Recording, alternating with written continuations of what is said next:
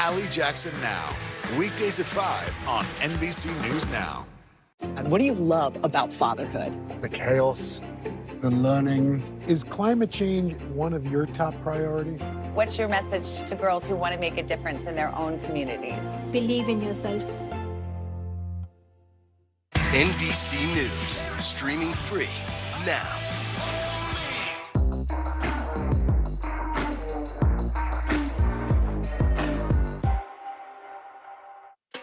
Three tight ends, extra offensive line. Wilson gets Gordon, touchdown, Denver. Melvin Gordon broke through a defensive battle on Sunday Night Football to give the Broncos the lead. The 49ers had opportunities to respond, but late turnovers cost them the game. Broncos win an ugly one, 11-10. Week 3 saw some big-time upsets and late-game heroics. Justin Herbert played through the pain after injuring his ribs last Thursday. The Jaguars pounced on LA on both sides of the ball, stretching a second-quarter lead into a blowout. Trevor Lawrence threw for 3 touchdowns as the Jags go into California, beating the Chargers 38-10. Aaron Rodgers struck first in a battle of 2 of the all-time greats. Tom Brady tossed a touchdown with 14 seconds left to sail the Buccaneers back into the game. They'd have to go for 2 to force overtime, but Brady's pass is deflected and hits the turf. The Packers escape Tampa with a win, 14-12. And a crazy ending in Miami where a late Dolphins punt quite literally finds the rear of the end zone. The Bills got the ball down by 2, but time ran out on the comeback, much to the anger of offensive coordinator Ken Dorsey. The Dolphins survive and stay unbeaten with a 21-19 victory. It's only week 3, bro. It's all right. It's all right. Even in defeat, Bills quarterback Josh Allen was among Sunday's top performers, and Khalil Herbert's 2-touchdown performance helped the Bears claw past the Texans. The NFL also announced this year's Super Bowl halftime show will be under Rihanna's umbrella. It is the first time Rihanna will headline the halftime performance. Hey, during a fan event, Netflix previewed new seasons and new shows, including Queen Charlotte, a Bridgerton story. The king. No one will speak of him. No one. He is clearly a beast or a troll. Understood. You know, if I grab that. The prequel is set to be released sometime in 2023, and Nicola Coughlan, a.k.a. Penelope Featherington, read the opening lines of the first episode of Bridgerton Season 3, and The Crown shared its first look at Season 5. Buckingham Palace is issuing this statement. It is with regret the Prince and Princess of Wales are separating. There's uproar in Britain after Prince Charles. It'll feature an entirely new cast portraying Princess Diana in her final years. The Crown returns to Netflix November 9th. All right, which city is home to the best pizza in the world? The group of Italian experts called 50 Top Pizza are out with their rankings, and tied for first place, Rome and New York City. They have 5 of the best pizzerias on the list. The top pizza spot in New York is Una Pizza Napoletana, and you also see the rest of the list here: Naples, Italy, London, and Tokyo, Japan. This is Early Today. Have a great one.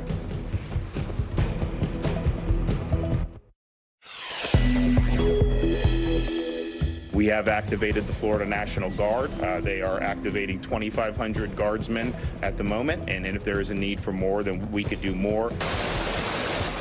The time to act is now. Ian gaining strength and headed to Florida's Gulf Coast. People are being warned to take precautions ahead of landfall. To Russia, where protests against the new military draft are escalating, along with women shouting down police at demonstrations. A real-life plan to save planet Earth from Armageddon. Today, NASA will crash a rocket into an asteroid millions of miles away to see if we could save Earth from a direct hit. At least 2 people were killed and 1 seriously injured at an unsanctioned drag race in Wildwood, New Jersey over the weekend. And after a 2-year pause, the beer is flowing and band playing as Oktoberfest returns in Germany. It's Monday, September 26th. Early Today starts right now. Good morning, I'm Francis Rivera. And I'm Philip Mena. Florida is bracing for a hit from a possible hurricane this week. Tropical storm Ian is making its way toward western Cuba right now, but it's expected to gain strength quickly as it moves through the Gulf of Mexico. is predicted to become a major hurricane this week. The storm's path indicates that Tampa could be in the crosshairs, putting that city on high alert. NBC's Sam Brock spoke with Tampa's mayor. Not only do you have an incredible amount of coastal exposure, yes, but the more you get into the bay, the narrower it gets, the more shallow that it gets. If you're looking at a 15-foot or 20-foot storm surge, what would that mean for Tampa? Well, it would be devastation without a doubt in certain areas of our city. The focus for most Floridians is on basic supplies. Lines for gas and groceries have been growing by the hour. Governor Ron DeSantis has activated 2,500 National Guardsmen and mobilized utility workers across the state. Let's get the latest update on Ian's path now from NBC meteorologist Michelle Grossman. Michelle, good morning. Good morning to you both, and we're looking at a very strong tropical storm at this hour, 70-mile-per-hour winds. We do expect it to gain hurricane strength status later on this morning and then becoming a major hurricane by late Tuesday into Wednesday. So let's look at the latest because we are looking at 70-mile-per-hour winds, most likely becoming a hurricane with the next advisory, but we're going to watch that. That would come out at 5 a.m. Moving northwest at 13 miles per hour. It's 115 miles south-southwest of Grand Cayman, and we will be feeling the impacts there today, also in portions of western Cuba. We do have a hurricane warning for Grand Cayman, western parts of Cuba. Could see up to 16 inches of rain in Cuba and also some devastating storm surge. And we do have a tropical storm warning now for the Keys, a tropical storm watch for portions of southwest Florida.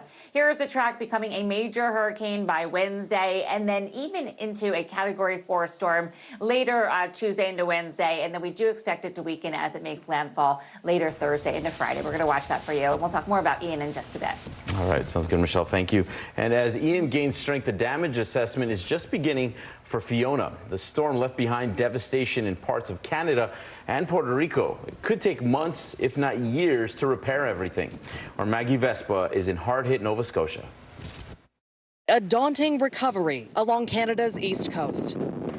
A task so massive, the Canadian Armed Forces called in to help. People have seen their homes washed away, seen the winds rip schools, roofs off. But as Canadians, as we always do in times of difficulty, we will be there for each other. The strongest storm ever to slam the nation, post-tropical cyclone Fiona brought wind gusts up to 100 miles an hour and torrential floods, decimating parts of Nova Scotia, Newfoundland, Prince Edward Island, and beyond. Entire homes swept to sea. One woman still missing. Power knocked out for 500,000. Amid these massive power outages, this is one of 3 working gas stations in all of hard-hit Pictou County. And look at this line. People are waiting more than 4 hours to fill up. Are you relieved just to see a working gas station? I am, yeah. We have a generator at home, so I'm just anxious to get that gas so we can get it up and running. Up and down Canada's coast, countless evacuees desperate to see what's left of the lives they knew. You cannot go to your homes now. Unfortunately, this is going to take days, could take weeks, could take months. Meanwhile, Fiona's overall death count rising, 18 killed so far. Most in Puerto Rico, where more than 800,000 remain without power a week after Fiona hit.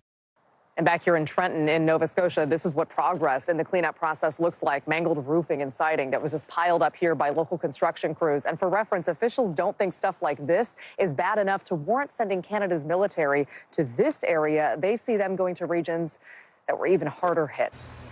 Back to you. All right, Maggie, thank you. Tonight, NASA is going to find out if it can knock an asteroid off course for the first time. Our Tom Costello has the details on how this could be used to save the Earth in the future. On the way for humanity's first ever planetary defense test mission. It's a first-of-its-kind Save the Planet experiment. Max Q. NASA about to slam a spacecraft into a small, harmless asteroid millions of miles away. The mission to determine if NASA can deflect an asteroid should one end up on a collision course with Earth. It's like a real-life version of the film Armageddon. Not a soul on Earth can hide from it. The mission began last November when the spacecraft, named DART, launched into space atop a Falcon 9 rocket. Its target, an asteroid named Dimorphos, some 7 million miles from Earth. If all goes to plan, DART will slam into it head-on at 7:14 p.m. Eastern Time Monday night at 14,000 miles per hour. The impact should be just enough to nudge the asteroid into a slightly tighter orbit around a nearby larger asteroid, throwing it off its course. Conventional wisdom in planetary defense is that you just want to move it as one piece rather than blow it to pieces. And it's not just NASA worrying about asteroids. The Pentagon's Space Command is too. What is the future in terms of exploring beyond the Earth and Moon and maybe towards Mars? But we want to be good partners to NASA all along the way. As they're looking out to deep space, looking for asteroids that could be a potential hazard to the Earth, we may have some capabilities that we can actually bring to bear to assist them. NASA insists no asteroids are currently threatening Earth. But unlike the movie Don't Look Up, there's a comet headed directly towards Earth. NASA wants to be prepared if one comes our way. Tom Costello, NBC News, Washington. More than 800 people were arrested in Russia this weekend for protesting against Vladimir Putin's new draft for the fight against Ukraine. Aaron McLaughlin reports from Ukraine. Amidst the outrage, brutality, and fear triggered by Russian President Vladimir Putin's decision to force hundreds of thousands of ordinary Russians to the front lines. As the Ukrainian president accuses Putin of nuclear blackmail, the U.S. is issuing this warning. If Russia crosses this line, there will be catastrophic consequences for Russia. The United States will respond decisively. Thousands have taken to the streets across Russia to protest mobilization. Hundreds of Siberian women encircled police officers screaming no to genocide and demanding peace, as the country's men try to dodge potential draft orders any way they can. This man fled to Finland. I'm afraid to be mobilized. I don't want to participate in this war, so I decided to escape. And in the Russian-occupied areas of Ukraine, what the West calls a sham referendum. And the local population terrified that should Russia illegally annex their cities, they too could be forced to the front lines to fight against their homeland. NBC has spoken to one person living in occupied Kherson who describes total fear and panic. Everyone is planning their way out, they say, though men aged 18 to 35 are not being allowed to leave, adding that the city has been transformed into a large ghetto. Anything you do might lead to you dying and maybe your friends dying. They say the men are looking for places to hide. This weekend, President Putin signed a new law essentially making desertion or failure to show up for military service punishable by up to 10 years in prison. This as President Zelensky, in an address earlier this weekend, directly to the Russian people in Russian, urging them to surrender on the battlefield, saying that Ukraine will treat them fairly, saying that it's better to surrender than to be tried as a war criminal. Back to you. All right, Aaron, thank you. New details on what we can expect from the January 6th committee's public hearing on Wednesday, including some stunning claims from a former January 6th committee member and Republican Congressman Denver Riggleman. Joining us from D.C. is Bree Jackson. And Bree, a lot to unpack here. Good morning, Francis. Yeah, the January 6th committee is gearing up for its first public hearing in almost 2 months this Wednesday. But first, let's start with that bombshell claim from former January 6th committee staffer and Congressman Denver Riggleman, who was on 60 Minutes. Take a listen. When you see that the White House switchboard had connected to a rioter's phone while it's happening, that's a pretty big aha moment. You get an aha Wait a minute. Someone in the White House was calling one of the rioters while the riot was going on? On January 6th, absolutely. And you know who both ends of that call? I only know one end of that call. I don't know the White House end. January 6th committee member and Congressman Jamie Raskin was on Meet the Press yesterday. Here's what he said in response to Riggleman's claims. That's one of thousands of details that obviously the committee is aware of. To me, it's interesting, but much less interesting than the fact that Donald Trump told the crowd in public, you got to fight like hell. The committee also released a statement saying, quote, he had limited knowledge and left the committee staff before the hearings and most of the investigative work began. Riggleman left the committee in April. Now, it's important to note he's also publishing a behind-the-scenes book of the investigation that comes out Tuesday, just a day before the public hearing. That book is called The Breach. We're also learning more from committee members about what to expect. They're saying not to expect any reference from Ginny Thomas's testimony. Panel Vice Chair Liz Cheney also dropped hints about possible criminal referrals and whether we could hear from former Vice President Mike Pence. Adam Schiff was on CNN's State of the Union and said the public will learn new details in Mr. Trump's plot to overturn the election.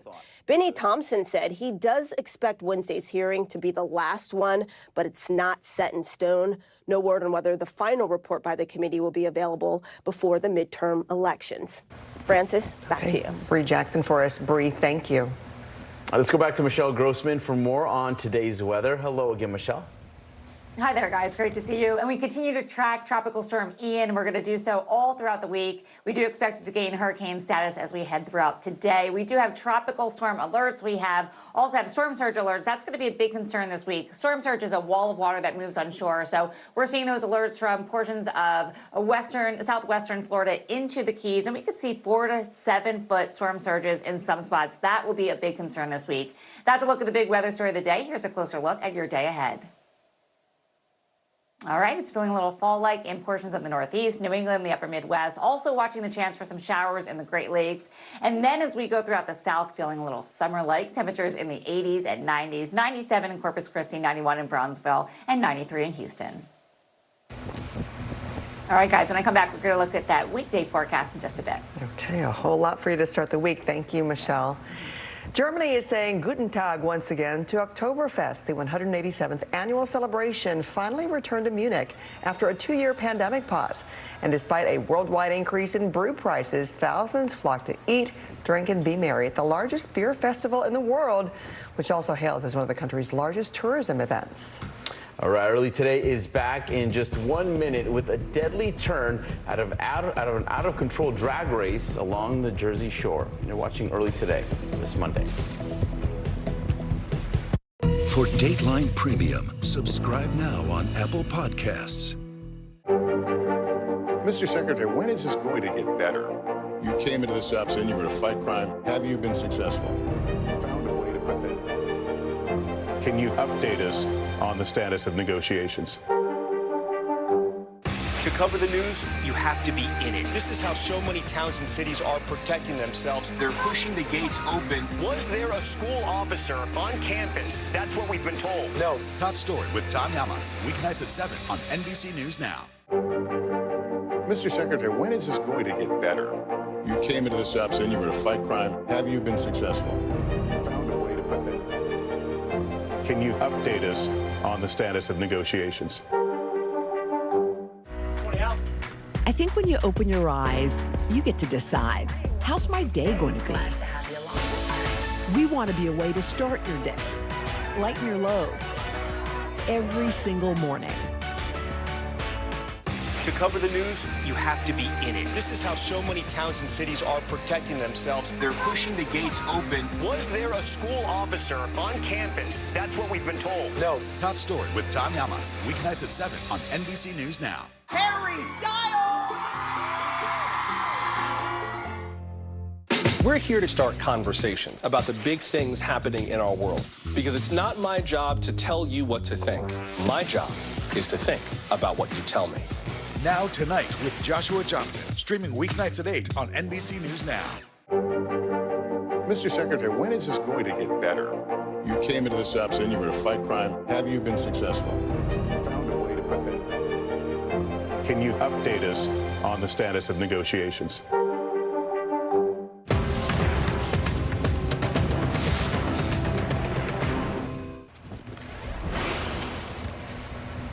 Leading the news, deadly protests are on their 10th day in Iran as outcry grows over the death of 22-year-old Mahsa Amini.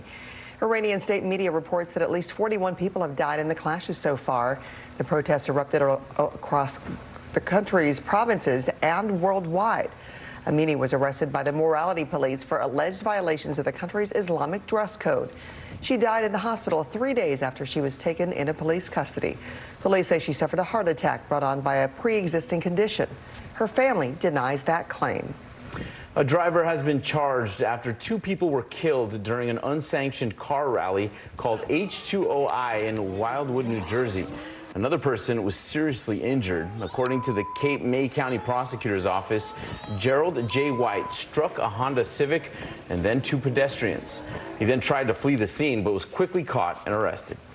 A manhunt is underway after a shooting at a Pennsylvania amusement park. 2 teenagers and 1 adult were shot late Saturday at Kennywood, which is southeast of Pittsburgh. Police say a fight broke out between 2 groups of teenagers. The victims are expected to recover. The park says it is working with local law enforcement as the search for the shooter continues. A defensive duel caps off a wild Sunday in the NFL that left only 3 teams still undefeated. And Fenty meets football. Rihanna works her way, or she actually works her way to a Super Bowl halftime show. To cover the news, you have to be in it. This is how so many towns and cities are protecting themselves. They're pushing the gates open. Was there a school officer on campus? That's what we've been told. No. Top story with Tom Yamas. Weeknights at 7 on NBC News Now. A masked killer takes aim and fires. A fatal attraction that leads investigators to turn towards their own. Internal Affairs, a new podcast from Dateline. Listen now wherever you get your podcasts. From Brooklyn, we're next to the subway station. The state's reservoirs are alarmingly low. War will pass them by.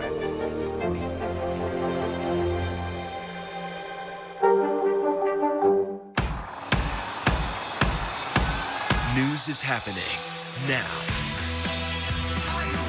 Look at what's making headlines around the world. Right now on Morning News Now. We're coming on the air with breaking news. And this is a significant moment.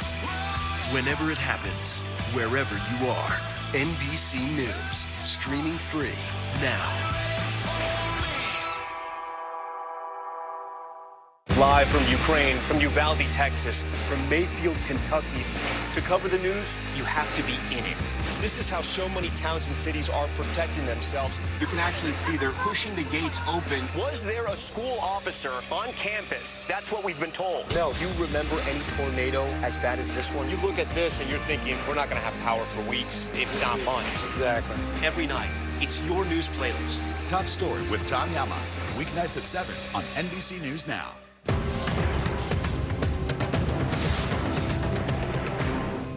Hallie Jackson Now. Weekdays at 5 on NBC News Now. I think when you open your eyes, you get to decide, how's my day going to be? We want to be a way to start your day, lighten your load, every single morning. We're here to start conversations because it's not my job to tell you what to think. My job is to think about what you tell me. Now Tonight with Joshua Johnson. Weeknights at 8 on NBC News Now. The day's biggest political stories with trusted insight now and expert analysis now. A daily look at the politics behind the headlines. Meet the Press Now, streaming weekdays at 4 p.m. on NBC News Now. For Dateline Premium, subscribe now on Apple Podcasts.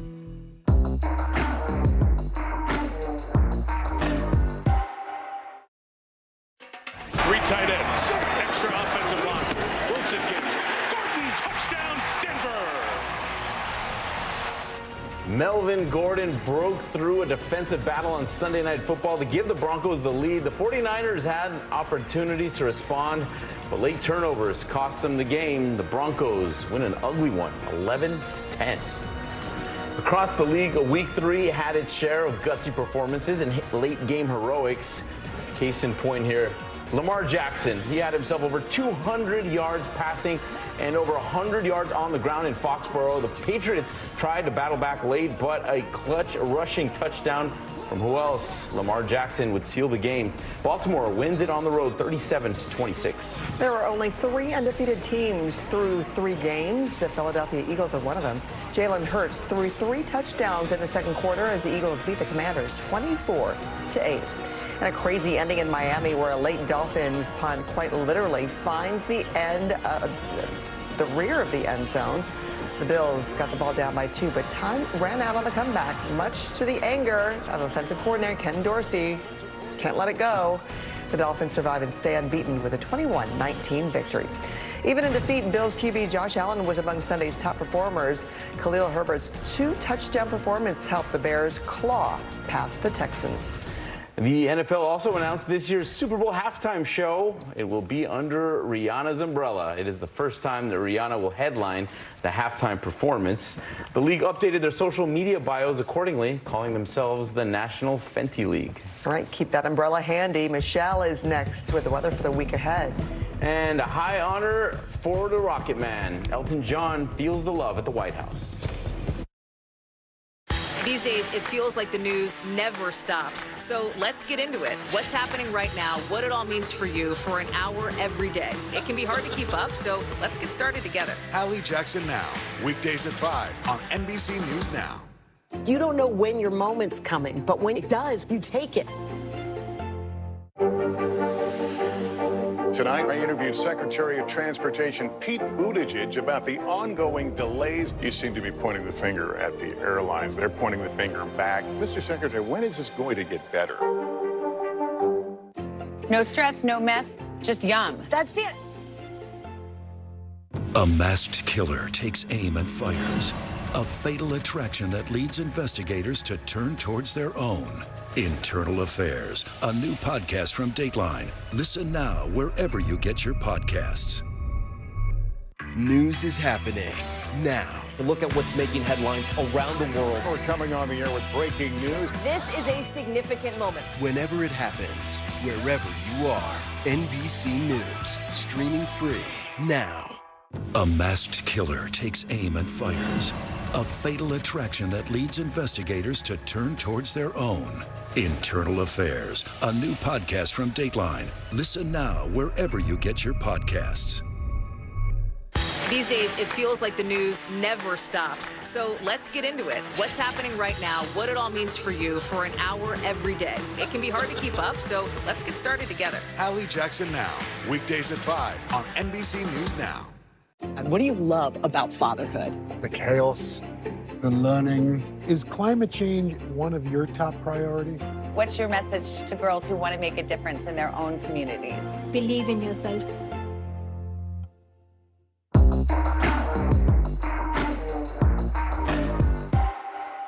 Good morning, I'm Joe Fryer. And I'm Savannah Sellers right now on Morning News Now. We're staying on top of the breaking situation in Ukraine. We are watching dangerous heat this week. Recession, I mean, is that where we're headed? Is there any way to avoid that? Morning News Now, streaming weekdays at 7. The day's biggest political stories with trusted insight now and expert analysis now. A daily look at the politics behind the headlines. Meet the Press Now, streaming weekdays at 4 p.m. on NBC News Now. Welcome back on this Monday. You can need the umbrellas as you head throughout portions of the Great Lakes, New England, interior portions of the Northeast. Also watching slow-moving showers and storms in the state of Florida. That could cause some flash flooding. The western heat continues with record-breaking heat. That's going to continue pretty much all week long. By Wednesday, feeling that impacts from Ian, that would be in Florida. Also an autumn chill in the Midwest, the Great Lakes. Temperatures in the 60s in some spots, above average still in the Southwest. By Friday, we're going to feel the impacts from Ian all the way through the Carolinas into portions of Virginia. And really pleasant throughout the Northeast. Back to you guys. Okay, thanks, Michelle. Up next, we'll remember jazz great Pharoah Sanders, who played alongside John Coltrane in the 60s. Keep it here. News is happening now. Look at what's making headlines around the world. Whenever it happens, wherever you are, it's here now.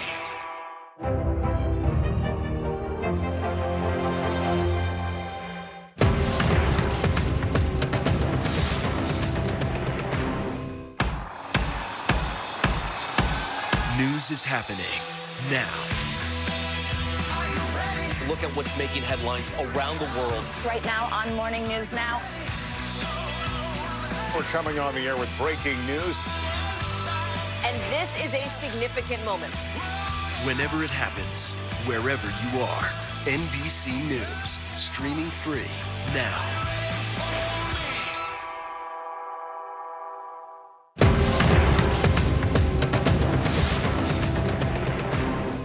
News is happening now. Look at what's making headlines around the world. We're coming on the air with breaking news. This is a significant moment. Whenever it happens, wherever you are, NBC News, streaming free now.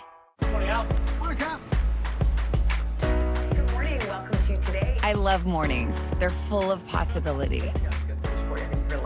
And how you start your day sets the tone for the whole day. We need to pull up one extra chair at the table. We feel like we're right there with you. Just ahead in this half hour, we're going to introduce you to... Because every day we start our morning so you can take on yours.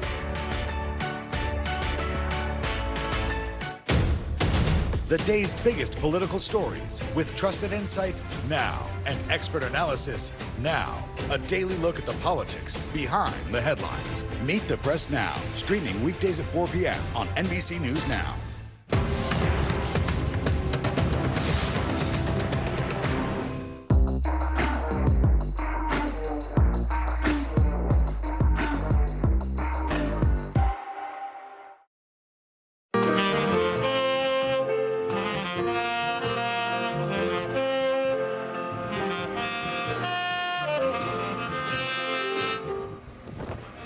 The jazz world is remembering a legend this morning. Saxophonist Pharoah Sanders has died. The Grammy Award-winning artist rose to prominence working alongside John Coltrane in the 60s before establishing his solo career, releasing over 30 albums across 6 decades. His record label confirmed his death in a tweet. Pharoah Sanders was 81. Hollywood mourning the passing of beloved actress Louise Fletcher. Fletcher's agent made the announcement saying she died peacefully, surrounded by family. She quickly rose to fame as the notorious Nurse Ratched in One Flew Over the Cuckoo's Nest, in which she won Best Actress at the 1976 Academy Awards. And she's also known for her role in Star Trek Deep Space Nine. The series shared their condolences, tweeting she will never be forgotten. Louise Fletcher was 88 years old. Elton John is feeling the love after a surprise honor during a very special performance. Josh Letterman has the emotional moment at the superstar's White House concert. I'm flabbergasted and humbled and honored. He has 5 Grammys, 2 Oscars, and a Tony. But for Elton John, this one was special. I think we surprised him. President Biden bestowing the National Humanities Medal on a musical legend. For moving our souls with his powerful voice. During a star-studded evening honoring everyday history makers and Elton John's decades of advocacy to end AIDS. With his hope, he made history rhyme for countless people in our nation. That's what tonight is all about. And you can tell everybody this is your song. He played the hits. All the clocks are tired of including one Mr. Biden used to sing his sons on the way to school. We were hopping about through the crocodile. The singer reflecting on 5 decades of bringing people together in soulful song. I've played in some places before that have been beautiful, but this is probably the icing on the cake. And it seems to me you lived your life like a candle in the wind.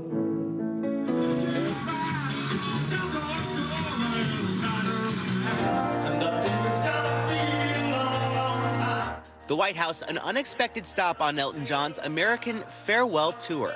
And for everybody here who came tonight, let's keep the fight. Let's keep the fight on, okay? Josh Letterman, NBC News. It's goodbye to the yellow brick road, but hello to the White House. Yes, nice. Something about his performances, though. It stirs something up there in you. It is amazing. This is Early Today. Have a great Monday.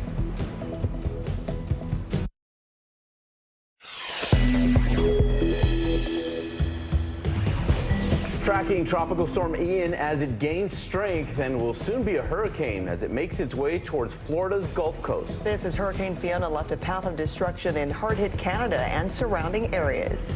Saving planet Earth. Today, one of NASA's most ambitious missions comes to fruition as they crash a rocket into an asteroid to see if we can get it to change its trajectory in the event one is headed for our planet. In Russia, women take to the streets to protest Vladimir Putin's push to enlist more soldiers as demonstrations grow. And we will get a read on where stocks are headed on this Monday after last week's massive market sell-off. Let's get to it. Early Today starts right now. Good morning, I'm Philip Mena. I'm Francis Rivera. Florida is bracing for a hit from a possible hurricane this week. Tropical storm Ian making its way towards western Cuba right now. It is expected to gain strength quickly as it moves through the Gulf of Mexico. Ian predicted to become a major hurricane this week. And the hurricane's path indicates that Tampa could be in the crosshairs, putting the city on high alert. NBC's Sam Brock spoke with Tampa's mayor. Not only do you have an incredible amount of coastal exposure, but the more you get into the bay, the narrower it gets, the more shallow that it gets. If you're looking at a 15-foot or 20-foot storm surge, what would that mean for Tampa? Well, it would be devastation without a doubt in certain areas of our city. Right now, the focus for most Floridians is on basic supplies. Lines for gas and groceries have been growing by the hour. Governor Ron DeSantis has activated 2,500 National Guardsmen and mobilized utility workers across the state. Let's get the latest update on Ian's path now from NBC meteorologist Michelle Grossman. Good morning, Michelle. Good morning to you both. And right now we're looking at Tropical Storm Ian, a very strong tropical storm with winds of 70 miles per hour. We do expect it to become a major hurricane tomorrow. And then it's going to slow down in the Gulf, kind of blossom to a Category 4 storm, and then weaken a bit before it makes landfall. But here's the latest 70 mile per hour winds. It is 115 miles south-southwest of Grand Cayman Islands. We're feeling the impacts there. We'll feel the impacts in western Cuba with devastating mudslides, also storm surge, rainfall up to 16 inches. It's moving northwest at 13 miles per hour. We do have tropical alerts posted, hurricane warnings for western Cuba, also Grand Cayman, tropical storm warnings for the Keys, and a tropical storm watch for portions of southwest Florida. Here's the track again, expecting it to blossom into a major hurricane Tuesday and Wednesday. And then by the time it reaches Florida, we do expect it to weaken somewhat to a Category 1 storm, but still watching storm surge, rainfall, and winds forecast. We'll talk more about that coming up. Okay, we'll check in with you in a bit. Thank you, Michelle. Let's turn now to the path of destruction left behind by Fiona. The storm is the hardest ever to slam into Canada as a post-tropical cyclone. There are still nearly 200,000 power outages being reported in Nova Scotia, one of the hardest hit areas. Officials say one 73-year-old woman was killed as the storm surge swallowed homes up and down the coastline.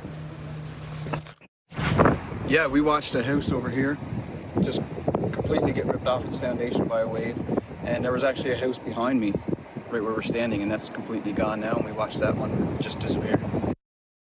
Canada's armed forces have been deployed to help with the recovery. Prime Minister Justin Trudeau says the government will match any donations to the Canadian Red Cross for 30 days. New details on what we can expect from the January 6th committee's public hearing on Wednesday, including some stunning claims from a former January 6th committee member and Republican Congressman Denver Riggleman. Joining us now from D.C. is Bree Jackson. Bree, good morning. Lots to unpack here. Give it your best shot. Good morning, Philip. Yeah, well, the January 6th committee is gearing up for its first public hearing in more than 2 months on Wednesday. Now, first, let's start with that bombshell claim from former January 6th committee staffer and Congressman Denver Riggleman, who was on 60 Minutes. Take a listen.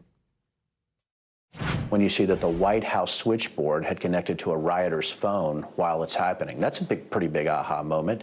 You get an aha. Wait a minute. Someone in the White House was calling one of the rioters while the riot was going on? On January 6th, absolutely. And you know who both ends of that call? I only know one end of that call. I don't know the White House end. January 6th committee member Congressman Jamie Raskin was on Meet the Press yesterday. Here's what he had to say in response to Riggleman's claims. That's one of thousands of details that obviously the committee is aware of. To me, it's interesting, but much less interesting than the fact that Donald Trump told the crowd in public, you got to fight like hell. The committee also released a statement saying, quote, he had limited knowledge and left the committee staff before the hearings and most of the investigative work began.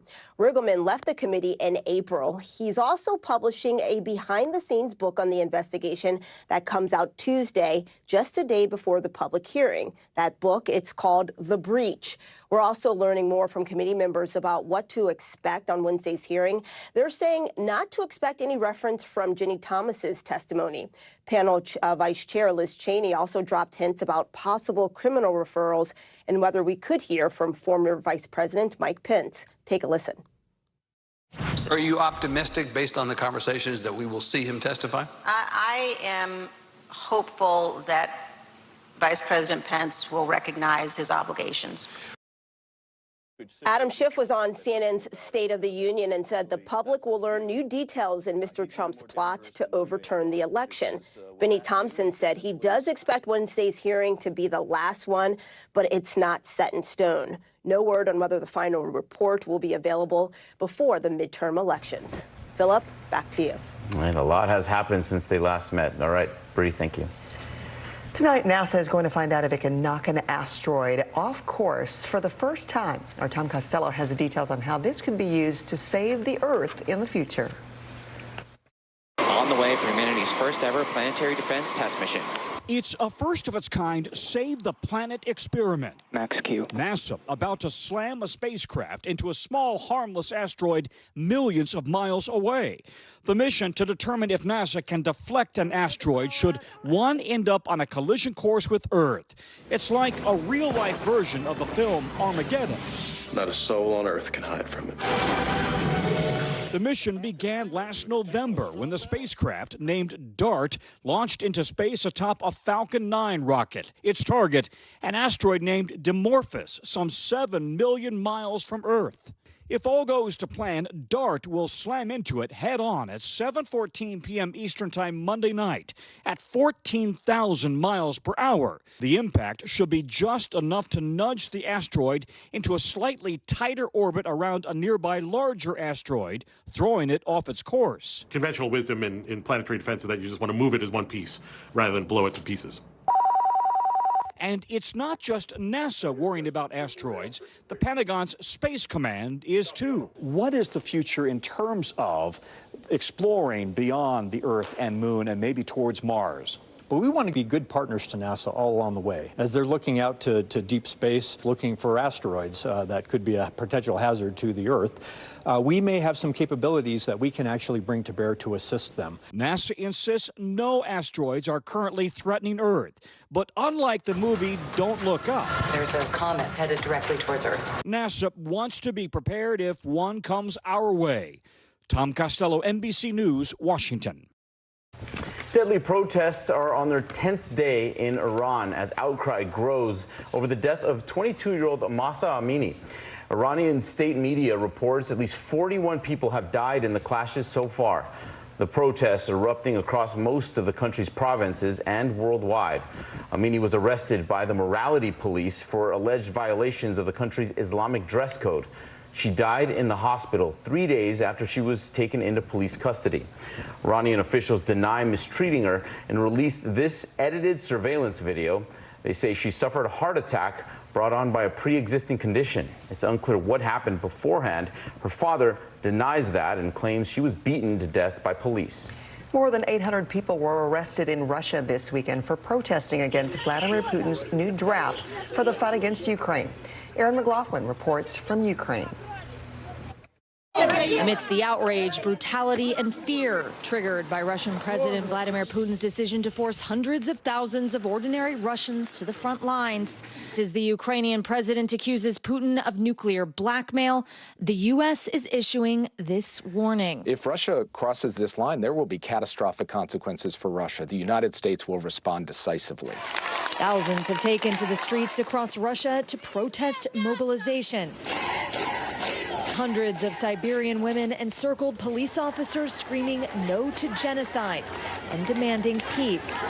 As the country's men try to dodge potential draft orders any way they can. This man fled to Finland. I'm afraid to be mobilized. I don't want to participate in this war, so I decided to escape. And in the Russian-occupied areas of Ukraine, what the West calls a sham referendum. And the local population terrified that should Russia illegally annex their cities, they too could be forced to the front lines to fight against their homeland.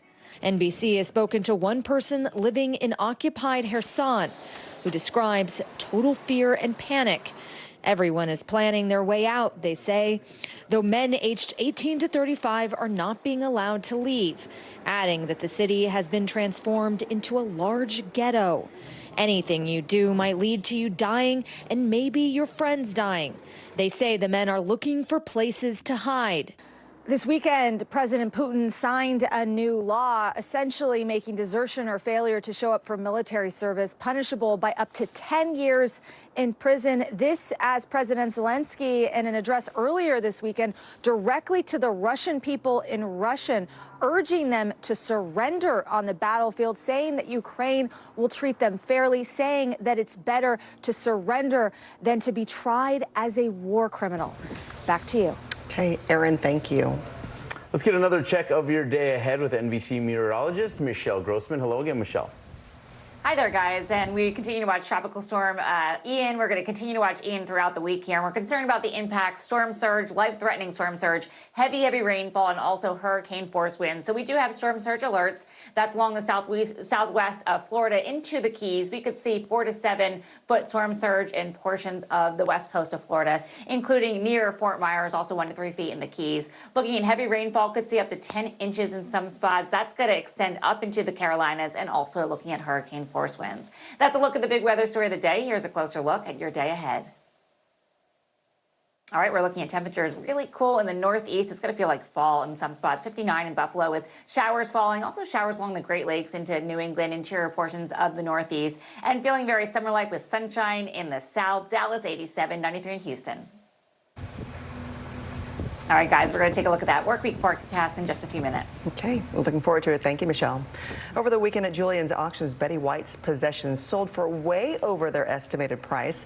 The late Golden Girls wedding band from her marriage to Alan London, originally expected to cost between $800 and $1,200, was auctioned off for over $25,000.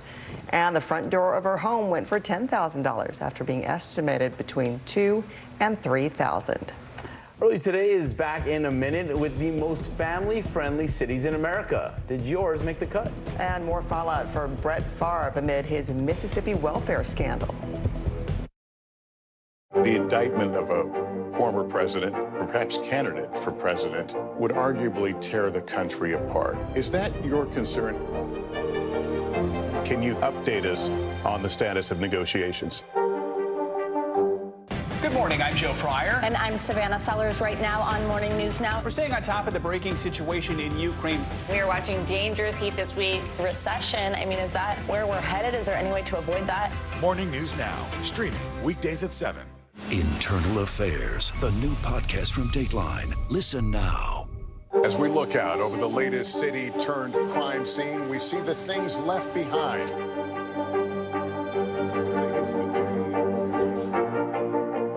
Tell us what it was like. Our NBC News exclusive.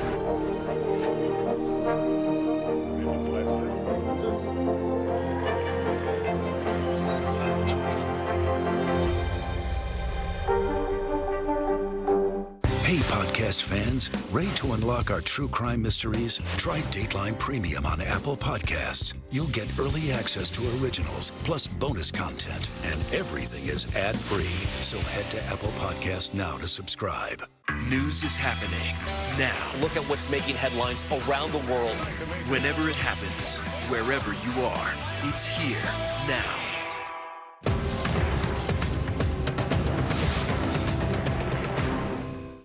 No stress, no mess, just yum. That's it. NBC News, streaming free now. We're here to start conversations because it's not my job to tell you what to think. My job is to think about what you tell me. Now Tonight with Joshua Johnson, weeknights at 8 on NBC News Now. It's the best time of the morning. Time for that pop start, baby. I'm feeling the vibe today on the show.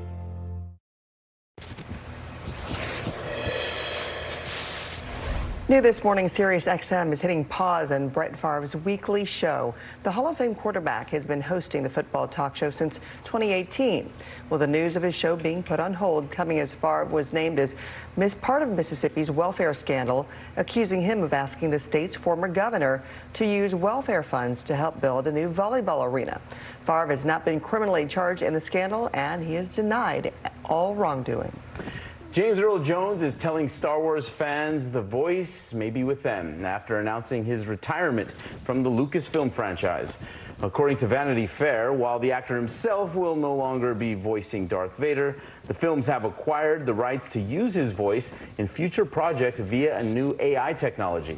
Jones's work as the villainous Vader spanned nearly 40 years throughout multiple installments. All right, parents, this is a list you want to pay attention to. Open Door ranked the top family-friendly cities in the U.S., and they looked at things like academic excellence and the outdoors and small-town feel. And at number 1 is Cambridge, Massachusetts, besides Boston, home of Harvard and MIT. In second place, Cliffside Park, New Jersey. In third, Arlington, Virginia, just outside of D.C. And in fourth, Chandler, Arizona, just south of Phoenix. Rounding out the top 5, Tracy, California. I can't speak firsthand about Chandler, Arizona. I lived there for a little while. Beautiful place. All right, despite all the drama, there were no worries at the box office for Don't Worry, Darling. And the Bears run wild on Wall Street. CNBC's Karen Cho tells us what to expect after a brutal week for the markets. Sometimes the news can be difficult and overwhelming for kids to understand. Ukraine and Russia. Could you help me understand what's going on? So to help make sense of it all, we've created a newscast just for them. We hope your family will watch Nightly News Kids Edition.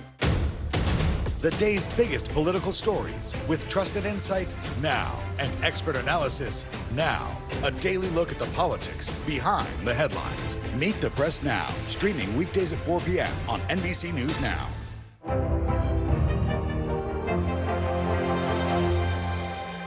Hey, podcast fans, ready to unlock our true crime mysteries? Try Dateline Premium on Apple Podcasts. You'll get early access to originals, plus bonus content, and everything is ad-free. So head to Apple Podcasts now to subscribe. As we look out over the latest city-turned-crime scene, we see the things left behind. Back now with our NBC News exclusive.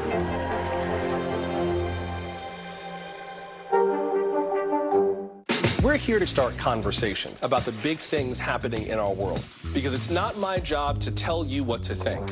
My job is to think about what you tell me. Now Tonight with Joshua Johnson, streaming weeknights at 8 on NBC News Now. You get one beautiful life to live. What are you going to do? This show is so fun, but having you as a positive force means really the world to me.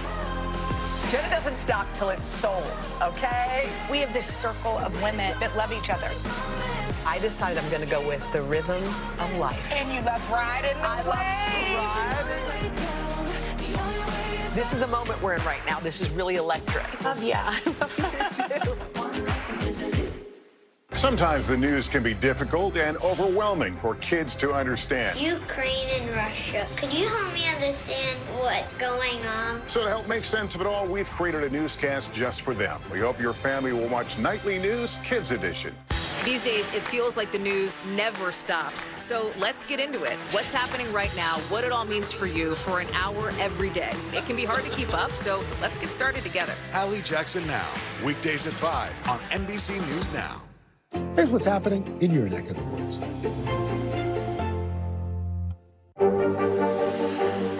Tonight, I interviewed Secretary of Transportation Pete Buttigieg about the ongoing delays. You seem to be pointing the finger at the airlines. They're pointing the finger back. Mr. Secretary, when is this going to get better?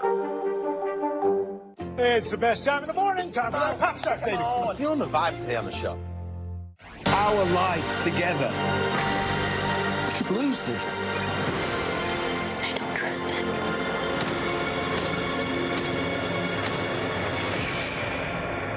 And I don't want to be here anymore. Olivia Wilde's highly anticipated Don't Worry, Darling earned top honors this weekend at the box office. The Florence Pugh and Harry Styles thriller brought in $19.2 million. The Woman King followed in second with just over $11 million, and ahead of its sequel premiere, Avatar re-released scored third with $10 million. Okay, now to Wall Street, which saw a massive sell-off last week, creating major concerns for investors, with stock futures in the red at this hour, pointing to another down open. Here with an early read on the start of the new week is CNBC's Karen Cho. Karen, good morning. Francis, Philip, good morning. Futures are indeed marking lower as we count down to that Wall Street session, despite the major indices shedding between 4 and 5% last week. So it is a negative outlook. The Dow briefly touching the intraday low for the year on Friday, and the S&P 500 also below its June closing low at 1 point.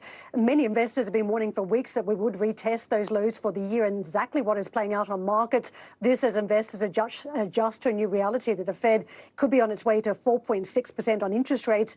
Don't forget, we are seeing big moves too internationally on FX today. Already the pound plunging to a record low versus the dollar in early Asian trade. And on yields, they have stepped up. We've got the 2 and the 10-year yield spiking to levels not seen in a decade, already on the move again. And we've seen for other yields here in Europe today. But despite all these moves, there are confident remarks from the Atlanta Fed President, Raphael Bostic, who says there's a good chance that the United States can achieve that 2% target on inflation without killing the economy. Also, that this time round job losses would be smaller than what we've seen in other situations. Back to you, Francis and Philip. Okay, Karen, thank you. And Michelle is watching the weather for the week ahead next. And burning for more Bridgerton, we have the first look at the new prequel. Now Tonight with Joshua Johnson, streaming weeknights at 8 on NBC News Now. Top Story with Tom Llamas, weeknights at 7 on NBC News Now.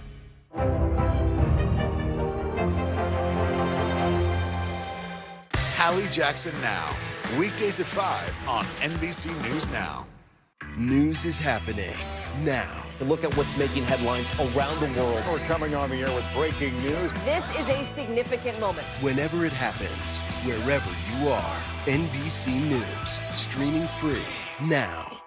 Good morning, I'm Joe Fryer. And I'm Savannah Sellers right now on Morning News Now. We're staying on top of the breaking situation in Ukraine. We are watching dangerous heat this week. Recession, I mean, is that where we're headed? Is there any way to avoid that? Morning News Now, streaming weekdays at 7. Mr. Secretary, when is this going to get better? You came into this job saying you were to fight crime. Have you been successful? Found a way to put that. Can you update us on the status of negotiations? You get one beautiful life to live. Jenna doesn't stop till it's sold. We have this circle of women that love each other. This is a moment we're in right now. This is really electric. Yeah. I love you too. This is it.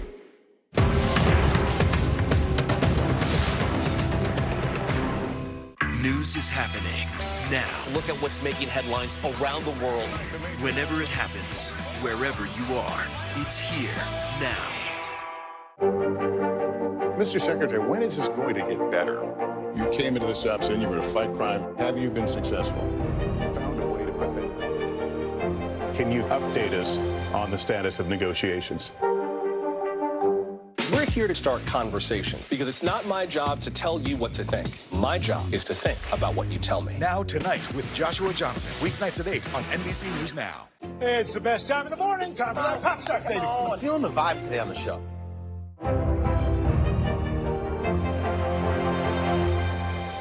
Sometimes the news can be difficult and overwhelming for kids to understand. Ukraine and Russia. Could you help me understand what's going on? So to help make sense of it all, we've created a newscast just for them. We hope your family will watch Nightly News Kids Edition.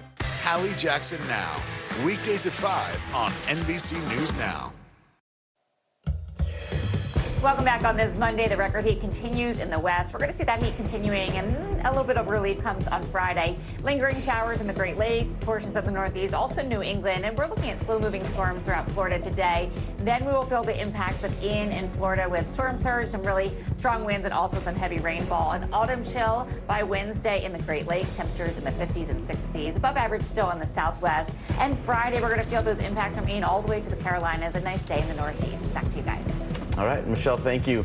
Up next, we're slicing up the competition. Find out once and for all which city cannot be topped in the fight for best pizza. News is happening now. Look at what's making headlines around the world. Whenever it happens, wherever you are, it's here now. Top Story with Tom Llamas, weeknights at 7 on NBC News Now. As we look out over the latest city-turned-crime scene, we see the things left behind. Back now with our NBC News exclusive.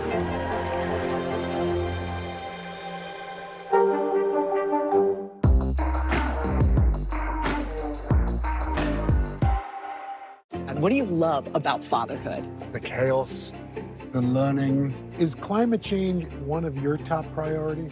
What's your message to girls who want to make a difference in their own communities? Believe in yourself. Now Tonight with Joshua Johnson, streaming weeknights at 8 on NBC News Now. Right now on NBC News Now, we begin with breaking news just coming in. What's happening now, what's happening next, and what it means for you. We're continuing to follow the Russian attack on Ukraine. There's an intense artillery battle underway. As we look out over the latest city-turned-crime scene, we see the things left behind. Fewer people are content to just offer their thoughts and prayers. Stunning testimony at the January 6th hearing. Americans face the highest inflation rate in decades. Parts of Virginia cleaning up after severe storms. Flames forcing thousands to evacuate. When do I play meteorologist? Only when the heat is this bad. Another special night of election coverage right here at NBC News Now. Results are coming in. This Tuesday is going to be huge. This is big when we're talking about November. This feels like an ideological fight to the death. Is there room for common ground? What do you think when you see the activism? Do you think this could have happened without social media? We're coming on the air with the news NBC Scoop. Bringing the news to you is not only a job, it's an honor. Internal Affairs, the new podcast from Dateline. Listen now.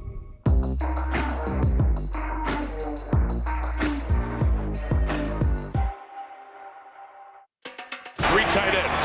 Extra offensive line. Wilson gets Gordon. Touchdown, Denver.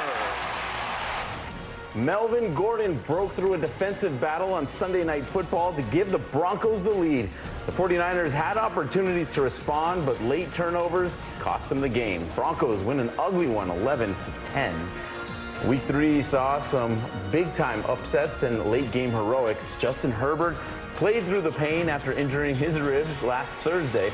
The Jaguars pounced on LA on both sides of the ball, stretching a second-quarter lead into a blowout. Trevor Lawrence threw for 3 touchdowns as the Jags go into California, beating the Chargers 38-10. Aaron Rodgers struck first in a battle of 2 of the all-time greats. Tom Brady tossed a touchdown with 14 seconds left to sail the Buccaneers back into the game.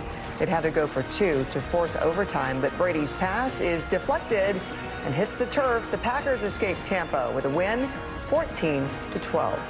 And a crazy ending in Miami where a late Dolphins punt quite literally finds the rear of the end zone. The Bills got the ball down by 2, but time ran out on the comeback, much to the anger of offensive coordinator Ken Dorsey. The Dolphins survive and stay unbeaten with a 21-19 victory. It's only week 3, bro. It's all right. It's all right. Even in defeat, Bills quarterback Josh Allen was among Sunday's top performers, and Khalil Herbert's 2-touchdown performance helped the Bears claw past the Texans. The NFL also announced this year's Super Bowl halftime show will be under Rihanna's umbrella. It is the first time Rihanna will headline the halftime performance. Hey, during a fan event, Netflix previewed new seasons and new shows, including Queen Charlotte, a Bridgerton story. The king. No one will speak of him. No one. He is clearly a beast or a troll. Understood. You know, if I grab that. The prequel is set to be released sometime in 2023, and Nicola Coughlan, a.k.a. Penelope Featherington, read the opening lines of the first episode of Bridgerton Season 3, and The Crown shared its first look at Season 5. Buckingham Palace is issuing this statement. It is with regret the Prince and Princess of Wales are separating. There's uproar in Britain after Prince Charles. It'll feature an entirely new cast portraying Princess Diana in her final years.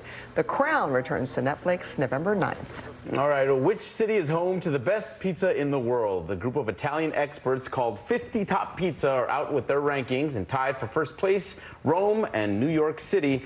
They have 5 of the best pizzerias on the list. The top pizza spot in New York is Una Pizza Napolitana, and you also see the rest of the list here: Naples, Italy, London, and Tokyo, Japan. This is Early Today. Have a great one.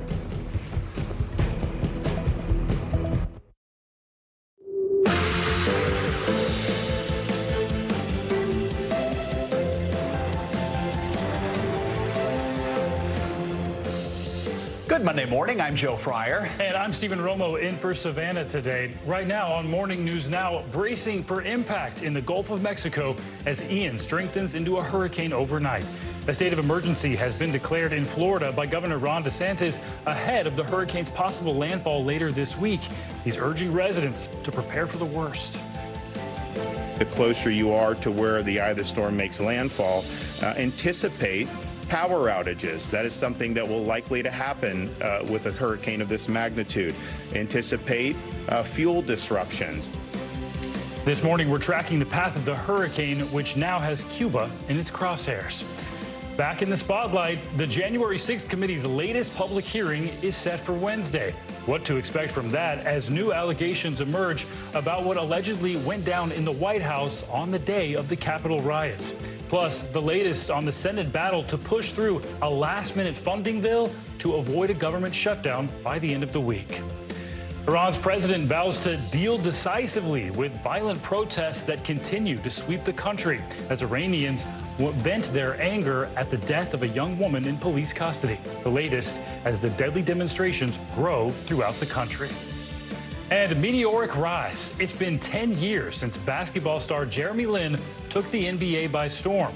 Now, as a new HBO documentary is looking back at how he shot to fame and the so-called Linsanity that swept the nation, we've got Lin and the film's director coming up later in the show.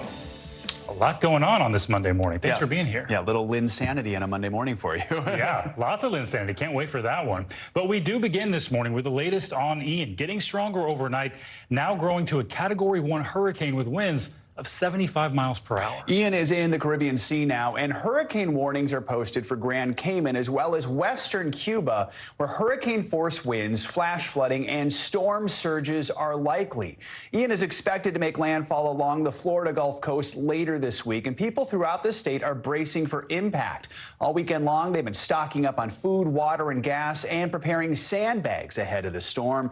Governor Ron DeSantis declared a state of emergency for the entire state of Florida, and President Biden approved an emergency declaration over the weekend. Local leaders are telling people not to wait. Now is the time to get prepared.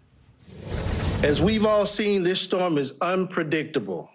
Don't rely on just the main forecast line, and don't be complacent. Make sure you know your emergency plan and your hurricane supply kits are prepared. We're covering the storm's latest developments from all angles. We're going to begin with NBC News correspondent Ellison Barber in Tampa, Florida. So, Ellison, we know there's a lot of uncertainty this far out about exactly where Ian is going to make landfall, but we just heard that official urging people take this seriously. How are people in Tampa preparing right now? Yeah, I mean, look, for better or worse, Floridians are used to this, and they are preparing accordingly. This Home Depot, they just got in a new shipment of a bunch of gas canisters, generators, and even just cases and cases of water. There's been a steady flow of people. You can see this guy over here grabbing a generator and 2 gas cans coming in to get stocked up in the event that they need these supplies. That's really the main message we're hearing from officials right now, is to get prepared now. Make sure you have everything you need in the event that you need it. Don't wait, because there's a lot of potential here, even though there is still uncertainty that you could see a lot of rain, high winds, storm surge, and that people need to do everything they can now so that they're in a position to deal with it when that hurricane eventually hits land here. Listen to what some people have said. They, again, are all saying what we hear so often from Floridians. They've been here before, but they're preparing just in case. Listen. You're staying home trying to ride it out, you definitely want to fill up your tub with water, and just be prepared and listen to all the alerts, and if you're told to evacuate, make sure you get out. I don't think we should panic. I don't think, it's part of living here in Florida. We should always definitely be prepared for the worst, of course, but not panic. Really just came for a generator. No gas in Florida makes living difficult if you don't have electricity. One other thing officials have said in recent press conferences, they're urging people to not get too wedded to some of the models that they're seeing where it shows the specific cone and the specific dots, because they say there's a wide range of where this storm could go and that the impacts could be broadly felt across Florida. So they really want everyone in every county, all 67 of them, to be prepared. Stephen, Joe.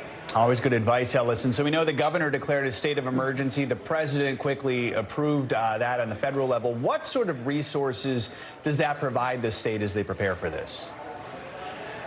Yeah, I mean, that's all about another step of being prepared, right? It frees up money earlier so that if counties, if people say, hey, we need extra things here, there for resources, particularly after the storm has kind of made its way out, that they have access to the funding that they need. It also moves the National Guard onto standby. Everybody is sort of in this prepare stage, and that includes the federal as well as the state government. So that's what we're seeing as they're issuing some of these declarations, orders early so that they and their teams can be in positions to respond as needed. One of the things that they're doing here at the state level, according to some of the emergency managers in this state, is that they are pre-positioning supplies in the event counties call saying they need it. So they have over 360 trailers filled with some 2 million plus meals and over 1 million gallons of water in the event one of their counties calls them and says, hey, we need those supplies and we need them now. They're already loaded up on a trailer in a staging area, ready to go. Joe, Stephen. Right. Ellison Barber, and something tells me all of those gas canisters and water supplies behind you will be greatly depleted the next time we see you later on today. Ellison, thank you so much. Well, joining us now with more on this is Ann Bink. She's the Assistant Administrator for Response and Recovery at FEMA. Ann, good morning. Thanks for being here. So Ian, now a Category 1 hurricane, likely to grow stronger in the coming days before it may hit Florida later this week. So if you could give us an update on what FEMA is doing right now to help people ahead of the storm. Hi, Stephen. Thank you very much for having me. Yes, as the reporter mentioned, right now we are working to pre-position commodities and supplies, things like food, water, generator support, as well as pre-positioning our specialized teams to ensure that we can respond quickly post landfall. You know, what we're looking at now is the cone is wide and impacts will be felt outside of that cone. So to reiterate what we've just heard, it's very important that folks have an evacuation plan, have a readiness plan, and execute that plan.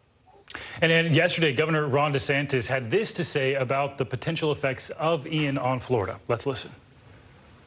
It's important to point out to folks that the path of this is still uncertain.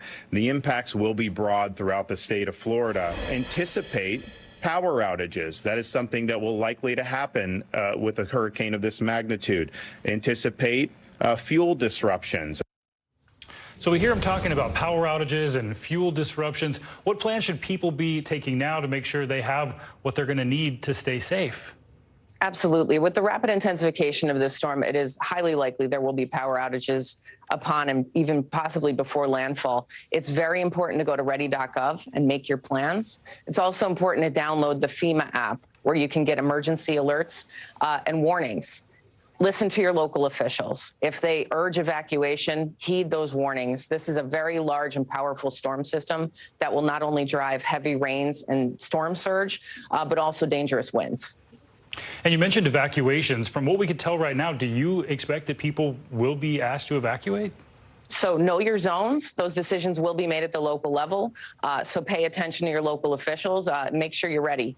The best thing to do right now is also to be linked up with your friends, family, your neighbors, folks that will need extra time to potentially move out or have additional needs at home. Make sure you're checking on them. Make sure you have an extra key for their house, that you know where their medications are. And Florida's leaning into this. They've set up a website called floridadisaster.org. If you have medical needs that require electricity with your medical equipment, or you have medications that require refrigeration, please register so the state knows where you are and local officials do, so we can respond to your needs post landfall. Some important tips there. And moving forward after the storm hits, we saw how wide that cone is. What resources will be available to help people recover from the potential effects of Ian? And depending on the effects, you know, sheltering may be necessary. You can also find that in the FEMA.gov app. But just make sure you're keeping aware, keeping alert, and checking on each other throughout the storm. And we'll, again, all those pre-positioned resources and teams I spoke about earlier will all be available to bring to bear with the state. I want to say, too, Florida's really leaning into their preparedness here, and we stand in lockstep with them. Hoping for the best here, but preparation is so key. Ann Bink, thank you so much. Thank you. A lot of folks keeping an eye on the weather. So are we as Hurricane Ian approaches. Yes, NBC meteorologist Michelle Grossman joins us now with more on Ian. Good morning, Michelle. Hey there, guys. Great to see you. And we're going to be watching Ian very closely this week. It's going to be really until Thursday night, Friday, where we see that landfall. So as of the latest advisory, it is now a hurricane, a Category 1 hurricane at 75 miles per hour. It is 90 miles south of Grand Cayman, and we're seeing those impacts on the island there, moving northwest at 14 miles per hour. So first it will impact Grand Cayman today, and then eventually impacting Cuba later on today. We do have tropical alerts, many of them hurricane warning. That is in the red for the western portion of Cuba. We have a tropical storm warning, too, for central Cuba. A tropical storm warning is posted for the Keys, and then look at parts of southwestern Florida. We're looking at a hurricane watch that is in pink, and yellow is a tropical storm watch. So we're getting prepared here, like Ann mentioned. They're leaning into it. This is going to be a tough go for them as we go throughout this week. So let's look at the track here. We're looking by Tuesday morning, just 24 hours from now, a little less than that. We're looking at a Category 3 storm. So we do expect this to blossom. It's going to rapidly intensify as it approaches Cuba. It's going to be tough there. We're going to have life-threatening mudslides, life-threatening landslides, life-threatening storm surge, really heavy rainfall, up to 16 inches in some cases, and hurricane force winds.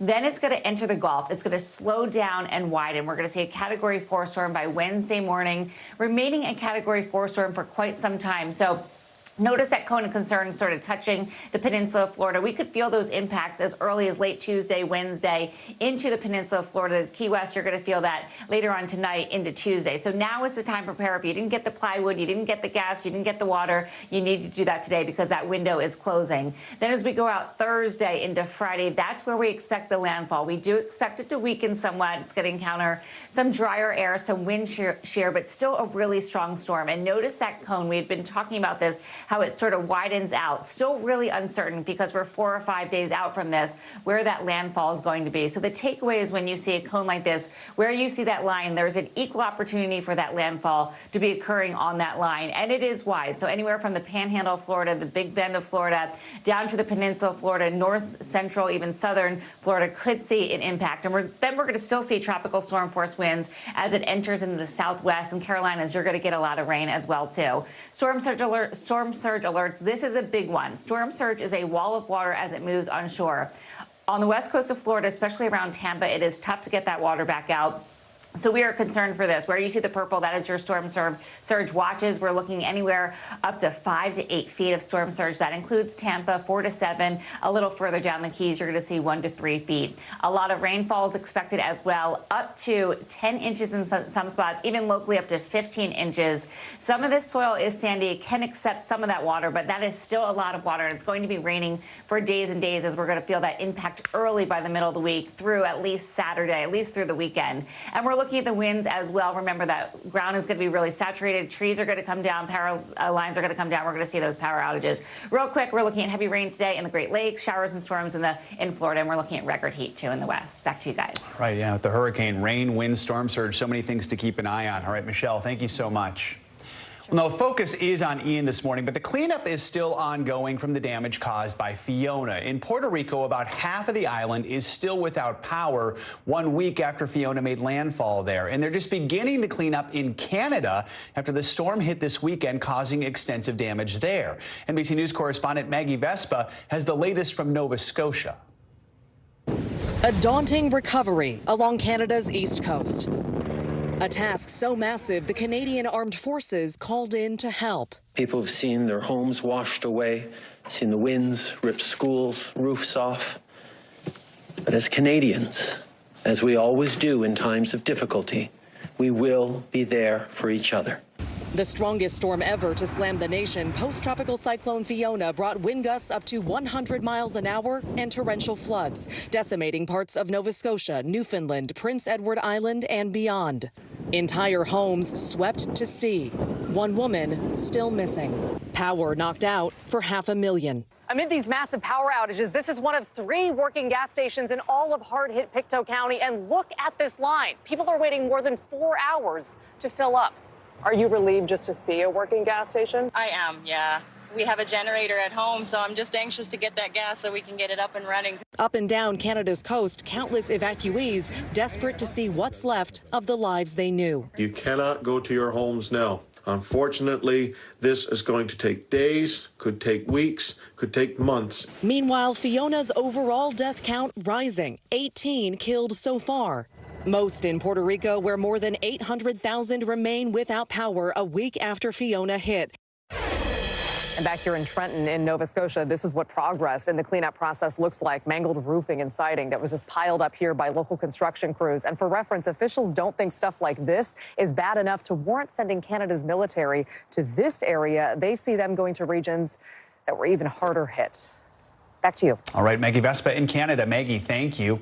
Turning now to the latest on the January 6th investigation and a big week ahead. That's right. The House committee investigating the attack on the Capitol will hold its next public hearing on Wednesday, possibly the final public hearing before the midterms. NBC News reporter Julie Sirkin joins us now with more on this. Julie, good morning to you. First, if you could walk us through what we should expect to hear from the committee on Wednesday.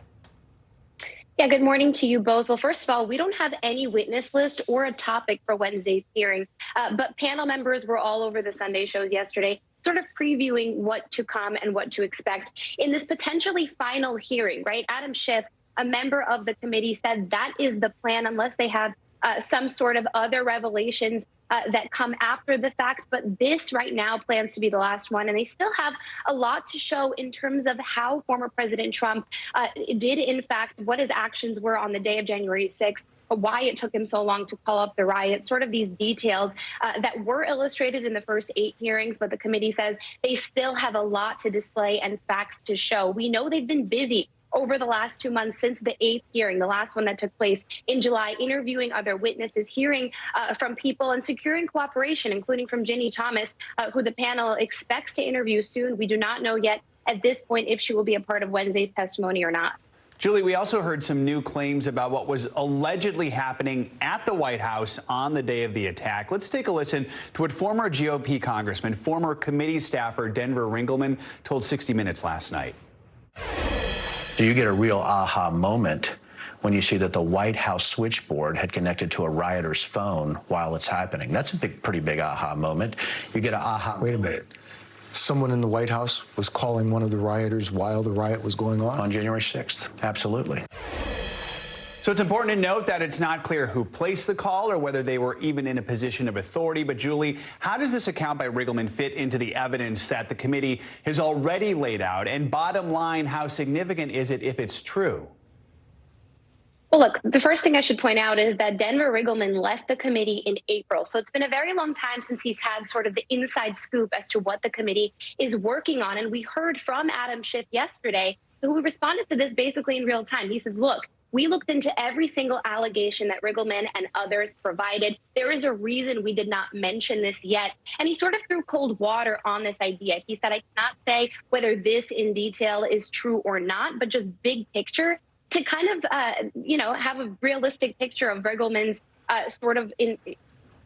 idea of the committee. He hasn't been with them for some time. He has a book coming out tomorrow. We know the committee isn't super thrilled about that. So we don't know exactly whether Ringelman's claim holds any water, but Schiff certainly threw cold water on it yesterday. And Julie, just about 30 seconds left here, but we're also keeping an eye on the potential government shutdown that could happen at the end of the week if the lawmakers can't agree on this temporary funding bill. What are some hurdles to that bill?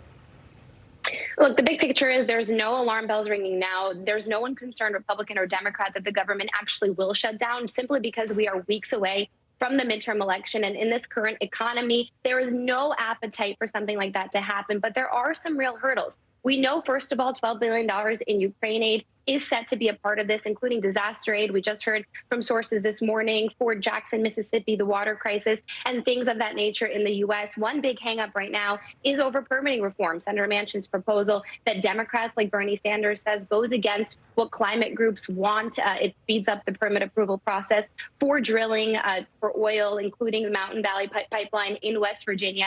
Republicans, not sure if they want to support that either after Manchin's deal with Democrats to pass the Inflation Reduction Act in the summer. So we'll see what happens tomorrow when they come back. Yeah, the midterms change that calculus. Julie Sirkin, thank you. Coming up, a new warning from Iran's president. Yeah, he's pledging to deal decisively with violent protests in the country over a week ago following the death of a woman in police custody. The latest on that crackdown coming up next. We're here to start conversations about the big things happening in our world, because it's not my job to tell you what to think. My job is to think about what you tell me. Now Tonight with Joshua Johnson, streaming weeknights at 8 on NBC News Now. Good morning, welcome to Today. I love mornings. They're full of possibility. And how you start your day sets the tone for the whole day. We need to pull up one extra chair at the table. We feel like we're right there with you. Just ahead in this half hour, we're going to introduce you to... Because every day we start our morning so you can take on yours. Stay on top of breaking news and the biggest stories of the day with NBC News Daily. Thank you so much for joining us. I'm Morgan Radford. And I'm Vicki Wynn. I'm Aaron Gilchrist. And I'm Kate Snow. Get in-depth reporting from across the country. What's your reaction to the president's comments? And around the world. Are Ukrainians continuing to make advances? And ways you can take care of your health. Who should be getting tested? And frankly, how often? And your wallet. Costs are skyrocketing. How to manage soaring prices. NBC News Daily. Weekdays from 12 to 4 p.m. Eastern on NBC News Now. The indictment of a former president, or perhaps candidate for president, would arguably tear the country apart. Is that your concern? Can you update us on the status of negotiations? Sometimes the news can be difficult and overwhelming for kids to understand, so we've created a newscast just for them. We hope your family will watch Nightly News Kids Edition. A masked killer takes aim and fires. A fatal attraction that leads investigators to turn towards their own. Internal Affairs, a new podcast from Dateline. Listen now wherever you get your podcasts. The day's biggest political stories with trusted insight now and expert analysis now. A daily look at the politics behind the headlines. Meet the Press Now, streaming weekdays at 4 p.m. on NBC News Now. You get one beautiful life to live. What are you going to do? This show is so fun, but having you as a positive force means really the world to me. Jenna doesn't stop till it's sold, okay? We have this circle of women that love each other. I decided I'm going to go with the rhythm of life. And you love riding the wave. This is a moment we're in right now. This is really electric. Yeah, I love you too. As we look out over the latest city-turned-crime scene, we see the things left behind. Back now with our NBC News exclusive.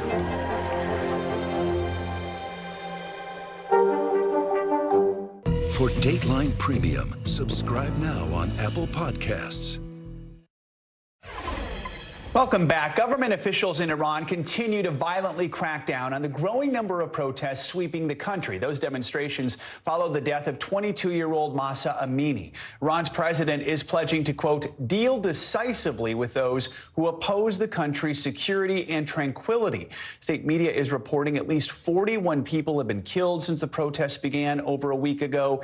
NBC News has not confirmed this number. The death of Amini sparked anger in Iran. She was arrested on September 13th for allegedly violating the country's strictly enforced Islamic dress code. Police say she died from a pre-existing condition and had a heart attack while in custody, but her family has since disputed that claim. An investigation into her death is underway. Let's bring in Nagar Mortazavi for more on this. She is an Iranian-American journalist and an analyst and host of the Iran podcast. Thank you so much for joining us. So a state-run newspaper is reporting that Iran's interior minister also called on the judiciary to take legal action against protest leaders that would, quote, teach them a lesson. How concerned are you that we're going to see more of an escalation here? Well, Joe, this is more recipe for a violent crackdown, as we've seen in past protests, namely in November 2019. Before that, another large round of protests in 2009, the Green Movement. What we saw was state use a lot of violence on the streets, security forces directly shooting at people, using, as the UN is calling it, unnecessary and severe violence, and in order to, as they call it, wrap up the protesters and send them back home. So we've already heard reports of dozens of protesters killed on the street. The exact number is not confirmed. It's still coming in. There's disruptions to the internet, access to social media. There's also rounds of arrests of journalists, of prominent activists, and also threats from security forces. I've talked to some who received phone calls essentially telling them to tone it down online. and threatening them to be arrested if they continue. So I think a crackdown we're already witnessing it from the images on the street, and I think it will become even more violent. I want to ask you more about the internet. I mean, Iranian officials say they will not allow internet access in parts of the country until the protests have stopped. International human rights groups are worried a lack of internet is going to make it harder to track potential human rights violations. Help us understand, what role is the internet playing here, and are Iranians able to circumvent the internet block at all? Well, Iranian users are actually very savvy in utilizing the internet in general, messaging apps, social media. To blocking the internet, one aim is to limit protesters from organizing, from communicating with each other on the street. Another aim is to prevent them from disseminating the information that they're out there to the rest of the country, because when people hear that there's a big protest in a place in their city, they can go and join it. But if they don't, then they won't. And then also to prevent them from sending out images, videos, photos, eyewitness accounts of what's happening on the street, as you said, human rights abuses, and just the severity of the crackdown. So all of these are the steps that the government has been taking in the past. In 2019, there was a near total shutdown. Yes, some users still try to circumvent. They use proxies, they use VPNs. But just in general, it becomes very difficult. Internet becomes very slow, and just information trickles out until much later, weeks and weeks and months after protests, information gets out of the country. Negar Mortazavi, thank you so much for your expertise. We appreciate it. Thank you for having me. To Russia now, where more than 800 people were arrested this past weekend. They were protesting Russian President Vladimir Putin's new military draft order for the fight against Ukraine. And now, with men of military age fleeing the country, there are new fears Putin could try to stop them. NBC News correspondent Aaron McLaughlin has the latest from Kharkiv, Ukraine. Amidst the outrage, brutality and fear triggered by Russian President Vladimir Putin's decision to force hundreds of thousands of ordinary Russians to the front lines. As the Ukrainian president accuses Putin of nuclear blackmail, the U.S. is issuing this warning. If Russia crosses this line, there will be catastrophic consequences for Russia. The United States will respond decisively. Thousands have taken to the streets across Russia to protest mobilization. Hundreds of Siberian women encircled police officers screaming no to genocide and demanding peace, as the country's men try to dodge potential draft orders any way they can. This man fled to Finland. I'm afraid to be mobilized. I don't want to participate in this war, so I decided to escape. And in the Russian-occupied areas of Ukraine, what the West calls a sham referendum. And the local population terrified that should Russia illegally annex their cities, they too could be forced to the front lines to fight against their homeland. NBC has spoken to one person living in occupied Kherson who describes total fear and panic.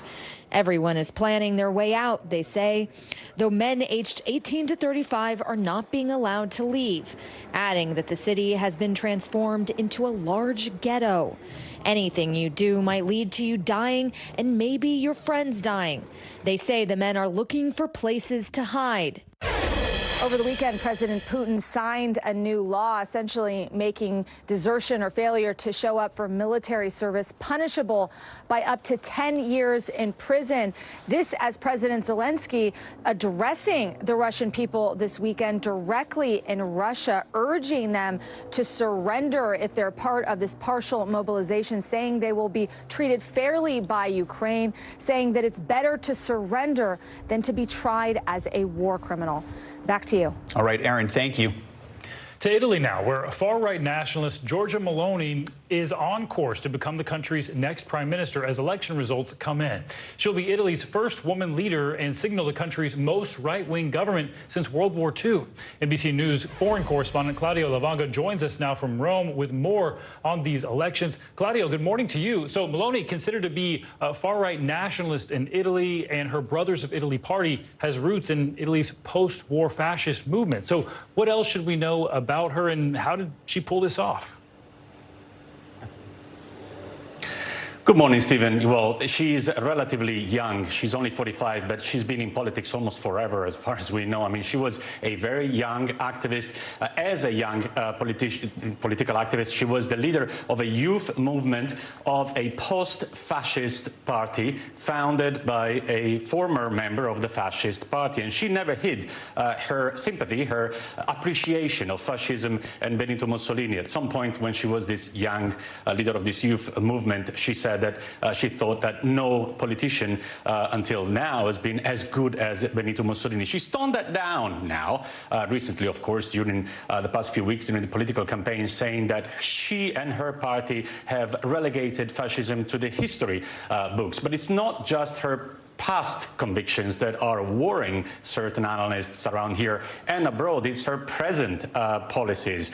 She is leading a far-right policy, which is very much in line with other movements around Europe, like with Viktor Orban in Hungary or Marine Le Pen in France, the National Front, or Vox in Spain. Not coincidentally, they have congratulated her first for this very historic, let's say, win, because as you mentioned, she is leading the most far-right government in Italy since the end of the Second World War, Stephen.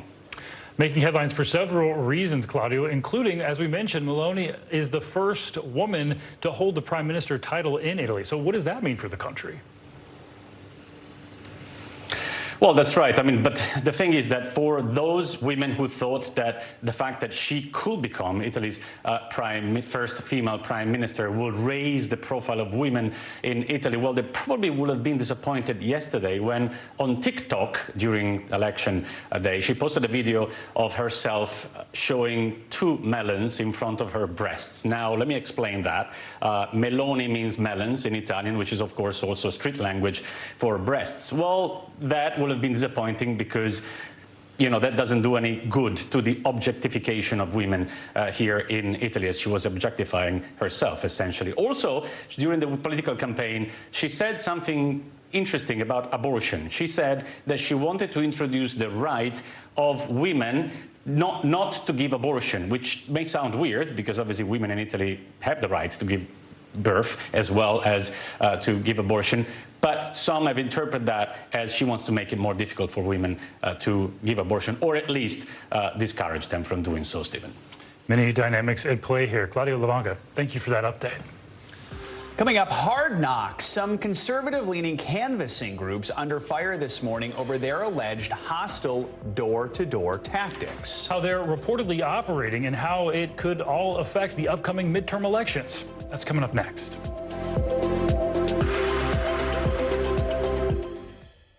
You get one beautiful life to live. What are you going to do? This show is so fun, but having you as a positive force means really the world to me. Jenna doesn't stop till it's sold, okay? We have this circle of women that love each other. I decided I'm going to go with the rhythm of life. And you love riding the wave. This is a moment we're in right now. This is really electric. Yeah. I love you too.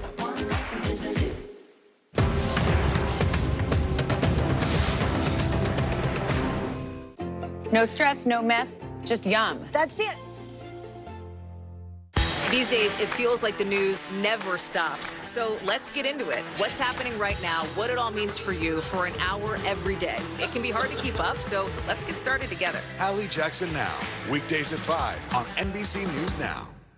To cover the news, you have to be in it. This is how so many towns and cities are protecting themselves. They're pushing the gates open. Was there a school officer on campus? That's what we've been told. No. Top story with Tom Yamas, weeknights at 7 on NBC News Now.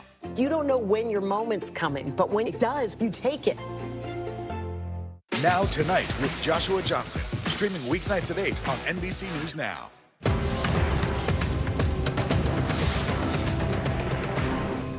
What do you love about fatherhood? The chaos, the learning. Is climate change one of your top priorities? What's your message to girls who want to make a difference in their own communities? Believe in yourself. The indictment of a former president, or perhaps candidate for president, would arguably tear the country apart. Is that your concern? Can you update us on the status of negotiations? No stress, no mess, just yum. That's it.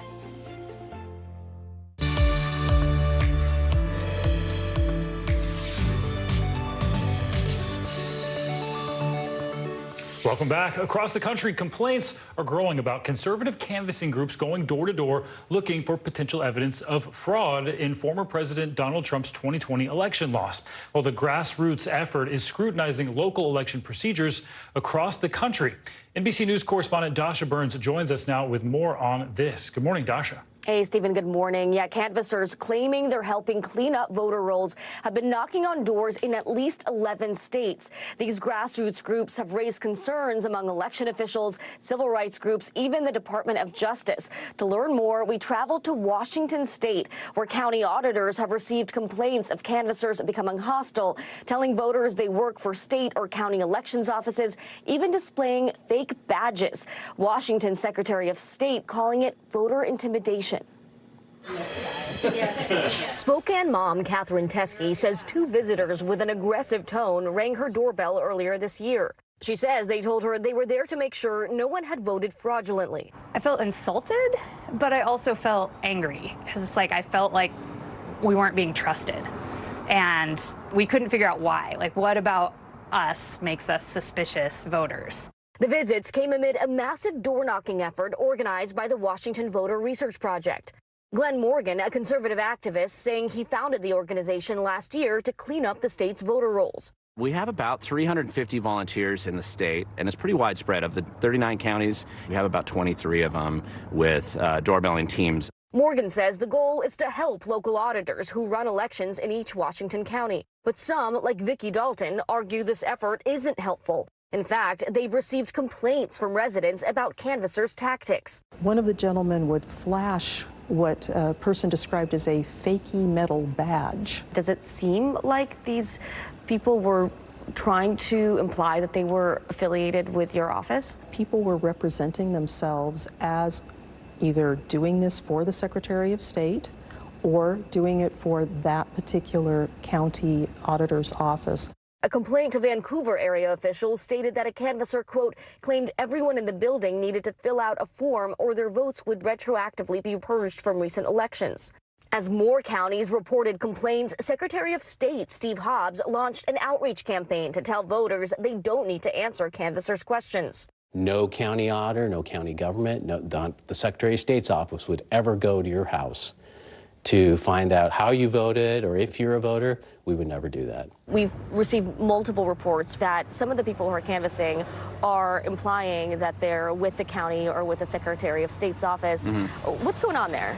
I'm aware of 3 instances like that across the state, and some of them are repeats of the same story that are just circulating all the time. And every time we've looked down to it, there hasn't been any merit from the overall claim. When the group said it had found almost 2,000 suspicious voter records in Thurston County, Auditor Mary Hall's team investigated. We went through every single record. Were there any anomalies, irregularities, anything illegal happening? Not a single one. Out of 1,900? Out of 1,941. Concerns about similar groups have popped up in at least 11 states. And a New Mexico canvassing effort is now the subject of a U.S. House Oversight Committee investigation for spreading disinformation and intimidating voters. This is part of a greater threat on our elections and our very democracy. We saw what happened in January 6th in our nation's capital. What this does is when you go to door like this and put out a false narrative, you erode the integrity of the elections. And Stephen, we just learned that about a week ago, Catherine Teskey, the voter you met early in the piece, received a letter from the Washington Voter Research Project thanking her for her participation in this, quote, very first step to try to achieve cleaner voter rolls, and claiming that their report shows the rolls are not clean. Catherine told us the letter seemed like an attempt to make their harassment of her household seem legitimate. Stephen? Certainly more to come on that one. Dasha, thank you. As part of Hispanic Heritage Month, we're shining a light on 2 entrepreneurs who are harnessing the power of their culture. NBC Nightly News Saturday anchor Jose Diaz-Balart met the women behind the JZD brand. Yay! Inside this warehouse in Brownsville, Texas, it's like vanilla on chocolate. Jen Serrano and Veronica Vasquez are creating something special, inspired by their culture. The couple is designing caps, t-shirts, and hoodies, all with slogans splashed across in Spanish. Words of empowerment like poderosa, meaning powerful, and Latina power. 1, 2, But 3. for these partners in business and in life, their company, JZD, is about so much more than just clothes. Talk to me about what is being a Latino or Latina. It's the core of who we are. My parents sacrificed so much to get me here, and now they get to see me living out this dream. That American dream started across the border from Brownsville with parents who emigrated from Mexico. Jen was broke when she started the online business in 2016, but it took off after celebrities like Zoe Saldana, Eva Longoria, and Jessica Alba were spotted wearing their designs. That led to the couple's big break. Retail giant Target came calling, and this month it started stocking JZD's merchandise. Tell me about that time that you both first walked into a Target and saw your t-shirts on there. There was a lot of tears. We obviously had to have a mariachi, so we had a mariachi. To see everybody come in to shop the products and then to see their reaction, that was tears for days. No llores. Now the mission is a family affair with Jennifer's mom and dad pitching in. The team's success, a victory for all. What is it you think about our cultural roots that makes us who we are? Our parents, they had to work and sacrifice so much for us. And I think that the biggest gift that they give us is the things that they taught us: to be honest, to be hardworking, to show up as ourselves always. And that authenticity, I think, is what has gotten us so far in this business. Our thanks to Jose Diaz-Balart for that great report. JZD reported more than $2 million in sales in under 6 years, shipping to more than 31 countries. Now they're looking to expand, working on a housewares line. Pretty cool. Very cool. Well, coming up, prepared for questioning. Tesla CEO Elon Musk gets ready to face off with Twitter lawyers over his abandoned takeover bid for the social media company. What we can expect from that highly anticipated deposition next. Sometimes the news can be difficult and overwhelming for kids to understand, so we've created a newscast just for them.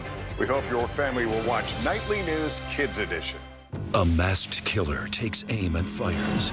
A fatal attraction that leads investigators to turn towards their own. Internal Affairs, a new podcast from Dateline. Listen now wherever you get your podcasts.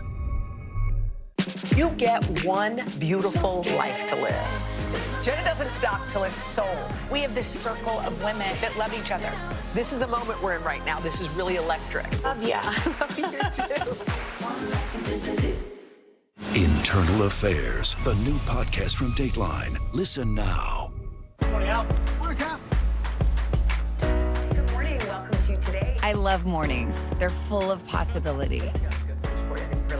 And how you start your day sets the tone for the whole day. We need to pull up one extra chair at the table. We feel like we're right there with you. Just ahead, in this half hour, we're going to introduce you to... Because every day we start our morning so you can take on yours. For Dateline Premium, subscribe now on Apple Podcasts. Mr. Secretary, when is this going to get better? You came into this job saying you were going to fight crime. Have you been successful? Found a way to put that. Can you update us on the status of negotiations? Top Story with Tom Llamas is your news playlist on NBC News Now. And now, you can listen to it as a podcast. Available anytime and anywhere. Tonight, I interviewed Secretary of Transportation Pete Buttigieg about the ongoing delays. You seem to be pointing the finger at the airlines. They're pointing the finger back. Mr. Secretary, when is this going to get better? To cover the news, you have to be in it. This is how so many towns and cities are protecting themselves. They're pushing the gates open. Was there a school officer on campus? That's what we've been told. No. Top Story with Tom Llamas. Weeknights at 7 on NBC News Now. For Dateline Premium, subscribe now on Apple Podcasts. What do you love about fatherhood? The chaos, the learning. Is climate change one of your top priorities? What's your message to girls who want to make a difference in their own communities? Believe in yourself. The day's biggest political stories with trusted insight now and expert analysis now. A daily look at the politics behind the headlines. Meet the Press Now, streaming weekdays at 4 p.m. on NBC News Now. Top Story with Tom Llamas, weeknights at 7 on NBC News Now. No stress, no mess, just yum. That's it. Lawyers from Twitter are set to question Elon Musk under oath in a deposition this week. It's part of the fallout over his $44 billion acquisition. Yeah, Musk scrapped his bid to buy the company in the summer, and that led Twitter to sue Musk to try to force him to follow through with that deal. More on this, let's bring in Addie Robertson, a senior reporter for The Verge, and NBC News legal analyst Danny Savalos. Good morning to both of you. Addie, let's begin with you.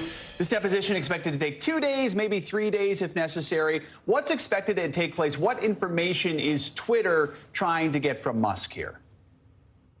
The basic thing that Twitter is trying to get from Musk is an admission that either he already understood the scope of the bot problem on Twitter and that he's really not worried about bots. He got cold feet in the deal, and they're trying to dig up information that suggests that there were other reasons why he would have put it on hold. And Danny, let's bring you here into this conversation. We know that Musk is saying that Twitter's not being upfront about the number of bots and fake accounts they have. What standing does Musk have there, and how does Twitter respond? Well, first, this deposition, I can't believe it's only predicted to last 2 days. This could be a 4-day deposition with all of the information. Believe me, Twitter's lawyers have their pencils sharpened, stacks of exhibits to show Musk. And the key will be, what did you know, and when did you know it about bots? What were your expectations going into this deal? And if you say those were your expectations, show us the receipts. Show us the documents, the emails, everything else that made it reasonable for you to say that you did your due diligence and this bot problem was something that was unanticipated. Although it's a lot more complicated than that, in a way, it can be boiled down to that simple inquiry. And the thing about a deposition, we don't see them often in movies. They're not sexy, but they are quietly where all the work gets done in a civil case. Civil cases are won or lost at the deposition, and this is the biggest opponent, dollar-wise, arguably, in the history of depositions. Right, Addie, in a court filing earlier this month, Musk accused Twitter of fraud. This after a whistleblower testified before Congress alleging security vulnerabilities, oversights at the company. Twitter said the claims are without merit. Does that factor into this week's deposition, and if so, how? One of the things that Twitter has requested that it hasn't formally gotten yet is information about, as you said, what Musk knew and when he knew it about the whistleblower claims. So it's possible that it's going to question Musk about whether he was aware of this information and whether possibly they have argued that, yeah, these claims are without merit, that they really are completely specious, and he'll likely get questioned about that. And Danny, what's next following this deposition, and what movement should we expect leading up to that trial that's expected to start next month? Here's what usually happens to me after I take someone's deposition. I make a list of all the things that I learned during the deposition that, hey, you never provided us that document. I demand those documents, and then as to all the things that Musk says, oh yeah, I put that somewhere in some document, I put a follow-up request for those documents as well. So the deposition can often beget more depositions, more discovery. But the catch here is that this is not a case where you have 2 or 3 years to wait for trial. This thing's moving on the rocket docket. So after this deposition, the work has only just begun. And they don't have a lot of time to do it. So they got to get all their discovery done and figure out if there's anybody else out there that they need to ask questions under oath. We're all taking a ride on the rocket docket. I like that. All right. Danny Savalos, Addie Robertson, thank you both. Appreciate it. Well, more business headlines now. Amazon has announced the dates for its second Prime Day sale of the year. CNBC's Frank Holland joins us with that and other money news. Frank, good morning.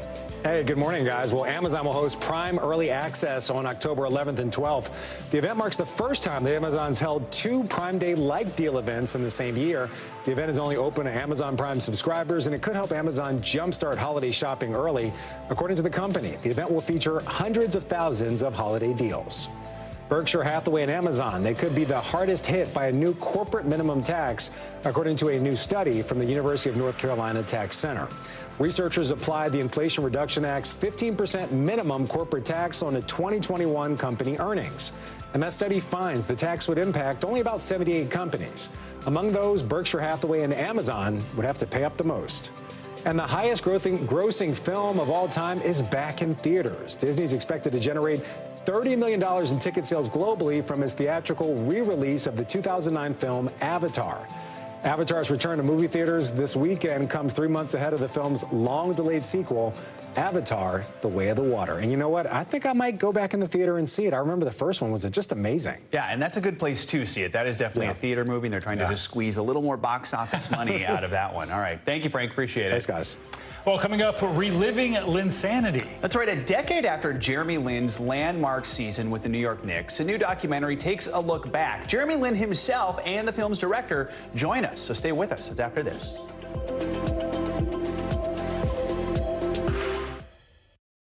You get one beautiful life to live. Jenna doesn't stop till it's sold. We have this circle of women that love each other. This is a moment we're in right now. This is really electric. Love ya. I love you too. News is happening now. Look at what's making headlines around the world. Whenever it happens, wherever you are, it's here now. As we look out over the latest city-turned-crime scene, we see the things left behind.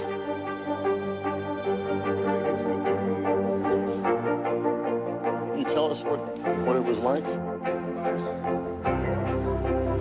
Our NBC News exclusive.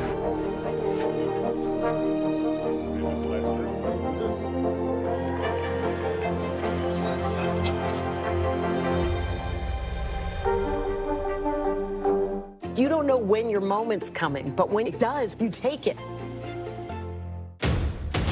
The day's biggest political stories with trusted insight now and expert analysis now. A daily look at the politics behind the headlines. Meet the Press Now, streaming weekdays at 4 p.m. on NBC News Now.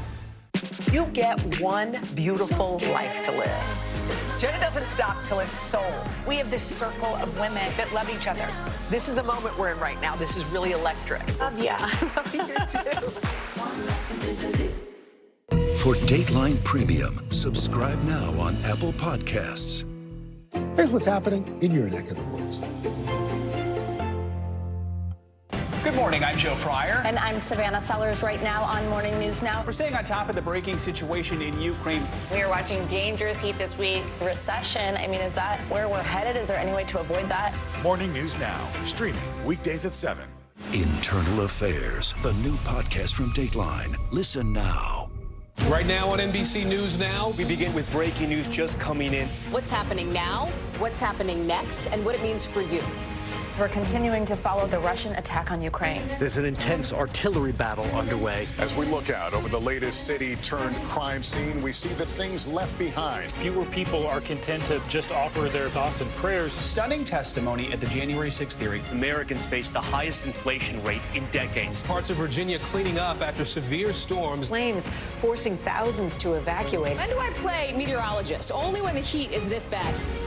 Another special night of election coverage right here at NBC News Now. Results are coming in. This Tuesday is going to be huge. This is big when we're talking about November. This feels like an ideological fight to the death. Is there room for common ground? What do you think when you see the activism? Do you think this could have happened without social media? We're coming on the air with the news NBC Scoop. Bringing the news to you is not only a job, it's an honor. Our show is about sparking conversations around today's biggest issues. The Fed raises interest rates. That controls inflation. Explain how that works. Is part of this that everyone's rethinking their jobs and their relationship to their employers? Could you just remind us why there are 9 justices on the Supreme Court instead of 3 or 20 or 2? It's not my job to tell you what to think. My job is to think about what you tell me. Now Tonight with Joshua Johnson, streaming weeknights at 8 on NBC News Now. Welcome back. Rihanna finally broke her social media silence. She told fans she's been drafted for this year's Super Bowl halftime show. The singer made the announcement in this Instagram post showing what appears to be her arm holding a football. It is her first post since she gave birth to her first child back in May. Apple Music, which replaced Pepsi as the halftime show sponsor, confirmed the news The 2023 Super Bowl will be held at State Farm Stadium in Glendale, Arizona, coming up on February 12th. We were just talking about it last week. I predicted Lizzo. I'm perfectly happy with Rihanna. Yeah, so many people are. That thing blew up so fast. Friends sent that to me and said, do you think this means she's going to be in the halftime? There's nothing else that can mean. Exactly, and hopefully new music, too. Oh, yeah. Let's see. All right. It has been 10 years since Jeremy Lin took the NBA by storm as a member of the New York Knicks. His extraordinary run during that season became known as Linsanity. Yeah, that is now the subject of a new HBO documentary film called 38 at the Garden, which debuts October 11th on HBO and HBO Max. Joining us now to talk more about that in the new documentary is Jeremy Lin himself, as well as Frank Chi, who directed that film. Good morning to both of you. Thanks for joining us. Frank, let's start with you. Explain to us, if you will, this project and how it came together and what your vision was for this documentary. Sure. Thank you for having us. So we really started this process with the idea of talking about impossible moments, right? When is a moment when society at large assigns to a group of people saying, you can't do this, and someone comes out of nowhere and just shatters those stereotypes to pieces? That, to me, is the perfect description of what Linsanity was. You know, Jeremy's story has always meant so much to me because it is the greatest example Asian Americans have of someone who looked at the wall of stereotypes that threatened to define them, and he just saw every crack in that wall. He kept pushing and pushing and pushing until that wall of stereotypes came crumbling down, right? And I think, you know, as we're coming to this moment today where we're talking about the sudden weaponization of stereotypes against Asian Americans, we thought it was really important for us to revisit Linsanity 10 years later from that context, because it can really shed light to a lot of the conversations we're having about Asian American identity right now. I mean, so Jeremy, I mean, first of all, it's hard to believe it's been a decade now since Linsanity took over the NBA. The 38 points you scored against the Lakers at the Garden on that February night, that's what put you on the map. What do you remember most about that stretch of games and your time in New York? Honestly, it was a blur. I think it's like kind of when you're in the zone, where it's like things are happening, but you're not all the way aware, all the way conscious. Like, and it was also the lockout season, so games are coming so fast. But it was, I mean, it was just so surreal to think about like what was actually happening. And for me myself, sometimes I have to pinch myself, or when I rewatch 38 at the Garden or other you know, past highlights, I'll be like, dang, that really happened. And exactly what Frank said, it's like to look back, because I'm not somebody who looks back on it often, but to look back 10 years later, when you think about where we are today as society and you think about that moment then, it makes it even more powerful to have it within the context of where we are today. And I think that's what's really cool about looking back, and obviously that sheds light into the issues of where we are today. Really cool to look back. And Frank, who are some of the people we can expect to see in 38 in the Garden, and what are some of the themes you touch on? Sure. So, you know, if I were to describe it without any basketball, I would say that 38 at the Garden is this. It's part one is about stereotypes. Part two is about what happens when Jeremy comes out of nowhere and shatters those stereotypes in front of the whole world. And part three is about today, when those stereotypes have been weaponized, and when they're weaponized, they turn into anti-Asian violence, right? Those are really hard topics to cover in a way that, you know, factors in entertainment and really like draws an audience in. So a lot of it is, you know, we do it through comedy, right? We have an incredible array of comedians in this movie who are just at the top of their game. Jenny Yang, Hassan Minhaj, Ronnie Chang. You know, Hassan has a line in the movie that I'll just, you know, preview that I felt like really encapsulated. He said, you know, if what Jeremy did was possible, then what else is possible? And it's really that note of optimism and hope that we want to remind people of, especially if you're young Asian American today and you look at a society and you say, hey, maybe this one, maybe I don't belong here, right? Maybe the messages that people are sending are not what I need to hear. And that's why we need to send that message today. Jeremy, we have like 30 seconds left here. What's your message to people who see this documentary? My message to people is things need to get better. for sure. And at the same time, we need to hold on to hope. I think that's what this whole thing is about. That's what insanity is. Not just about Asian Americans, not just about minorities, not just about underdogs. It's about it's about everything. And I think we need to face where we are today, but we also need to move forward with hope, because at the end of the day, what we really want to be doing is we want to be making this place and this world better, especially for the next generation. So that's what I would say this documentary, everything we're trying to do, this whole team is about. A great message. Frank, Jeremy, thank you both so much. And as a reminder, 38 at the Garden debuts October 11th on HBO and HBO Max. That does it for this hour of Morning News Now. And your news continues right now.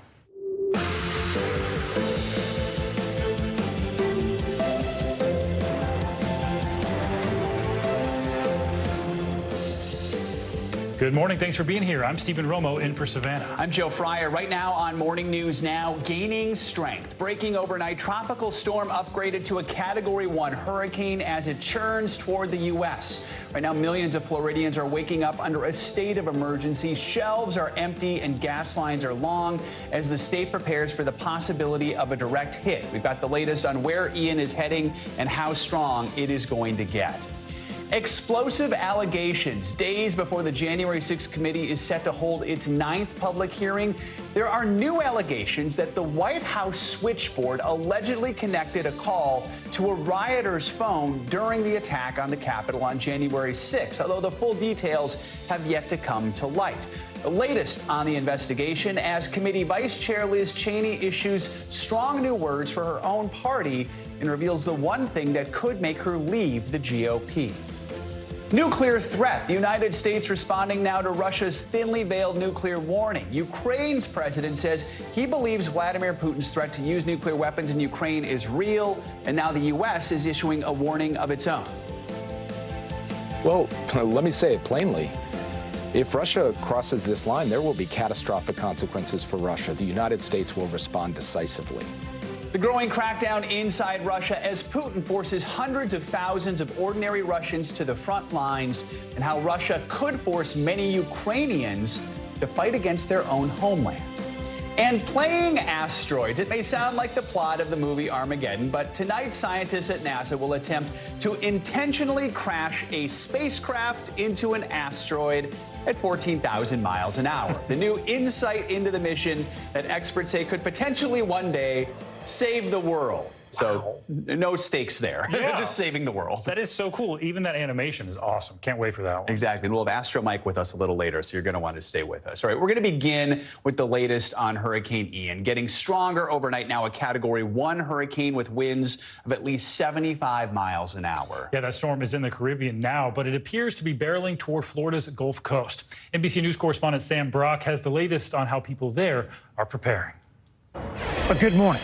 It's not just that Ian is now a hurricane, but the fact that it projects as a major hurricane over the Gulf of Mexico in the coming days. The scariest words in the hurricane dictionary: rapid intensification. Over my shoulder right now, you see the pile of sand. People here have been waiting for that all morning long. In the city of Tampa, where I am, there's a local state of emergency. There have been people lining up here for hours to get that.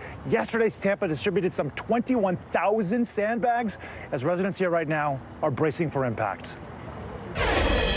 Overnight, Ian now becoming a hurricane, barreling toward Florida. Store shelves in Tampa are already empty as concerned residents stock up on essentials like plywood to protect their windows and water to drink if Ian strikes a major blow. I mean, we're trying to be ready. Who knows? I mean, it may be real bad, maybe not bad at all. But if it is, then we just want to make sure we are ready. Everyone's getting ready for a possible direct hit by this intense storm, projected to reach Category 4 strength, powered by the ultra-warm Gulf waters after going by Cuba later today and tonight. The governor of Florida declaring a state of emergency for all 67 counties and activating thousands of National Guardsmen. Anticipate power outages. That is something that will likely to happen with a hurricane of this magnitude. Anticipate fuel disruptions. The lines at gas stations across the state are already long.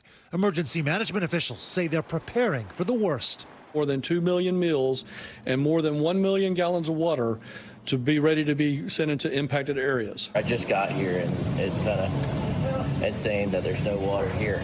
Supplies. running low as people heed the warnings. Were you surprised to see empty store shelves? Yes. You know, I'm from Chicago. It's my first year down here experiencing the hurricane, so it's like people are really taking this serious, way more serious than I thought. Tampa hasn't taken a direct hit from a major hurricane in 100 years, but the mayor is preparing for any possibility. You have dodged bullets in the past. What's the level of uncertainty and, I guess, concern that maybe this time is going to be different? Well, we look at it from a worst-case scenario every time. So, again, we prepare for the worst and hope for the best. And that's exactly what these Floridians are doing. Yeah, I don't think we should panic. I don't think, you know, it's part of living here in Florida. We should always definitely be prepared for the worst, of course, but not panic. And the mayor tells me that evacuating this area is certainly a possibility, but it's going to be a joint decision among the participating counties. They want to do it early enough to give people adequate time to get out, but not too early in case the track of the storm shifts at the last moment, which is something that we have seen in recent years with megastorms like Irma and Michael. In Tampa, Sam Brock, NBC News. Let me send it back to you. A delicate balance. Sam, thank you. And earlier this morning, I spoke with Ann Bink, the Assistant Administrator for Response and Recovery at FEMA, about the storm's potential impact when it makes landfall in Florida later this week. And she had a warning for everyone living in the state. With the rapid intensification of this storm, it is highly likely there will be power outages upon and even possibly before landfall. It's very important to go to ready.gov and make your plans. It's also important to download the FEMA app where you can get emergency alerts and warnings. Listen to your local officials. If they urge evacuation, heed those warnings. This is a very large and powerful storm system that will not only drive heavy rains and storm surge, but also dangerous winds. And you mentioned evacuations. From what we can tell right now, do you expect that people will be asked to evacuate? So know your zones. Those decisions will be made at the local level. So pay attention to your local officials. Make sure you're ready. So let's get the latest on Ian's track now. Yeah, good morning, meteorologist Michelle Grossman with the latest. Good morning to you both. And we are looking at a long week of watching Ian because it's going to slow down in the Gulf. It's going to take its time before it makes landfall somewhere late Thursday into Friday. So let's give you the latest because we are looking at 75-mile-per-hour winds. It's a Category 1 storm. That happened overnight. It's going to continue to strengthen. It's going to rapidly intensify, as Sam had mentioned. Once it gets past Cuba, we're going to see it kind of swirl in the Gulf for a bit. So it's 90 miles west-southwest of Grand Cayman. We're seeing those impacts now on the Grand Cayman Islands. We do have warnings there. And then Cuba is going to bear the brunt of some really heavy rain, some mudslides, landslides, storm surge, and also some really gusty winds. So here are your tropical alerts. We do have a hurricane warning for the western portion of Cuba. Also a tropical storm warning. That's for the central portions of Cuba. Tropical storm warning, too, in the Keys. A tropical storm watch for portions of the southwest of Florida. That includes Naples. And we now have a hurricane watch.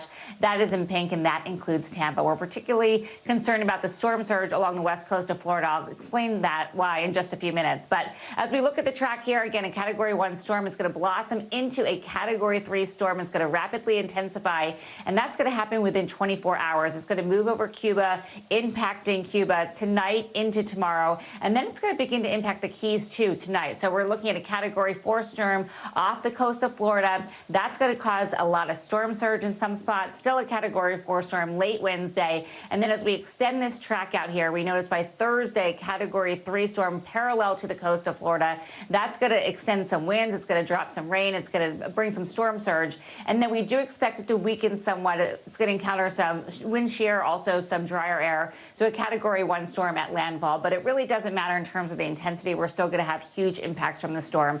Notice the cone. It's wide. It gets wider as we go throughout time here because we're still 4 or 5 days away. So anywhere along those white lines, we have equal chance of seeing a landfall. And so any of these areas need to heed any warnings from your local officials, as Ann from FEMA had mentioned. And we do need to prepare now because that window is closing. And we're still talking about the storm through this weekend. It's going to impact the Carolinas through this weekend with heavy, heavy rain.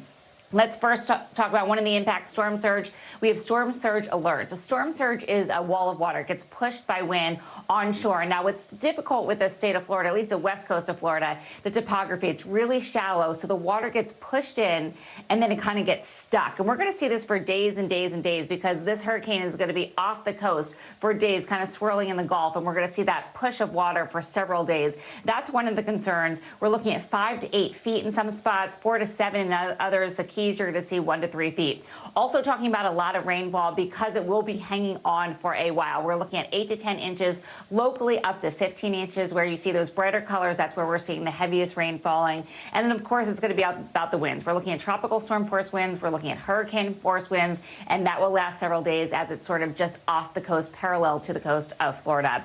Otherwise, today we're looking at heavy rain in the Great Lakes, also portions of New England. Showers and storms, unfortunately, nothing to do with Ian, portions of Florida with some slow-moving storms, and that western heat does continue. Back to you guys. All right, keeping a close eye on that track. Michelle, thank you. Yeah. Turning now overseas, where protests in Russia are reaching a boiling point in response to that country's mobilization order. Police in Dagestan clashed with protesters against the draft to the war in Ukraine, leading to at least 100 arrests. It comes as the U.S. warned the Kremlin of catastrophic consequences if Russia uses nuclear weapons in Ukraine.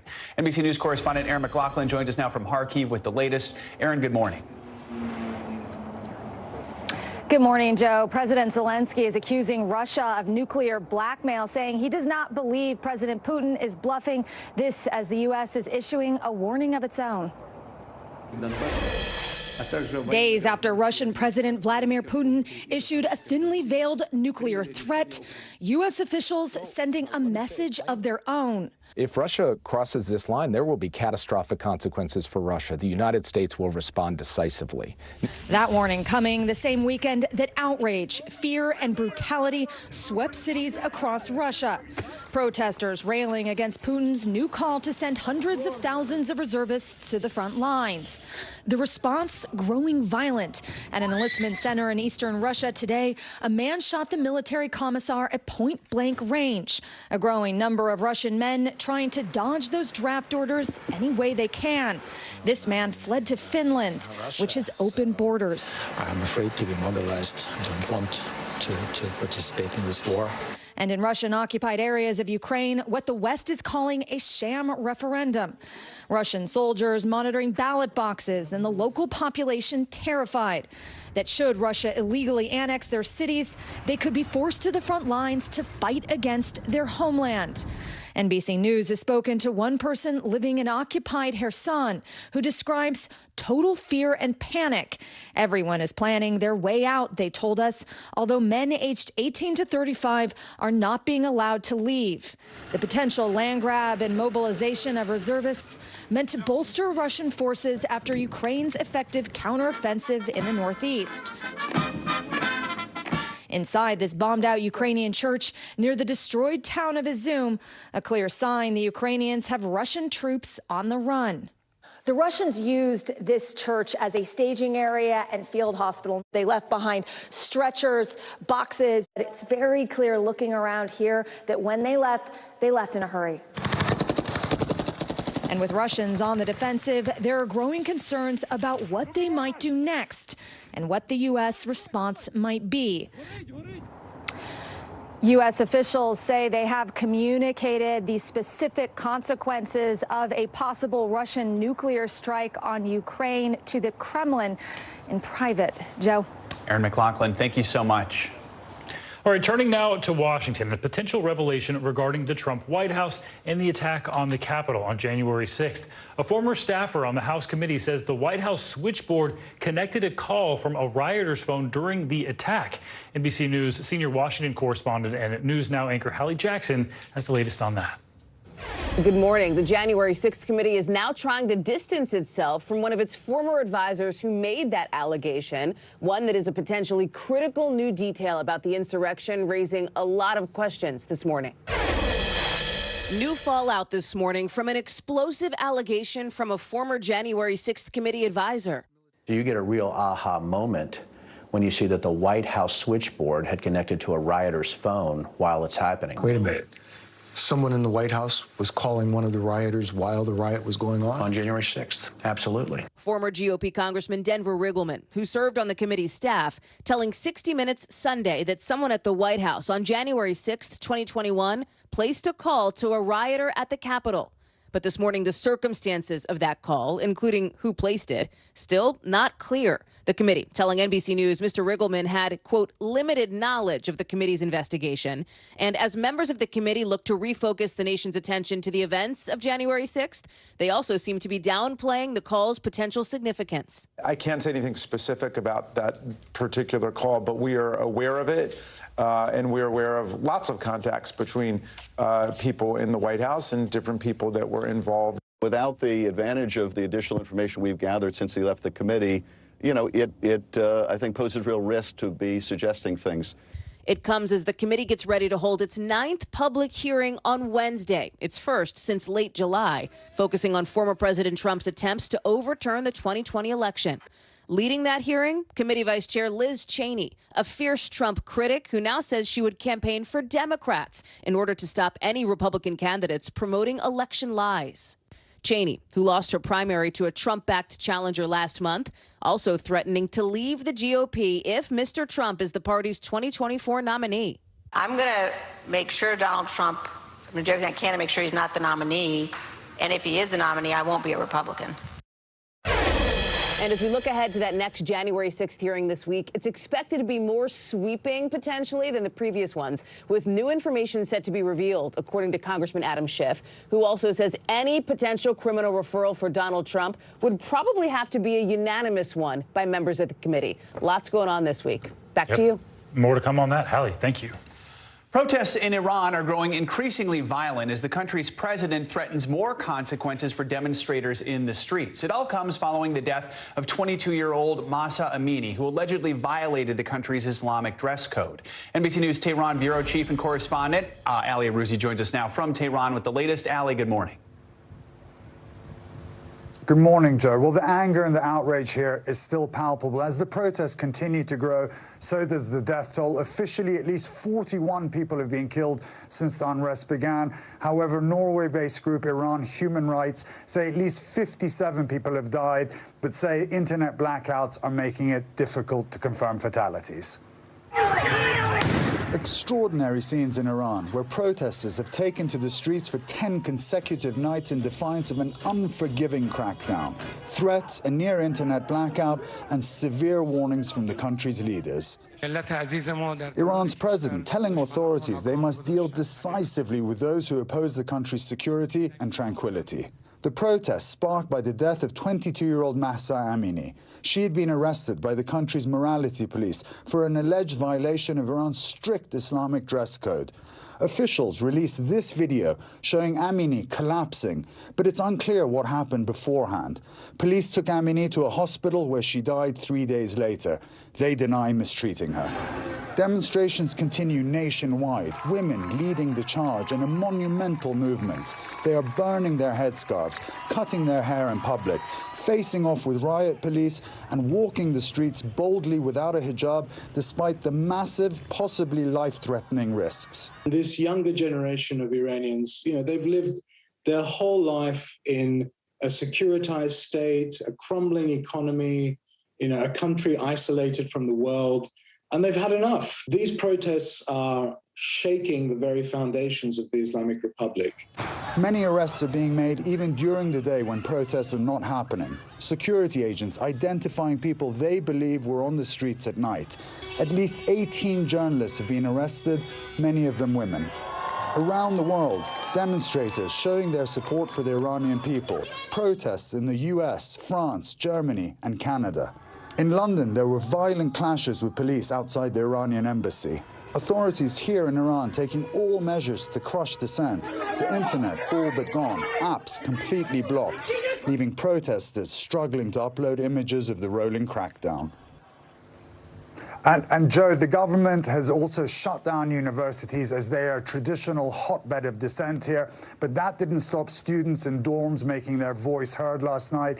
On the streets across the country, you're still seeing many women walking around without a hijab. And today, the government here accused the United States of trying to violate Iran's sovereignty over the protest, warning Washington of a response. Guys? Ali Arouzi in Iran. Ali, thank you. Well, coming up this morning, a New York penthouse in the clouds has a sky-high listing to match. But with interest rates soaring, will it sell? And are high-end luxury real estate prices headed for a fall? We're going to take a look next. Sometimes the news can be difficult and overwhelming for kids to understand. Ukraine and Russia. Could you help me understand what's going on? So to help make sense of it all, we've created a newscast just for them. We hope your family will watch Nightly News Kids Edition. For Dateline Premium, subscribe now on Apple Podcasts. The day's biggest political stories with trusted insight now and expert analysis now. A daily look at the politics behind the headlines. Meet the Press Now, streaming weekdays at 4 p.m. on NBC News Now. The indictment of a former president, or perhaps candidate for president, would arguably tear the country apart. Is that your concern?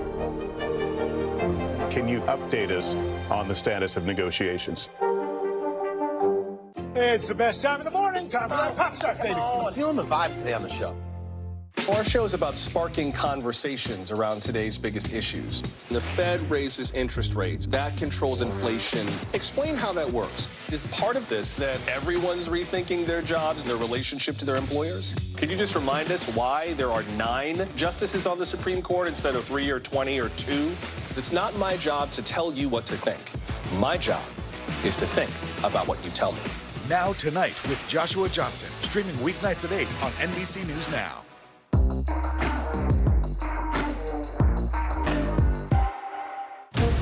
Right now on NBC News Now. As we come on the air, here's what we know. It has been dramatic, powerful. We begin with breaking news just coming in. What's happening now, what's happening next, and what it means for you.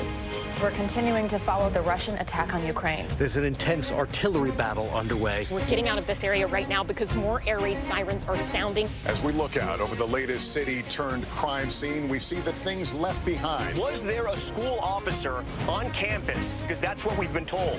No, fewer people are content to just offer their thoughts and prayers. And the House has answered the call to create new gun laws. The stunning testimony at the January 6th hearing on Capitol Hill. Americans face the highest inflation rate in decades. Parts of Virginia cleaning up after severe storms. A terrifying night of flash floods. Flames forcing thousands to evacuate. When do I play meteorologist? Only when the heat is this bad. Another special night of election coverage right here at NBC News Now. Results are coming in. This Tuesday is going to be huge for primary purposes. It's an interesting race here. I've just never covered anything like it. This is big when we're talking about November. How many doors do you think you've each knocked on? This feels like an ideological fight to the death. Is there room for common ground on this issue? What do you think when you see the activism that's happening right now? Do you think this movement could have happened without social media? A lot to talk about as we continue our rolling coverage. We're coming on the air with the news NBC Scoop. Bringing the news to you is not only a job, it's an honor. Welcome back. We have breaking news out of Russia. A school shooting there has left at least 13 people dead. Claudio Lavanga joins us now from Rome with that and other world news. Good morning, Claudio. Good morning, guys. Yes, Russian police say that early this morning, a gunman entered the school, killed the guard, and then opened fire on the school children. A local governor said that after the attack, the shooter turned the gun on himself. Now, the school has been evacuated and the area is being cordoned off, but we have no information yet about the identity of the gunman or the motives behind the attack. And let's move to North Korea, where a short-range ballistic missile was fired on Sunday. The missile landed in the waters of North Korea's eastern coast and was seen as a provocative response to joint military exercises between South Korea and the U.S.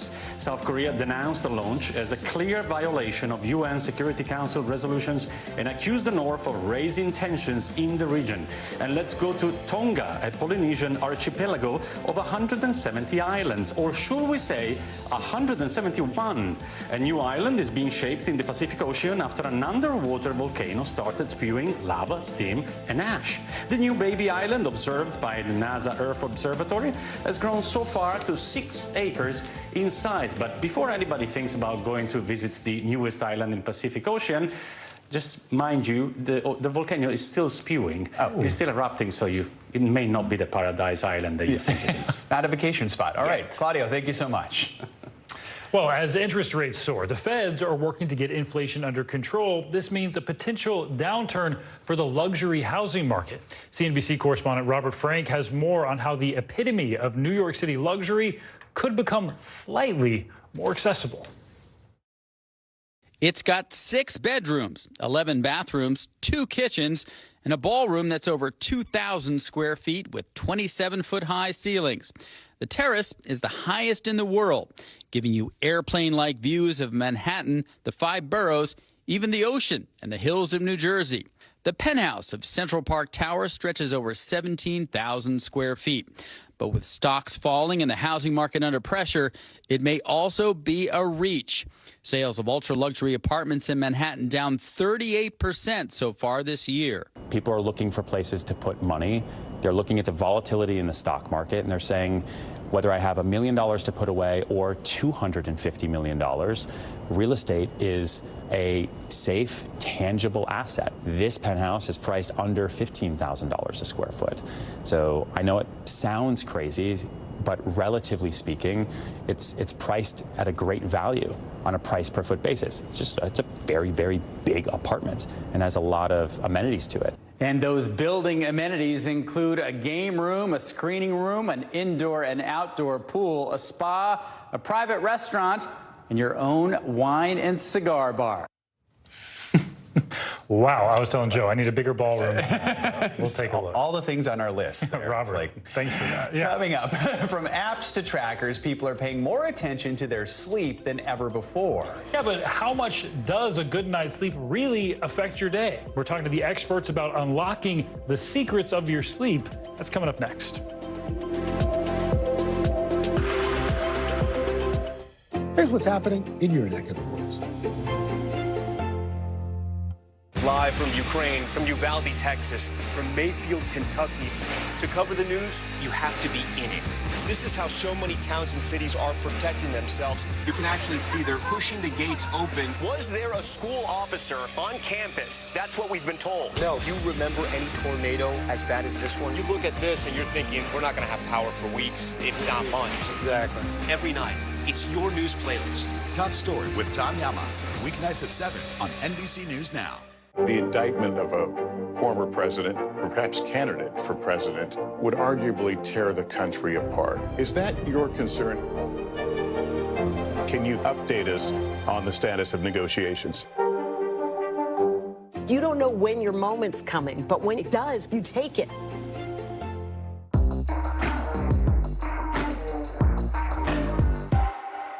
Sometimes the news can be difficult and overwhelming for kids to understand, so we've created a newscast just for them. We hope your family will watch Nightly News Kids Edition. These days, it feels like the news never stops. So let's get into it. What's happening right now, what it all means for you for an hour every day. It can be hard to keep up, so let's get started together. Hallie Jackson Now, weekdays at 5 on NBC News Now. Now Tonight with Joshua Johnson, streaming weeknights at 8 on NBC News Now. For Dateline Premium, subscribe now on Apple Podcasts. Mr. Secretary, when is this going to get better? You came into this job saying you were to fight crime. Have you been successful? Found a way to put that. Can you update us on the status of negotiations?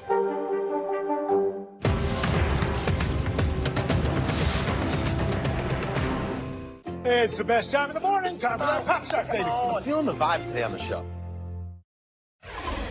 Welcome back. Thanks to trackers, people are paying more attention to their sleep, more than ever before. But what really happens when we close our eyes? Today, co-anchor Savannah Guthrie spoke to one of the top sleep doctors and HuffPost founder, Ariana Huffington, to find out more. With morning show hours, we are all obsessed with sleep. Getting too little. Did you sleep last night? No, I didn't. Or too much. Savannah Guthrie rolled in about 15 minutes ago. She overslept. And it's a constant topic grabbing headlines. Poor sleep habits can raise your risk for obesity. The American Heart Association now considers healthy sleep patterns key to heart and brain health. But sleep is elusive for many Americans. The CDC has called insufficient sleep a public health epidemic, with a recent study finding more than 7 out of 10 Americans do not have restorative rest. So I turned to Dr. Rebecca Robbins with Harvard Medical School, the lead author of that study, to help me learn more about my own sleep. Well, hi, Doc. I'm so excited. What are we doing? So tonight, Savannah, we are measuring your sleep. And really exciting, this technology is actually the next best thing to the sleep laboratory. Are you ready? Yeah, I'm ready. Okay, how does it look? Don't answer. I headed to bed with my newest accessory, but staying asleep wasn't easy. I tossed, I turned, and in the end, I only got about 4.5 hours. Then it was time to learn all about it. First, my sleep stages, which are broken down into rapid eye movement, or REM sleep, and non-REM sleep. Each of the 4 stages playing a key role in restoring our brains and bodies for the next day. Stage 3 slow wave sleep is where we get a lot of the benefits of sleep from the standpoint of our muscular regeneration. Your blood pressure starts to plummet, your body temperature, and we enter what's the closest that we get to really hibernation. My brain waves illustrated everything from the flurry of activity while I'm awake to stage 3 deep sleep. And much bigger waves, and suggesting that there's very little activity happening in the brain and in the body. After about 45 minutes, Savannah, you entered your first rapid eye movement period of the night. You see that that actually looks very similar to the awake brain. Wow. And it's so fascinating and really kind of shows how it's such a myth that when we hit the pillow, our brain isn't completely passive to the world around us. I heard that when you are, let's say, studying for a big test, that sleep is actually the time when your brain kind of locks in what you've learned. We think that sleep might play a role in enhancing our memories. So not only filing them away, but allowing us to integrate new learnings into complex systems of other learnings and actually gain new insights. And there's no way for you to control how much deep sleep you get or how much REM sleep you get, right? Once you fall asleep, it's up to your brain to take it from there. Exactly. While I may have hit the mark when it came to my sleep stages, my restorative sleep survey told a different story. We've scored your restorative sleep questionnaire, and Savannah, I'm sorry to say, you didn't do too well. Oh, I got an F. I know you're usually a straight A student. No, I wish I were. But this, again, was not the best night of sleep for you. You woke up and you did not feel good. The name of the game is to take it all in stride and realize that that next night, do your very best and get back on track as soon as you can. Entrepreneur and author Ariana Huffington made it a priority to get her own sleep on track after a serious wake-up call in 2007. I had just founded the Huffington Post. I literally collapsed from sleep deprivation, hit my head on my desk, broke my cheekbone, and it changed everything. She became a self-professed sleep evangelist and says others, including fellow CEOs, have started waking up to the importance of rest too. To help with that culture shift, she left the Huffington Post in 2016 to start Thrive Global, a technology company that promotes well-being. What do you tell CEOs about how sleep affects productivity? They need to model this new behavior around sleep. The impact on performance and productivity is enormous. All the things we want to cultivate in the modern workplace, empathy, collaboration, all these qualities are the first to be depleted when we're exhausted. But if a good night's sleep isn't in the cards... Is this the nap? So this is the nap room. Huffington says it's okay to nap on the job. We have a nap room. So we say, if you come and you are tired, get a nap. A moment of rest, a setup for success. Good night. Night, night, Savannah. Our thanks to Savannah Guthrie for that report. Now, if you're not the best sleeper, Dr. Robbins does have some tips for you. First, if you are tossing and turning in the middle of the night, get up. Moving around actually makes it warmer in your bedroom, which is not great for sleep. And after a bad night's sleep, she says, don't drink a lot of coffee to stay awake. Instead, opt for a nap. Some good advice there. What? I was doing the opposite. I know. See, there you go. Well, and now it's all fixed. Yeah, good to know. I'm way better now. Coming up on Morning News Now, collision course. A NASA spacecraft set to crash into an asteroid on purpose. The first of its kind mission, millions of miles away, could maybe one day help save the world.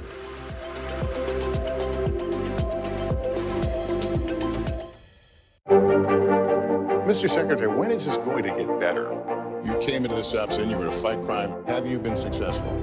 Found a way to put that. Can you update us on the status of negotiations?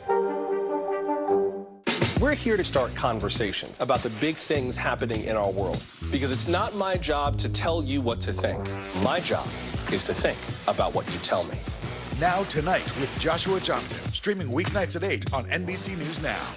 Sometimes the news can be difficult and overwhelming for kids to understand, so we've created a newscast just for them. We hope your family will watch Nightly News Kids Edition. News is happening now. Look at what's making headlines around the world. We're coming on the air with breaking news. This is a significant moment. Whenever it happens, wherever you are, NBC News, streaming free now. Tonight, I interviewed Secretary of Transportation Pete Buttigieg about the ongoing delays. You seem to be pointing the finger at the airlines. They're pointing the finger back. Mr. Secretary, when is this going to get better? Here's what's happening in your neck of the woods.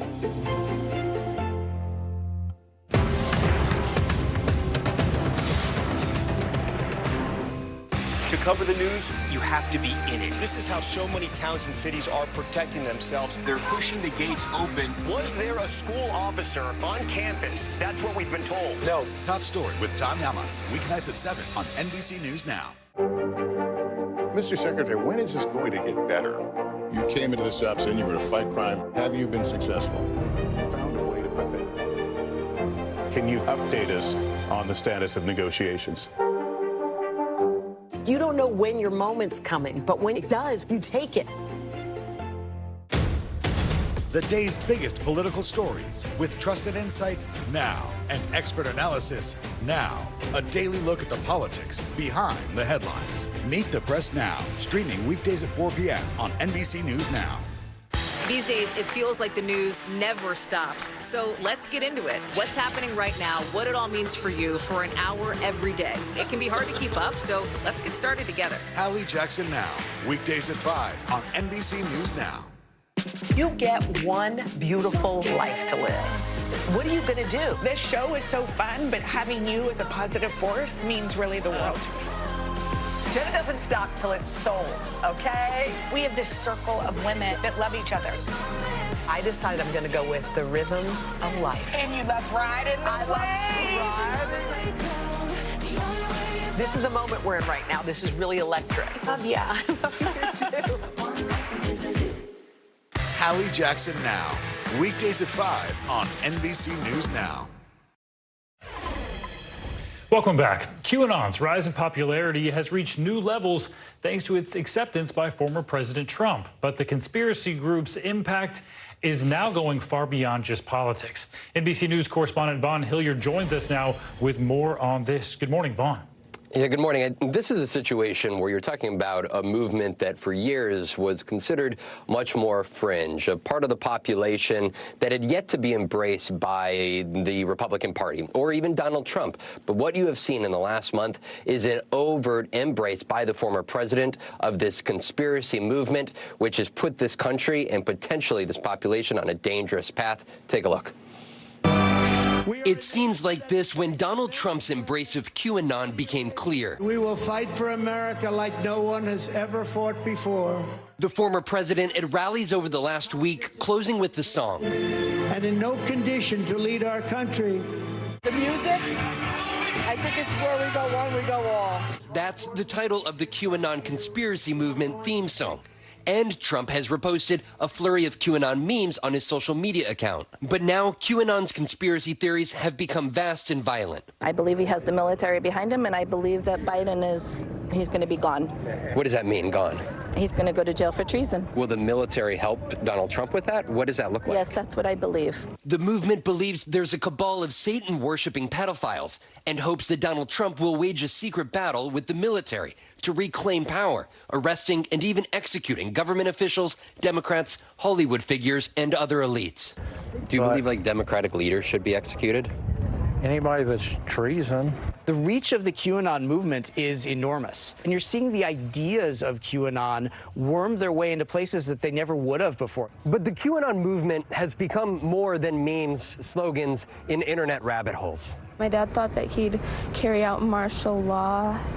Donald Trump would. Yeah. 21-year-old Rebecca and other close family members say her father grew isolated working from home during the pandemic and became so obsessed with QAnon that he grew paranoid. He got a gun and tried to kill everyone in my family, and he would have tried to kill me too if I was there. On September 11th, he killed Rebecca's mother, the family dog, and shot her sister. He was then killed in a standoff with police, who say they are investigating any specific motive, which is yet to be determined. How was your dad before this? He was a totally different person, and I can say I think I started grieving him before this happened. Like, I started realizing that he's not the same person I grew up with. The once fringe movement festered after the 2020 election as followers baked new conspiracies. People don't have to be on 4chan. They don't have to be on 8chan to follow QAnon. It has seeped into other parts of the far-right ecosystem. We the people make up Q. We've all been waiting and we're ready. I think there are a lot of families who are impacted by this, and nobody takes it seriously. What would be your message to Donald Trump? I just think you should have some integrity and try to denounce these people. Now, this has gone on for a month. It's 2 rallies in a row in which Donald Trump has played this song that is identical, essentially, to the QAnon theme song, essentially doubling down on the decision to do so. But then also, over the course of the last several weeks, posting those QAnon-themed memes here. For the Republican Party, there's been little pushback against Donald Trump, and now it's a question of where does this entanglement of conspiracy theories go? Where does this movement go? And at what point does the former president push back? Stephen? Much more than just memes. Important reporting. Vaughn, thank you. Business headlines now, and the British pound has hit an all-time low against the U.S. dollar. Yeah, CNBC's Frank Holland joins us now with that and other news this morning. Good morning, Frank. Hey, good morning, gentlemen. Well, the British pound has pared back some of its losses after hitting a record low against the U.S. dollar. The sterling's plunge comes after the new U.K. government announced tax cuts and investment incentives to boost growth last week. But the pound, it's not the only currency taking a hit today. Japan, South Korea, and China's currencies are also weakening against the dollar. SiriusXM is reportedly distancing itself from Hall of Fame quarterback Brett Favre. SiriusXM has placed the former quarterback's NFL show on hold, according to reports. The reported move is due to his involvement in an alleged welfare fraud scheme in Mississippi. Favre has denied wrongdoing. Favre has hosted the show, the SiriusXM Blitz with Brett Favre and Bruce Murray, since 2018. And another rough weekend for DirecTV's NFL Sunday Ticket. According to The Verge, NFL Sunday Ticket subscribers encountered issues with DirecTV for the 3rd weekend in a row. We're only in week 3 of the season. Users complaining of issues signing into their accounts on the Sunday Ticket website or app, as well as problems loading the streams. I have quite a few friends that were frustrated. Back over to you. All right, Frank, thank you so much. Thank you.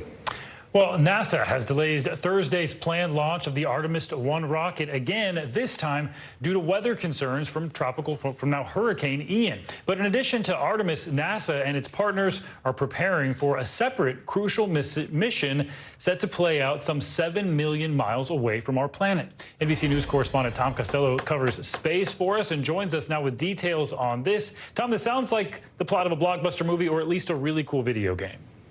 All of the above. You're absolutely right. Let's first mention we are keeping an eye on the launch pad at the Kennedy Space Center. Artemis likely to launch probably over the weekend at the earliest. We'll let you know. But you're right. Tonight, for scientists at NASA, at Johns Hopkins, around the world, the big focus is on what should be this exciting intentional collision millions of miles out into space. And it involves crashing a spacecraft into an actual asteroid. A first-of-its-kind test to one day avert disaster in the event that a giant space rock comes hurtling towards Earth. It's the nightmare scenario we've seen play out in countless Hollywood hits. It's what we call a global killer. Our planet threatened by a massive comet or asteroid. 3, 2, 1. And now, in just a matter of hours, scientists hope to pull off their first real-life test aimed at preventing this kind of cataclysmic collision. After into the first stage, and you can see those engines coming to life. For nearly a year now, an unmanned spacecraft called DART, for Double Asteroid Redirection Test, has traveled millions of miles through space. Its goal, intercept and slam right into an asteroid called Dimorphos at a relative speed of 14,000 miles per hour. We're targeting that small asteroid at a very fast speed. Among the many challenges, Dimorphos is a moonlet, or a smaller asteroid orbiting a much bigger one called Didymos. DART is also using autonomous technology to make its direct hit. Since launching last fall, the camera system on board has taken more than 200,000 images to calibrate the spacecraft, all of it building up to a calculated crash tonight. This mission has two parts. The first part is hitting the asteroid. The next part is actually measuring what happens afterwards. Using telescopes on all 7 continents and in space, scientists will monitor in the coming days and weeks exactly how much the impact is able to shift the orbit of Dimorphos. This is really not about destroying the asteroid or destructing it. We like to call it like a small nudge. A mission marking the first test in planetary defense, so that if an asteroid ever did threaten Earth, we might potentially knock it off its course. So NASA is considering other ways to deflect or maybe even redirect asteroids, like shooting an ion beam or using a gravity tractor with another spacecraft. That sounds like something out of Star Trek. They may actually be able to do it. Even sending a spacecraft to detonate a nuclear device near an incoming asteroid to break it up if there is a short notice kind of a situation there. If all goes as planned, we should see impact this evening. It will not put that asteroid on a plan towards Earth. We do expect to see some images coming back from DART in the final seconds before it hits the asteroid. So pretty cool stuff, guys. Back to you. Yeah, that is so sci-fi. Tom, thank you. Let's bring in Mike Massimino here in studio to talk more about this mission. He is a former NASA astronaut, professor of mechanical engineering at Columbia University, and senior advisor for space programs at the Intrepid Museum here in New York. An all-around cool guy. Good to have you with us here. So let's talk about the significance of this one. I mean, it's being called, quote, a big step for humanity. Help us understand just how important is this mission? Well, it's kind of like an insurance policy, I guess, and just in case something happens. There's no evidence that we're going to be hit by any large object, anything close to this size for the next 100 years. We don't expect that to happen. But it's better to plan for it now than to try to, and hopefully this mission will be successful, and this is a great way to deflect an asteroid, change its orbit so it'll miss Earth if one's coming here eventually. But in any regard, they're going to learn a lot from this, if this technique works or not. So it's good to find that out now. And I think typically when we have something that could hurt us, we sometimes wait until it's getting really close or too late. And I think it's kind of a good idea that we're doing this way ahead of time, just in case something happens, so we can feel confident we can deflect something like this from happening. Yeah, preparation now seems like a good call. What type of preparation, though, goes into making a mission like this happen? Well, they had to think about this for a while. They launched this spacecraft back in like November of last year, so it's taken a long time to get there. It's pretty far away, and checking out, make sure it's going to work. And they're going to knock into this object. They have another small satellite, a European Space Agency satellite from the Italian Space Agency, that is going to be taking some imaging of what happened. So they'll be able to see if a lot of debris gets formed. They're going to hit this thing. The idea of blowing it up sometimes makes it worse because then you have more debris you got to worry about. So this is going to be a way just to deflect it And then they'll see if a lot of debris comes up out of it. They'll be able to measure that. They're going to be looking at it from ground-based telescopes as well.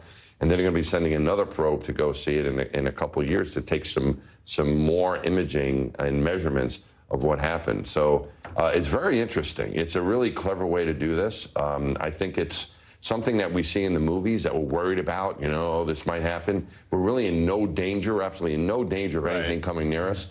But I think it's a good idea, because if something, a couple hundred years from now even decides to make its way toward Earth, it could be catastrophic. So it's good that we're planning ahead of time. Well, we quickly want to ask you about Artemis. It was supposed to happen tomorrow, delayed because of the storm. What do they do to protect the ship right now if the storm is coming in? Yeah, so they're getting ready to, just in case, to roll back, and they're watching the storm. They thought they were going to make a decision yesterday about the rollback one way or the other, but they want to watch the storm a little bit more. What you have to consider, too, is that a lot of people who work down there at the Kennedy Space Center are involved with this project, so they may have to get out of town, too. Right? So they have to secure their homes and get out of there. So they want to roll it back in time, not only to protect the spaceship, but also to protect the employees that are working down there in case they got to run for it, right? They have to secure themselves, secure the home and get out. So I think they delayed their decision. They want to delay as long as they can because rolling back means they would miss the next opportunity to launch. So they weren't able, because of this weather situation, they were hoping to launch tomorrow. So they're not able to do that. So now they're looking at October 2nd. But if they roll it back into the vehicle assembly building for protection, then they're going to miss that opportunity, and you're looking at another few weeks until the beginning, the middle of October. You don't like to roll back either. It's kind of, it's some wear and tear involved there too. It's always, you never know. You're kind of tempting fate when you start doing that, going back and forth with this thing. It's in a good position now, except for the weather. So we'll see what they decide to do here. All right, Mike, thanks so much. Appreciate it. My pleasure. Thanks for having me. Good to see you. All right. Well, coming up, earning their wings. We're taking you on board a new program that's 100% powered by women. Next.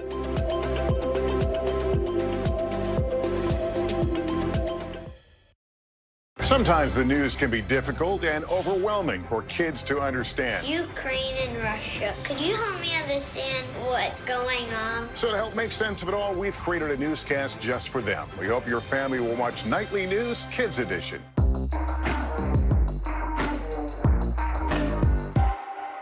Sometimes the news can be difficult and overwhelming for kids to understand, so we've created a newscast just for them. We hope your family will watch Nightly News Kids Edition. Right now on NBC News Now, we begin with breaking news just coming in. What's happening now, what's happening next, and what it means for you.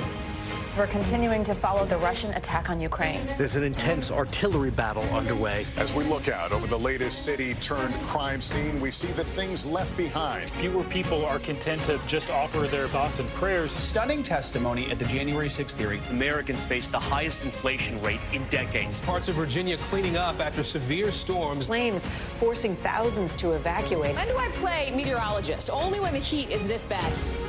Another special night of election coverage right here at NBC News Now. Results are coming in. This Tuesday is going to be huge. This is big when we're talking about November. This feels like an ideological fight to the death. Is there room for common ground? What do you think when you see the activism? Do you think this could have happened without social media? We're coming on the air with the news NBC Scoop. Bringing the news to you is not only a job, it's an honor. Morning out. Morning, Cap. Good morning. Welcome to Today. I love mornings. They're full of possibility. And how you start your day sets the tone for the whole day. We need to pull up one extra chair at the table. We feel like we're right there with you. Just ahead, in this half hour, we're going to introduce you to... Because every day we start our morning so you can take on yours. Now to an exclusive look at a program working to introduce young women to careers in STEM, powered by Delta Airlines. NBC News correspondent Blaine Alexander gives us an inside look. Well, hello to you from the flight deck of a Boeing 757. You know, for so many of us, when we board a plane, we will sometimes take a peek in here just to get a look at the pilots. But it's very rare that you actually see a woman in this space. In fact, across the industry, women only account for about 6% of all commercial airline pilots. Well, Delta Airlines is working to change that by taking more than 100 young ladies on the flight of a lifetime. Odds are you have never taken a trip quite like this. Ready to begin boarding for today's flight. A 100% girl-powered flight. That means from TSA to the ticket counter, the pilots themselves, even down on the tarmac, every position is manned by a woman. I want them to see that they can do it. So maybe they'll go, hey, I want to be a pilot, or hey, I want to be a mechanic. Captain Sherry Rolfing is a co-founder of Delta's WING program, Women Inspiring the Next Generation. Their goal, introduce young women to careers in STEM, science, technology, engineering, and math. When you first started flying, when you looked around, did you see a lot of female pilots? Not really.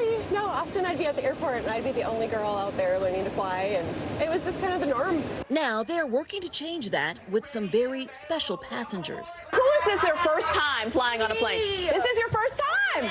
While others already have pilot experience. How old were you when you took your first flight? 14. So you were flying before you were driving? Yes, I grew up through aviation and flying ever since I can remember. So it really just felt right for me to continue the tradition. And they are off. Ladies and gentlemen, sorry, ladies only. 130 middle and high schoolers ready to take flight. Let's go, let's go, let's go! From Atlanta to the Kennedy Space Center. I'm looking most forward to just learning like the different things because I already know so much about space, but it wouldn't hurt to know more. We're so excited to have all of you with us today. Welcome on board.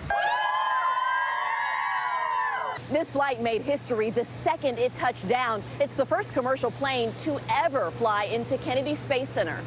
From a visit to Artemis to some of the shuttles that paved the way, it's a full day of space and career exploration, capped off by a power panel of women.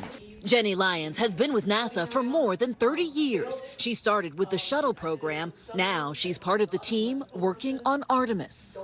What does it mean for you to be part of the Artemis project, the project that will ultimately send the first woman to the moon? That is mind-boggling. And when you think about it in terms of these young women, they are the Artemis generation. So they are the ones who are going to see all of this come to fruition. Beth Poole hires pilots for Delta. What do pilots tell you about diversity when it comes to women in the ranks? I hear a lot that we need more. Primarily, you would put a call out, open a hiring window, and it would be all white males who would answer that call because that's what the industry held. For every 100 males, there's only 6 women. And there are even fewer women of color in that example. So today's flight gives us an opportunity to not just wait on the talent to arrive, but actually to grow the talent that we need for the future. And it's already starting to take shape. Going into this, how many of you guys were thinking about a career in STEM? Piloting has really been on my mind, knowing that there's not a lot of black female pilots. Did you come into today thinking you wanted to be a pilot? Yes. You did. How do you feel after today? I really want to be a pilot. You really want to be a pilot? Yes. The women, they don't give up. No matter what gets in their way, they don't give up. No matter what goes on in life and how men or anybody views us, that we're still strong and we stand together. Just the encouragement they need to let their imaginations and their career ambitions take off. Definitely a memorable day. Now, it appears that this program is already paying off. One of the young ladies that was in the first program has actually completed flight school, and she will start as a Delta pilot next month. Back to you. Wow, love that. Blaine Alexander, thank you. We are now just 5 days away from the 48th season premiere of Saturday Night Live. Many well-known stars have left the show and some new faces are joining the cast. So will those new performers rise to the occasion like so many stars before them? Live from New York, it's a major late-night shakeup. I always kind of felt like an alien on this planet anyway. The cast of Saturday Night Live is getting a major revamp ahead of its season 48 premiere. A whopping 8 cast members departed over the summer, including 10-year veteran Kate McKinnon. I love you. Thanks for letting me stay a while. Fan favorite Pete Davidson. Thank you to Lauren for never giving up on me or, judging me, even when, everyone else was. And longtime cast members Adie Bryant and Kyle Mooney. And we'll love him forever. All 4 of them took a victory lap during last season's finale.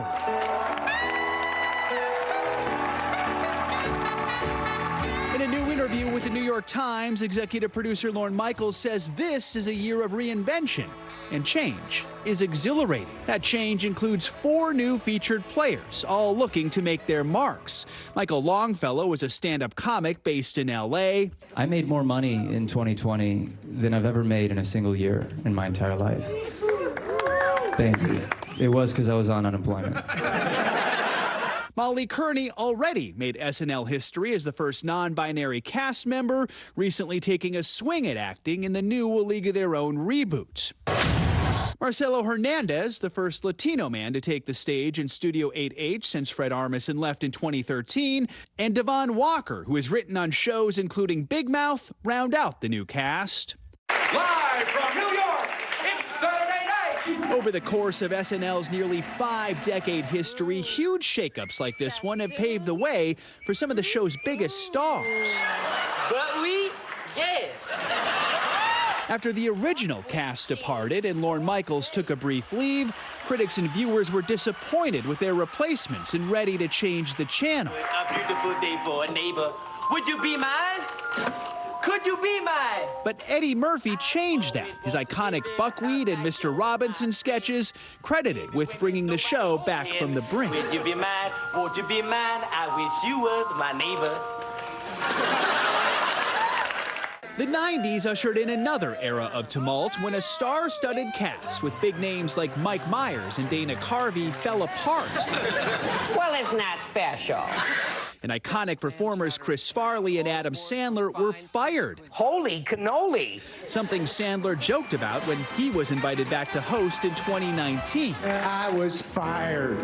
I was fired. NBC said that I was done.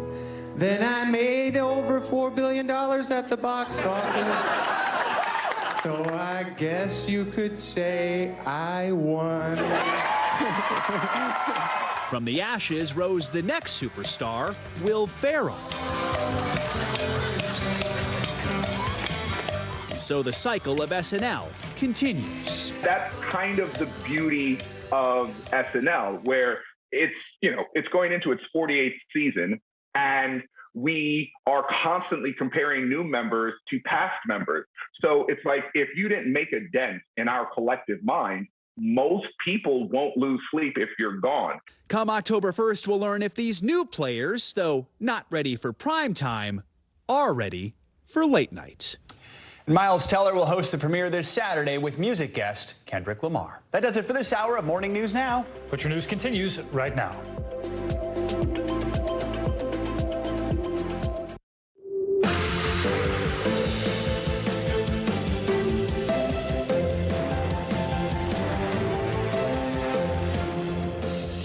Good Monday morning. I'm Joe Fryer. And I'm Stephen Romo in for Savannah today. Right now on Morning News Now, bracing for impact in the Gulf of Mexico as Ian strengthens into a hurricane overnight. A state of emergency has been declared in Florida by Governor Ron DeSantis ahead of the hurricane's possible landfall later this week. He's urging residents to prepare for the worst. The closer you are to where the eye of the storm makes landfall, anticipate power outages. That is something that will likely to happen with a hurricane of this magnitude. Anticipate fuel disruptions. This morning, we're tracking the path of the hurricane, which now has Cuba in its crosshairs. Back in the spotlight, the January 6th committee's latest public hearing is set for Wednesday. What to expect from that as new allegations emerge about what allegedly went down in the White House on the day of the Capitol riots. Plus, the latest on the Senate battle to push through a last-minute funding bill to avoid a government shutdown by the end of the week. Iran's president vows to deal decisively with violent protests that continue to sweep the country as Iranians vent their anger at the death of a young woman in police custody. The latest as the deadly demonstrations grow throughout the country. And meteoric rise. It's been 10 years since basketball star Jeremy Lin took the NBA by storm. Now, as a new HBO documentary is looking back at how he shot to fame and the so-called Linsanity that swept the nation, we've got Lin and the film's director coming up later in the show. A lot going on this Monday morning. Thanks for being here. Yeah, a little Linsanity on a Monday morning for you. Yeah, lots of Linsanity. Can't wait for that one. But we do begin this morning with the latest on Ian, getting stronger overnight, now growing to a Category 1 hurricane with winds of 75 miles per hour. Ian is in the Caribbean Sea now, and hurricane warnings are posted for Grand Cayman as well as western Cuba, where hurricane-force winds, flash flooding, and storm surges are likely. Ian is expected to make landfall along the Florida Gulf Coast later this week, and people throughout the state are bracing for impact. All weekend long, they've been stocking up on food, water, and gas, and preparing sandbags ahead of the storm. Governor Ron DeSantis declared a state of emergency for the entire state of Florida, and President Biden approved an emergency declaration over the weekend. Local leaders are telling people not to wait. Now is the time to get prepared. As we've all seen, this storm is unpredictable. Don't rely on just the main forecast line, and don't be complacent. Make sure you know your emergency plan and your hurricane supply kits are prepared. We're covering the storm's latest developments from all angles. We're going to begin with NBC News correspondent Ellison Barber in Tampa, Florida. So, Ellison, we know there's a lot of uncertainty this far out about exactly where Ian is going to make landfall, but we just heard that official urging people take this seriously. How are people in Tampa preparing right now? Yeah, I mean, look, for better or worse, Floridians are used to this, and they are preparing accordingly. This Home Depot, they just got in a new shipment of a bunch of gas canisters, generators, and even just cases and cases of water. There's been a steady flow of people. You can see this guy over here grabbing a generator and 2 gas cans coming in to get stocked up in the event that they need these supplies. That's really the main message we're hearing from officials right now, is to get prepared now. Make sure you have everything you need in the event that you need it. Don't wait, because there's a lot of potential here, even though there is still uncertainty that you could see a lot of rain, high winds, storm surge, and that people need to do everything they can now so that they're in a position to deal with it when that hurricane eventually hits land here. Listen to what some people have said. They again are all saying what we hear so often from Floridians. They've been here before, but they're preparing just in case. Listen. You're staying home trying to ride it out, you definitely want to fill up your tub with water, and just be prepared and listen to all the alerts, and if you're told to evacuate, make sure you get out. I don't think we should panic. I don't think, it's part of living here in Florida. We should always definitely be prepared for the worst, of course, but not panic. Really just came for a generator. No gas in Florida makes living difficult if you don't have electricity.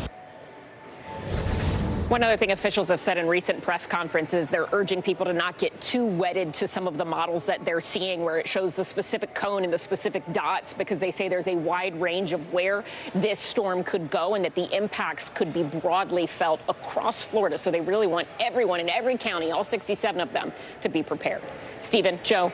Always good advice, Ellison. So we know the governor declared a state of emergency. The president quickly approved that on the federal level. What sort of resources does that provide the state as they prepare for this? Yeah, I mean, that's all about another step of being prepared, right? It frees up money earlier so that if people say, hey, we need extra things here or there for resources, particularly after the storm has kind of made its way out, that they have access to the funding that they need. It also moves the National Guard onto standby.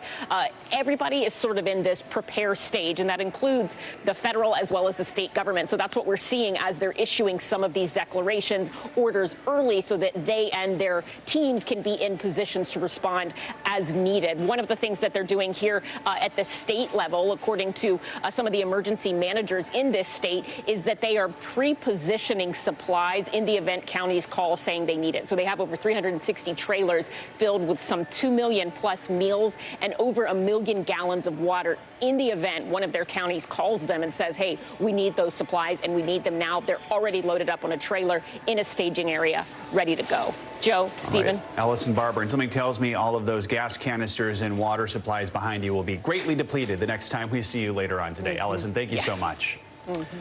Well, joining us now with more on this is Ann Bink. She's the Assistant Administrator for Response and Recovery at FEMA. Ann, good morning. Thanks for being here. So Ian, now a Category 1 hurricane, likely to grow stronger in the coming days before it may hit Florida later this week. So if you could give us an update on what FEMA is doing right now to help people ahead of the storm. Hi, Stephen. Thank you very much for having me. Yes, as the reporter mentioned, right now we are working to pre-position commodities and supplies, things like food, water, generator support, as well as pre-positioning our specialized teams to ensure that we can respond quickly post landfall. You know, what we're looking at now is the cone is wide and impacts will be felt outside of that cone. So to reiterate what we've just heard, it's very important that folks have an evacuation plan, have a readiness plan, and execute that plan. And then yesterday, Governor Ron DeSantis had this to say about the potential effects of Ian on Florida. Let's listen. It's important to point out to folks that the path of this is still uncertain. The impacts will be broad throughout the state of Florida. Anticipate power outages. That is something that will likely to happen with a hurricane of this magnitude. Anticipate fuel disruptions. So we hear him talking about power outages and fuel disruptions. What plans should people be taking now to make sure they have what they're going to need to stay safe? Absolutely. With the rapid intensification of this storm, it is highly likely there will be power outages upon and even possibly before landfall. It's very important to go to ready.gov and make your plans. It's also important to download the FEMA app where you can get emergency alerts and warnings. Listen to your local officials. If they urge evacuation, heed those warnings. This is a very large and powerful storm system that will not only drive heavy rains and storm surge, but also dangerous winds. And you mentioned evacuations. From what we can tell right now, do you expect that people will be asked to evacuate? So know your zones. Those decisions will be made at the local level. So pay attention to your local officials. Make sure you're ready. The best thing to do right now is also to be linked up with your friends, family, your neighbors, folks that will need extra time to potentially move out or have additional needs at home. Make sure you're checking on them. Make sure you have an extra key for their house, that you know where their medications are. And Florida's leaning into this. They've set up a website called floridadisaster.org. If you have medical needs that require electricity with your medical equipment, or you have medications that require refrigeration, please register so the state knows where you are and local officials do, so we can respond to your needs post landfall. Some important tips there. And moving forward after the storm hits, we saw how wide that cone is. What resources will be available to help people recover from the potential effects of Ian? And depending on the effects, you know, sheltering may be necessary. You can also find that in the FEMA.gov app. But just make sure you're keeping aware, keeping alert, and checking on each other throughout the storm. And we'll, again, all those pre-positioned resources and teams I spoke about earlier will all be available to bring to bear with the state. Want to say, too, Florida's really leaning into their preparedness here, and we stand in lockstep with them. Hoping for the best here, but preparation is so key. Ann Bink, thank you so much. Thank you. A lot of folks keeping an eye on the weather. So are we as Hurricane Ian approaches. Yes, NBC meteorologist Michelle Grossman joins us now with more on Ian. Good morning, Michelle.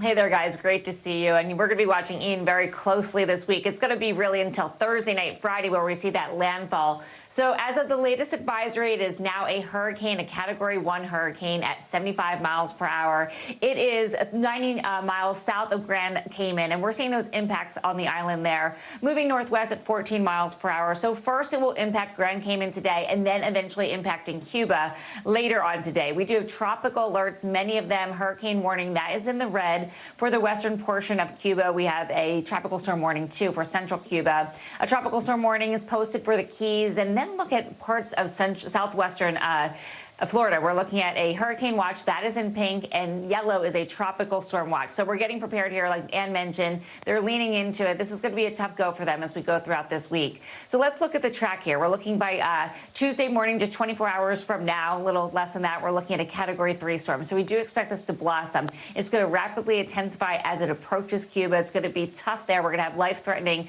mudslides, life-threatening landslides, life-threatening storm surge, really heavy rainfall, up to 16 inches in some cases, and hurricane force winds. Then it's going to enter the Gulf. It's going to slow down and widen. We're going to see a Category 4 storm by Wednesday morning, remaining a Category 4 storm for quite some time. So Notice that cone of concern sort of touching the peninsula of Florida. We could feel those impacts as early as late Tuesday, Wednesday into the peninsula of Florida. Key West, you're going to feel that later on tonight into Tuesday. So now is the time to prepare. If you didn't get the plywood, you didn't get the gas, you didn't get the water, you need to do that today because that window is closing. Then as we go out Thursday into Friday, that's where we expect the landfall. We do expect it to weaken somewhat. It's going to encounter some drier air, some wind shear, but still a really strong storm. And notice that cone. We had been talking about this, how it sort of widens out. Still really uncertain because we're 4 or 5 days out from this, where that landfall is going to be. So the takeaway is when you see a cone like this, where you see that line, there's an equal opportunity for that landfall to be occurring on that line. And it is wide. So anywhere from the panhandle of Florida, the Big Bend of Florida, down to the peninsula of Florida, north, central, even southern Florida could see an impact. And then we're going to still see tropical storm force winds as it enters into the southwest and Carolinas. You're going to get a lot of rain as well, too. Storm surge alerts. This is a big one. Storm surge is a wall of water as it moves onshore. On the west coast of Florida, especially around Tampa, it is tough to get that water back out. So we are concerned for this. Where you see the purple, that is your storm surge watches. We're looking anywhere up to 5 to 8 feet of storm surge. That includes Tampa, 4 to 7. A little further down the Keys, you're going to see 1 to 3 feet. A lot of rainfall is expected as well, up to 10 inches in some spots, even locally up to 15 inches. Some of this soil is sandy. It can accept some of that water, but that is still a lot of water. And it's going to be raining for days and days as we're going to feel that impact early by the middle of the week through at least Saturday, at least through the weekend. And we're looking at the winds as well. Remember that ground is going to be really saturated. Trees are going to come down. Power lines are going to come down. We're going to see those power outages. Real quick, we're looking at heavy rain today in the Great Lakes, showers and storms in Florida, and we're looking at record heat too in the west. Back to you guys. Right, yeah, with the hurricane, rain, wind, storm surge, so many things to keep an eye on. All right, Michelle, thank you so much. Well, the focus is on Ian this morning, but the cleanup is still ongoing from the damage caused by Fiona. In Puerto Rico, about half of the island is still without power 1 week after Fiona made landfall there. And they're just beginning to clean up in Canada after the storm hit this weekend, causing extensive damage there. NBC News correspondent Maggie Vespa has the latest from Nova Scotia. A daunting recovery along Canada's east coast. A task so massive, the Canadian Armed Forces called in to help. People have seen their homes washed away, seen the winds rip schools, roofs off. But as Canadians, as we always do in times of difficulty, we will be there for each other. The strongest storm ever to slam the nation, post-tropical cyclone Fiona brought wind gusts up to 100 miles an hour and torrential floods, decimating parts of Nova Scotia, Newfoundland, Prince Edward Island, and beyond. Entire homes swept to sea. One woman still missing. Power knocked out for $500,000. Amid these massive power outages, this is one of 3 working gas stations in all of hard-hit Pictou County. And look at this line. People are waiting more than 4 hours to fill up. Are you relieved just to see a working gas station? I am, yeah. We have a generator at home, so I'm just anxious to get that gas so we can get it up and running. Up and down Canada's coast, countless evacuees desperate to see what's left of the lives they knew. You cannot go to your homes now. Unfortunately, this is going to take days, could take weeks, could take months. Meanwhile, Fiona's overall death count rising, 18 killed so far. Most in Puerto Rico, where more than 800,000 remain without power a week after Fiona hit. And back here in Trenton in Nova Scotia, this is what progress in the cleanup process looks like. Mangled roofing and siding that was just piled up here by local construction crews. And for reference, officials don't think stuff like this is bad enough to warrant sending Canada's military to this area. They see them going to regions that were even harder hit. Back to you. All right, Maggie Vespa in Canada. Maggie, thank you. Turning now to the latest on the January 6th investigation and a big week ahead. That's right. The House committee investigating the attack on the Capitol will hold its next public hearing on Wednesday, possibly the final public hearing before the midterms. NBC News reporter Julie Sirkin joins us now with more on this. Julie, good morning to you. First, if you could walk us through what we should expect to hear from the committee on Wednesday. Yeah, good morning to you both. Well, first of all, we don't have any witness list or a topic for Wednesday's hearing, but panel members were all over the Sunday shows yesterday, sort of previewing what to come and what to expect in this potentially final hearing, right? Adam Schiff, a member of the committee, said that is the plan unless they have some sort of other revelations that come after the fact, but this right now plans to be the last one. And they still have a lot to show in terms of how former President Trump did, in fact, what his actions were on the day of January 6th. Why it took him so long to call up the riot, sort of these details that were illustrated in the first 8 hearings, but the committee says they still have a lot to display and facts to show. We know they've been busy over the last 2 months since the 8th hearing, the last one that took place in July, interviewing other witnesses, hearing from people and securing cooperation, including from Ginny Thomas, who the panel expects to interview soon. We do not know yet at this point if she will be a part of Wednesday's testimony or not. Julie, we also heard some new claims about what was allegedly happening at the White House on the day of the attack. Let's take a listen to what former GOP congressman, former committee staffer Denver Ringelman told 60 Minutes last night. Do you get a real aha moment when you see that the White House switchboard had connected to a rioter's phone while it's happening? That's a pretty big aha moment. You get an aha. Wait a minute. Someone in the White House was calling one of the rioters while the riot was going on? On January 6th, absolutely. So it's important to note that it's not clear who placed the call or whether they were even in a position of authority. But Julie, how does this account by Ringelman fit into the evidence that the committee has already laid out? And bottom line, how significant is it if it's true? Well, look, the first thing I should point out is that Denver Ringelman left the committee in April. So it's been a very long time since he's had sort of the inside scoop as to what the committee is working on. And we heard from Adam Schiff yesterday, who responded to this basically in real time. He said, look, we looked into every single allegation that Ringelman and others provided. There is a reason we did not mention this yet. And he sort of threw cold water on this idea. He said, I cannot say whether this in detail is true or not, but just big picture, to kind of, have a realistic picture of Ringelman's idea of the committee. He hasn't been with them for some time. He has a book coming out tomorrow. We know the committee isn't super thrilled about that. So we don't know exactly whether Ringelman's claim holds any water, but Schiff certainly threw cold water on it yesterday. And Julie, just about 30 seconds left here, but we're also keeping an eye on the potential government shutdown that could happen at the end of the week if the lawmakers can't agree on this temporary funding bill. What are some hurdles to that bill? Look, the big picture is there's no alarm bells ringing now. There's no one concerned, Republican or Democrat, that the government actually will shut down simply because we are weeks away from the midterm election. And in this current economy, there is no appetite for something like that to happen. But there are some real hurdles. We know, first of all, $12 billion in Ukraine aid is set to be a part of this, including disaster aid. We just heard from sources this morning, Fort Jackson, Mississippi, the water crisis, and things of that nature in the U.S. One big hangup right now is over permitting reform. Senator Manchin's proposal that Democrats like Bernie Sanders says goes against what climate groups want. It speeds up the permit approval process for drilling for oil, including the Mountain Valley Pipeline in West Virginia. Republicans, not sure if they want to support that either after Manchin's deal with Democrats to pass the Inflation Reduction Act in the summer. So we'll see what happens tomorrow when they come back. Yeah, the midterms change that calculus. Julie Sirkin, thank you. Coming up, a new warning from Iran's president. Yeah, he's pledging to deal decisively with violent protests in the country over a week ago following the death of a woman in police custody. The latest on that crackdown coming up next.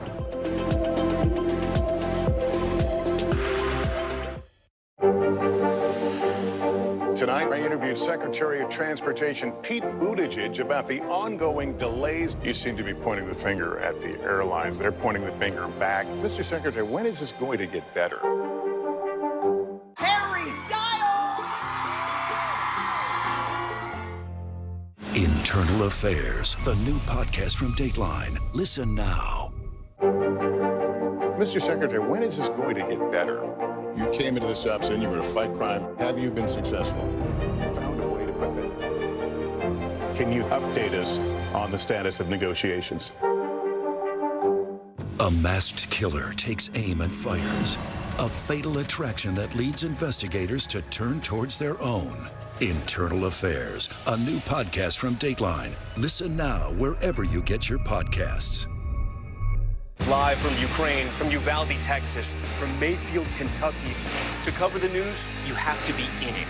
This is how so many towns and cities are protecting themselves. You can actually see they're pushing the gates open. Was there a school officer on campus? That's what we've been told. No. Do you remember any tornado as bad as this one? You look at this and you're thinking, we're not going to have power for weeks, if not months. Exactly. Every night, it's your news playlist. Top Story with Tom Yamas. Weeknights at 7 on NBC News Now. Now Tonight with Joshua Johnson. Streaming weeknights at 8 on NBC News Now.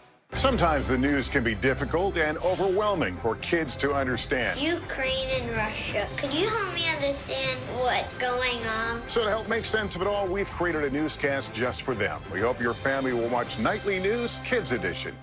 You get one beautiful life to live. Jenna doesn't stop till it's sold. We have this circle of women that love each other. This is a moment we're in right now. This is really electric. Love ya. I love you too. Sometimes the news can be difficult and overwhelming for kids to understand, so we've created a newscast just for them. We hope your family will watch Nightly News Kids Edition. We're here to start conversations because it's not my job to tell you what to think. My job is to think about what you tell me. Now Tonight with Joshua Johnson. Weeknights at 8 on NBC News Now. A masked killer takes aim and fires. A fatal attraction that leads investigators to turn towards their own. Internal Affairs, a new podcast from Dateline. Listen now wherever you get your podcasts. And what do you love about fatherhood? The chaos, the learning. Is climate change one of your top priorities? What's your message to girls who want to make a difference in their own communities? Believe in yourself. Sometimes the news can be difficult and overwhelming for kids to understand, so we've created a newscast just for them. We hope your family will watch Nightly News Kids Edition. Welcome back. Government officials in Iran continue to violently crack down on the growing number of protests sweeping the country. Those demonstrations follow the death of 22-year-old Mahsa Amini. Iran's president is pledging to, quote, deal decisively with those who oppose the country's security and tranquility. State media is reporting at least 41 people have been killed since the protests began over a week ago. NBC News has not confirmed this number. The death of Amini sparked anger in Iran. She was arrested on September 13th for allegedly violating the country's strictly enforced Islamic dress code. Police say she died from a pre-existing condition and had a heart attack while in custody, but her family has since disputed that claim. An investigation into her death is underway. Let's bring in Nagar Mortazavi for more on this. She is an Iranian-American journalist and an analyst and host of the Iran podcast. Thank you so much for joining us. So a state-run newspaper is reporting that Iran's interior minister also called on the judiciary to take legal action against protest leaders that would, quote, teach them a lesson. How concerned are you that we're going to see more of an escalation here? Well, Joe, this is more recipe for a violent crackdown, as we've seen in past protests, namely in November 2019. Before that, another large round of protests in 2009, the Green Movement. What we saw was state use a lot of violence on the streets, security forces directly shooting at people, using, as the UN is calling it, unnecessary and severe violence, and in order to, as they call it, wrap up the protesters and send them back home. So we've already heard reports of dozens of protesters killed on the street. The exact number is not confirmed. It's still coming in. There's disruptions to the internet, access to social media. There's also rounds of arrests of journalists, of prominent activists, and also threats from security forces. I talked to some who received phone calls essentially telling them to tone it down online and threatening them to be arrested if they continue. So I think a crackdown we're already witnessing it from the images on the street, and I think it will become even more violent. I want to ask you more about the internet. I mean, Iranian officials say they will not allow internet access in parts of the country until the protests have stopped. International human rights groups are worried a lack of internet is going to make it harder to track potential human rights violations. Help us understand, what role is the internet playing here, and are Iranians able to circumvent the internet block at all? Well, Iranian users are actually very savvy in utilizing the internet in general, messaging apps, social media, blocking the internet, one aim is to limit protesters from organizing, from communicating with each other on the street. Another aim is to prevent them from disseminating the information that they're out there to the rest of the country, because when people hear that there's a big protest in a place in their city, they can go and join it. But if they don't, then they won't. And then also to prevent them from sending out images, videos, photos, eyewitness accounts of what's happening on the street, as you said, human rights abuses, and just the severity of the crackdown. So all of these are the steps that the government has been taking in the past. In 2019, there was a near total shutdown. Yes, some users still try to circumvent. They use proxies, they use VPNs. But just in general, it becomes very difficult. Internet becomes very slow, and just information trickles out until much later, weeks and weeks and months after protest, information gets out of the country. Negar Mortazabi, thank you so much for your expertise. We appreciate it. Thank you for having me. To Russia now, where more than 800 people were arrested this past week, and they were protesting Russian President Vladimir Putin's new military draft order for the fight against Ukraine. And now, with men of military age fleeing the country, there are new fears Putin could try to stop them. NBC News correspondent Aaron McLaughlin has the latest from Kharkiv, Ukraine. Amidst the outrage, brutality and fear triggered by Russian President Vladimir Putin's decision to force hundreds of thousands of ordinary Russians to the front lines. As the Ukrainian president accuses Putin of nuclear blackmail, the U.S. is issuing this warning. If Russia crosses this line, there will be catastrophic consequences for Russia. The United States will respond decisively. Thousands have taken to the streets across Russia to protest mobilization. Hundreds of Siberian women encircled police officers screaming no to genocide and demanding peace, as the country's men try to dodge potential draft orders any way they can. This man fled to Finland. I'm afraid to be mobilized. I don't want to participate in this war, so I decided to escape. And in the Russian-occupied areas of Ukraine, what the West calls a sham referendum. And the local population terrified that should Russia illegally annex their cities, they too could be forced to the front lines to fight against their homeland. NBC has spoken to one person living in occupied Kherson who describes total fear and panic. Everyone is planning their way out, they say, though men aged 18 to 35 are not being allowed to leave, adding that the city has been transformed into a large ghetto. Anything you do might lead to you dying and maybe your friends dying. They say the men are looking for places to hide. Over the weekend, President Putin signed a new law essentially making desertion or failure to show up for military service punishable by up to 10 years in prison. This as President Zelensky addressing the Russian people this weekend directly in Russia, urging them to surrender if they're part of this partial mobilization, saying they will be treated fairly by Ukraine, saying that it's better to surrender than to be tried as a war criminal. Back to you. All right, Aaron, thank you. To Italy now, where far-right nationalist Giorgia Meloni is on course to become the country's next prime minister as election results come in. She'll be Italy's first woman leader and signal the country's most right-wing government since World War II. NBC News foreign correspondent Claudio Lavanga joins us now from Rome with more on these elections. Claudio, good morning to you. So Meloni, considered to be a far-right nationalist in Italy, and her Brothers of Italy party has roots in Italy's post-war fascist movement. So what else should we know about her, and how did she pull this off? Good morning, Stephen. Well, she's relatively young. She's only 45, but she's been in politics almost forever, as far as we know. I mean, she was a very young activist. As a young political activist, she was the leader of a youth movement of a post-fascist party founded by a former member of the fascist party. And she never hid her sympathy, her appreciation of fascism and Benito Mussolini. At some point when she was this young leader of this youth movement, she said that she thought that no politician until now has been as good as Benito Mussolini. She's toned that down now, recently, of course, during the past few weeks during the political campaign, saying that she and her party have relegated fascism to the history books. But it's not just her past convictions that are worrying certain analysts around here and abroad. It's her present policies.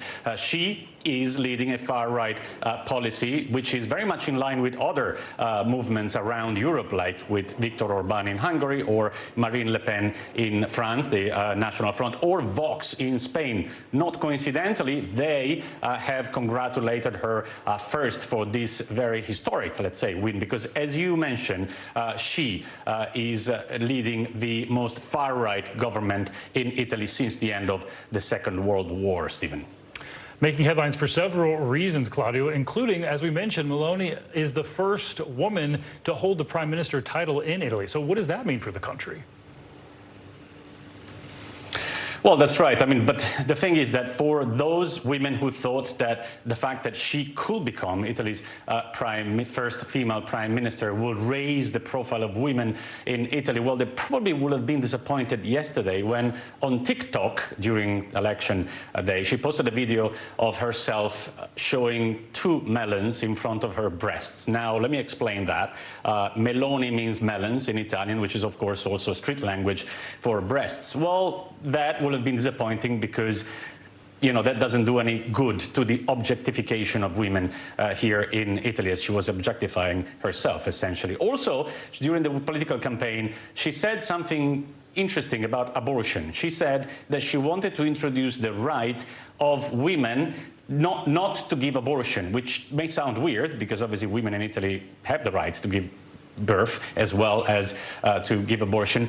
But some have interpreted that as she wants to make it more difficult for women to give abortion, or at least discourage them from doing so, Stephen. Many dynamics at play here. Claudio Lavaga, thank you for that update. Coming up, hard knocks. Some conservative-leaning canvassing groups under fire this morning over their alleged hostile door-to-door tactics. How they're reportedly operating and how it could all affect the upcoming midterm elections. That's coming up next.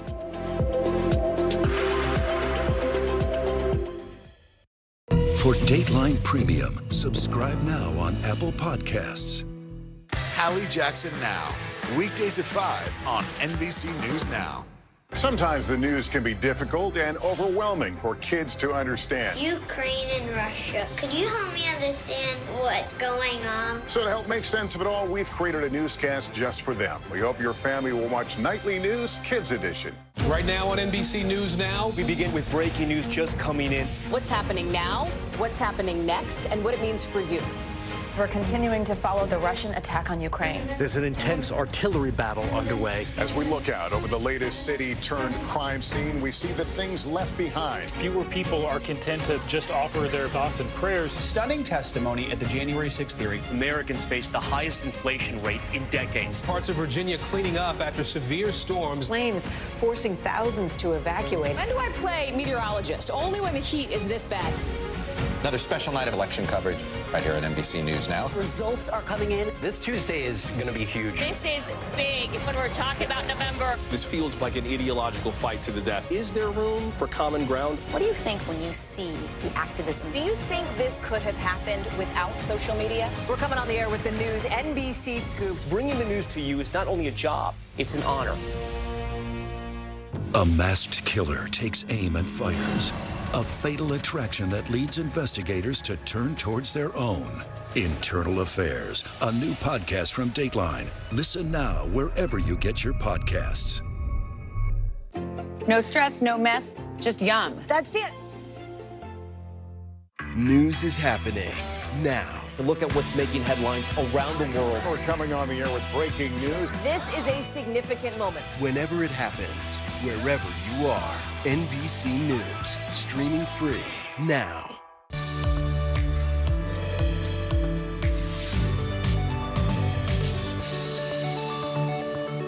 Welcome back. Across the country, complaints are growing about conservative canvassing groups going door to door looking for potential evidence of fraud in former President Donald Trump's 2020 election loss. Well, the grassroots effort is scrutinizing local election procedures across the country. NBC News correspondent Dasha Burns joins us now with more on this. Good morning, Dasha. Hey, Stephen, good morning. Yeah, canvassers claiming they're helping clean up voter rolls have been knocking on doors in at least 11 states. These grassroots groups have raised concerns among election officials, civil rights groups, even the Department of Justice. To learn more, we traveled to Washington State, where county auditors have received complaints of canvassers becoming hostile, telling voters they work for state or county elections offices, even displaying fake badges. Washington's Secretary of State calling it voter intimidation. Spokane mom Catherine Teskey says 2 visitors with an aggressive tone rang her doorbell earlier this year. She says they told her they were there to make sure no one had voted fraudulently. I felt insulted, but I also felt angry because it's like I felt like we weren't being trusted and we couldn't figure out why. Like, what about us makes us suspicious voters? The visits came amid a massive door-knocking effort organized by the Washington Voter Research Project. Glenn Morgan, a conservative activist, saying he founded the organization last year to clean up the state's voter rolls. We have about 350 volunteers in the state, and it's pretty widespread. Of the 39 counties, we have about 23 of them with doorbelling teams. Morgan says the goal is to help local auditors who run elections in each Washington county. But some, like Vicki Dalton, argue this effort isn't helpful. In fact, they've received complaints from residents about canvassers' tactics. One of the gentlemen would flash what a person described as a fakey metal badge. Does it seem like these people were trying to imply that they were affiliated with your office? People were representing themselves as either doing this for the Secretary of State or doing it for that particular county auditor's office. A complaint to Vancouver area officials stated that a canvasser, quote, claimed everyone in the building needed to fill out a form or their votes would retroactively be purged from recent elections. As more counties reported complaints, Secretary of State Steve Hobbs launched an outreach campaign to tell voters they don't need to answer canvassers' questions. No county auditor, no county government, the Secretary of State's office would ever go to your house to find out how you voted or if you're a voter. We would never do that. We've received multiple reports that some of the people who are canvassing are implying that they're with the county or with the Secretary of State's office. What's going on there? I'm aware of 3 instances like that across the state, and some of them are repeats of the same story that are just circulating all the time. And every time we've looked down to it, there hasn't been any merit from the overall claim. When the group said it had found almost 2,000 suspicious voter records in Thurston County, Auditor Mary Hall's team investigated. We went through every single record. Were there any anomalies, irregularities, anything illegal happening? Not a single one. Out of 1,900? Out of 1,941.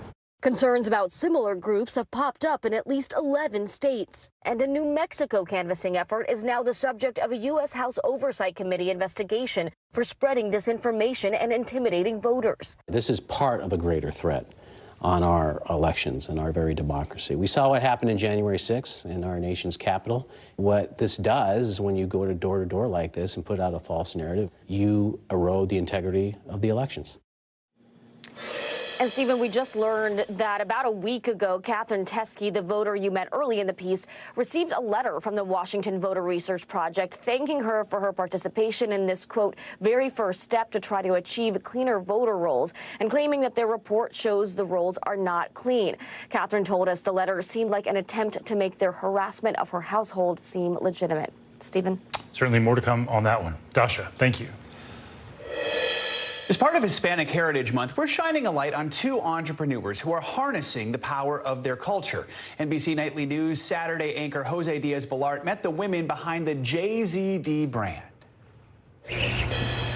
Yay! Inside this warehouse in Brownsville, Texas, it's like vanilla on chocolate.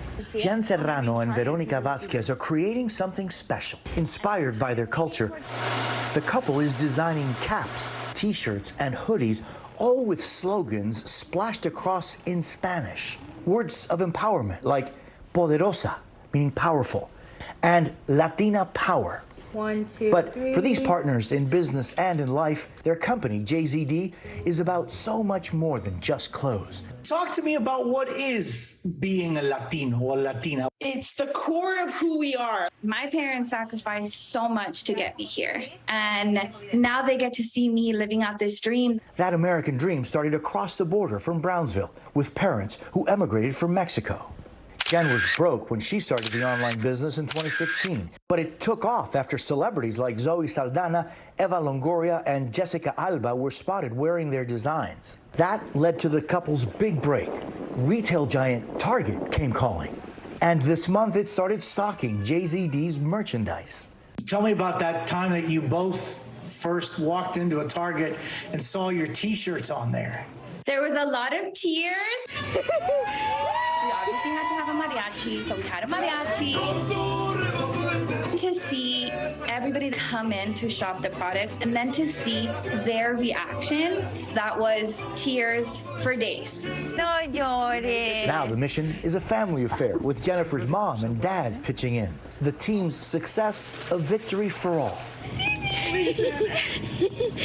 What is it you think about our cultural roots that makes us who we are? Our parents, they had to work and sacrifice so much for us. And I think that the biggest gift that they give us is the things that they taught us: to be honest, to be hardworking, to show up as ourselves always. And that authenticity, I think, is what has gotten us so far in this business. Our thanks to Jose Diaz-Balart for that great report. JZD reported more than $2 million in sales in under 6 years, shipping to more than 31 countries. Now they're looking to expand, working on a housewares line. Pretty cool. Very cool. Well, coming up, prepared for questioning. Tesla CEO Elon Musk gets ready to face off with Twitter lawyers over his abandoned takeover bid for the social media company. What we can expect from that highly anticipated deposition next. NBC News, streaming free now. Hallie Jackson Now, weekdays at 5 on NBC News Now. We're here to start conversations because it's not my job to tell you what to think. My job is to think about what you tell me. Now tonight with Joshua Johnson, weeknights at 8 on NBC News Now.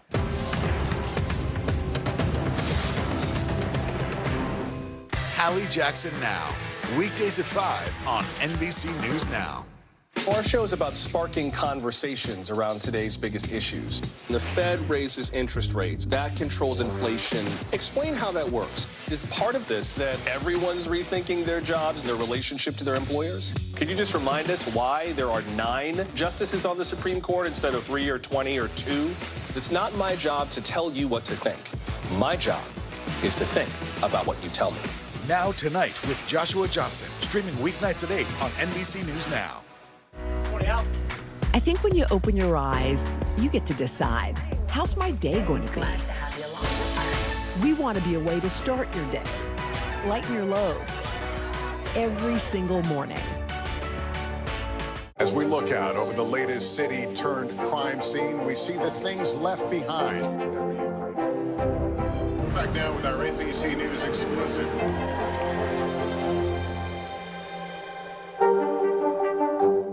You get one beautiful life to live. What are you going to do? This show is so fun, but having you as a positive force means really the world to me. Jenna doesn't stop till it's sold, okay? We have this circle of women that love each other. I decided I'm going to go with the rhythm of life. And you love riding the wave. This is a moment we're in right now. This is really electric. Yeah, I love you too. We're here to start conversations about the big things happening in our world because it's not my job to tell you what to think. My job is to think about what you tell me. Now tonight with Joshua Johnson, streaming weeknights at 8 on NBC News Now. From Brooklyn, we're next to the subway station. The state's reservoirs are alarmingly low. War will pass them by.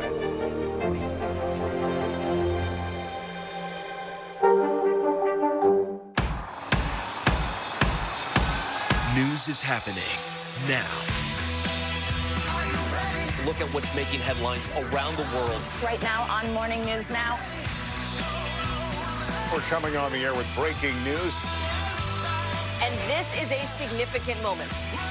Whenever it happens, wherever you are, NBC News, streaming free now.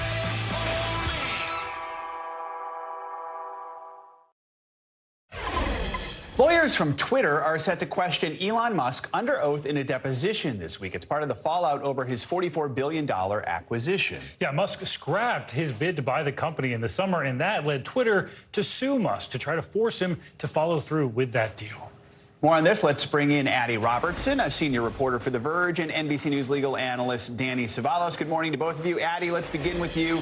This deposition expected to take 2 days, maybe 3 days if necessary. What's expected to take place? What information is Twitter trying to get from Musk here? The basic thing that Twitter is trying to get from Musk is an admission that either he already understood the scope of the bot problem on Twitter and that he's really not worried about bots. He got cold feet in the deal, and they're trying to dig up information that suggests that there were other reasons why he would have put it on hold. And Danny, let's bring you here into this conversation. We know that Musk is saying that Twitter's not being upfront about the number of bots and fake accounts they have. What standing does Musk have there, and how does Twitter respond? Well, first, this deposition, I can't believe it's only predicted to last 2 days. This could be a 4-day deposition with all of the information. Believe me, Twitter's lawyers have their pencils sharpened, stacks of exhibits to show Musk. And the key will be, what did you know, and when did you know it about bots? What were your expectations going into this deal? And if you say those were your expectations, show us the receipts. Show us the documents, the emails, everything else that made it reasonable for you to say that you did your due diligence and this bot problem was something that was unanticipated. Although it's a lot more complicated than that, in a way, it can be boiled down to that simple inquiry. And the thing about a deposition, we don't see them often in movies. They're not sexy, but they are quietly where all the work gets done in a civil case. Civil cases are won or lost at the deposition, and this is the biggest opponent, dollar-wise, arguably, in the history of depositions. Right, Addie, in a court filing earlier this month, Musk accused Twitter of fraud. This after a whistleblower testified before Congress alleging security vulnerabilities, oversights at the company. Twitter said the claims are without merit. Does that factor into this week's deposition, and if so, how? One of the things that Twitter has requested that it hasn't formally gotten yet is information about, as you said, what Musk knew and when he knew it about the whistleblower claims. So it's possible that it's going to question Musk about whether he was aware of this information and whether possibly they have argued that, yeah, these claims are without merit, that they really are completely specious, and he'll likely get questioned about that. And Danny, what's next following this deposition, and what movement should we expect leading up to that trial that's expected to start next month? Here's what usually happens to me after I take someone's deposition. I make a list of all the things that I learned during the deposition that, hey, you never provided us that document. I demand those documents, and then as to all the things that Musk says, oh yeah, I put that somewhere in some document, I put a follow-up request for those documents as well. So the deposition can often beget more depositions, more discovery. But the catch here is that this is not a case where you have 2 or 3 years to wait for trial. This thing's moving on the rocket docket. So after this deposition, the work has only just begun. And they don't have a lot of time to do it. So they got to get all their discovery done and figure out if there's anybody else out there that they need to ask questions under oath. We're all taking a ride on the rocket docket. I like that. Right? Danny Savalos, Addie Robertson, thank you both. Appreciate it. Well, more business headlines now. Amazon has announced the dates for its second Prime Day sale of the year. CNBC's Frank Holland joins us with that and other money news. Frank, good morning. Hey, good morning, guys. Well, Amazon will host Prime Early Access on October 11th and 12th. The event marks the first time that Amazon's held 2 Prime Day-like deal events in the same year. The event is only open to Amazon Prime subscribers, and it could help Amazon jumpstart holiday shopping early. According to the company, the event will feature hundreds of thousands of holiday deals.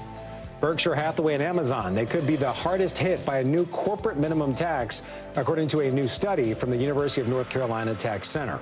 Researchers applied the Inflation Reduction Act's 15% minimum corporate tax on the 2021 company earnings. And that study finds the tax would impact only about 78 companies. Among those, Berkshire Hathaway and Amazon would have to pay up the most.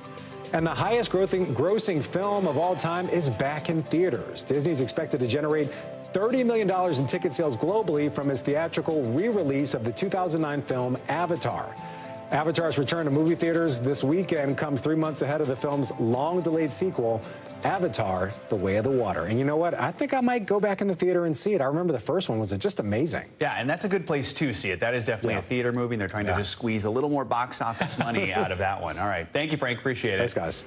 Well, coming up, reliving Linsanity. That's right. A decade after Jeremy Lin's landmark season with the New York Knicks, a new documentary takes a look back. Jeremy Lin himself and the film's director join us, so stay with us. It's after this.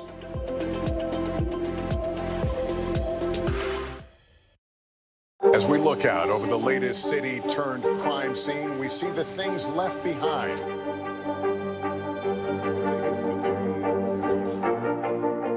Can you tell us what it was like? Our NBC News exclusive.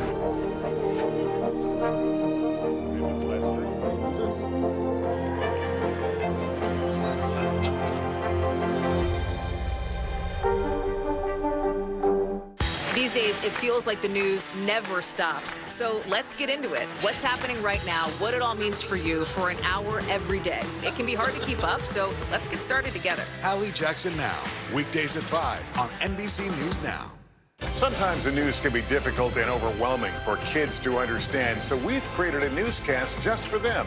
We hope your family will watch Nightly News Kids Edition. I think when you open your eyes, you get to decide, how's my day going to be? We want to be a way to start your day, lighten your load, every single morning. We're here to start conversations because it's not my job to tell you what to think. My job is to think about what you tell me. Now tonight with Joshua Johnson, weeknights at 8 on NBC News Now. You get one beautiful life to live. Jenna doesn't stop till it's sold. We have this circle of women that love each other. This is a moment we're in right now. This is really electric. Love ya. Love you too.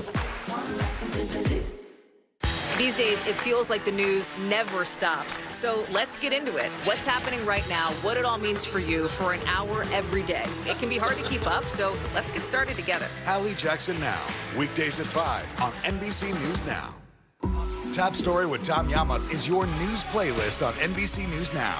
And now, you can listen to it as a podcast. Available anytime and anywhere. Right now on NBC News Now, we begin with breaking news just coming in. What's happening now, what's happening next, and what it means for you. We're continuing to follow the Russian attack on Ukraine. There's an intense artillery battle underway. As we look out over the latest city-turned-crime scene, we see the things left behind. Fewer people are content to just offer their thoughts and prayers. Stunning testimony at the January 6th hearing. Americans face the highest inflation rate in decades. Parts of Virginia cleaning up after severe storms. Flames forcing thousands to evacuate. When do I play meteorologist? Only when the heat is this bad. Another special night of election coverage right here at NBC News Now. Results are coming in. This Tuesday is going to be huge. This is big when we're talking about November. This feels like an ideological fight to the death. Is there room for common ground? What do you think when you see the activism? Do you think this could have happened without social media? We're coming on the air with the news NBC Scoop. Bringing the news to you is not only a job, it's an honor. Sometimes the news can be difficult and overwhelming for kids to understand, so we've created a newscast just for them. We hope your family will watch Nightly News Kids Edition. I think when you open your eyes, you get to decide, how's my day going to be? We want to be a way to start your day, lighten your load, every single morning. Welcome back. Rihanna finally broke her social media silence. She told fans she's been drafted for this year's Super Bowl halftime show. The singer made the announcement in this Instagram post showing what appears to be her arm holding a football. It is her first post since she gave birth to her first child back in May. Apple Music, which replaced Pepsi as the halftime show sponsor, confirmed the news.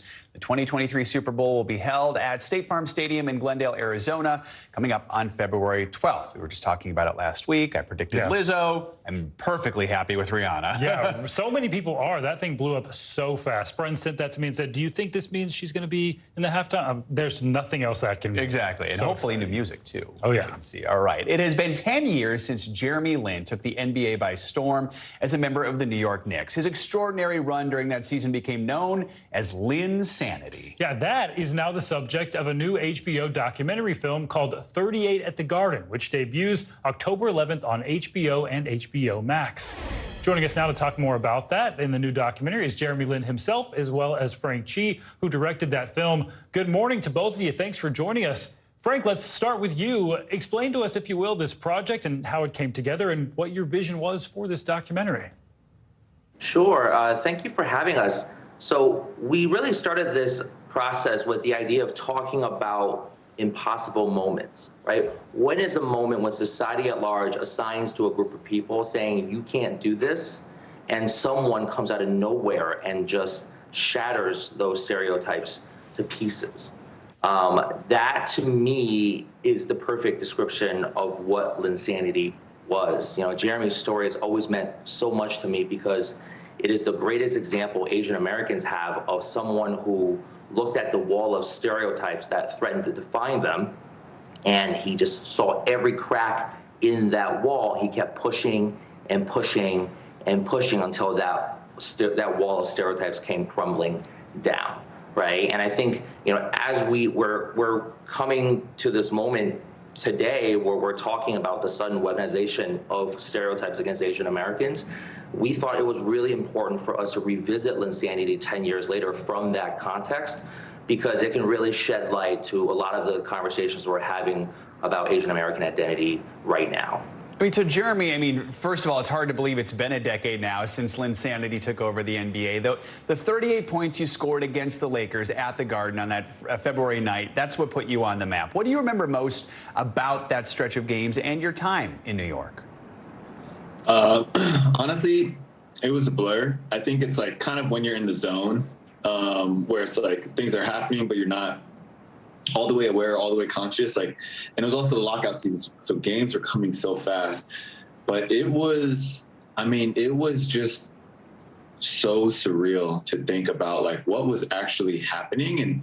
And for me myself, sometimes I have to pinch myself, or when I rewatch 38 at the Garden or other past highlights, I'll be like, dang, that really happened. And exactly what Frank said, it's like to look back, because I'm not somebody who looks back on it often, but to look back 10 years later, when you think about where we are today as society and you think about that moment then, it makes it even more powerful to have it within the context of where we are today. And I think that's what's really cool about looking back, and obviously that sheds light into the issues of where we are today. Really cool to look back. And Frank, who are some of the people we can expect to see in 38 in the Garden, and what are some of the themes you touch on? Sure. So, if I were to describe it without any basketball, I would say that 38 at the Garden is this. It's part one is about stereotypes. Part two is about what happens when Jeremy comes out of nowhere and shatters those stereotypes in front of the whole world. And part three is about today, when those stereotypes have been weaponized, and when they're weaponized, they turn into anti-Asian violence, right?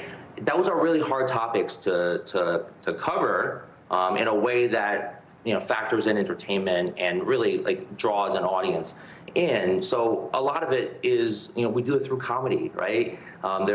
We have an incredible array of comedians in this movie who are just at the top of their game. Jenny Yang, Hassan Minhaj, Ronnie Chang.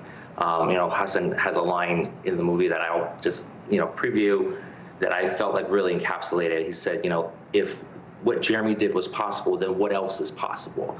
And it's really that note of optimism and hope that we want to remind people of, especially if you're young Asian American today and you look at a society and you say, hey, maybe this one, maybe I don't belong here, right? Maybe the messages that people are sending are not what I need to hear. And that's why we need to send that message today. Jeremy, we have like 30 seconds left here. What's your message to people who see this documentary?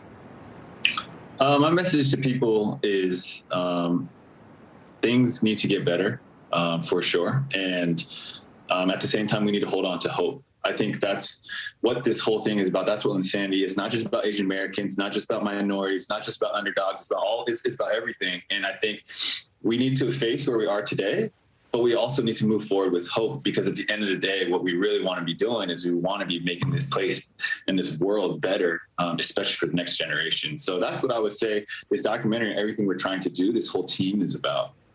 A great message. Frank, Jeremy, thank you both so much. And as a reminder, 38 at the Garden debuts October 11th on HBO and HBO Max. That does it for this hour of Morning News Now. And your news continues right now.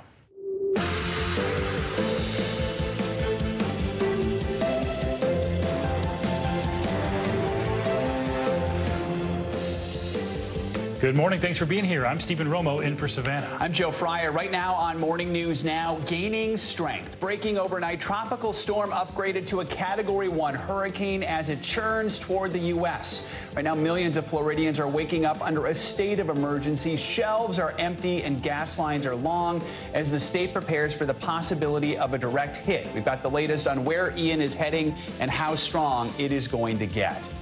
Explosive allegations days before the January 6th committee is set to hold its 9th public hearing. There are new allegations that the White House switchboard allegedly connected a call to a rioter's phone during the attack on the Capitol on January 6th, although the full details have yet to come to light. The latest on the investigation as Committee Vice Chair Liz Cheney issues strong new words for her own party and reveals the one thing that could make her leave the GOP. Nuclear threat. The United States responding now to Russia's thinly veiled nuclear warning. Ukraine's president says he believes Vladimir Putin's threat to use nuclear weapons in Ukraine is real, and now the U.S. is issuing a warning of its own. Well, let me say it plainly.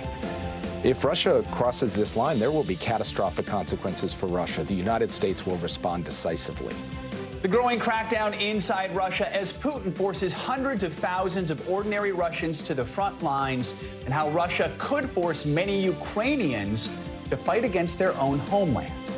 And playing asteroids. It may sound like the plot of the movie Armageddon, but tonight scientists at NASA will attempt to intentionally crash a spacecraft into an asteroid at 14,000 miles an hour. The new insight into the mission that experts say could potentially one day save the world. So no stakes there. Yeah. Just saving the world. That is so cool. Even that animation is awesome. Can't wait for that one. Exactly. And we'll have Astro Mike with us a little later, so you're going to want to stay with us. All right, we're going to begin with the latest on Hurricane Ian. Getting stronger overnight now, a Category 1 hurricane with winds of at least 75 miles an hour. Yeah, that storm is in the Caribbean now, but it appears to be barreling toward Florida's Gulf Coast. NBC News correspondent Sam Brock has the latest on how people there are preparing. But good morning. It's not just that Ian is now a hurricane, but the fact that it projects as a major hurricane over the Gulf of Mexico in the coming days. The scariest words in the hurricane dictionary: rapid intensification. Over my shoulder right now, you see the pile of sand. People here have been waiting for that all morning long. In the city of Tampa, where I am, there's a local state of emergency. There have been people lining up here for hours to get that. Yesterday's Tampa distributed some 21,000 sandbags as residents here right now are bracing for impact. Overnight, Ian now becoming a hurricane, barreling toward Florida. Store shelves in Tampa are already empty as concerned residents stock up on essentials like plywood to protect their windows and water to drink if Ian strikes a major blow. I mean, we're trying to be ready. Who knows? I mean, it may be real bad, maybe not bad at all. But if it is, then we just want to make sure we are ready. Everyone's getting ready for a possible direct hit by this intense storm, projected to reach Category 4 strength, powered by the ultra-warm Gulf waters after going by Cuba later today and tonight. The governor of Florida declaring a state of emergency for all 67 counties and activating thousands of National Guardsmen. Anticipate power outages. That is something that will likely to happen with a hurricane of this magnitude. Anticipate fuel disruptions. The lines at gas stations across the state are already long. Emergency management officials say they're preparing for the worst. More than 2 million meals and more than 1 million gallons of water to be ready to be sent into impacted areas. I just got here and it's kind of insane that there's no water here. Supplies running low as people heed the warnings. Were you surprised to see empty store shelves? Yes. You know, I'm from Chicago. It's my first year down here experiencing the hurricane, so it's like people are really taking this serious, way more serious than I thought. Tampa hasn't taken a direct hit from a major hurricane in 100 years, but the mayor is preparing for any possibility. You have dodged bullets in the past. What's the level of uncertainty and, I guess, concern that maybe this time is going to be different? Well, we look at it from a worst-case scenario every time. So, again, we prepare for the worst and hope for the best. And that's exactly what these Floridians are doing. Yeah, I don't think we should panic. I don't think, you know, it's part of living here in Florida. We should always definitely be prepared for the worst, of course, but not panic.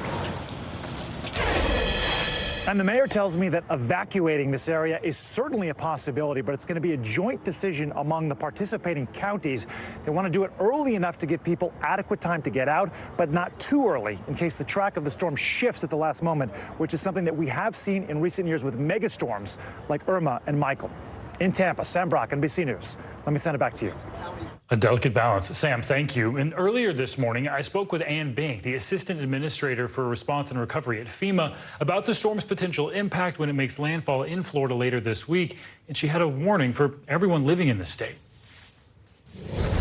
With the rapid intensification of this storm, it is highly likely there will be power outages upon and even possibly before landfall. It's very important to go to ready.gov and make your plans. It's also important to download the FEMA app where you can get emergency alerts and warnings. Listen to your local officials. If they urge evacuation, heed those warnings. This is a very large and powerful storm system that will not only drive heavy rains and storm surge, but also dangerous winds. And you mentioned evacuations. From what we can tell right now, do you expect that people will be asked to evacuate? So know your zones. Those decisions will be made at the local level. So pay attention to your local officials. Make sure you're ready. So let's get the latest on Ian's track now. Yeah, good morning, meteorologist Michelle Grossman with the latest.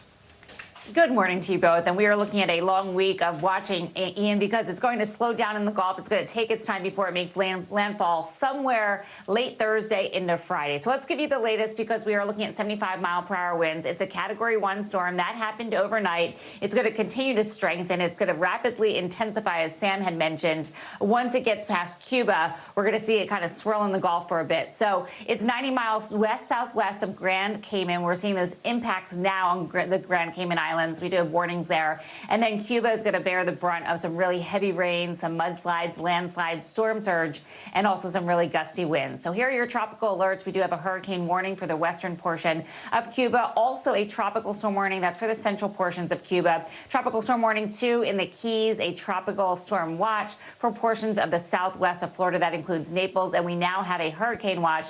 That is in pink, and that includes Tampa. We're particularly concerned about the storm surge along the west coast of Florida. I'll explain that why in just a few minutes. But as we look at the track here, again, a Category 1 storm is going to blossom into a Category 3 storm. It's going to rapidly intensify, and that's going to happen within 24 hours. It's going to move over Cuba, impacting Cuba tonight into tomorrow, and then it's going to begin to impact the Keys, too, tonight. So we're looking at a Category 4 storm off the coast of Florida. That's going to cause a lot of storm surge in some spots, still a Category 4 storm late Wednesday. And then as we extend this track out here, we notice by Thursday, Category 3 storm parallel to the coast of Florida. That's going to extend some winds. It's going to drop some rain. It's going to bring some storm surge.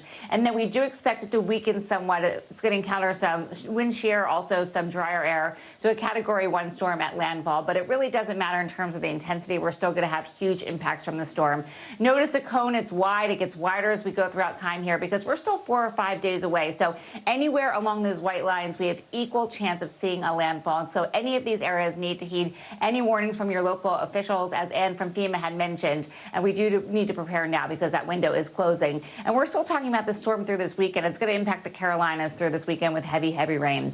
Let's first talk about one of the impacts, storm surge. We have storm surge alerts. A storm surge is a wall of water. It gets pushed by wind onshore. Now, what's difficult with the state of Florida, at least the west coast of Florida, the topography, it's really shallow, so the water gets pushed in, and then it kind of gets stuck. And we're going to see this for days and days and days because this hurricane is going to be off the coast for days, kind of swirling in the Gulf, and we're going to see that push of water for several days. That's one of the concerns. We're looking at 5 to 8 feet in some spots, 4 to 7 in others. The keys, you're going to see 1 to 3 feet. Also talking about a lot of rainfall because it will be hanging on for a while. We're looking at 8 to 10 inches, locally up to 15 inches. Where you see those brighter colors, that's where we're seeing the heaviest rain falling. And then, of course, it's going to be about the winds. We're looking at tropical storm force winds. We're looking at hurricane force winds, and that will last several days as it's sort of just off the coast, parallel to the coast of Florida. Otherwise, today we're looking at heavy rain in the Great Lakes, also portions of New England. Showers and storms, unfortunately, nothing to do with Ian, portions of Florida with some slow-moving storms, and that western heat does continue. Back to you guys. All right, keeping a close eye on that track. Michelle, thank you. Yeah. Turning now overseas, where protests in Russia are reaching a boiling point in response to that country's mobilization order. Police in Dagestan clashed with protesters against the draft to the war in Ukraine, leading to at least 100 arrests. It comes as the U.S. warned the Kremlin of catastrophic consequences if Russia uses nuclear weapons in Ukraine. NBC News correspondent Aaron McLaughlin joins us now from Kharkiv with the latest. Aaron, good morning. Good morning, Joe. President Zelensky is accusing Russia of nuclear blackmail, saying he does not believe President Putin is bluffing. This as the U.S. is issuing a warning of its own. Days after Russian President Vladimir Putin issued a thinly veiled nuclear threat, U.S. officials sending a message of their own. If Russia crosses this line, there will be catastrophic consequences for Russia. The United States will respond decisively. That warning coming the same weekend that outrage, fear, and brutality swept cities across Russia. Protesters railing against Putin's new call to send hundreds of thousands of reservists to the front lines. The response growing violent. At an enlistment center in eastern Russia today, a man shot the military commissar at point-blank range. A growing number of Russian men trying to dodge those draft orders any way they can. This man fled to Finland, which has open borders. I'm afraid to be mobilized. I don't want to participate in this war. And in Russian-occupied areas of Ukraine, what the West is calling a sham referendum. Russian soldiers monitoring ballot boxes and the local population terrified that should Russia illegally annex their cities, they could be forced to the front lines to fight against their homeland. NBC News has spoken to one person living in occupied Kherson who describes total fear and panic. Everyone is planning their way out, they told us, although men aged 18 to 35 are not being allowed to leave. The potential land grab and mobilization of reservists meant to bolster Russian forces after Ukraine's effective counteroffensive in the northeast. Inside this bombed-out Ukrainian church near the destroyed town of Izum, a clear sign the Ukrainians have Russian troops on the run. The Russians used this church as a staging area and field hospital. They left behind stretchers, boxes. It's very clear looking around here that when they left in a hurry. And with Russians on the defensive, there are growing concerns about what they might do next and what the U.S. response might be. U.S. officials say they have communicated the specific consequences of a possible Russian nuclear strike on Ukraine to the Kremlin in private. Joe. Aaron McLaughlin, thank you so much. All right, turning now to Washington, a potential revelation regarding the Trump White House and the attack on the Capitol on January 6th. A former staffer on the House committee says the White House switchboard connected a call from a rioter's phone during the attack. NBC News senior Washington correspondent and News Now anchor Hallie Jackson has the latest on that. Good morning. The January 6th committee is now trying to distance itself from one of its former advisors who made that allegation, one that is a potentially critical new detail about the insurrection, raising a lot of questions this morning. New fallout this morning from an explosive allegation from a former January 6th committee advisor. You get a real aha moment when you see that the White House switchboard had connected to a rioter's phone while it's happening. Wait a minute. someone in the White House was calling one of the rioters while the riot was going on? On January 6th, absolutely. Former GOP Congressman Denver Riggleman, who served on the committee's staff, telling 60 Minutes Sunday that someone at the White House on January 6th, 2021, placed a call to a rioter at the Capitol. But this morning, the circumstances of that call, including who placed it, still not clear. The committee telling NBC News Mr. Riggleman had, quote, limited knowledge of the committee's investigation. And as members of the committee look to refocus the nation's attention to the events of January 6th, they also seem to be downplaying the call's potential significance. I can't say anything specific about that particular call, but we are aware of it, and we're aware of lots of contacts between people in the White House and different people that were involved. Without the advantage of the additional information we've gathered since he left the committee, you know, it I think poses real risk to be suggesting things.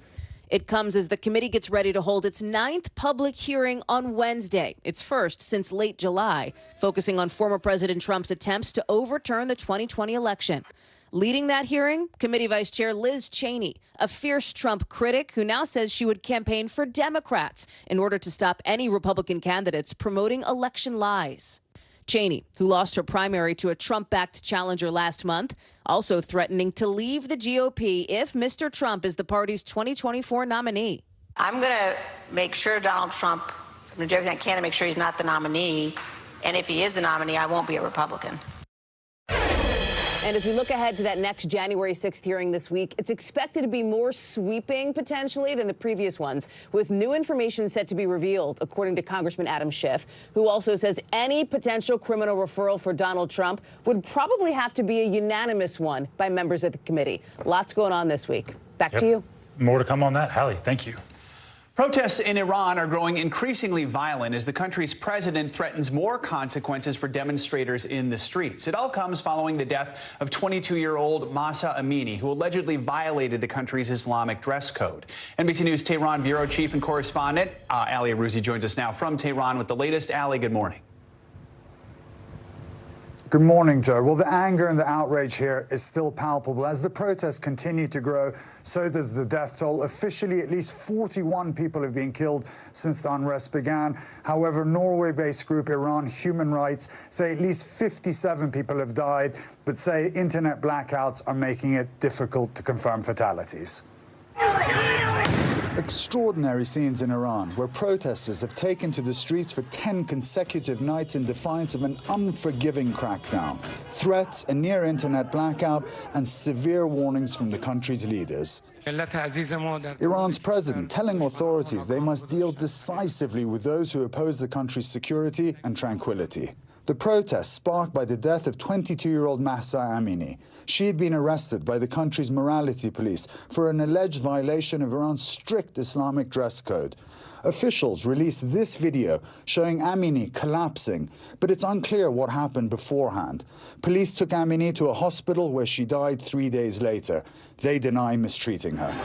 Demonstrations continue nationwide, women leading the charge in a monumental movement. They are burning their headscarves, cutting their hair in public, facing off with riot police, and walking the streets boldly without a hijab, despite the massive, possibly life-threatening risks. This younger generation of Iranians, you know, they've lived their whole life in a securitized state, a crumbling economy, you know, a country isolated from the world. And they've had enough. These protests are shaking the very foundations of the Islamic Republic. Many arrests are being made even during the day when protests are not happening. Security agents identifying people they believe were on the streets at night. At least 18 journalists have been arrested, many of them women. Around the world, demonstrators showing their support for the Iranian people. Protests in the US, France, Germany, and Canada. In London, there were violent clashes with police outside the Iranian embassy. Authorities here in Iran taking all measures to crush dissent. The internet all but gone, apps completely blocked, leaving protesters struggling to upload images of the rolling crackdown. And Joe, the government has also shut down universities as they are a traditional hotbed of dissent here. But that didn't stop students in dorms making their voice heard last night. On the streets across the country, you're still seeing many women walking around without a hijab. And today, the government here accused the United States of trying to violate Iran's sovereignty over the protest, warning Washington of a response. Guys? Ali Arouzi in Iran. Ali, thank you. Well, coming up this morning, a New York penthouse in the clouds has a sky-high listing to match. But with interest rates soaring, will it sell? And are high-end luxury real estate prices headed for a fall? We're going to take a look next.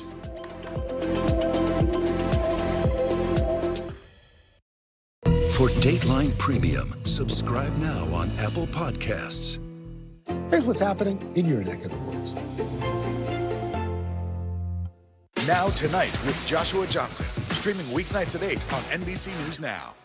These days, it feels like the news never stops. So let's get into it. What's happening right now, what it all means for you for an hour every day. It can be hard to keep up, so let's get started together. Hallie Jackson Now, weekdays at 5 on NBC News Now. Our show is about sparking conversations around today's biggest issues. The Fed raises interest rates. That controls inflation. Explain how that works. Is part of this that everyone's rethinking their jobs and their relationship to their employers? Could you just remind us why there are 9 justices on the Supreme Court instead of 3 or 20 or 2? It's not my job to tell you what to think. My job is to think about what you tell me. Now Tonight with Joshua Johnson, streaming weeknights at 8 on NBC News Now.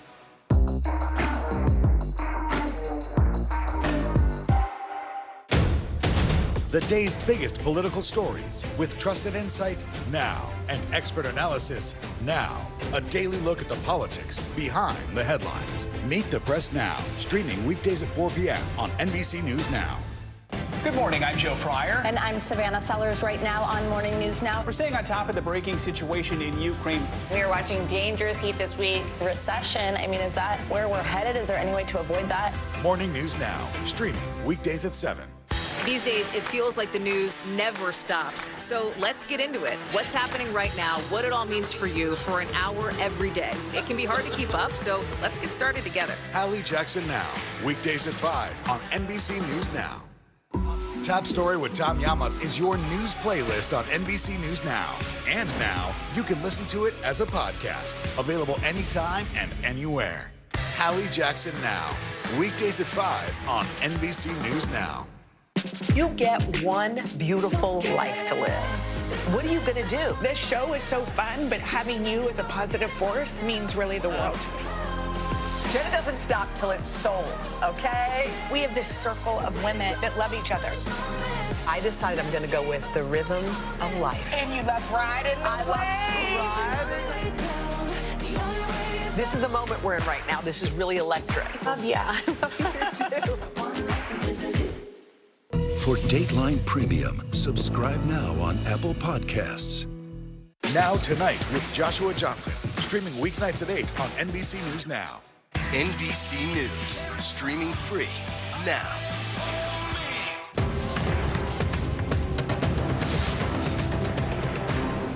You don't know when your moment's coming, but when it does, you take it. Welcome back. We have breaking news out of Russia. A school shooting there has left at least 13 people dead. Claudio Lavanga joins us now from Rome with that and other world news. Good morning, Claudio. Good morning, guys. Yes, Russian police say that early this morning, a gunman entered the school, killed the guard, and then opened fire on the school children. A local governor said that after the attack, the shooter turned the gun on himself. Now the school has been evacuated and the area is being cordoned off, but we have no information yet about the identity of the gunman or the motives behind the attack. And let's move to North Korea, where a short-range ballistic missile was fired on Sunday.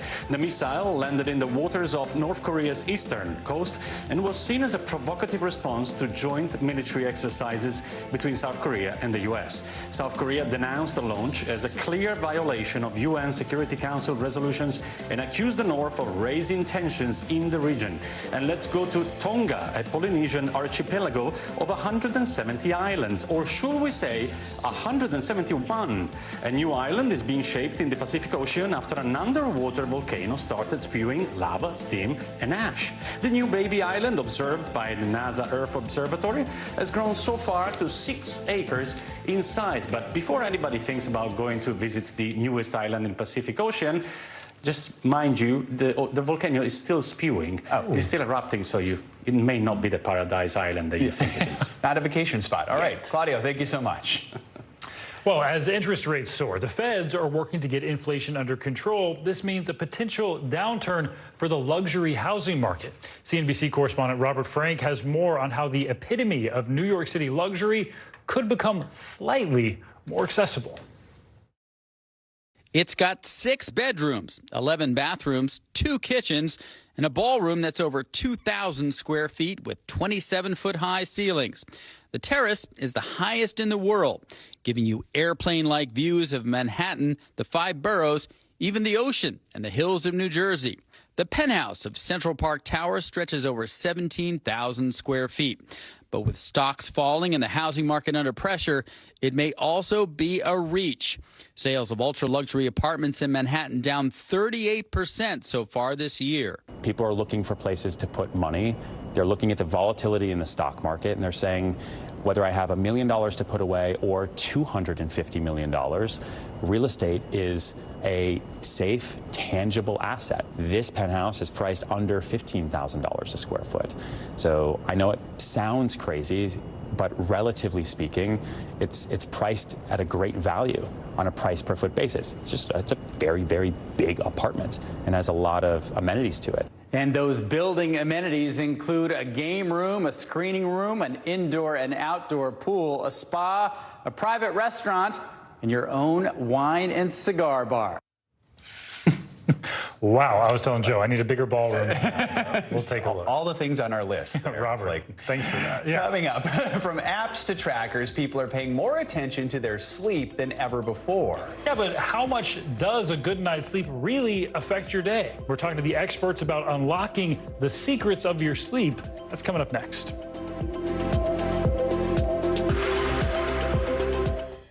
The indictment of a former president, or perhaps candidate for president, would arguably tear the country apart. Is that your concern?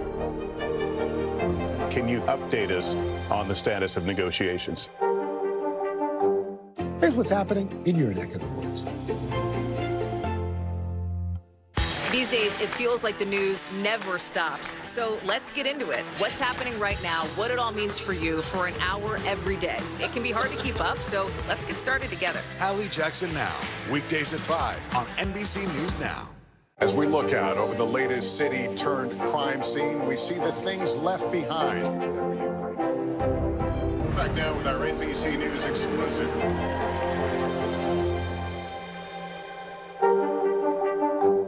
Hey, podcast fans, ready to unlock our true crime mysteries? Try Dateline Premium on Apple Podcasts. You'll get early access to originals, plus bonus content, and everything is ad-free.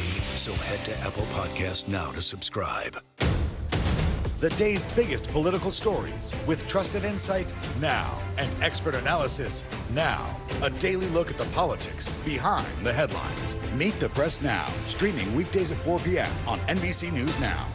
Stay on top of breaking news and the biggest stories of the day with NBC News Daily. Thank you so much for joining us. I'm Morgan Radford. And I'm Vicki Wynn. I'm Aaron Gilchrist. And I'm Kate Snow. Get in-depth reporting from across the country. What's your reaction to the president's comments? And around the world. Are Ukrainians continuing to make advances? And ways you can take care of your health. Who should be getting tested? And frankly, how often? And your wallet. Costs are skyrocketing. How to manage soaring prices. NBC News Daily. Weekdays from 12 to 4 p.m. Eastern on NBC News Now. For Dateline Premium, subscribe now on Apple Podcasts. It's the best time of the morning. Time for that pop start, baby. I'm feeling the vibe today on the show. Welcome back. Thanks to trackers, people are paying more attention to their sleep, more than ever before. But what really happens when we close our eyes? Today, co-anchor Savannah Guthrie spoke to one of the top sleep doctors and HuffPost founder, Ariana Huffington, to find out more. With morning show hours, we are all obsessed with sleep. Getting too little. Did you sleep last night? No, I didn't. Or too much. Well, Savannah Guthrie rolled in about 15 minutes ago. She overslept. And it's a constant topic grabbing headlines. Poor sleep habits can raise your risk for obesity. The American Heart Association now considers healthy sleep patterns key to heart and brain health. But sleep is elusive for many Americans. The CDC has called insufficient sleep a public health epidemic, with a recent study finding more than 7 out of 10 Americans do not have restorative rest. So I turned to Dr. Rebecca Robbins with Harvard Medical School, the lead author of that study, to help me learn more about my own sleep. Well, hi, Doc. I'm so excited. What are we doing? So tonight, Savannah, we are measuring your sleep. And really exciting, this technology is actually the next best thing to the sleep laboratory. Are you ready? Yeah, I'm ready. How does it look? Don't answer. I headed to bed with my newest accessory, but staying asleep wasn't easy. I tossed, I turned, and in the end, I only got about 4.5 hours. Then it was time to learn all about it. First, my sleep stages, which are broken down into rapid eye movement, or REM sleep, and non-REM sleep. Each of the 4 stages playing a key role in restoring our brains and bodies for the next day. Stage 3 slow wave sleep is where we get a lot of the benefits of sleep from the standpoint of our muscular regeneration. Your blood pressure starts to plummet, your body temperature, and we enter what's the closest that we get to really hibernation. My brain waves illustrated everything from the flurry of activity while I'm awake to stage 3 deep sleep.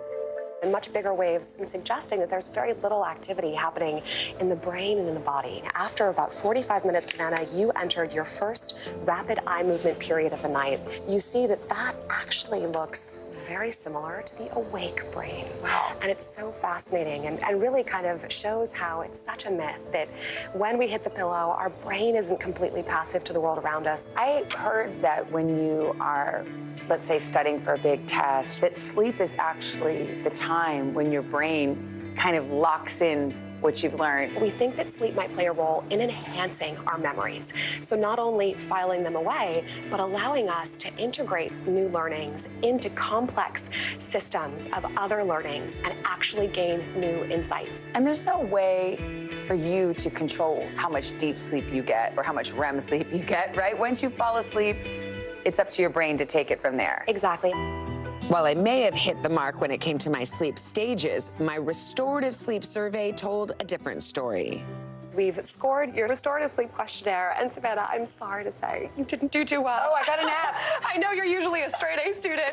No, I wish I were. But this, again, was not the best night of sleep for you. You woke up and you did not feel good. The name of the game is to take it all in stride and realize that that next night, do your very best and get back on track as soon as you can.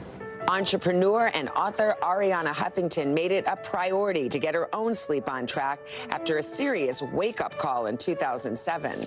I had just founded the Huffington Post. I literally collapsed from sleep deprivation, hit my head on my desk, broke my cheekbone, and it changed everything. She became a self-professed sleep evangelist and says others, including fellow CEOs, have started waking up to the importance of rest too. To help with that culture shift, she left the Huffington Post in 2016 to start Thrive Global, a technology company that promotes well-being. What do you tell CEOs about how sleep affects productivity? They need to model this new behavior around sleep. The impact on performance and productivity is enormous. All the things we want to cultivate in the modern workplace, empathy, collaboration, all these qualities are the first to be depleted when we're exhausted. But if a good night's sleep isn't in the cards... Is this the nap? So this is the nap room. Huffington says it's okay to nap on the job. We have a nap room. So we say, if you come and you are tired, get a nap. A moment of rest, a setup for success. Good night. Night, night, Savannah. Our thanks to Savannah Guthrie for that report. Now, if you're not the best sleeper, Dr. Robbins does have some tips for you. First, if you are tossing and turning in the middle of the night, get up. Moving around actually makes it warmer in your bedroom, which is not great for sleep. And after a bad night's sleep, she says, don't drink a lot of coffee to stay awake. Instead, opt for a nap. Some good advice there. What? I was doing the opposite. I know. See, there you go. Well, and now it's all fixed. Yeah, good to know. I'm way better now.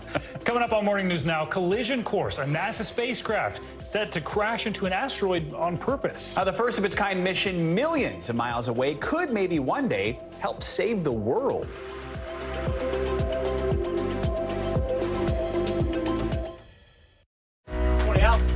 I think when you open your eyes, you get to decide, how's my day going to be?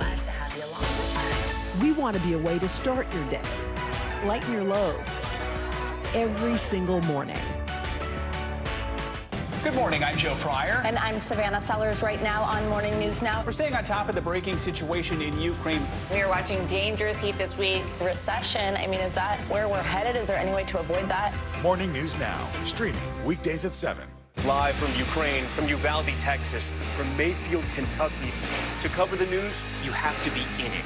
This is how so many towns and cities are protecting themselves. You can actually see they're pushing the gates open. Was there a school officer on campus? That's what we've been told. No. Do you remember any tornado as bad as this one? You look at this and you're thinking, we're not going to have power for weeks, if not months. Exactly. Every night, it's your news playlist. Top Story with Tom Llamas, weeknights at 7 on NBC News Now.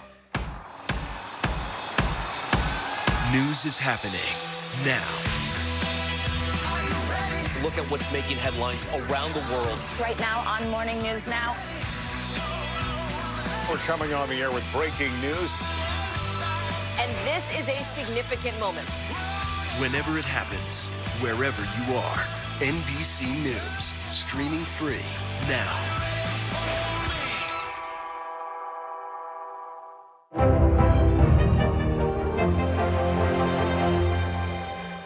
It's the best time of the morning. Time for that pop start, baby. I'm feeling the vibe today on the show.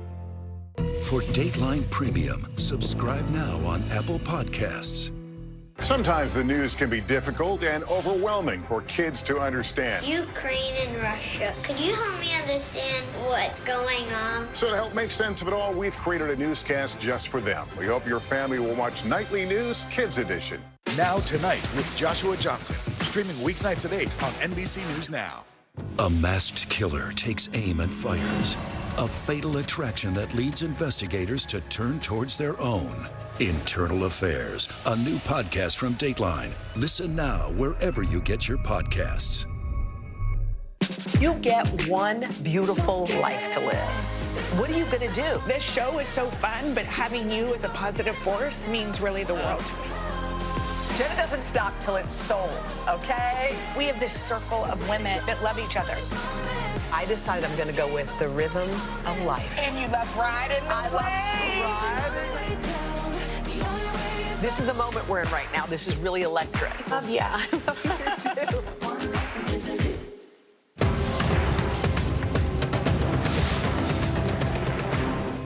Here's what's happening in your neck of the woods. Welcome back. QAnon's rise in popularity has reached new levels thanks to its acceptance by former President Trump. But the conspiracy group's impact is now going far beyond just politics. NBC News correspondent Vaughn Hilliard joins us now with more on this. Good morning, Vaughn. Yeah, good morning. This is a situation where you're talking about a movement that for years was considered much more fringe, a part of the population that had yet to be embraced by the Republican Party or even Donald Trump. But what you have seen in the last month is an overt embrace by the former president of this conspiracy movement, which has put this country and potentially this population on a dangerous path. Take a look. It scenes like this when Donald Trump's embrace of QAnon became clear. We will fight for America like no one has ever fought before. The former president at rallies over the last week, closing with the song. And in no condition to lead our country. The music, I think it's where we go one, we go all. That's the title of the QAnon conspiracy movement theme song. And Trump has reposted a flurry of QAnon memes on his social media account. But now QAnon's conspiracy theories have become vast and violent. I believe he has the military behind him, and I believe that Biden he's going to be gone. What does that mean, gone? He's going to go to jail for treason. Will the military help Donald Trump with that? What does that look like? Yes, that's what I believe. The movement believes there's a cabal of Satan-worshipping pedophiles and hopes that Donald Trump will wage a secret battle with the military to reclaim power, arresting and even executing government officials, Democrats, Hollywood figures, and other elites. Do you believe like Democratic leaders should be executed? Anybody that's treason.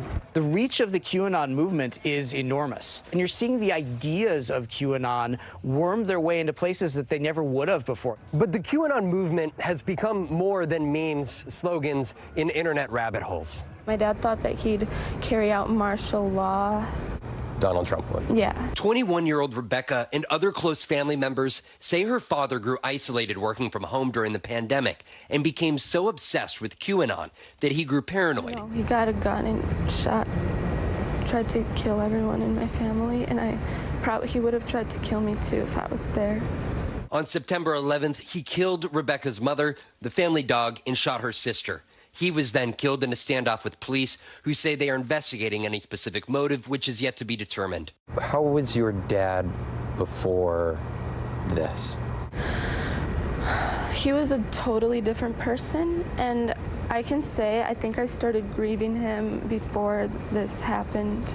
Like, I started realizing that he's not the same person I grew up with. The once fringe movement festered after the 2020 election as followers baked new conspiracies. People don't have to be on 4chan. They don't have to be on 8chan to follow QAnon. It has seeped into other parts of the far-right ecosystem. We, the people, make up Q. We've all been waiting, and we're ready. I think there are a lot of families who are impacted by this, and nobody takes it seriously. What would be your message to Donald Trump? I just think you should have some integrity and try to denounce these people. Now, this has gone on for a month. It's 2 rallies in a row in which Donald Trump has played this song that is identical, essentially, to the QAnon theme song, essentially doubling down on the decision to do so. But then also over the course of the last several weeks, posting those QAnon-themed memes here. For the Republican Party, there's been little pushback against Donald Trump, and now it's a question of where does this entanglement of conspiracy theories go? Where does this movement go? And at what point does the former president push back? Stephen? Much more than just memes. Important reporting. Vaughn, thank you. Business headlines now, and the British pound has hit an all-time low against the U.S. dollar. Yeah, CNBC's Frank Holland joins us now with that and other news this morning. Good morning, Frank. Hey, good morning, gentlemen. Well, the British pound has pared back some of its losses after hitting a record low against the U.S. dollar. The sterling's plunge comes after the new U.K. government announced tax cuts and investment incentives to boost growth last week. But the pound, it's not the only currency taking a hit today. Japan, South Korea, and China's currencies are also weakening against the dollar. SiriusXM is reportedly distancing itself from Hall of Fame quarterback Brett Favre. SiriusXM has placed the former quarterback's NFL show on hold, according to reports. The reported move is due to his involvement in an alleged welfare fraud scheme in Mississippi. Favre has denied wrongdoing. Favre has hosted the show, the SiriusXM Blitz with Brett Favre and Bruce Murray, since 2018. And another rough weekend for DirecTV's NFL Sunday Ticket. According to The Verge, NFL Sunday Ticket subscribers encountered issues with DirecTV for the 3rd weekend in a row. We're only in week 3 of the season. Users complaining of issues signing into their accounts on the Sunday Ticket website or app, as well as problems loading the streams. Have quite a few friends that were frustrated. Back over to you. All right, Frank, thank you so much. Thank you. NASA has delayed Tuesday's planned launch of the Artemis 1 rocket, this time due to weather concerns from Hurricane Ian. But in addition to Artemis, NASA and its partners are also preparing for a separate crucial mission set to play out some 7 million miles away from our planet. NBC News correspondent Tom Costello covers space for us and joins us now with details on this. Tom, this sounds like the plot of a blockbuster movie or at least a really cool video game. All of the above. You're absolutely right. Let's first mention we are keeping an eye on the launch pad at the Kennedy Space Center. Artemis likely to launch probably over the weekend at the earliest. We'll let you know. But you're right. Tonight, for scientists at NASA, at Johns Hopkins, around the world, the big focus is on what should be this exciting intentional collision millions of miles out into space. And it involves crashing a spacecraft into an actual asteroid. A first-of-its-kind test to one day avert disaster in the event that a giant space rock comes hurtling towards Earth. It's the nightmare scenario we've seen play out in countless Hollywood hits. It's what we call a global killer. Our planet threatened by a massive comet or asteroid. 3, 2, 1. And now, in just a matter of hours, scientists hope to pull off their first real-life test aimed at preventing this kind of cataclysmic collision. After the end of the first stage, and you can see those engines coming to life. For nearly a year now, an unmanned spacecraft called DART, for Double Asteroid Redirection Test, has traveled millions of miles through space. Its goal, intercept and slam right into an asteroid called Dimorphos at a relative speed of 14,000 miles per hour. We're targeting that small asteroid at a very fast speed. Among the many challenges, Dimorphos is a moonlet, or a smaller asteroid orbiting a much bigger one called Didymos. DART is also using autonomous technology to make its direct hit. Since launching last fall, the camera system on board has taken more than 200,000 images to calibrate the spacecraft, all of it building up to a calculated crash tonight. This mission has two parts. The first part is hitting the asteroid. The next part is actually measuring what happens afterwards. Using telescopes on all 7 continents and in space, scientists will monitor in the coming days and weeks exactly how much the impact is able to shift the orbit of Dimorphos. This is really not about destroying the asteroid or destructing it. We like to call it like a small nudge. A mission marking the first test in planetary defense, so that if an asteroid ever did threaten Earth, we might potentially knock it off its course. So NASA is considering other ways to deflect or maybe even redirect asteroids, like shooting an ion beam or using a gravity tractor with another spacecraft. That sounds like something out of Star Trek. They may actually be able to do it. Even sending a spacecraft to detonate a nuclear device near an incoming asteroid to break it up if there is a short notice kind of a situation there. If all goes as planned, we should see impact this evening. It will not put that asteroid on a plan towards Earth. We do expect to see some images coming back from DART in the final seconds before it hits the asteroid. So pretty cool stuff, guys. Back to you. Yeah, that is so sci-fi. Tom, thank you. Let's bring in Mike Massimino here in studio to talk more about this mission. He is a former NASA astronaut, professor of mechanical engineering at Columbia University, and senior advisor for space programs at the Intrepid Museum here in New York. An all-around cool guy. Good to have you with us here. So let's talk about the significance of this one. I mean, it's being called, quote, a big step for humanity. Help us understand just how important is this mission? Well, it's kind of like an insurance policy, I guess, and just in case something happens. There's no evidence that we're going to be hit by any large object, anything close to this size for the next 100 years. We don't expect that to happen. But it's better to plan for it now than to try to. And hopefully this mission will be successful, and this is a great way to deflect an asteroid, change its orbit so it'll miss Earth if one's coming here eventually. But in any regard, they're going to learn a lot from this, if this technique works or not. So it's good to find that out now. And I think typically when we have something that could hurt us, we sometimes wait until it's getting really close or too late. And I think it's kind of a good idea that we're doing this way ahead of time, just in case something happens, so we can feel confident we can deflect something like this from happening. Yeah, preparation now seems like a good call. What type of preparation, though, goes into making a mission like this happen? Well, they had to think about this for a while. They launched this spacecraft back in like November of last year, so it's taken a long time to get there. It's pretty far away, and checking out, make sure it's going to work. And they're going to knock into this object. They have another small satellite, a European Space Agency satellite from the Italian Space Agency, that is going to be taking some imaging of what happened. So they'll be able to see if a lot of debris gets formed. They're going to hit this thing. The idea of blowing it up sometimes makes it worse, because then you have more debris you got to worry about. So this is going to be a way just to deflect it, and then they'll see if a lot of a lot of debris comes up out of it. They'll be able to measure that. They're going to be looking at it from ground-based telescopes as well. And then they're going to be sending another probe to go see it in a couple of years to take some more imaging and measurements of what happened. So it's very interesting. It's a really clever way to do this. I think it's something that we see in the movies that we're worried about, you know, this might happen. We're really in no danger, absolutely in no danger of anything coming near us.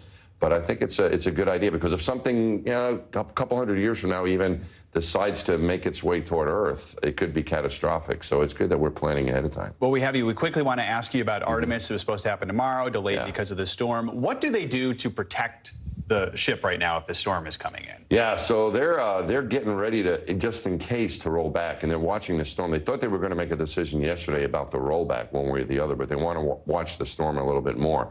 What you have to consider, too, is that a lot of people who work down there at the Kennedy Space Center are involved with this project, so they may have to get out of town, too. Right? So they have to secure their homes and get out of there. So they want to roll it back in time, not only to protect the spaceship, but also to protect the employees that are working down there in case they got to run for it, right? They have to secure themselves, secure the home and get out. So I think they delayed their decision. They want to delay as long as they can because rolling back means they would miss the next opportunity to launch. So they weren't able, because of this weather situation, they were hoping to launch tomorrow. So they're not able to do that. So now they're looking at October 2nd. But if they roll it back into the vehicle assembly building for protection, then they're going to miss that opportunity, and you're looking at another few weeks until the beginning, the middle of October. You don't like to roll back either. It's kind of, you know, it's some wear and tear involved there too. It's always, you never know. You're kind of tempting fate when you start doing that, going back and forth with this thing. It's in a good position now, except for the weather. So we'll see what they decide to do here. All right, Mike, thanks so much. Appreciate it. My pleasure. Thanks for having me. Good to see you. All right. Well, coming up, earning their wings. We're taking you on board a new program that's 100% powered by women. Next. These days, it feels like the news never stops. So let's get into it. What's happening right now, what it all means for you for an hour every day. It can be hard to keep up, so let's get started together. Hallie Jackson Now, weekdays at 5 on NBC News Now. Stay on top of breaking news and the biggest stories of the day with NBC News Daily. Thank you so much for joining us. I'm Morgan Radford. And I'm Vicki Lynn. I'm Aaron Gilchrist. And I'm Kate Snow. Get in-depth reporting from across the country. What's your reaction to the president's comments? And around the world. Are Ukrainians continuing to make advances? And ways you can take care of your health. Who should be getting tested? And frankly, how often? And your wallet. Costs are skyrocketing. How to manage soaring prices. NBC News Daily. Weekdays from 12 to 4 p.m. Eastern on NBC News Now. Good morning, I'm Joe Fryer. And I'm Savannah Sellers right now on Morning News Now. We're staying on top of the breaking situation in Ukraine. We are watching dangerous heat this week. Recession, I mean, is that where we're headed? Is there any way to avoid that? Morning News Now, streaming weekdays at 7. It's the best time of the morning. Time for that pop start, baby. I'm feeling the vibe today on the show.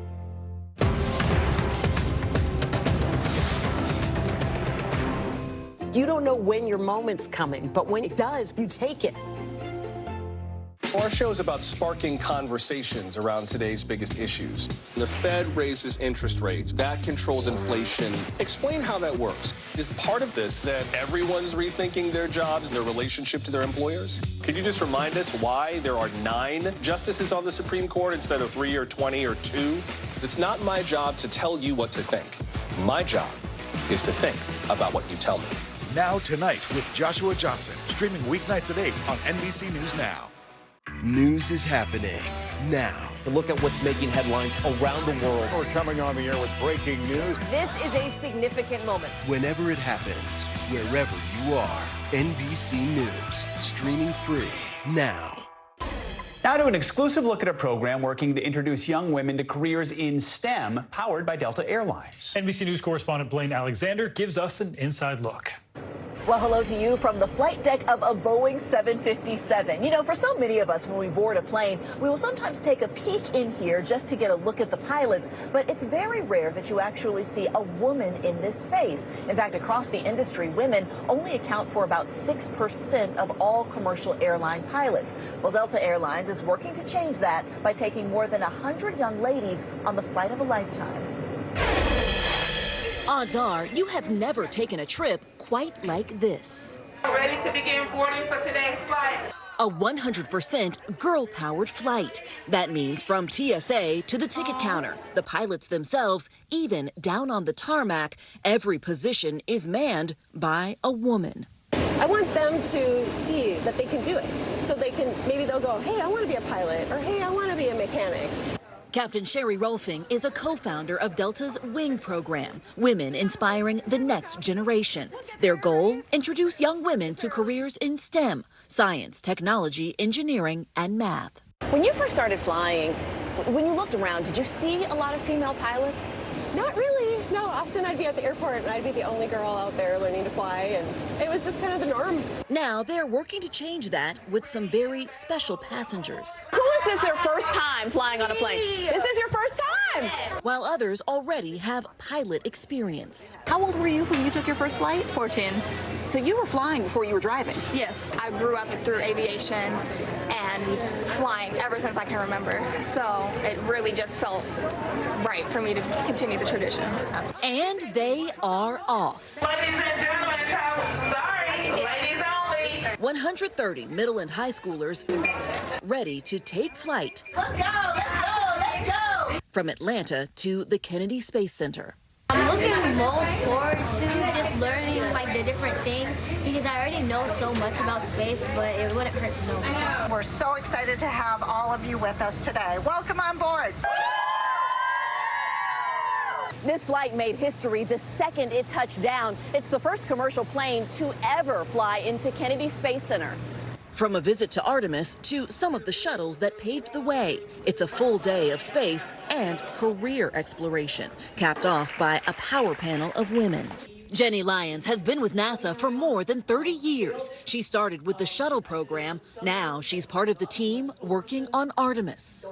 What does it mean for you to be part of the Artemis project, the project that will ultimately send the first woman to the moon? That is mind-boggling. And when you think about it in terms of these young women, they are the Artemis generation. So they are the ones who are going to see all of this come to fruition. Beth Poole hires pilots for Delta. What do pilots tell you about diversity when it comes to women in the ranks? I hear a lot that we need more. Primarily, you would put a call out, open a hiring window, and it would be all white males who would answer that call because that's what the industry held. For every 100 males, there's only 6 women. And there are even fewer women of color in that example. So today's flight gives us an opportunity to not just wait on the talent to arrive, but actually to grow the talent that we need for the future. And it's already starting to take shape. Going into this, how many of you guys were thinking about a career in STEM?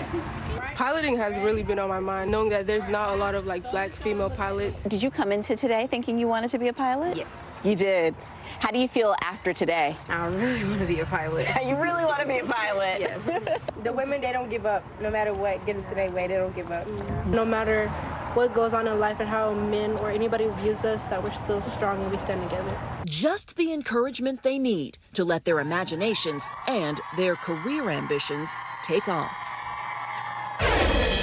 Definitely a memorable day. Now, it appears that this program is already paying off. One of the young ladies that was in the first program has actually completed flight school, and she will start as a Delta pilot next month. Back to you. Wow, love that. Blaine Alexander, thank you.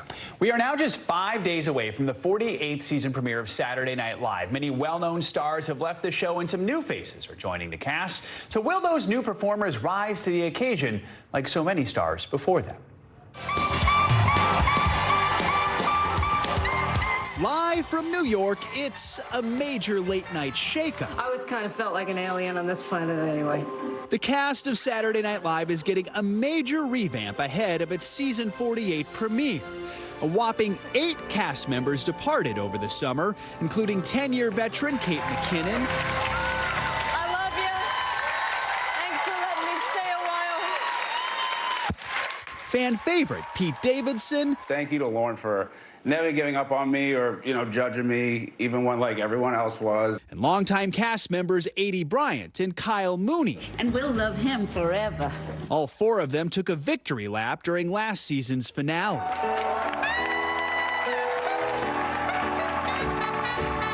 In a new interview with the New York Times, executive producer Lorne Michaels says this is a year of reinvention, and change is exhilarating. That change includes 4 new featured players, all looking to make their marks. Michael Longfellow is a stand-up comic based in L.A. I made more money in 2020 than I've ever made in a single year in my entire life. Thank you. It was because I was on unemployment. Molly Kearney already made SNL history as the first non-binary cast member, recently taking a swing at acting in the new A League of Their Own reboot. Marcelo Hernandez, the first Latino man to take the stage in Studio 8H since Fred Armisen left in 2013, and Devon Walker, who has written on shows including Big Mouth, round out the new cast. Live from New York, it's Saturday night! Over the course of SNL's nearly 5-decade history, huge shakeups like this one have paved the way for some of the show's biggest stars. But we, yes. After the original cast departed and Lorne Michaels took a brief leave, critics and viewers were disappointed with their replacements and ready to change the channel. A beautiful day for a neighbor.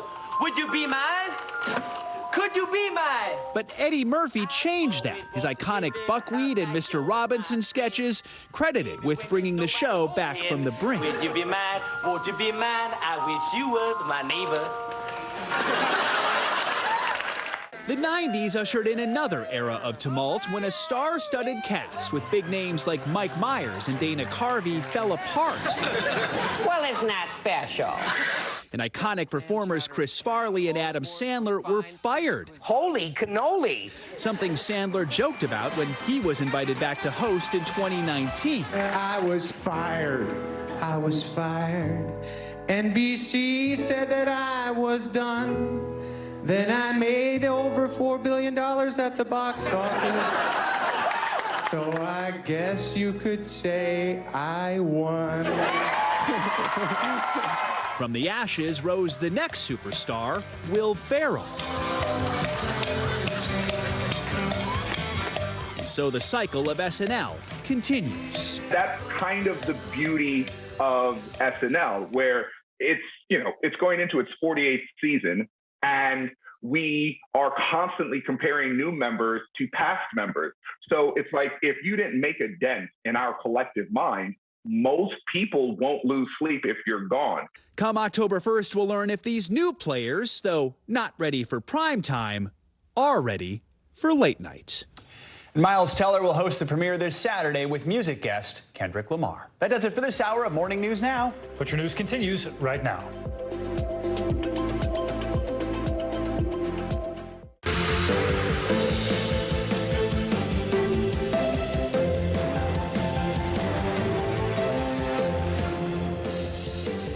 Good morning. Thanks for being here. I'm Stephen Romo in for Savannah. I'm Joe Fryer. Right now on Morning News Now, gaining strength. Breaking overnight, tropical storm upgraded to a Category 1 hurricane as it churns toward the U.S. Right now, millions of Floridians are waking up under a state of emergency. Shelves are empty and gas lines are long as the state prepares for the possibility of a direct hit. We've got the latest on where Ian is heading and how strong it is going to get.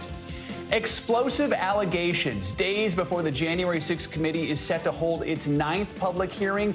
There are new allegations that the White House switchboard allegedly connected a call to a rioter's phone during the attack on the Capitol on January 6th, although the full details have yet to come to light. The latest on the investigation as Committee Vice Chair Liz Cheney issues strong new words for her own party and reveals the one thing that could make her leave the GOP. Nuclear threat. The United States responding now to Russia's thinly veiled nuclear warning. Ukraine's president says he believes Vladimir Putin's threat to use nuclear weapons in Ukraine is real, and now the U.S. is issuing a warning of its own. Well, let me say it plainly. If Russia crosses this line, there will be catastrophic consequences for Russia. The United States will respond decisively. The growing crackdown inside Russia as Putin forces hundreds of thousands of ordinary Russians to the front lines, and how Russia could force many Ukrainians to fight against their own homeland. And playing asteroids. It may sound like the plot of the movie Armageddon, but tonight scientists at NASA will attempt to intentionally crash a spacecraft into an asteroid at 14,000 miles an hour. The new insight into the mission that experts say could potentially one day save the world. So no stakes there. Yeah. Just saving the world. That is so cool. Even that animation is awesome. Can't wait for that one. Exactly. And we'll have Astro Mike with us a little later, so you're going to want to stay with us. All right, we're going to begin with the latest on Hurricane Ian. Getting stronger overnight now, a Category 1 hurricane with winds of at least 75 miles an hour. Yeah, that storm is in the Caribbean now, but it appears to be barreling toward Florida's Gulf Coast. NBC News correspondent Sam Brock has the latest on how people there are preparing. Good morning. It's not just that Ian is now a hurricane, but the fact that it projects as a major hurricane over the Gulf of Mexico in the coming days. The scariest words in the hurricane dictionary: rapid intensification. Over my shoulder right now, you see the pile of sand. People here have been waiting for that all morning long. In the city of Tampa, where I am, there's a local state of emergency. There have been people lining up here for hours to get that. Yesterday, Tampa distributed some 21,000 sandbags as residents here right now are bracing for impact. Overnight, Ian now becoming a hurricane, barreling toward Florida. Store shelves in Tampa are already empty as concerned residents stock up on essentials like plywood to protect their windows and water to drink if Ian strikes a major blow. I mean, we're trying to be ready. Who knows? I mean, it may be real bad, maybe not bad at all. But if it is, then we just want to make sure we are ready. Everyone's getting ready for a possible direct hit by this intense storm, projected to reach Category 4 strength, powered by the ultra-warm Gulf waters after going by Cuba later today and tonight. The governor of Florida declaring a state of emergency for all 67 counties and activating thousands of National Guardsmen. Anticipate power outages. That is something that will likely to happen with a hurricane of this magnitude. Anticipate fuel disruptions. The lines at gas stations across the state are already long. Emergency management officials say they're preparing for the worst. More than 2 million meals and more than 1 million gallons of water to be ready to be sent into impacted areas. I just got here and it's saying that there's no water here. Supplies running low as people heed the warnings. Were you surprised to see empty store shelves? Yes. You know, I'm from Chicago. It's my first year down here experiencing the hurricane, so it's like people are really taking this serious, way more serious than I thought. Tampa hasn't taken a direct hit from a major hurricane in 100 years, but the mayor is preparing for any possibility. You have dodged bullets in the past. What's the level of uncertainty and, I guess, concern that maybe this time is going to be different? Well, we look at it from a worst case scenario every time. So again, we prepare for the worst and hope for the best. And that's exactly what these Floridians are doing. Yeah, I don't think we should panic. I don't think, you know, it's part of living here in Florida. We should always definitely be prepared for the worst, of course, but not panic. And the mayor tells me that evacuating this area is certainly a possibility, but it's going to be a joint decision among the participating counties. They want to do it early enough to give people adequate time to get out, but not too early in case the track of the storm shifts at the last moment, which is something that we have seen in recent years with megastorms like Irma and Michael. In Tampa, Sam Brock, NBC News. Let me send it back to you. A delicate balance. Sam, thank you. And earlier this morning, I spoke with Ann Bink, the Assistant Administrator for Response and Recovery at FEMA, about the storm's potential impact when it makes landfall in Florida later this week. And she had a warning for everyone living in the state. With the rapid intensification of this storm, it is highly likely there will be power outages upon and even possibly before landfall. It's very important to go to ready.gov and make your plans. It's also important to download the FEMA app where you can get emergency alerts and warnings. Listen to your local officials. If they urge evacuation, heed those warnings. This is a very large and powerful storm system that will not only drive heavy rains and storm surge, but also dangerous winds. And you mentioned evacuations. From what we can tell right now, do you expect that people will be asked to evacuate? So know your zones. Those decisions will be made at the local level. So pay attention to your local officials. Make sure you're ready. So let's get the latest on Ian's track now. Yeah, good morning, meteorologist Michelle Grossman with the latest. Good morning to you both. And we are looking at a long week of watching Ian because it's going to slow down in the Gulf. It's going to take its time before it makes landfall somewhere late Thursday into Friday. So let's give you the latest because we are looking at 75-mile-per-hour winds. It's a Category 1 storm. That happened overnight. It's going to continue to strengthen. It's going to rapidly intensify, as Sam had mentioned. Once it gets past Cuba, we're going to see it kind of swirl in the Gulf for a bit. So it's 90 miles west-southwest of Grand Cayman. We're seeing those impacts now on the Grand Cayman Islands. We do have warnings there. And then Cuba is going to bear the brunt of some really heavy rain, some mudslides, landslides, storm surge, and also some really gusty winds. So here are your tropical alerts. We do have a hurricane warning for the western portion of Cuba. Also a tropical storm warning. That's for the central portions of Cuba. Tropical storm warning 2 in the Keys. A tropical storm watch for portions of the southwest of Florida. That includes Naples. And we now have a hurricane watch. That is in pink, and that includes Tampa. We're particularly concerned about the storm surge along the west coast of Florida. I'll explain that why in just a few minutes. But as we look at the track here, again, a Category 1 storm is going to blossom into a Category 3 storm. It's going to rapidly intensify, and that's going to happen within 24 hours. It's going to move over Cuba, impacting Cuba tonight into tomorrow, and then it's going to begin to impact the Keys, too, tonight. So we're looking at a Category 4 storm off the coast of Florida. That's going to cause a lot of storm surge in some spots, still a Category 4 storm late Wednesday. And then as we extend this track out here, we notice by Thursday, Category 3 storm parallel to the coast of Florida. That's going to extend some winds. It's going to drop some rain. It's going to bring some storm surge. And then we do expect it to weaken somewhat. It's going to encounter some wind shear, also some drier air. So a Category 1 storm at landfall. But it really doesn't matter in terms of the intensity. We're still going to have huge impacts from the storm. Notice the cone. It's wide. It gets wider as we go throughout time here because we're still 4 or 5 days away. So anywhere along those white lines, we have equal chance of seeing a landfall. And so any of these areas need to heed any warnings from your local officials, as Ann from FEMA had mentioned. And we do need to prepare now because that window is closing. And we're still talking about the storm through this weekend. It's going to impact the Carolinas through this weekend with heavy, heavy rain. Let's first talk about one of the impacts, storm surge. We have storm surge alerts. A storm surge is a wall of water. It gets pushed by wind onshore. Now, what's difficult with the state of Florida, at least the west coast of Florida, the topography, it's really shallow. So the water gets pushed in and then it kind of gets stuck. And we're going to see this for days and days and days because this hurricane is going to be off the coast for days, kind of swirling in the Gulf. And we're going to see that push of water for several days. That's one of the concerns. We're looking at 5 to 8 feet in some spots, 4 to 7 in others. The Keys, you're going to see 1 to 3 feet. Also talking about a lot of rainfall because it will be hanging on for a while. We're looking at 8 to 10 inches, locally up to 15 inches. Where you see those brighter colors, that's where we're seeing the heaviest rain falling. And then, of course, it's going to be about the winds. We're looking at tropical storm force winds. We're looking at hurricane force winds, and that will last several days as it's sort of just off the coast, parallel to the coast of Florida. Otherwise, today we're looking at heavy rain in the Great Lakes, also portions of New England. Showers and storms, unfortunately, nothing to do with Ian, portions of Florida with some slow-moving storms, and that western heat does continue. Back to you guys. All right, keeping a close eye on that track. Michelle, thank you. Yeah. Turning now overseas, where protests in Russia are reaching a boiling point in response to that country's mobilization order. Police in Dagestan clashed with protesters against the draft to the war in Ukraine, leading to at least 100 arrests. It comes as the U.S. warned the Kremlin of catastrophic consequences if Russia uses nuclear weapons in Ukraine. NBC News correspondent Aaron McLaughlin joins us now from Kharkiv with the latest. Aaron, good morning.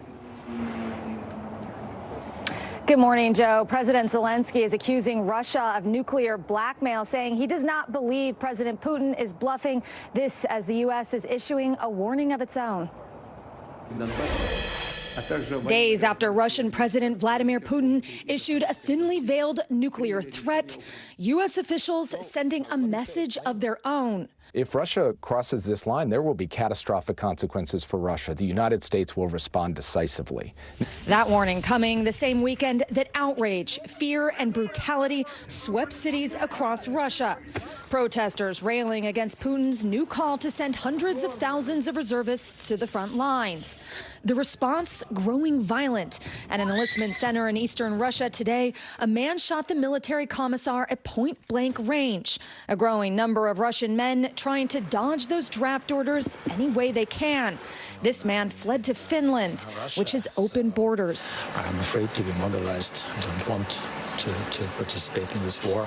And in Russian-occupied areas of Ukraine, what the West is calling a sham referendum. Russian soldiers monitoring ballot boxes and the local population terrified that should Russia illegally annex their cities, they could be forced to the front lines to fight against their homeland. NBC News has spoken to one person living in occupied Kherson who describes total fear and panic. Everyone is planning their way out, they told us, although men aged 18 to 35 are not being allowed to leave. The potential land grab and mobilization of reservists meant to bolster Russian forces after Ukraine's effective counteroffensive in the northeast. Inside this bombed-out Ukrainian church near the destroyed town of Izum, a clear sign the Ukrainians have Russian troops on the run. The Russians used this church as a staging area and field hospital. They left behind stretchers, boxes. It's very clear looking around here that when they left in a hurry. And with Russians on the defensive, there are growing concerns about what they might do next and what the U.S. response might be. U.S. officials say they have communicated the specific consequences of a possible Russian nuclear strike on Ukraine to the Kremlin in private. Joe. Aaron McLaughlin, thank you so much. All right, turning now to Washington, a potential revelation regarding the Trump White House and the attack on the Capitol on January 6th. A former staffer on the House committee says the White House switchboard connected a call from a rioter's phone during the attack. NBC News senior Washington correspondent and News Now anchor Hallie Jackson has the latest on that. Good morning. The January 6th committee is now trying to distance itself from one of its former advisors who made that allegation, one that is a potentially critical new detail about the insurrection, raising a lot of questions this morning. New fallout this morning from an explosive allegation from a former January 6th committee advisor. You get a real aha moment when you see that the White House switchboard had connected to a rioter's phone while it's happening. Wait a minute. Someone in the White House was calling one of the rioters while the riot was going on? On January 6th, absolutely. Former GOP Congressman Denver Riggleman, who served on the committee's staff, telling 60 Minutes Sunday that someone at the White House on January 6th, 2021, placed a call to a rioter at the Capitol. But this morning, the circumstances of that call, including who placed it, still not clear. The committee telling NBC News Mr. Riggleman had, quote, limited knowledge of the committee's investigation. And as members of the committee look to refocus the nation's attention to the events of January 6th, they also seem to be downplaying the call's potential significance. I can't say anything specific about that particular call, but we are aware of it, and we're aware of lots of contacts between people in the White House and different people that were involved. Without the advantage of the additional information we've gathered since he left the committee, you know, it I think poses real risk to be suggesting things. It comes as the committee gets ready to hold its 9th public hearing on Wednesday, its first since late July, focusing on former President Trump's attempts to overturn the 2020 election. Leading that hearing, Committee Vice Chair Liz Cheney, a fierce Trump critic who now says she would campaign for Democrats in order to stop any Republican candidates promoting election lies. Cheney, who lost her primary to a Trump-backed challenger last month, also threatening to leave the GOP if Mr. Trump is the party's 2024 nominee. I'm going to make sure Donald Trump, I'm going to do everything I can to make sure he's not the nominee. And if he is the nominee, I won't be a Republican. And as we look ahead to that next January 6th hearing this week, it's expected to be more sweeping, potentially, than the previous ones, with new information set to be revealed, according to Congressman Adam Schiff, who also says any potential criminal referral for Donald Trump would probably have to be a unanimous one by members of the committee. Lots going on this week. Back to you. More to come on that. Hallie, thank you. Protests in Iran are growing increasingly violent as the country's president threatens more consequences for demonstrators in the streets. It all comes following the death of 22-year-old Mahsa Amini, who allegedly violated the country's Islamic dress code. NBC News Tehran bureau chief and correspondent Ali Arouzi joins us now from Tehran with the latest. Ali, good morning. Good morning, Joe. Well, the anger and the outrage here is still palpable. As the protests continue to grow, so does the death toll. Officially, at least 41 people have been killed since the unrest began. However, Norway-based group Iran Human Rights say at least 57 people have died, but say internet blackouts are making it difficult to confirm fatalities. Extraordinary scenes in Iran, where protesters have taken to the streets for 10 consecutive nights in defiance of an unforgiving crackdown. Threats, a near internet blackout, and severe warnings from the country's leaders. Iran's president telling authorities they must deal decisively with those who oppose the country's security and tranquility. The protests sparked by the death of 22-year-old Mahsa Amini. She had been arrested by the country's morality police for an alleged violation of Iran's strict Islamic dress code.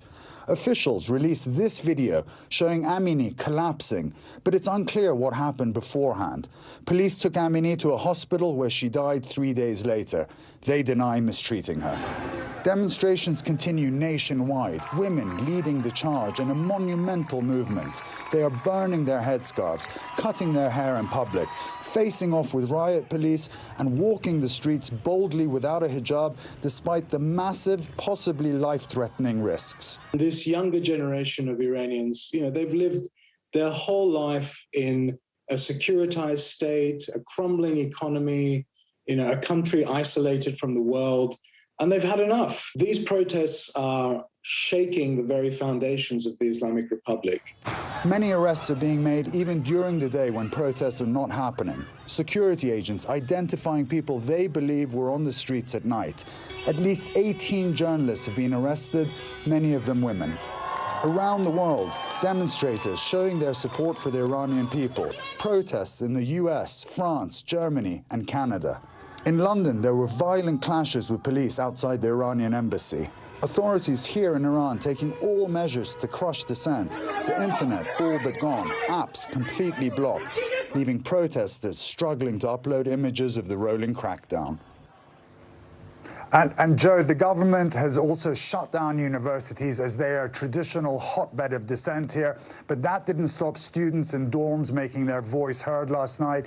On the streets across the country, you're still seeing many women walking around without a hijab. And today, the government here accused the United States of trying to violate Iran's sovereignty over the protest, warning Washington of a response. Guys? Ali Arouzi in Iran. Ali, thank you.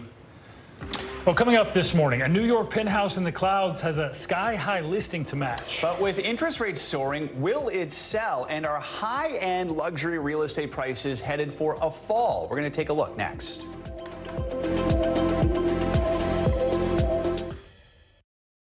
You get one beautiful life to live. What are you going to do? This show is so fun, but having you as a positive force means really the world to me. Jenna doesn't stop till it's sold, okay? We have this circle of women that love each other. I decided I'm going to go with the rhythm of life. And you love riding the wave. This is a moment we're in right now. This is really electric. Yeah, I love you too.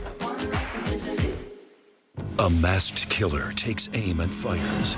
A fatal attraction that leads investigators to turn towards their own. Internal Affairs, a new podcast from Dateline. Listen now wherever you get your podcasts.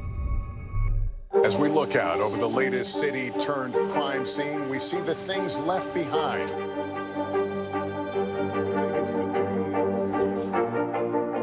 Can you tell us what it was like?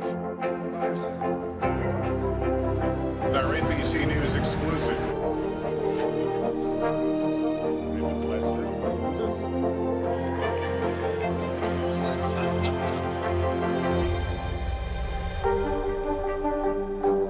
It's the best time of the morning, time for that pop start, baby. Oh, I'm feeling the vibe today on the show.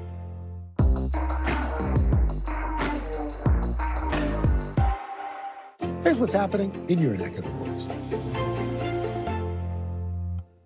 Top Story with Tom Llamas, weeknights at 7 on NBC News Now.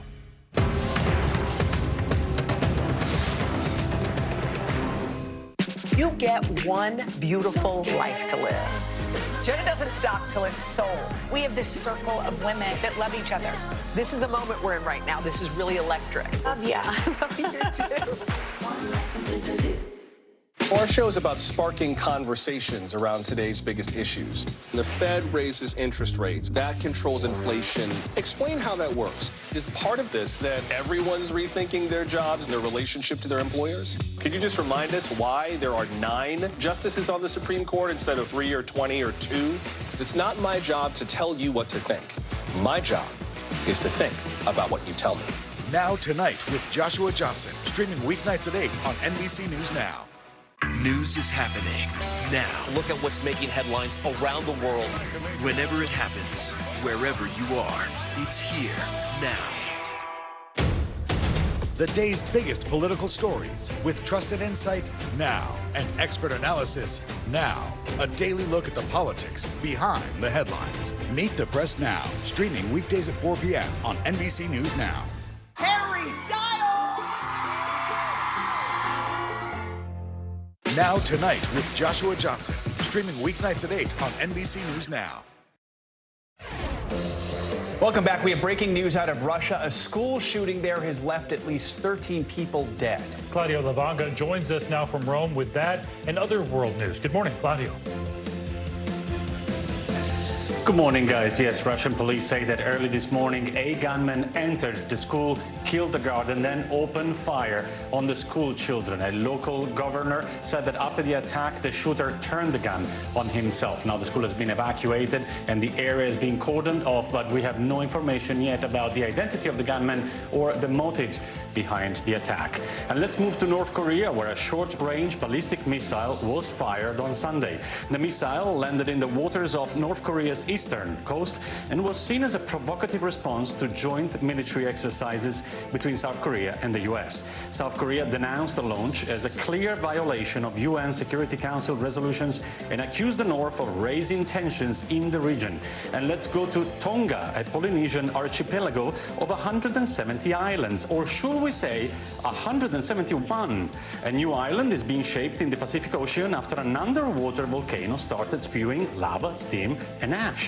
The new baby island, observed by the NASA Earth Observatory, has grown so far to 6 acres in size. But before anybody thinks about going to visit the newest island in the Pacific Ocean, just mind you, the volcano is still spewing. It's still erupting, so it may not be the paradise island that you think it is. Not a vacation spot. All right, Claudio, thank you so much. Well, as interest rates soar, the feds are working to get inflation under control. This means a potential downturn for the luxury housing market. CNBC correspondent Robert Frank has more on how the epitome of New York City luxury could become slightly more accessible. It's got 6 bedrooms, 11 bathrooms, 2 kitchens, and a ballroom that's over 2,000 square feet with 27-foot-high ceilings. The terrace is the highest in the world, giving you airplane-like views of Manhattan, the 5 boroughs, even the ocean and the hills of New Jersey. The penthouse of Central Park Tower stretches over 17,000 square feet. But with stocks falling and the housing market under pressure, it may also be a reach. Sales of ultra-luxury apartments in Manhattan down 38% so far this year. People are looking for places to put money. They're looking at the volatility in the stock market, and they're saying, whether I have $1 million to put away or $250 million, real estate is a safe, tangible asset. This penthouse is priced under $15,000 a square foot. So I know it sounds crazy, but relatively speaking, it's priced at a great value on a price per foot basis. It's a very, very big apartment and has a lot of amenities to it. And those building amenities include a game room, a screening room, an indoor and outdoor pool, a spa, a private restaurant, and your own wine and cigar bar. Wow, I was telling Joe, I need a bigger ballroom. We'll take a look. All the things on our list. Robert, thanks for that. Yeah. Coming up, from apps to trackers, people are paying more attention to their sleep than ever before. Yeah, but how much does a good night's sleep really affect your day? We're talking to the experts about unlocking the secrets of your sleep. That's coming up next.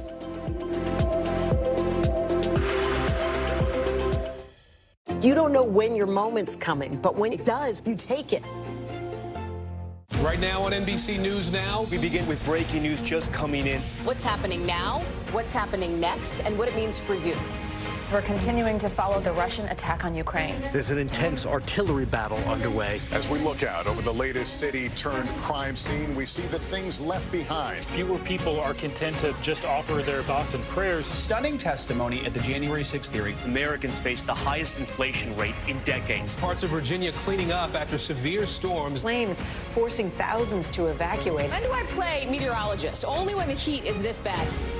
Another special night of election coverage right here at NBC News Now. Results are coming in. This Tuesday is going to be huge. This is big when we're talking about November. This feels like an ideological fight to the death. Is there room for common ground? What do you think when you see the activism? Do you think this could have happened without social media? We're coming on the air with the news NBC Scoop. Bringing the news to you is not only a job, it's an honor. Mr. Secretary, when is this going to get better? You came into this job saying you were going to fight crime. Have you been successful? Found a way to put that. Can you update us on the status of negotiations? News is happening now. Look at what's making headlines around the world. Whenever it happens, wherever you are, it's here now. We're here to start conversations because it's not my job to tell you what to think. My job is to think about what you tell me. Now Tonight with Joshua Johnson. Weeknights at 8 on NBC News Now. Internal Affairs, the new podcast from Dateline. Listen now. Top Story with Tom Llamas is your news playlist on NBC News Now. And now you can listen to it as a podcast. Available anytime and anywhere. For Dateline Premium, subscribe now on Apple Podcasts. Mr. Secretary, when is this going to get better? You came into this job saying you were going to fight crime. Have you been successful?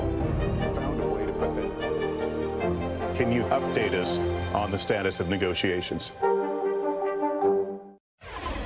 Welcome back. Thanks to trackers, people are paying more attention to their sleep, more than ever before. But what really happens when we close our eyes? Today, co-anchor Savannah Guthrie spoke to one of the top sleep doctors and HuffPost founder, Ariana Huffington, to find out more.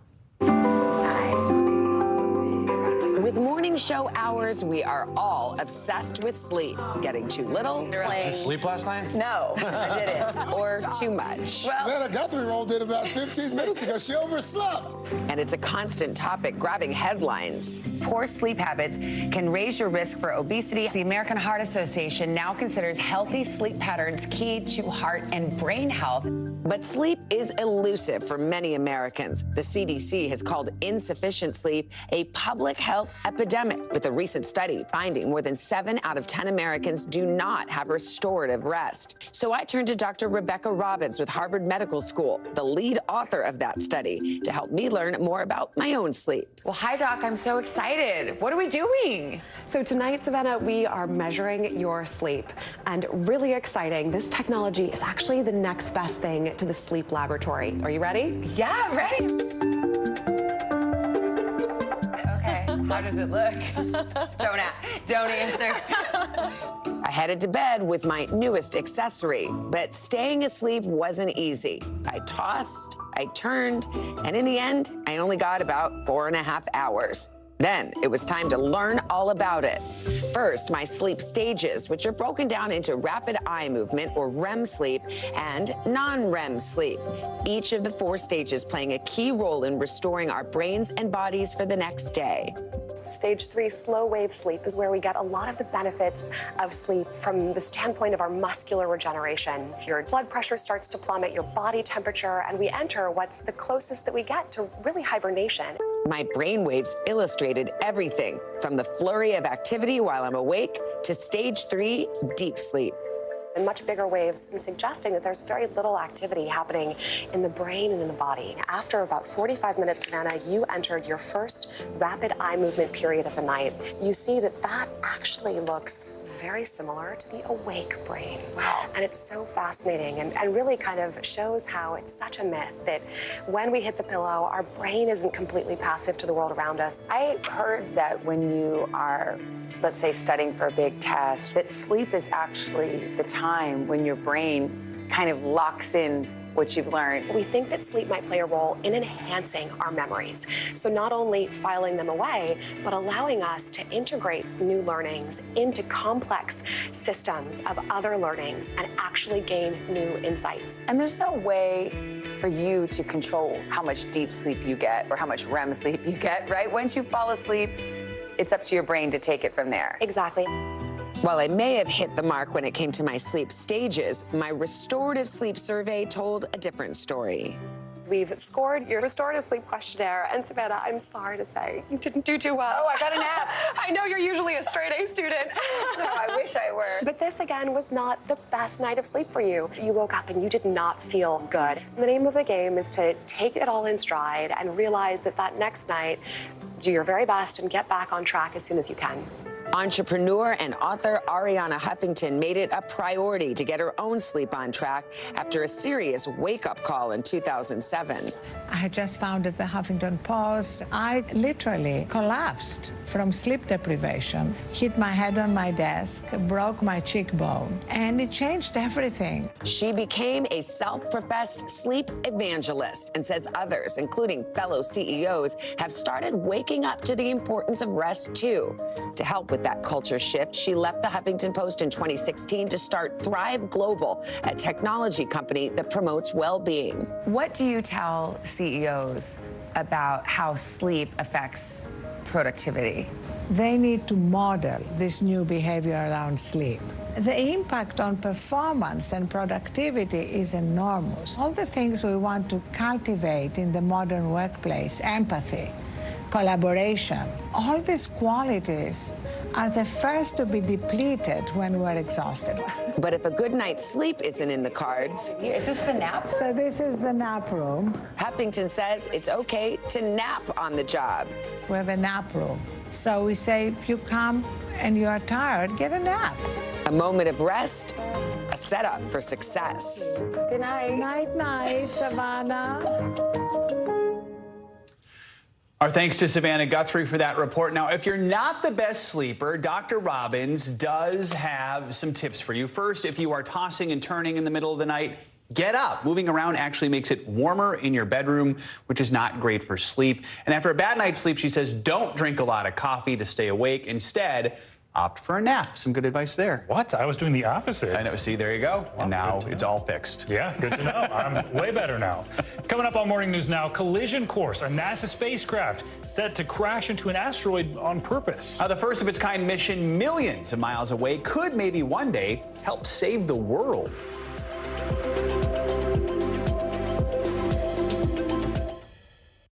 News is happening now. Look at what's making headlines around the world. We're coming on the air with breaking news. This is a significant moment. Whenever it happens, wherever you are, NBC News, streaming free now. Tonight, I interviewed Secretary of Transportation Pete Buttigieg about the ongoing delays. You seem to be pointing the finger at the airlines. They're pointing the finger back. Mr. Secretary, when is this going to get better? Our show is about sparking conversations around today's biggest issues. The Fed raises interest rates. That controls inflation. Explain how that works. Is part of this that everyone's rethinking their jobs and their relationship to their employers? Could you just remind us why there are 9 justices on the Supreme Court instead of 3 or 20 or 2? It's not my job to tell you what to think. My job is to think about what you tell me. Now Tonight with Joshua Johnson, streaming weeknights at 8 on NBC News Now.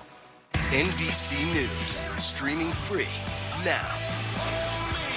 A masked killer takes aim and fires. A fatal attraction that leads investigators to turn towards their own. Internal Affairs, a new podcast from Dateline. Listen now wherever you get your podcasts. Tonight, I interviewed Secretary of Transportation Pete Buttigieg about the ongoing delays. You seem to be pointing the finger at the airlines. They're pointing the finger back. Mr. Secretary, when is this going to get better? Here's what's happening in your neck of the woods. Live from Ukraine, from Uvalde, Texas, from Mayfield, Kentucky. To cover the news, you have to be in it. This is how so many towns and cities are protecting themselves. You can actually see they're pushing the gates open. Was there a school officer on campus? That's what we've been told. No. Do you remember any tornado as bad as this one? You look at this and you're thinking, we're not going to have power for weeks, if not months. Exactly. Every night, it's your news playlist. Top Story with Tom Llamas, weeknights at 7 on NBC News Now. The indictment of a former president, perhaps candidate for president, would arguably tear the country apart. Is that your concern? Can you update us on the status of negotiations? Harry Styles! From Brooklyn, we're next to the subway station. The state's reservoirs are alarmingly low. War will pass them by.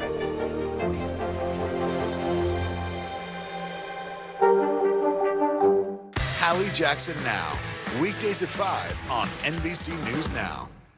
Top Story with Tom Llamas, weeknights at 7 on NBC News Now.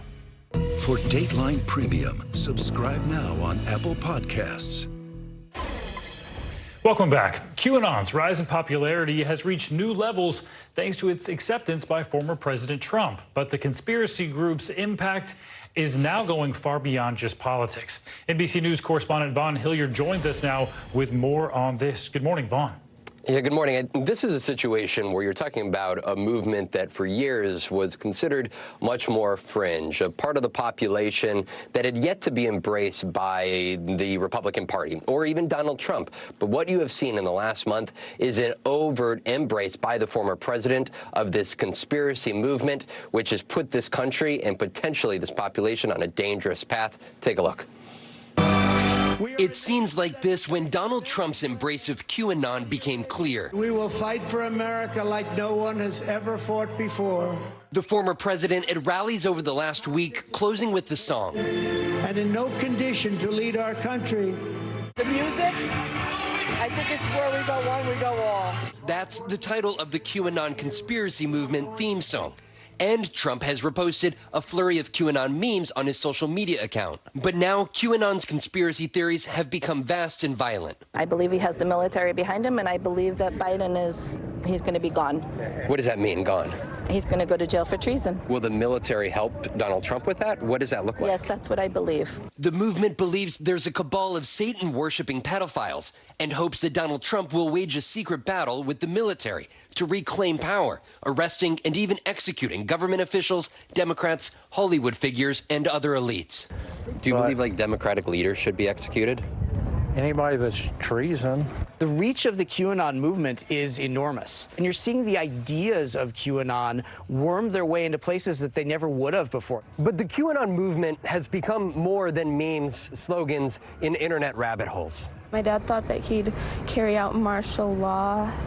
Donald Trump would. Yeah. 21-year-old Rebecca and other close family members say her father grew isolated working from home during the pandemic and became so obsessed with QAnon that he grew paranoid. He got a gun and tried to kill everyone in my family, and he would have tried to kill me too if I was there.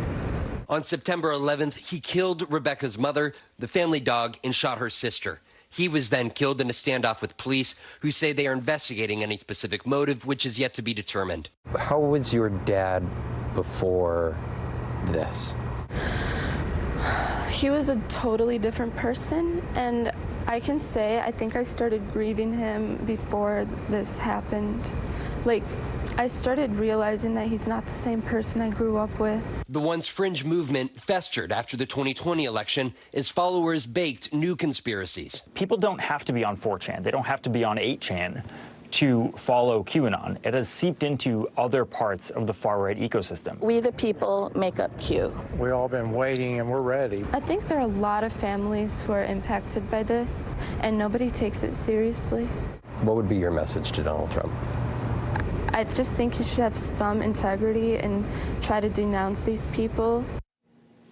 Now, this has gone on for a month. It's 2 rallies in a row in which Donald Trump has played this song that is identical, essentially, to the QAnon theme song, essentially doubling down on the decision to do so, but then also over the course of the last several weeks, posting those QAnon-themed memes here. For the Republican Party, there's been little pushback against Donald Trump, and now it's a question of where does this entanglement of conspiracy theories go, where does this movement go, and at what point does the former president push back? Stephen? Much more than just memes. Important reporting. Vaughn, thank you. Business headlines now, and the British pound has hit an all-time low against the U.S. dollar. Yeah, CNBC's Frank Holland joins us now with that and other news this morning. Good morning, Frank. Hey, good morning, gentlemen. Well, the British pound has pared back some of its losses after hitting a record low against the U.S. dollar. The sterling's plunge comes after the new U.K. government announced tax cuts and investment incentives to boost growth last week. But the pound, it's not the only currency taking a hit today. Japan, South Korea, and China's currencies are also weakening against the dollar. SiriusXM is reportedly distancing itself from Hall of Fame quarterback Brett Favre. SiriusXM has placed the former quarterback's NFL show on hold, according to reports. The reported move is due to his involvement in an alleged welfare fraud scheme in Mississippi. Favre has denied wrongdoing. Favre has hosted the show, the SiriusXM Blitz with Brett Favre and Bruce Murray, since 2018. And another rough weekend for DirecTV's NFL Sunday Ticket. According to The Verge, NFL Sunday Ticket subscribers encountered issues with DirecTV for the 3rd weekend in a row. We're only in week 3 of the season. Users complaining of issues signing into their accounts on the Sunday Ticket website or app, as well as problems loading the streams. I have quite a few friends that were frustrated. Back over to you. All right, Frank, thank you so much. Thank you. NASA has delayed Tuesday's planned launch of the Artemis 1 rocket, this time due to weather concerns from Hurricane Ian. But in addition to Artemis, NASA and its partners are also preparing for a separate crucial mission set to play out some 7 million miles away from our planet. NBC News correspondent Tom Costello covers space for us and joins us now with details on this. Tom, this sounds like the plot of a blockbuster movie or at least a really cool video game. All of the above. You're absolutely right. Let's first mention we are keeping an eye on the launch pad at the Kennedy Space Center. Artemis likely to launch probably over the weekend at the earliest. We'll let you know. But you're right. Tonight, for scientists at NASA, at Johns Hopkins, around the world, the big focus is on what should be this exciting intentional collision millions of miles out into space. And it involves crashing a spacecraft into an actual asteroid. A first-of-its-kind test to one day avert disaster in the event that a giant space rock comes hurtling towards Earth. It's the nightmare scenario we've seen play out in countless Hollywood hits. It's what we call a global killer. Our planet threatened by a massive comet or asteroid. 3, 2, 1. And now, in just a matter of hours, scientists hope to pull off their first real-life test aimed at preventing this kind of cataclysmic collision. After into the first stage, and you can see those engines coming to life. For nearly a year now, an unmanned spacecraft called DART, for Double Asteroid Redirection Test, has traveled millions of miles through space. Its goal, intercept and slam right into an asteroid called Dimorphos at a relative speed of 14,000 miles per hour. We're targeting that small asteroid at a very fast speed. Among the many challenges, Dimorphos is a moonlet, or a smaller asteroid orbiting a much bigger one called Didymos. DART is also using autonomous technology to make its direct hit. Since launching last fall, the camera system on board has taken more than 200,000 images to calibrate the spacecraft, all of it building up to a calculated crash tonight. This mission has 2 parts. The first part is hitting the asteroid. The next part is actually measuring what happens afterwards. Using telescopes on all 7 continents and in space, scientists will monitor in the coming days and weeks exactly how much the impact is able to shift the orbit of Dimorphos. This is really not about destroying the asteroid or destructing it. We like to call it like a small nudge. A mission marking the first test in planetary defense, so that if an asteroid ever did threaten Earth, we might potentially knock it off its course. So NASA is considering other ways to deflect or maybe even redirect asteroids, like shooting an ion beam or using a gravity tractor with another spacecraft. That sounds like something out of Star Trek. They may actually be able to do it. Even sending a spacecraft to detonate a nuclear device near an incoming asteroid to break it up if there is a short notice kind of a situation there. If all goes as planned, we should see impact this evening. It will not put that asteroid on a plan towards Earth. We do expect to see some images coming back from DART in the final seconds before it hits the asteroid. So pretty cool stuff, guys. Back to you. Yeah, that is so sci-fi. Tom, thank you. Let's bring in Mike Massimino here in studio to talk more about this mission. He is a former NASA astronaut, professor of mechanical engineering at Columbia University, and senior advisor for space programs at the Intrepid Museum here in New York. An all-around cool guy. Good to have you with us here. So let's talk about the significance of this one. I mean, it's being called, quote, a big step for humanity. Help us understand just how important is this mission? Well, it's kind of like an insurance policy, I guess, and just in case something happens. There's no evidence that we're going to be hit by any large object, anything close to this size for the next 100 years. We don't expect that to happen. But it's better to plan for it now than to try to. And hopefully this mission will be successful, and this is a great way to deflect an asteroid, change its orbit so it'll miss Earth if one's coming here eventually. But in any regard, they're going to learn a lot from this, if this technique works or not. So it's good to find that out now. And I think typically when we have something that could hurt us, we sometimes wait until it's getting really close or too late. And I think it's kind of a good idea that we're doing this way ahead of time, just in case something happens, so we can feel confident we can deflect something like this from happening. Yeah, preparation now seems like a good call. What type of preparation, though, goes into making a mission like this happen? Well, they had to think about this for a while. They launched this spacecraft back in like November of last year, so it's taken a long time to get there. It's pretty far away, and checking out, make sure it's going to work. And they're going to knock into this object. They have another small satellite, a European Space Agency satellite from the Italian Space Agency, that is going to be taking some imaging of what happened. So they'll be able to see if a lot of debris gets formed. They're going to hit this thing. The idea of blowing it up sometimes makes it worse, because then you have more debris you got to worry about. So this is going to be a way just to deflect it, and then they'll see if a lot of debris comes up out of it. They'll be able to measure that. They're going to be looking at it from ground-based telescopes as well. And then they're going to be sending another probe to go see it in a couple of years to take some more imaging and measurements of what happened. So it's very interesting. It's a really clever way to do this. I think it's something that we see in the movies that we're worried about. This might happen. We're really in no danger, absolutely in no danger of anything coming near us. But I think it's a good idea, because if something, a couple hundred years from now even, decides to make its way toward Earth, it could be catastrophic. So it's good that we're planning ahead of time. Well, we quickly want to ask you about Artemis. It was supposed to happen tomorrow, delayed because of the storm. What do they do to protect the ship right now if the storm is coming in? Yeah, so they're getting ready to, just in case, to roll back, and they're watching the storm. They thought they were going to make a decision yesterday about the rollback one way or the other, but they want to watch the storm a little bit more.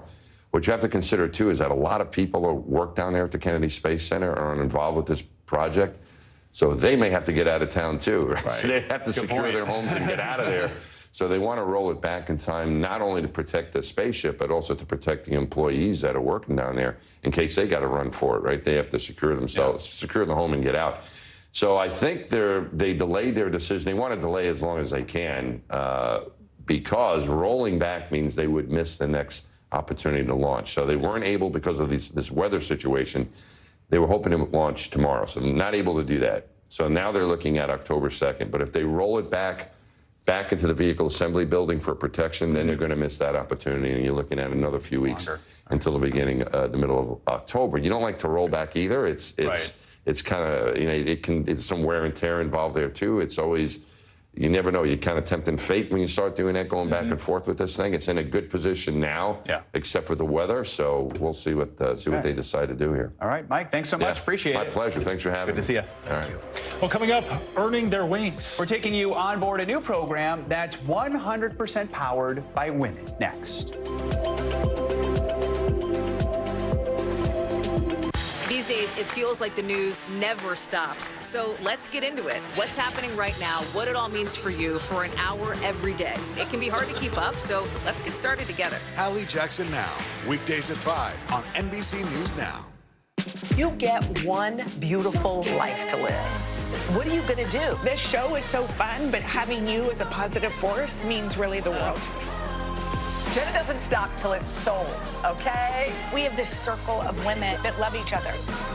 I decided I'm going to go with the rhythm of life. And you love riding the wave. This is a moment we're in right now. This is really electric. Yeah, I love you too. Live from Ukraine, from Uvalde, Texas, from Mayfield, Kentucky. To cover the news, you have to be in it. This is how so many towns and cities are protecting themselves. You can actually see they're pushing the gates open. Was there a school officer on campus? That's what we've been told. No. Do you remember any tornado as bad as this one? You look at this and you're thinking, we're not going to have power for weeks, if not months. Exactly. Every night, it's your news playlist. Top Story with Tom Yamas, weeknights at 7 on NBC News Now. Hallie Jackson Now, weekdays at 5 on NBC News Now. From Brooklyn, we're next to the subway station. The state's reservoirs are alarmingly low. War will pass them by.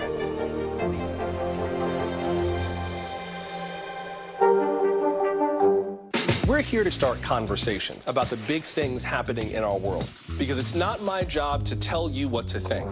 My job is to think about what you tell me. Now Tonight with Joshua Johnson, streaming weeknights at 8 on NBC News Now. For Dateline Premium, subscribe now on Apple Podcasts.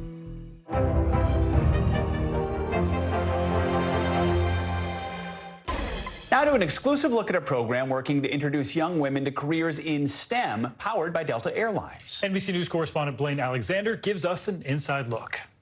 Well, hello to you from the flight deck of a Boeing 757. You know, for so many of us, when we board a plane, we will sometimes take a peek in here just to get a look at the pilots. But it's very rare that you actually see a woman in this space. In fact, across the industry, women only account for about 6% of all commercial airline pilots. Well, Delta Airlines is working to change that by taking more than 100 young ladies on the flight of a lifetime. Odds are you have never taken a trip quite like this. Ready to begin boarding for today's flight. A 100% girl-powered flight. That means from TSA to the ticket counter, the pilots themselves, even down on the tarmac, every position is manned by a woman. I want them to see that they can do it. So they can, maybe they'll go, hey, I want to be a pilot, or hey, I want to be a mechanic.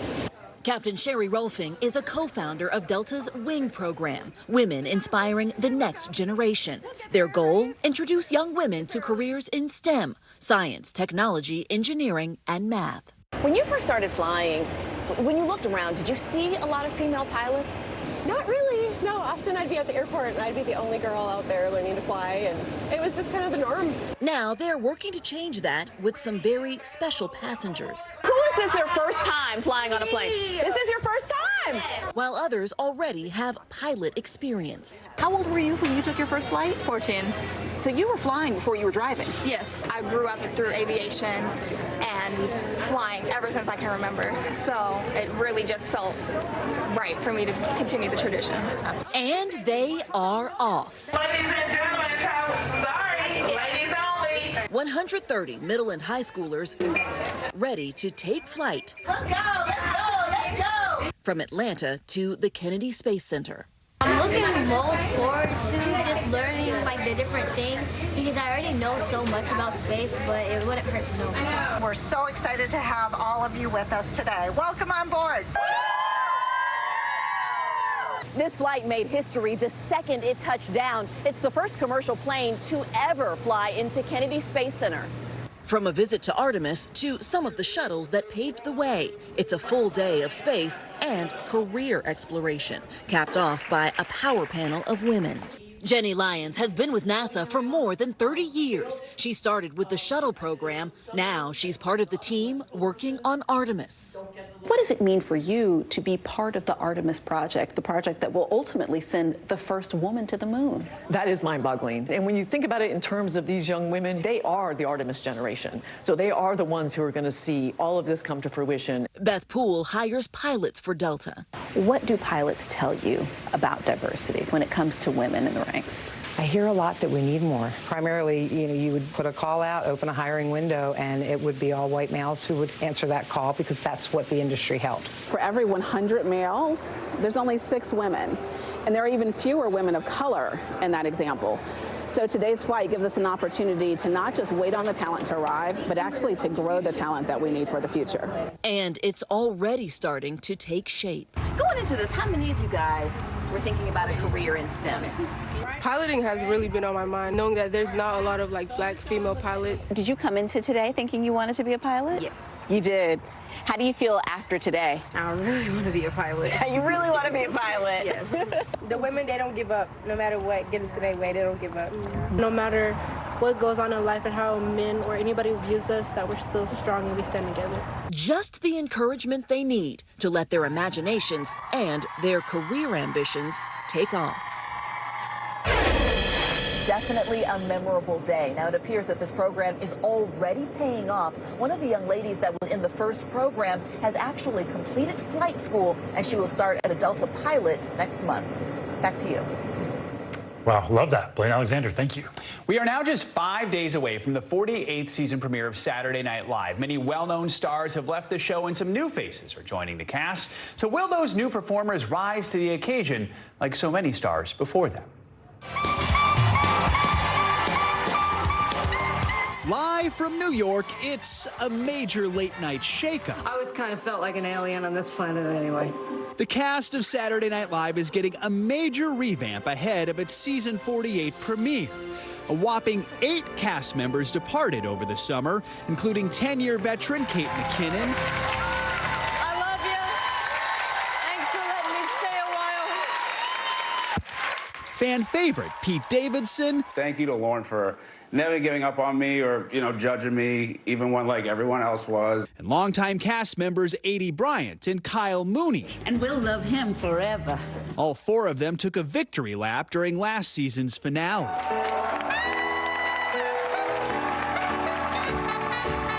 In a new interview with the New York Times, executive producer Lorne Michaels says this is a year of reinvention, and change is exhilarating. That change includes 4 new featured players, all looking to make their marks.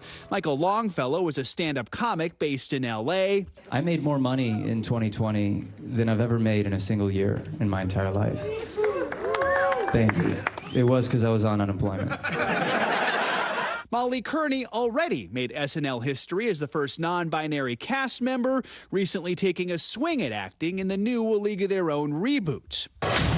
Marcelo Hernandez, the first Latino man to take the stage in Studio 8H since Fred Armisen left in 2013, and Devon Walker, who has written on shows including Big Mouth, round out the new cast. Live from New York, it's Saturday night! Over the course of SNL's nearly 5-decade history, huge shakeups like this one have paved the way for some of the show's biggest stars. But yes! After the original cast departed and Lorne Michaels took a brief leave, critics and viewers were disappointed with their replacements and ready to change the channel. A beautiful day for a neighbor. Would you be mine? Could you be mine? But Eddie Murphy changed that. His iconic Buckwheat and Mr. Robinson sketches credited with bringing the show back from the brink. Would you be mine? Won't you be mine? I wish you was my neighbor. The 90s ushered in another era of tumult when a star-studded cast with big names like Mike Myers and Dana Carvey fell apart. Well, isn't that special? And iconic performers Chris Farley and Adam Sandler were fired. Holy cannoli! Something Sandler joked about when he was invited back to host in 2019. I was fired. I was fired. NBC said that I was done. Then I made over $4 billion at the box office. So I guess you could say I won. From the ashes rose the next superstar, Will Ferrell. And so the cycle of SNL continues. That's kind of the beauty of SNL, where it's going into its 48th season, and we are constantly comparing new members to past members. So it's like, if you didn't make a dent in our collective mind, most people won't lose sleep if you're gone. Come October 1st, we'll learn if these new players, though not ready for prime time, are ready for late night. Miles Teller will host the premiere this Saturday with music guest Kendrick Lamar. That does it for this hour of Morning News Now. But your news continues right now.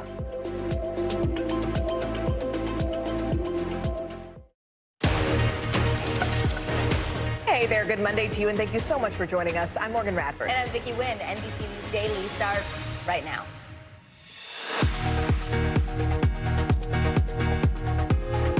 Today is Monday, September 26th. Picking up speed, Hurricane Ian spirals along the Gulf Coast as millions of Floridians are stocking up and boarding up, bracing for impact. Monumental movement protests erupt across Iran over the death of a young woman while she was held in police custody.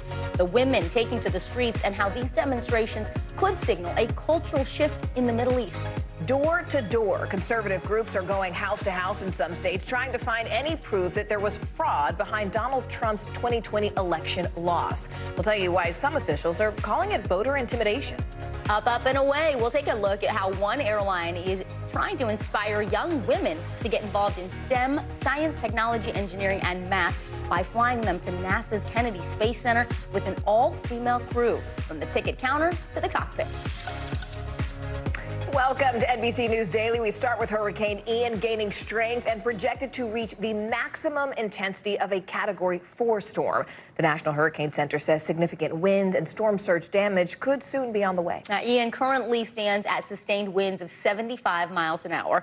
It's expected to first hit western Cuba by Tuesday and then make landfall near Tampa, Florida, sometime late Wednesday to early Friday. NBC News correspondent Ellison Barber joins us now from Tampa, Florida. Ellison, we're going to get into this more deeply in just a moment, but first, just in terms of breaking news, we know that Hillsborough County is issuing the first evacuation order. Ellison, what does that say about the incoming storm? Yeah, it's very significant because they are saying that everyone in what is considered Zone A, and I think we have a map where we can show you the red is the area they're telling people right now that they must evacuate, and that mandatory evacuation order goes into effect at 2 o'clock today. In addition to that, there's another zone, what's known as Zone B, where county officials are now saying that residents in that zone should voluntarily evacuate. That's their advice. Starting at 2, they're also going to start opening some of the emergency shelters in this county. They say that this was a decision that they did not make lightly, but that time is of the essence right now, and they need people to start preparing and start moving to leave and evacuate because they are particularly worried about the potential for storm surge. So where we are, Home Depot, a lot of people are kind of frantically coming in to get things, in part because now I think people are starting to realize more and more the potential severity of this. Morgan, Vicki. Ellison, for anyone who has lived in Florida, they know hurricane season. This is not their first rodeo, but talk to us about what people are doing there where you are, and what are they being advised to do to prepare?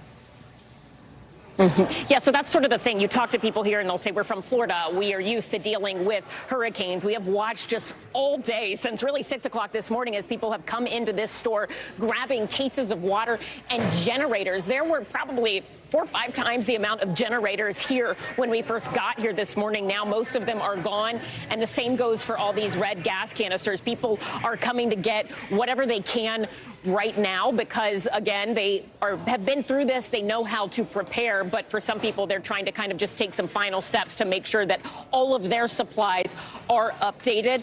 We have heard from a lot of people that what they are watching in this county in particular right now is the potential for that storm surge, and some people starting today, really, we spoke to one woman who said she previously hadn't really started preparing very early because she felt like there was so much uncertainty in the forecast. Then she started seeing things today, so she and her family are having conversations about going to stay with family members further inland. They also were here getting some supplies just in case. Morgan, Vicki.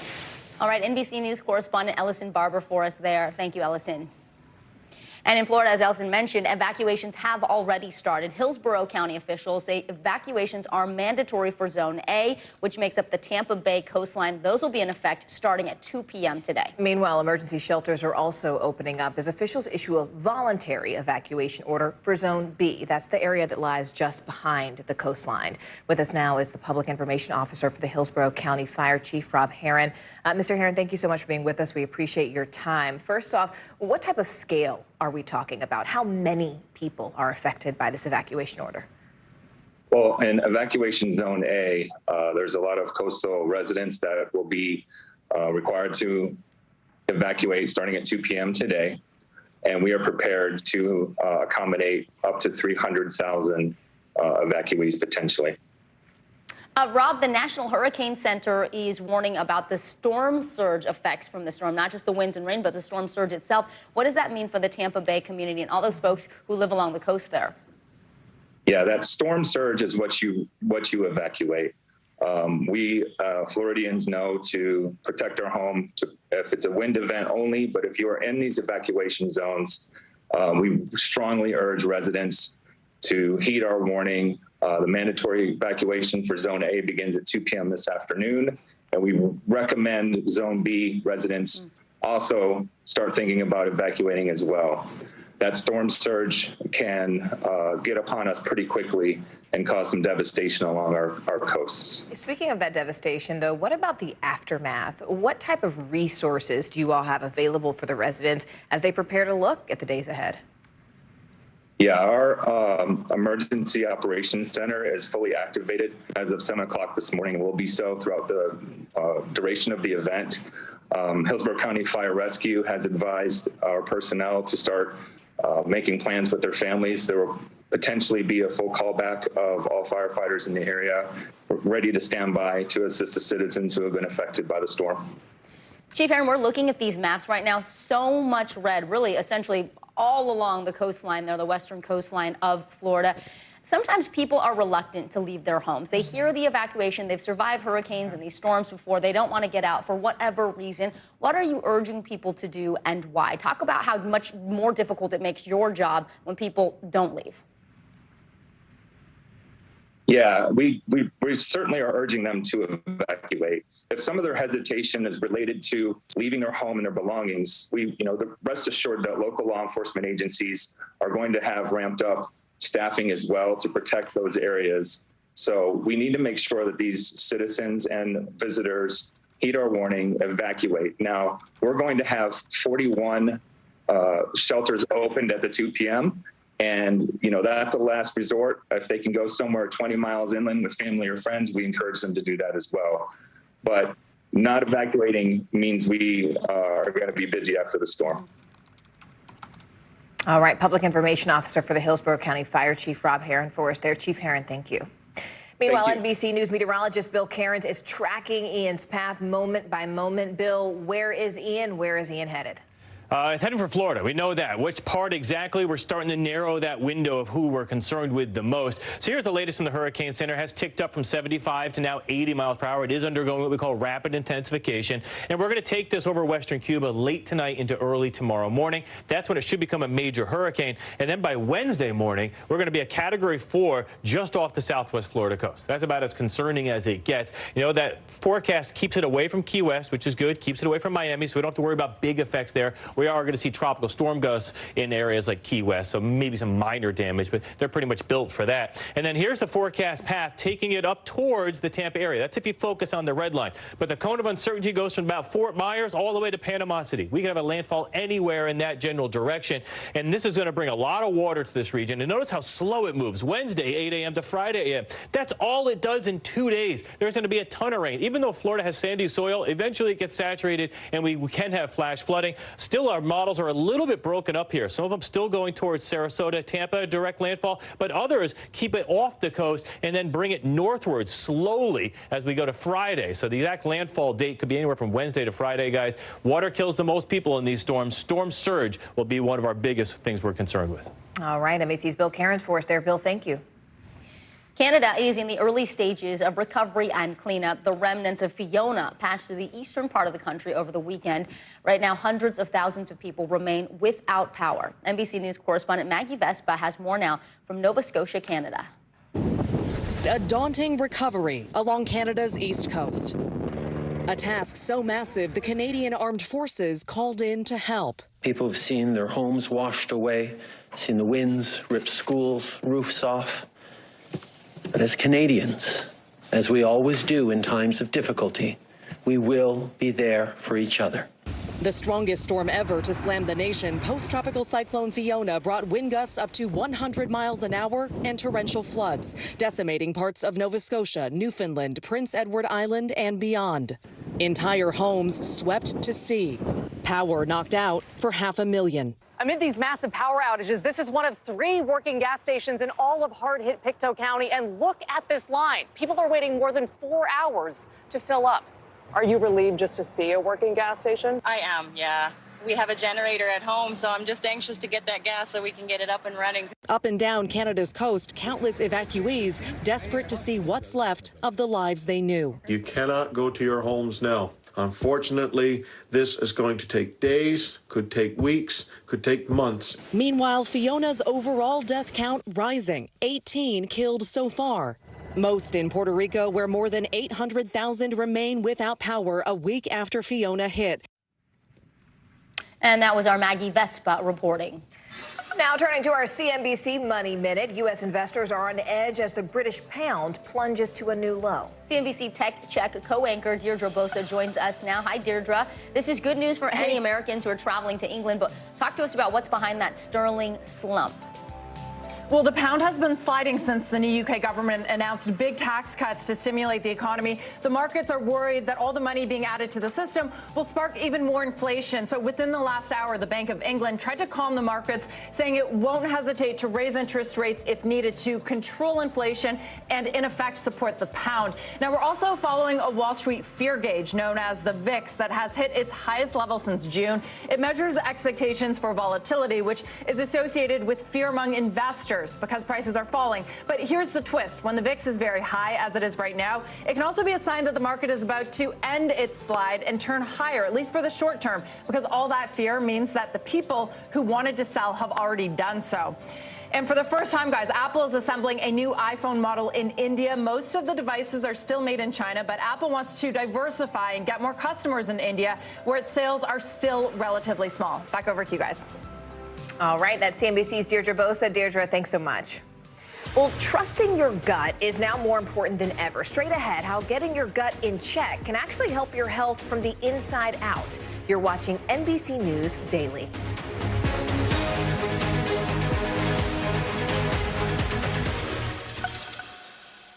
It's the best time of the morning. Time for that pop start, baby. I'm feeling the vibe today on the show. Sometimes the news can be difficult and overwhelming for kids to understand, so we've created a newscast just for them. We hope your family will watch Nightly News Kids Edition. You get one beautiful life to live. Jenna doesn't stop till it's sold. We have this circle of women that love each other. This is a moment we're in right now. This is really electric. Love ya. I love you too. This is it. Tonight, I interviewed Secretary of Transportation Pete Buttigieg about the ongoing delays. You seem to be pointing the finger at the airlines. They're pointing the finger back. Mr. Secretary, when is this going to get better? For Dateline Premium, subscribe now on Apple Podcasts. Top Story with Tom Llamas, weeknights at 7 on NBC News Now. As we look out over the latest city-turned-crime scene, we see the things left behind.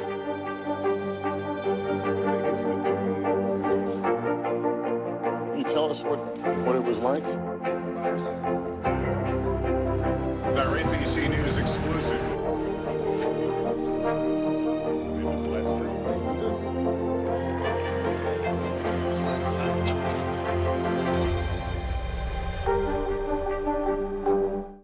No stress, no mess, just yum. That's it.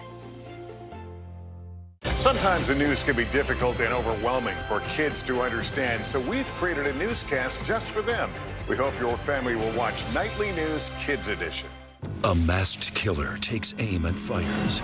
A fatal attraction that leads investigators to turn towards their own. Internal Affairs, a new podcast from Dateline. Listen now wherever you get your podcasts. These days, it feels like the news never stops. So let's get into it. What's happening right now, what it all means for you for an hour every day. It can be hard to keep up, so let's get started together. Hallie Jackson Now, weekdays at 5 on NBC News Now. It's the best time of the morning. Time for that pop start, baby. I'm feeling the vibe today on the show.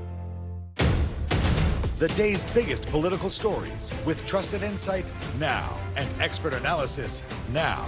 A daily look at the politics behind the headlines. Meet the Press Now, streaming weekdays at 4 p.m. on NBC News Now. All right, so a non-alcoholic drink is helping people take the edge off in a healthy way. Kava is popping up at coffee shops and bars all across the country. NBC LX reporter Ngozi Ekeleto takes us inside the Kava craze. If you're like my friends and me, maybe you like to set up shop at a coffee shop or hit up happy hour post-work. Well, I've noticed something recently. A lot of drinks with an unfamiliar ingredient, kava. Turns out it's not unfamiliar to everyone.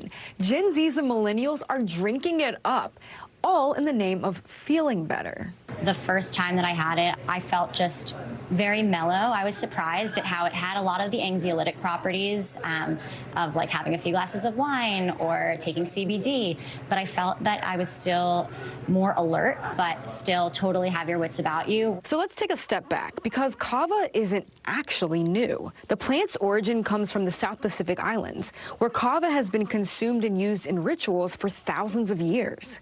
So roots and this stump are the portions that are chopped up, mashed, mixed with water, strained, and drunk. So it's a non-alcoholic, non-addictive, psychoactive substance. The active ingredient, the cavalactones, were found by German chemists in the 19th century to be useful for treating people with anxiety and insomnia. The pepper-based plant has seen a renaissance in the U.S. over the last few decades, and with it, more kava-specific spots have popped up stateside. Alexandra Sienkiewicz became interested in kava after trying it a few years ago.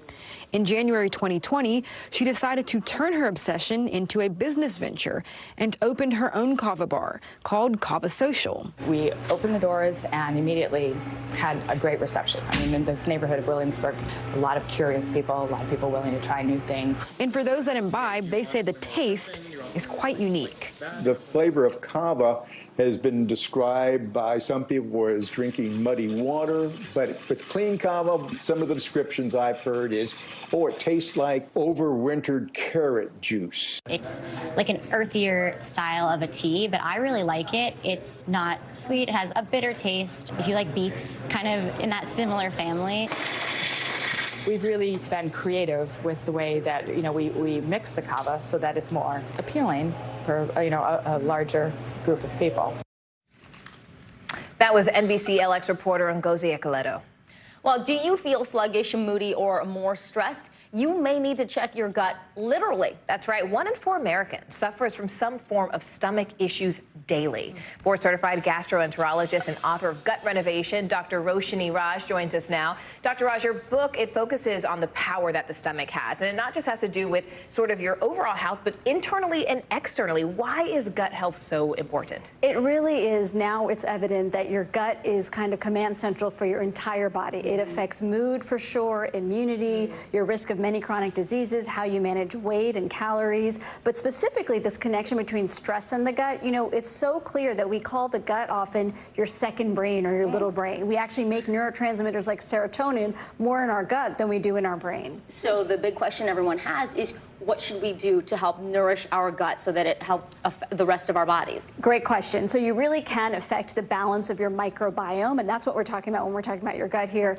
that healthy community of bacteria and viruses that have a lot of functions in your gut. What should you be eating? First of all, probiotics, which are fermented foods. Yogurt's the most famous one, but other things like kimchi, sauerkraut are great sources of probiotics. Those will help foster and give you more good bacteria. And then prebiotics, which help foster the growth of good bacteria. Prebiotic foods are things like artichokes, asparagus, bananas, and then a high fiber diet. You can't go wrong with fiber because it's great for your overall gut health, but specifically for, again, helping those good bacteria stay in balance, because that's going to help your whole body stay in balance, especially your mood.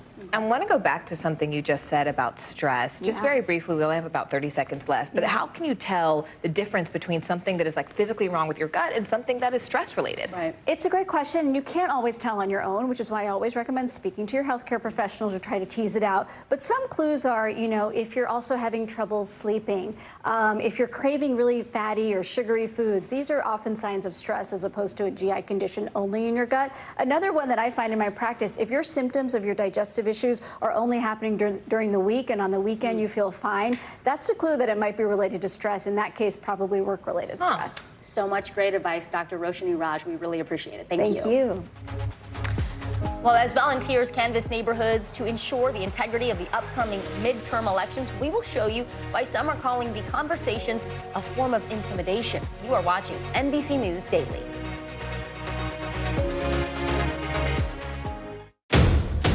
The day's biggest political stories with trusted insight now and expert analysis now.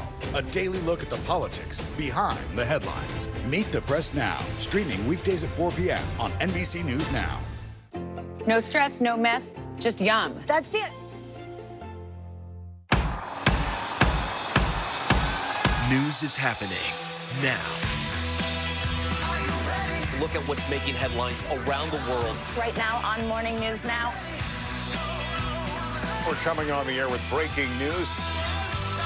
And this is a significant moment. Whenever it happens, wherever you are, NBC News, streaming free now. Good morning, Al. Morning, Cap.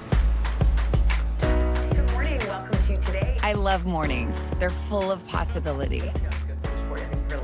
And how you start your day sets the tone for the whole day. We need to pull up one extra chair at the table. We feel like we're right there with you. Just ahead in this half hour, we're going to introduce you to... Because every day we start our morning so you can take on yours.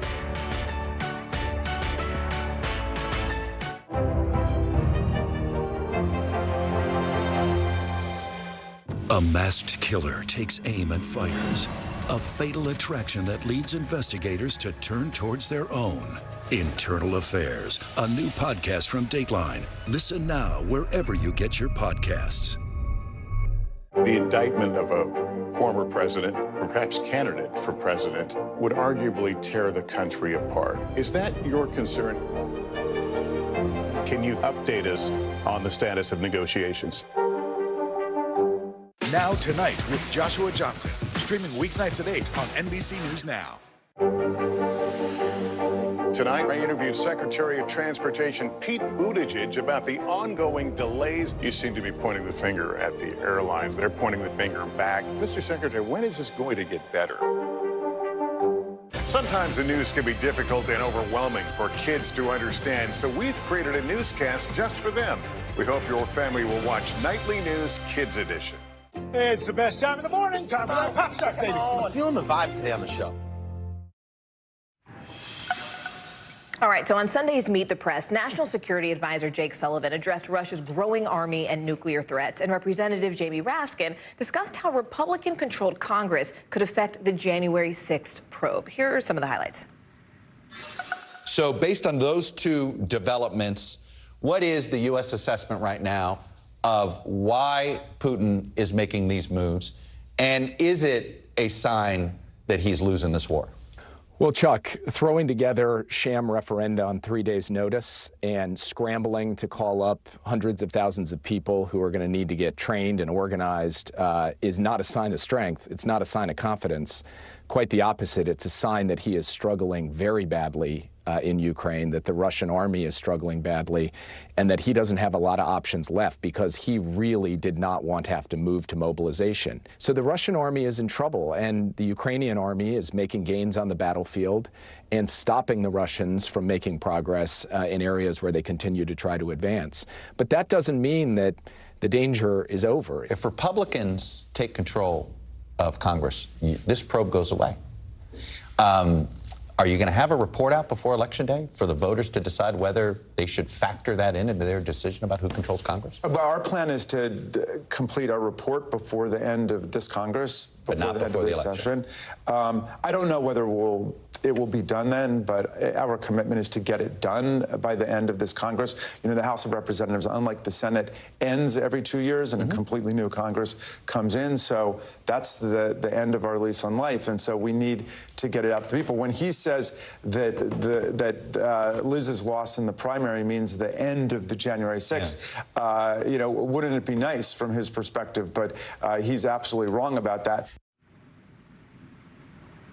All right, well, with the cost of rent soaring across the country, the housing market is quickly becoming a prime target for scammers. The FBI now urging renters to look out for any red flags. So we took a closer look at some of the fake listings and suspicious offers online.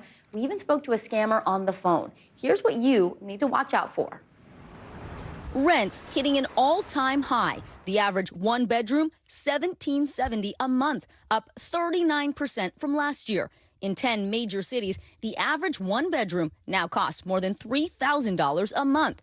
The FBI is now warning renters this hot market is a hotbed for fraud.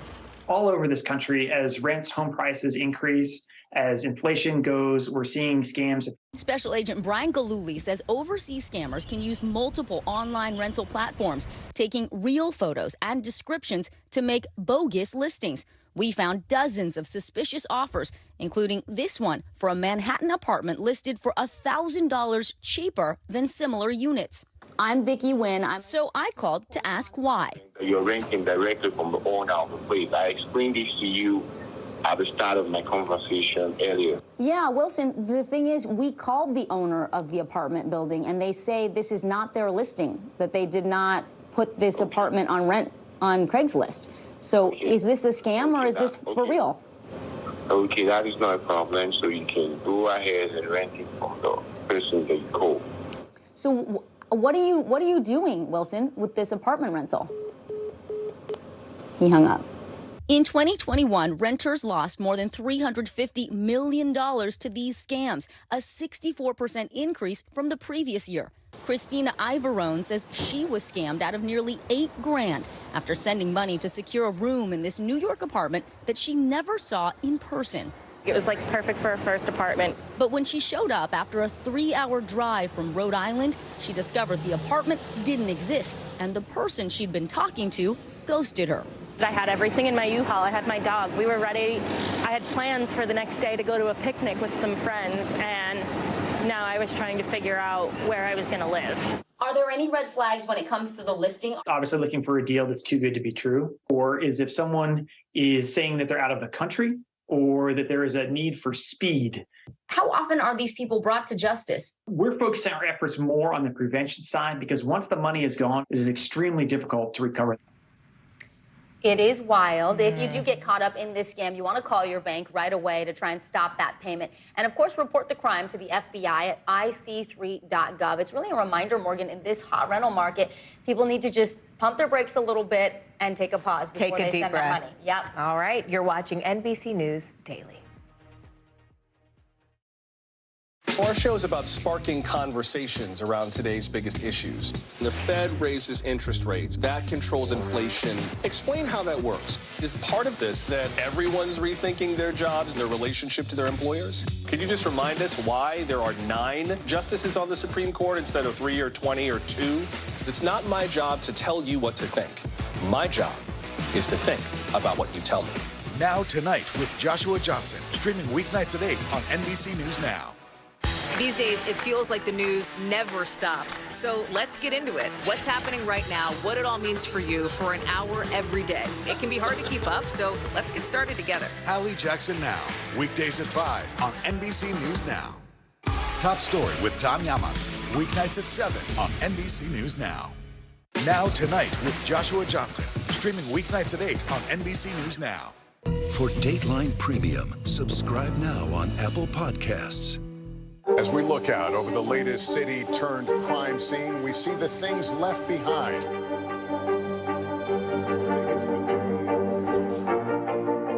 Can you tell us what it was like?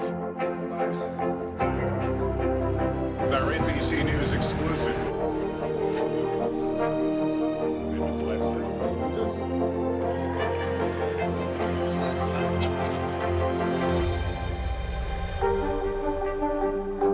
Right now on NBC News Now, we begin with breaking news just coming in. What's happening now, what's happening next, and what it means for you. We're continuing to follow the Russian attack on Ukraine. There's an intense artillery battle underway. As we look out over the latest city-turned-crime scene, we see the things left behind. Fewer people are content to just offer their thoughts and prayers. Stunning testimony at the January 6th hearing. Americans face the highest inflation rate in decades. Parts of Virginia cleaning up after severe storms. Flames forcing thousands to evacuate. When do I play meteorologist? Only when the heat is this bad. Another special night of election coverage right here at NBC News Now. Results are coming in. This Tuesday is going to be huge. This is big when we're talking about November. This feels like an ideological fight to the death. Is there room for common ground? What do you think when you see the activism? Do you think this could have happened without social media? We're coming on the air with the news NBC Scoop. Bringing the news to you is not only a job, it's an honor.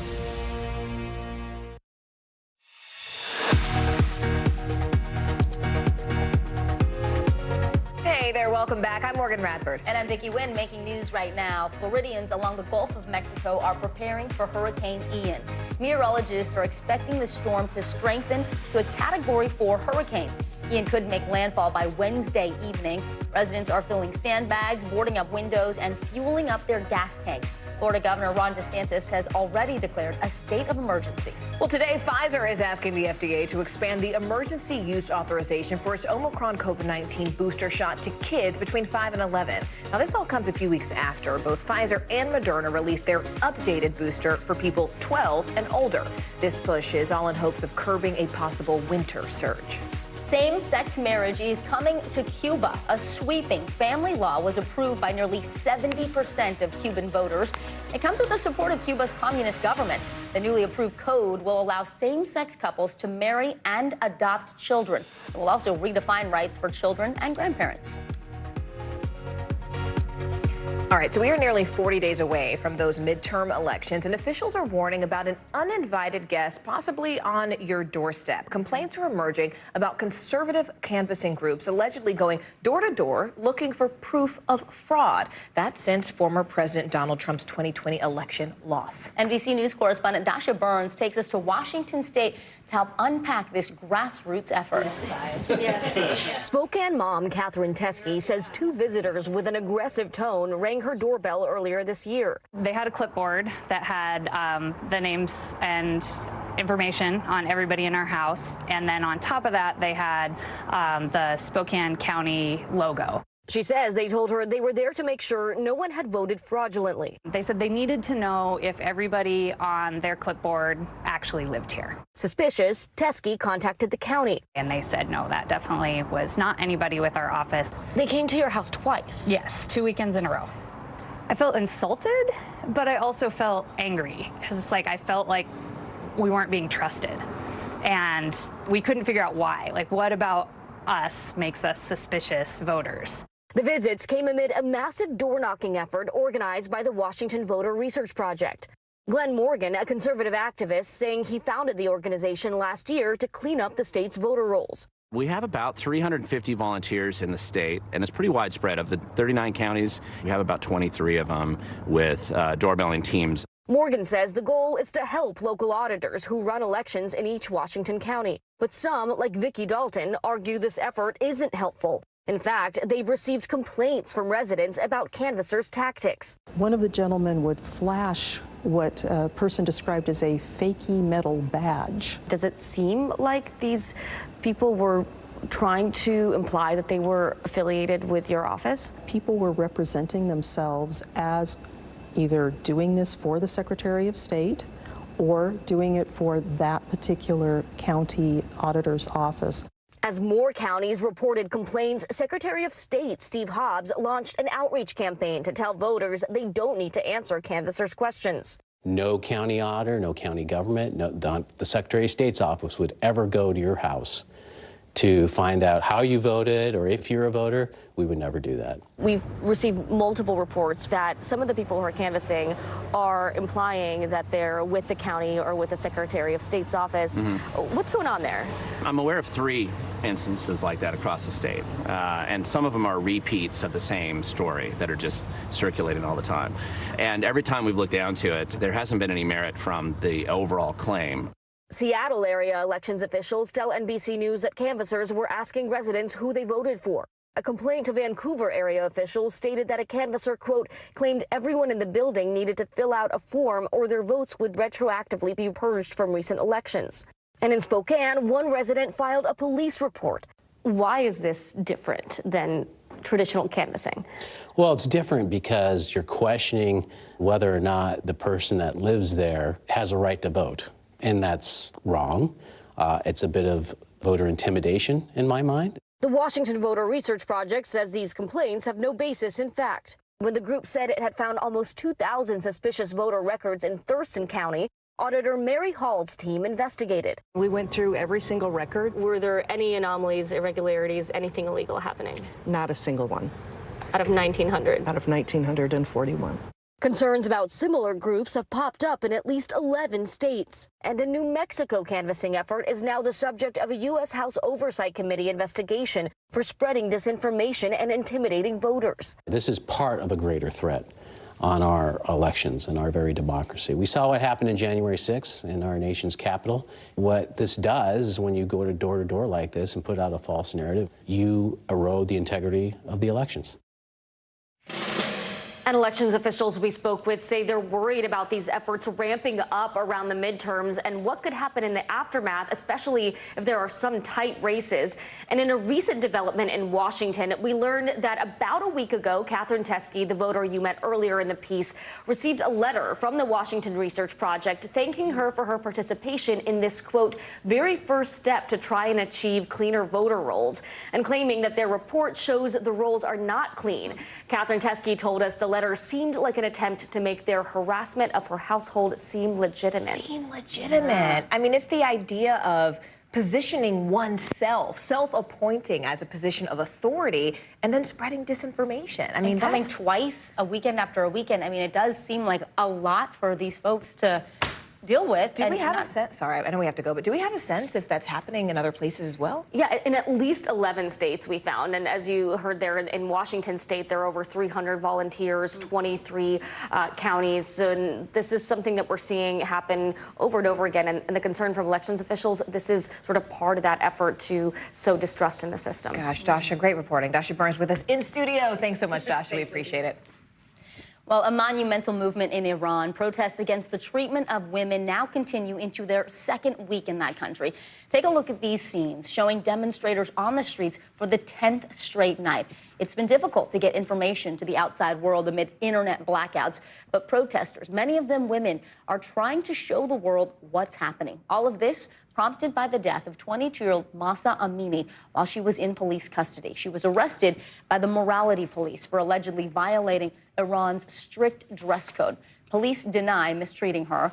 NBC News Tehran bureau chief and correspondent Ali Arouzi is live from Iran now, where some say these demonstrations signify a national awakening about women's rights. Ali, very good to have you with us. It's a volatile situation there. We're seeing so many people, women especially, marching in these demonstrations, some burning their headscarves, cutting their hair in public, even appearing without hijabs at all. Explain for us the huge significance of these actions and really what it says about the cultural shift that we're seeing right now, Ali. Hey, Vicky. Well, this is a monumental moment in the history of the Islamic Republic, which was founded in 1979. You have to understand that the hijab was one of the main pillars of the Islamic revolution. Removing it in Iran is a massive taboo. There have been women who have removed their headscarves in public before, and they've been given double-digit jail sentences. So it's hard to understate the magnitude of this moment of women going outside, burning their headscarves, shaving their heads, while huge crowds are cheering them on. Before these protests started 10 days ago, this would have been unimaginable. This is a sea change in Iran. It is a fundamental shift in the Islamic Republic. Things have changed here, but it's unclear, how that change is going to manifest itself going forward, what it means. The Islamic Republic doesn't want the headscarf to disappear, but there are tens of millions of Iranian women that just don't want it anymore. So we've really entered a very uncertain period in this country's, in the Islamic Republic's history, and it's unclear how this is all going to unfold. But the authorities are cracking down here. They're being relentless on their pursuit on this, and these people that are protesting outside seem determined. They seem unscared of facing off with the authorities. And it's also important to point out that many of these protesters that are outside are Gen Z. These are people between the ages of 17 and 25 that have grown up with iPads and social media. Even though they feel slightly isolated in Iran, they're still connected to the outside world. They know how everybody else lives in Europe and the States, and they just want some of that for themselves as well. And that's why we're in this position here today. Ali Arouzi, thank you so much for humanizing that and providing some context around what is happening right now. We appreciate it. Thank you, Ali. Staying overseas for just a moment, in a sharp escalation, Vladimir Putin is now threatening to use nuclear weapons against Ukraine, prompting the U.S. to warn of catastrophic consequences if, in fact, Russia should use weapons of mass destruction. Meanwhile, Russian men are fleeing the country in droves, really just trying to escape Putin's partial mobilization order, which is essentially a draft to fight in his army. NBC News correspondent Aaron McLaughlin joins us now live from Kharkiv. Aaron, tensions are quickly rising right now. We're talking about things turning even more violent. There's been a shooting at an enlistment facility in Russia. Russia is now using desperate measures to grow its army, enlisting male soldiers. They've even gone so far as to stop 18 to 35-year-old men from leaving occupied Ukrainian territory. So you're in Ukraine. What does that look like on the ground where you are? And are Ukrainian men in those annexed territories able to avoid being drafted into Putin's army? Well, Ukrainian men in occupied territories, Morgan, are absolutely terrified. Remember, that referendum is underway, and the result seems to be a foregone conclusion. It is expected that Russia will annex those occupied areas by the end of the week. If and when that happens, the fear among men in the occupied areas is that they could be enlisted to join the fight on the front lines, essentially fighting their own home country. One resident telling me it's their deepest fear. They're very concerned about, what is going to happen if that does, in fact, takes place, given the limited amount of training that appears to be available for Russian conscripts. They feel like they could be used simply as cannon fodder in the fight, but that has yet to be announced. I was speaking to one former resident of Kherson who told me what he is hearing, though, is that 18 to 35-year-old men that he knows are simply, at this point, disappearing. So no official conscription, but people don't know where they've gone to. Their families are desperate for answers. They're not getting many answers from Russian authorities. He said that in the early days of the invasion, Russian soldiers moved in and took over Ukrainian government offices. So they do have the list of all the Ukrainian reservists. The Russians do, and the fear is that they're using those lists now to simply kidnap men in Kherson and send them to the front lines. Morgan. We've seen so many reports like that of things happening under the shroud of darkness, and that's happening in Ukraine and also in Russia, where you're seeing a lot of women are taking part in these protests because the men can't come. The men are fleeing. The men are afraid to be seen in the streets. So just a really dynamic, unfolding, and escalating situation there on the ground. Aaron McLaughlin, thank you for covering for it live from Kharkiv. We appreciate it. Well, the future of flying is female. We're taking you on a first-of-its-kind flight that's 100% girl-powered. More NBC News Daily right after this.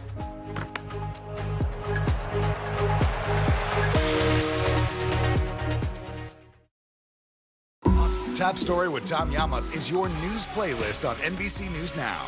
And now, you can listen to it as a podcast. Available anytime and anywhere. No stress, no mess, just yum. That's it.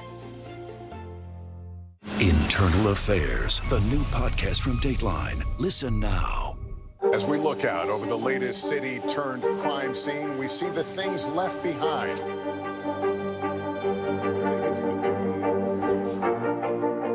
Can you tell us what it was like? Our NBC News exclusive.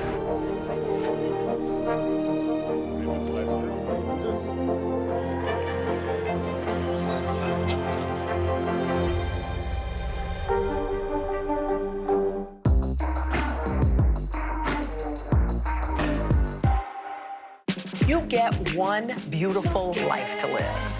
What are you going to do? This show is so fun, but having you as a positive force means really the world to me. Jenna doesn't stop till it's sold, okay? We have this circle of women that love each other. I decided I'm going to go with the rhythm of life. And you love riding the wave. This is a moment we're in right now. This is really electric. Yeah, I love you too. From Brooklyn, we're next to the subway station. The state's reservoirs are alarmingly low. War will pass them by.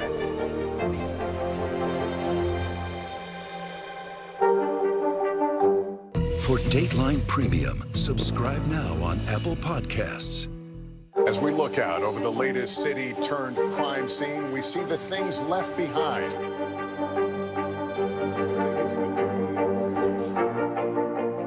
Tell us what it was like. Our NBC News exclusive.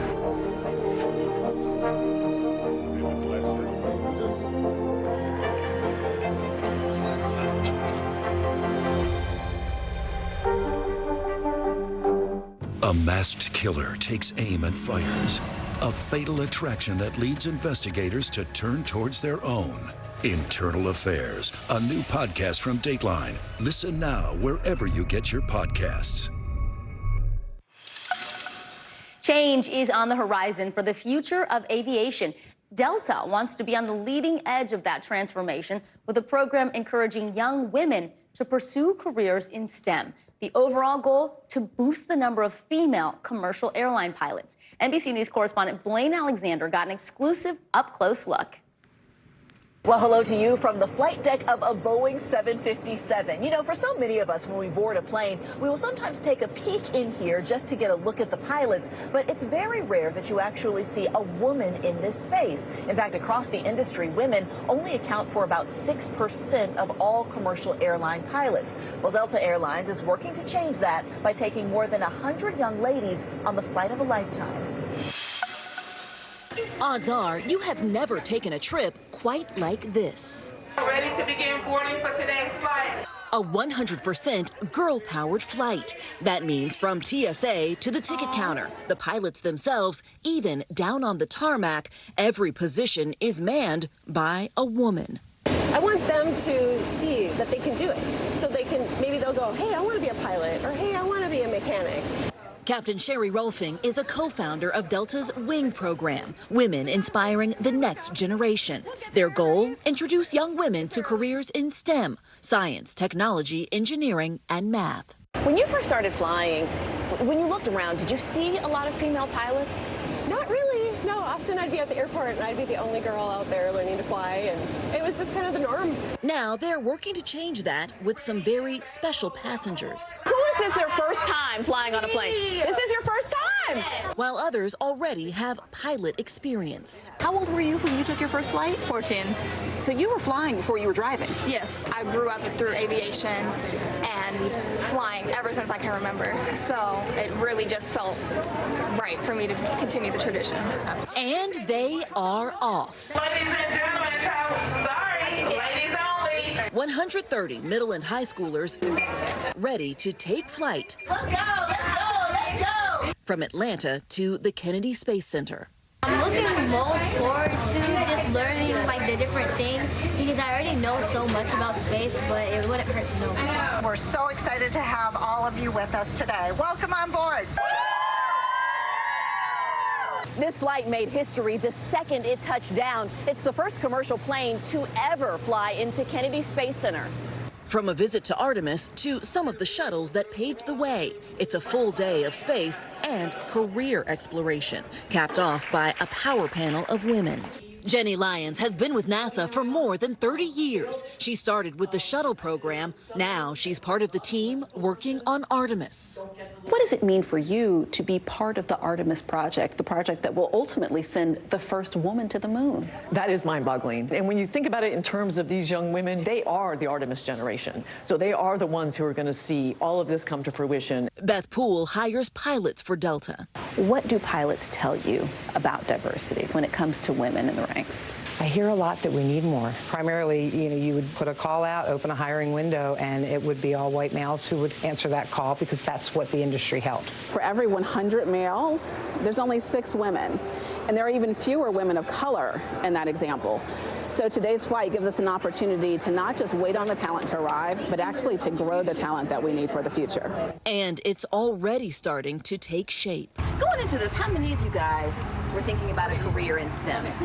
Piloting has really been on my mind, knowing that there's not a lot of black female pilots. Did you come into today thinking you wanted to be a pilot? Yes. You did. How do you feel after today? I really want to be a pilot. You really want to be a pilot? Yes. The women, they don't give up. No matter what gets into their way, they don't give up. No matter what goes on in life and how men or anybody views us, that we're still strong and we stand together. Just the encouragement they need to let their imaginations and their career ambitions take off. Definitely a memorable day. Now, it appears that this program is already paying off. One of the young ladies that was in the first program has actually completed flight school, and she will start as a Delta pilot next month. Back to you. Thanks, Blaine. You're watching NBC News Daily. A masked killer takes aim and fires. A fatal attraction that leads investigators to turn towards their own. Internal Affairs, a new podcast from Dateline. Listen now wherever you get your podcasts. We're here to start conversations about the big things happening in our world, because it's not my job to tell you what to think. My job is to think about what you tell me. Now Tonight with Joshua Johnson, streaming weeknights at 8 on NBC News Now. I think when you open your eyes, you get to decide, how's my day going to be? We want to be a way to start your day, lighten your load, every single morning. Sometimes the news can be difficult and overwhelming for kids to understand. Ukraine and Russia. Could you help me understand what's going on? So to help make sense of it all, we've created a newscast just for them. We hope your family will watch Nightly News Kids Edition. Good morning, I'm Joe Fryer. And I'm Savannah Sellers right now on Morning News Now. We're staying on top of the breaking situation in Ukraine. We are watching dangerous heat this week. Recession, I mean, is that where we're headed? Is there any way to avoid that? Morning News Now, streaming weekdays at 7. Sometimes the news can be difficult and overwhelming for kids to understand. Ukraine and Russia. Could you help me understand what's going on? So to help make sense of it all, we've created a newscast just for them. We hope your family will watch Nightly News Kids Edition. Now Tonight with Joshua Johnson, streaming weeknights at 8 on NBC News Now. The indictment of a former president, or perhaps candidate for president, would arguably tear the country apart. Is that your concern? Can you update us on the status of negotiations? NBC News, streaming free now.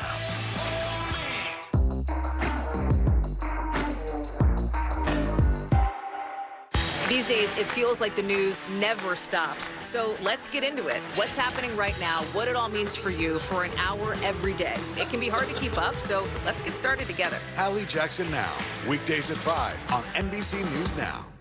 Hey, podcast fans, ready to unlock our true crime mysteries? Try Dateline Premium on Apple Podcasts. You'll get early access to originals, plus bonus content, and everything is ad-free. So head to Apple Podcasts now to subscribe. Saturday Night Live heads into its 48th season this week with some very fresh faces. Yeah, check it out. 4 new featured players will make their debut after the departures of 8 fan favorites. NBC News Now, Joe Fryer introduced us to the new cast members.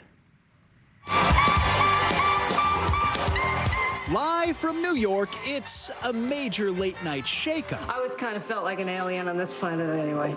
The cast of Saturday Night Live is getting a major revamp ahead of its season 48 premiere. A whopping 8 cast members departed over the summer, including 10-year veteran Kate McKinnon. I love you. Thanks for letting me stay a while. Fan favorite Pete Davidson. Thank you to Lauren for never giving up on me or, judging me, even when, like, everyone else was. And longtime cast members Adie Bryant and Kyle Mooney. And we'll love him forever. All 4 of them took a victory lap during last season's finale.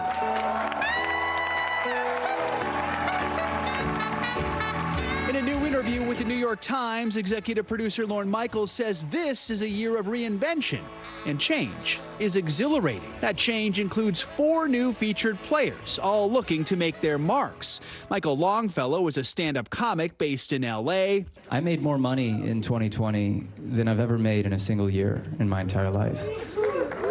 Thank you. It was because I was on unemployment. Molly Kearney already made SNL history as the first non-binary cast member, recently taking a swing at acting in the new A League of Their Own reboot. Marcelo Hernandez, the first Latino man to take the stage in Studio 8H since Fred Armisen left in 2013, and Devon Walker, who has written on shows including Big Mouth, round out the new cast. Live from New York, it's Saturday night! Over the course of SNL's nearly 5-decade history, huge shakeups like this one have paved the way for some of the show's biggest stars.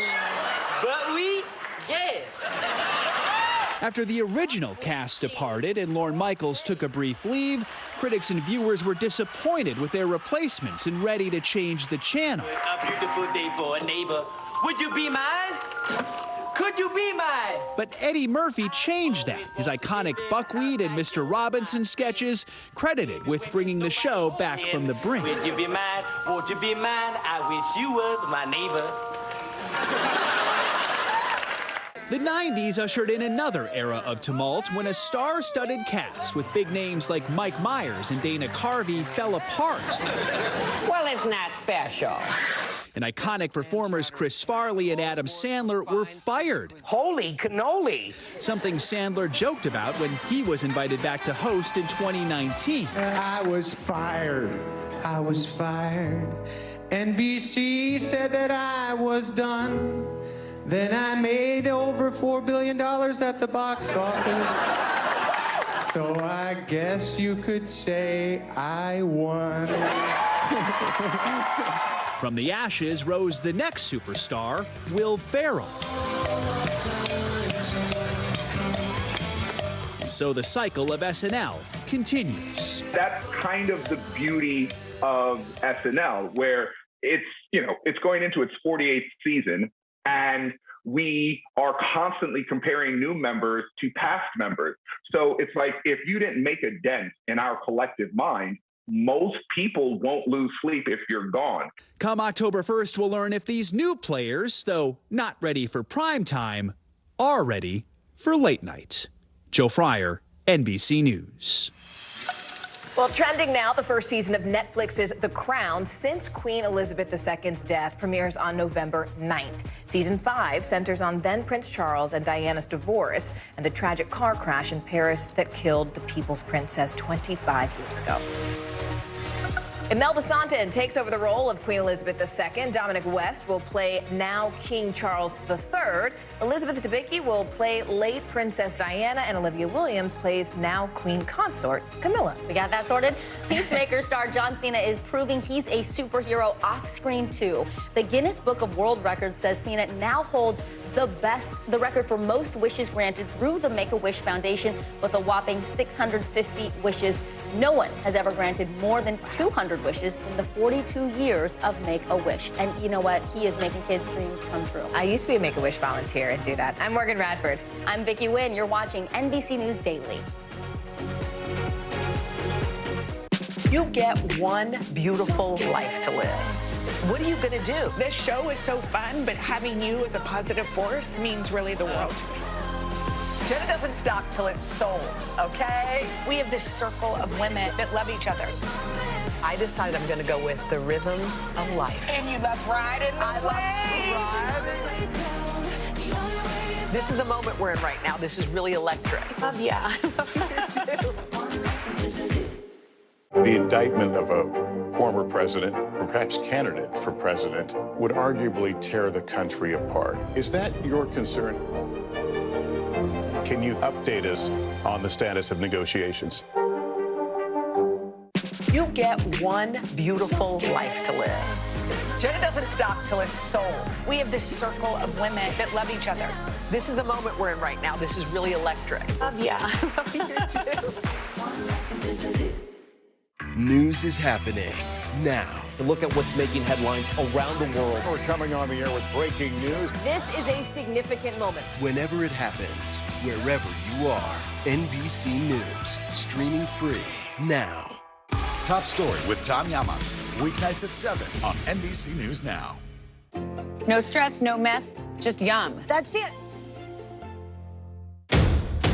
The day's biggest political stories with trusted insight now and expert analysis now. A daily look at the politics behind the headlines. Meet the Press Now, streaming weekdays at 4 p.m. on NBC News Now. Internal Affairs, the new podcast from Dateline. Listen now. Sometimes the news can be difficult and overwhelming for kids to understand, so we've created a newscast just for them. We hope your family will watch Nightly News Kids Edition. As we look out over the latest city-turned-crime scene, we see the things left behind.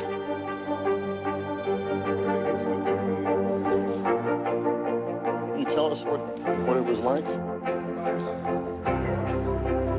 Our NBC News exclusive.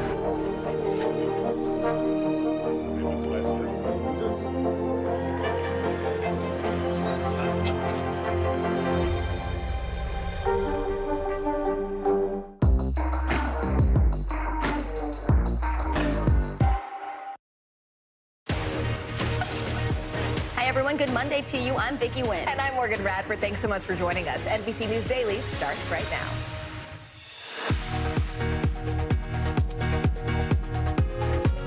Today is Monday, September 26th. Ramping up, Ian is now a hurricane and growing in intensity, heading straight for Cuba and then Florida. Florida is now under a state of emergency. People making a run for water and supplies, plus long lines at gas stations as residents brace for the storm.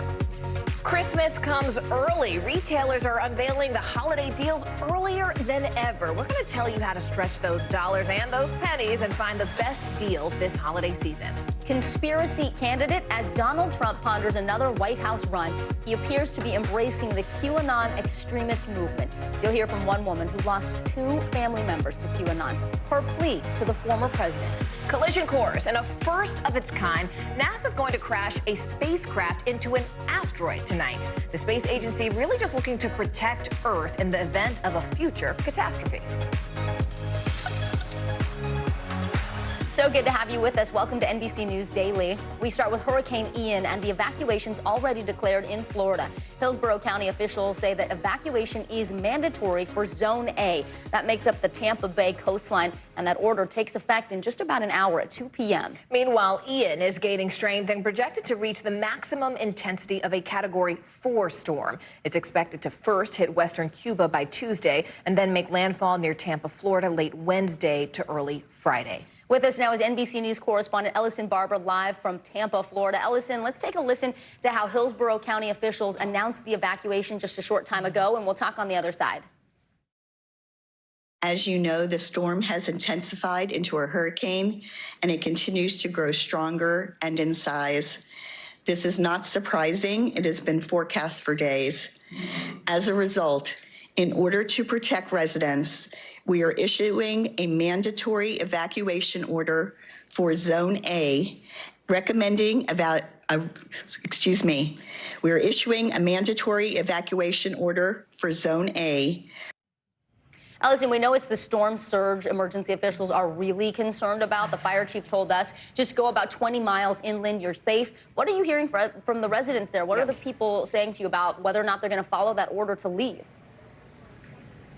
Well, I mean, we were just hearing from some people in this Home Depot that traffic has already started to significantly pick up of people trying to comply with those orders. Look, county officials say that this decision to issue mandatory evacuations for Zone A, the area that's along the coast in this county, that it's not a decision they made lightly, but they said they felt like this was something that they had to do in order to protect people and their lives. This is an order that will impact a lot of people. The evacuation order is mandatory for people in this county, Hillsborough County, living in Zone A. They've issued an advisory, if you will, for a voluntary evacuation in Zone B. But officials here say ultimately they are expecting to have to evacuate over 300,000 people in the coming days. So that's part of why they're issuing this now, is because they want to start making some of those moves so that people have time to prepare and time to make their way out of these areas, either to stay just a little further inland in those areas that the fire official and others have recommended with friends,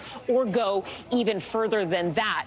It's not just this county, though. In the last 30, 40 minutes, we have seen evacuation orders come in for some other counties along the western coast of Florida. We just got some for Manatee County. They have a few areas that are under mandatory evacuation orders, as well as voluntary evacuation orders there. And then we also just got information about some voluntary evacuation orders in Hernando County. So for everyone in the entire state of Florida, the governor and the other state officials are encouraging people to make sure they know what their zone is. There's literally a website, floridadisaster.org/know-your-zone. They say go to that, see if you're in an evacuation zone, and make sure you are listening to the advice people are giving, because they are really worried, Vicki and Morgan, about that storm surge. Absolutely. NBC News correspondent Ellison Barber there on the ground in Florida. Ellison, thank you so much.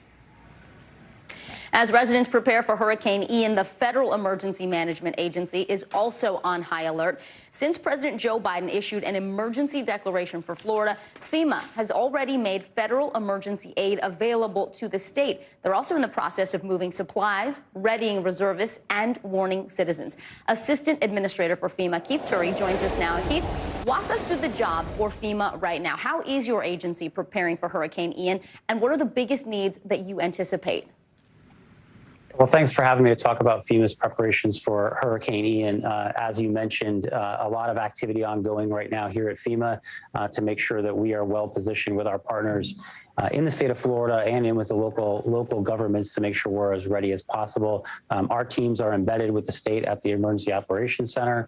We have search and rescue teams that are have been brought into the area and are pre-positioned, ready to respond as needed. And we are also helping coordinate the federal assistance, as you mentioned, that's made available by the President's emergency declaration. So a lot of preparations ongoing. We're well positioned to support. The thing that we are most focused on most right now is communicating to individual residents the potential impacts that they might see, encouraging that they know their zone, as you indicated at the beginning of the report, and they can get that at floridadisaster.org, and that they heed those warnings from local officials on evacuations and any other measures that they might need to take. Keith, we know Ian is forecast to make landfall sometime Wednesday night in Florida. Some parts are already being ordered to evacuate, as we mentioned, as of 2 p.m. Eastern today. So what should people do if they are in that evacuation zone? What do they need to pack, and how long should they be prepared to stay away from their homes?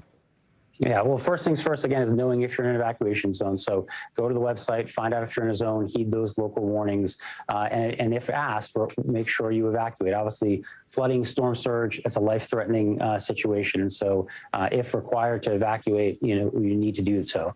If you're going to evacuate, make sure you plan for whatever you might need for a number of days. So that would include food, water, medication, any other type of support you're going to need. Charge your cell phones in advance and know your evacuation route, and make sure that you heed those warnings in a timely manner. And don't forget those supplies for your pets as well. Assistant Administrator for FEMA, Keith Turry. Thank you, Keith.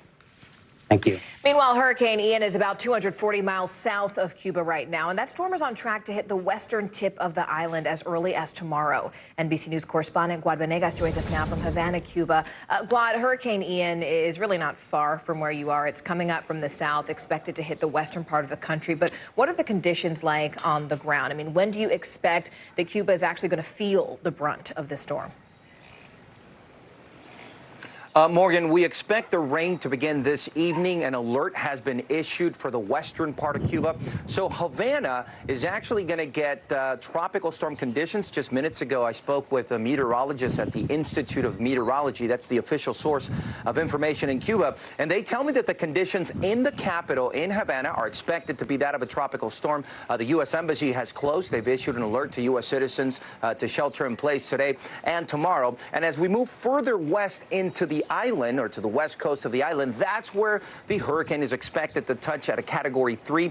The largest city in the west, Pinar del Rio, is obviously where they'll be feeling most of the effects. Now, the civil defense, part of the Cuban military, they are in charge of the evacuations. They're in charge of the preparations. They've shared a report saying that about 50,000 people are being evacuated from the areas in the coast, and they're also preparing to shut down energy. And one more thing, very important in Cuba, they are giving more food than usual. The food here is rationed, so they're allowing people to buy a little extra food in advance for the shutdown, not only of the power grid, but also of the stores that give the little food that there is to the people in this island. So limited resources, and the government and the people doing what they can to prepare for the storm. Speaking of that, Guad, we only have limited time here, but I do want to provide context here. We're talking about the rations that Cubans experience regularly, but also since the pandemic, there's been even shorter supply. I think from where you are, you're probably in Vedado, which is a very residential area there in La Habana. So how are people preparing based on the rations, based on the limited availability of food that's coming in? What are they doing on the ground to get ready for this? Because they've seen storm after storm, and they want to be prepared this time around. So when it comes to preparing structures and all the big changes, the government is in charge of that. What people can do is try to get a little extra water, try to get a little extra food, and it's a very complex system because of the ration. Some people have markets where they sell some extra fruit. Others go down the street where somebody's selling extra bread. So it's limited. You can't go get in line like you do in the U.S. People are doing as much as they can to get as many resources as possible, understanding that things will shut down for a day or two depending on how this storm will be, Morgan. Definitely, and our thoughts to people on the west, in Pinar del Rio, in Viñales, in Camagüey. NBC News correspondent Guad Venegas for us there. Guad, thank you. And NBC News meteorologist Bill Cairns joins us now in the studio. He's been tracking this storm. Bill, what can we expect? I mean, I know that the National Hurricane Center is going to release the 2 p.m. update. What do you expect to see? Yeah, that's an intermediate. So they'll give us a new update on the intensity. Maybe they'll update some watches or warnings. But the big ones where they give us the new track and intensity forecast updates, those are every 6 hours. At East Coast time, that's going to be 5 and 11 across the clock. So 5 p.m. will be the next big update. So the storm is looking very impressive right now. It's going through that rapid intensification phase that we said, and it will likely make it towards western Cuba as a Category 2 or 3 later on tonight, and then it will head into the southern Gulf. So this was the forecast as the 11 o'clock advisory, and then it took it right along the west coast of Florida, eventually a landfall up around Cedar Key. I'll tell you what, though, some of our new computers, we're starting to get more and more heading towards Tampa and Sarasota, including our American GFS model just shifted over the top of Tampa, too. So all our friends down there in the Tampa and Sarasota area, you have to watch this closely. All right, NBC News meteorologist Bill Cairns. Bill, thank you. We turn now to our Money Minute. There is growing concern on Wall Street today as the British pound plummets to a new low. CNBC senior markets correspondent Dominic Chu joins us now. Dom, what exactly is bringing the pound down? All right, so Morgan, Vicky, the pound's big drop against the dollar began when the new British Prime Minister, conservative Liz Truss, announced very big and wide-sweeping tax cuts to stimulate the economy. The currency markets are afraid it will be too much stimulus, fueling even more inflation in the UK, which is already struggling with massive price hikes for energy. Now, today, the Bank of England is trying to stem the selling, saying it is closely monitoring the situation and will not hesitate to counter inflationary pressures with higher interest rates of its own. We're also following word from the White House that the President Biden and his administration will announce new rules requiring airlines to do a better job disclosing additional fees for things that will be used to be included in your ticket price, like seat selection and baggage checks. The group representing the airline industry says airlines are already transparent about fees. And for the first time, Amazon will have 2 Prime Day sales in 1 year. The first was back in July. Now the company has announced what it is calling Prime Early Access Sale for October 11th and 12th. It's part of a trend that has retailers starting holiday promotions well before Black Friday to induce shoppers to get out there and spend their money, guys. Back over to you. We got more on that coming up, Dom. That's right. CNBC's Dominic Chu, thank you. If you are in the market for an affordable car, you might be interested in leasing, but things are changing when it comes to how to score the best deal. What you need to know about the changing market when we come back. You're watching NBC News Daily.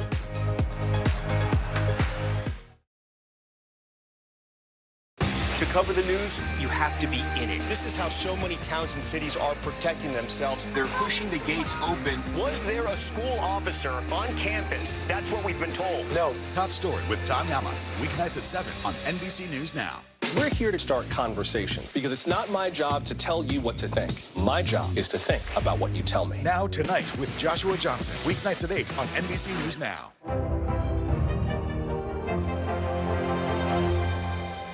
Sometimes the news can be difficult and overwhelming for kids to understand. Ukraine and Russia. Could you help me understand what's going on? So to help make sense of it all, we've created a newscast just for them. We hope your family will watch Nightly News Kids Edition.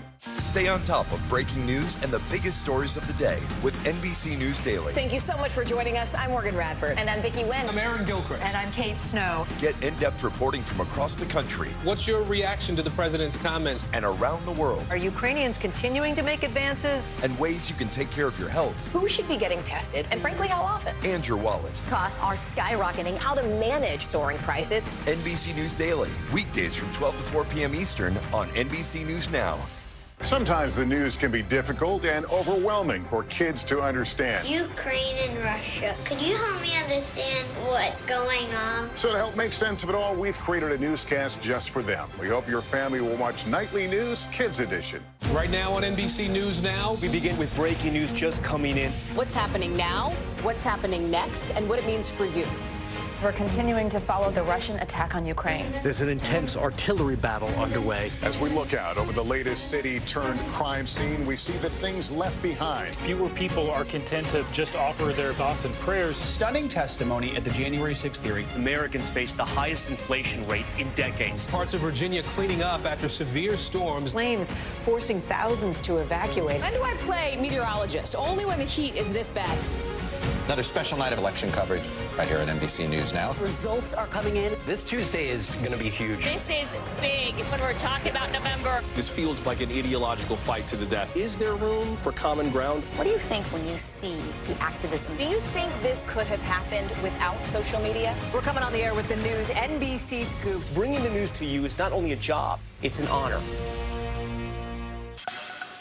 All right, so if the end of your car lease is coming up, you may want to brace yourself for the next trip to the dealership. That's because the leasing market really is no longer what it once was. And with supply down and interest rates up, auto dealers are cutting back on leases and they're opting for sales instead. CNBC car and airline industry reporter Phil LeBeau joins us now with a closer look at the new economics that are at play here. Phil, it's good to see you this Monday afternoon. Let's go ahead and start with a look just at the numbers. I mean, how much of a drop are we actually seeing in leasing right now and why? Well, it's down about 30%, Morgan. Typically, the auto industry, the auto dealers and the makers, they would sell about 25% of the vehicles as leases. They call them sales, but they're leases. So 1 out of every 4 new vehicles was leased. But if you take a look at these numbers from Edmunds, leasing is now down to 17% of the market. And a couple of things are driving this. One, there's tighter inventory and less supply. And we've talked about this for some time. The automakers are simply unable to make as many vehicles as they would in the past before the chip shortage. As a result, they have fewer vehicles. The tighter inventory means they're going to cut back on leasing. They're going to opt for sales instead. Which is interesting because one of the big reasons that people opted to lease their cars in the past was because of those lower monthly payments. But now I understand they're not actually that low anymore, right? So if someone is actually looking for a cheaper alternative to buying, what are their options? It's still a little bit cheaper to lease than it is to outright purchase a new vehicle in terms of a monthly payment. The gap is still about $100 to $110. If you look at the average monthly payment from Edmunds, you'll see that the average lease payment is now $581. And what you're seeing, Morgan, is that a lot of people, when their vehicle comes off lease, A, it's tougher to roll into a new lease because there's not as many options available. And B, they're looking at it saying, well, why don't I just buy the vehicle? I'll buy out the lease on the vehicle I've been driving the last 3 years. That's what we're seeing more of. Fascinating. All right. CNBC car and airline industry reporter Phil LeBeau. Phil, thank you. Well, Morgan, with inflation at a record high, families are spending a lot more of their hard-earned money on groceries and housing. So it's even more important to stretch those dollars as we head into the holidays. To compete for your business, many retailers are getting a head start. They're offering huge sales and discounts as soon as next week. Take a look. Call it Christmas in October. Retailers rolling out big holiday sales earlier than normal in an attempt to draw in cash-strapped consumers before the economy gets worse. Target launching Deal Days on October 6th through the 8th, offering thousands of holiday discounts and a price match guarantee through Christmas Eve, meaning if Target lowers the price later in the season, you can get reimbursed the difference. Not to be outdone, Amazon announcing Prime Early Access sales on October 11th and 12th, where members will find discounts of up to 80% off everything from electronics and fashion to home items and toys. Walmart, which says half its customers start holiday shopping in October, will extend the period that shoppers can return gifts from October through January. In terms of the depth of discounts and the number of retailers participating, this is going to be a bit more exciting in October than we're used to. To meet the expected demand, many retailers are ramping up seasonal hiring. Target looking to hire an additional 100,000 workers. To deal with excess inventory from the summer, some stores are offering enticing return policies on slow-selling products, allowing you to keep the item you want to return and still get a refund or exchange, a policy that saves the retailer on restocking costs. And they let me keep the old and they gave me the new. So it was convenient because I didn't have to ship anything back. Experts say you'll find the best holiday discounts on overstocked items like furniture, summer clothes, and classic board games. But these deals likely will disappear once the products sell out. You see a very deep discount, like 40% or plus, I would maybe snap that item up now because you may not see a greater discount later. Experts say you can also track prices on big-ticket items with browser extensions like Honey, the Camelizer, and Invisible Hand. They work in the background while you're shopping online. They'll give you the best deals and show you the item's price history as well. You can also use Google or Yahoo to search for an item and then comparison shop. That way you can make sure you get the very best price. Morgan? That's awesome, Vicki. I'm going to let you start searching for my boba maker. Thank you. All right, so it sounds like a science fiction movie, but it's not. We'll tell you about the outer space collision. You're watching NBC News Daily. To cover the news, you have to be in it. This is how so many towns and cities are protecting themselves. They're pushing the gates open. Was there a school officer on campus? That's what we've been told. No. Top Story with Tom Llamas. Weeknights at 7 on NBC News Now.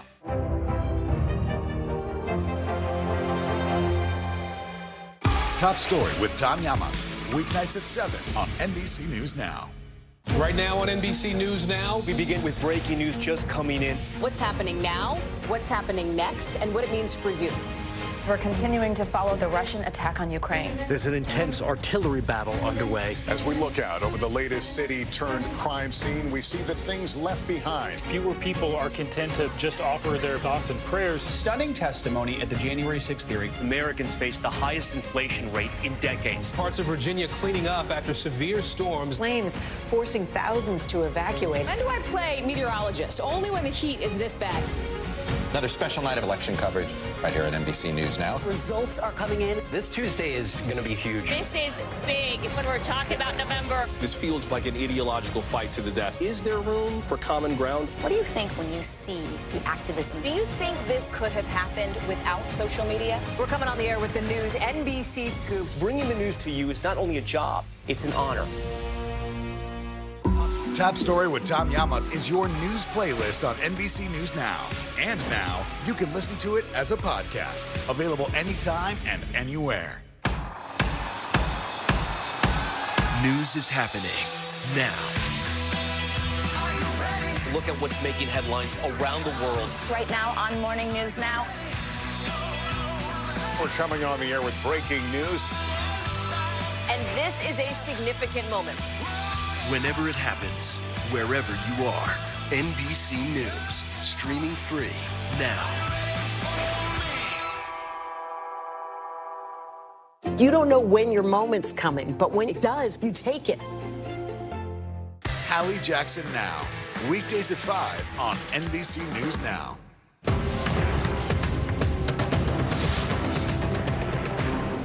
Now Tonight with Joshua Johnson. Streaming weeknights at 8 on NBC News Now.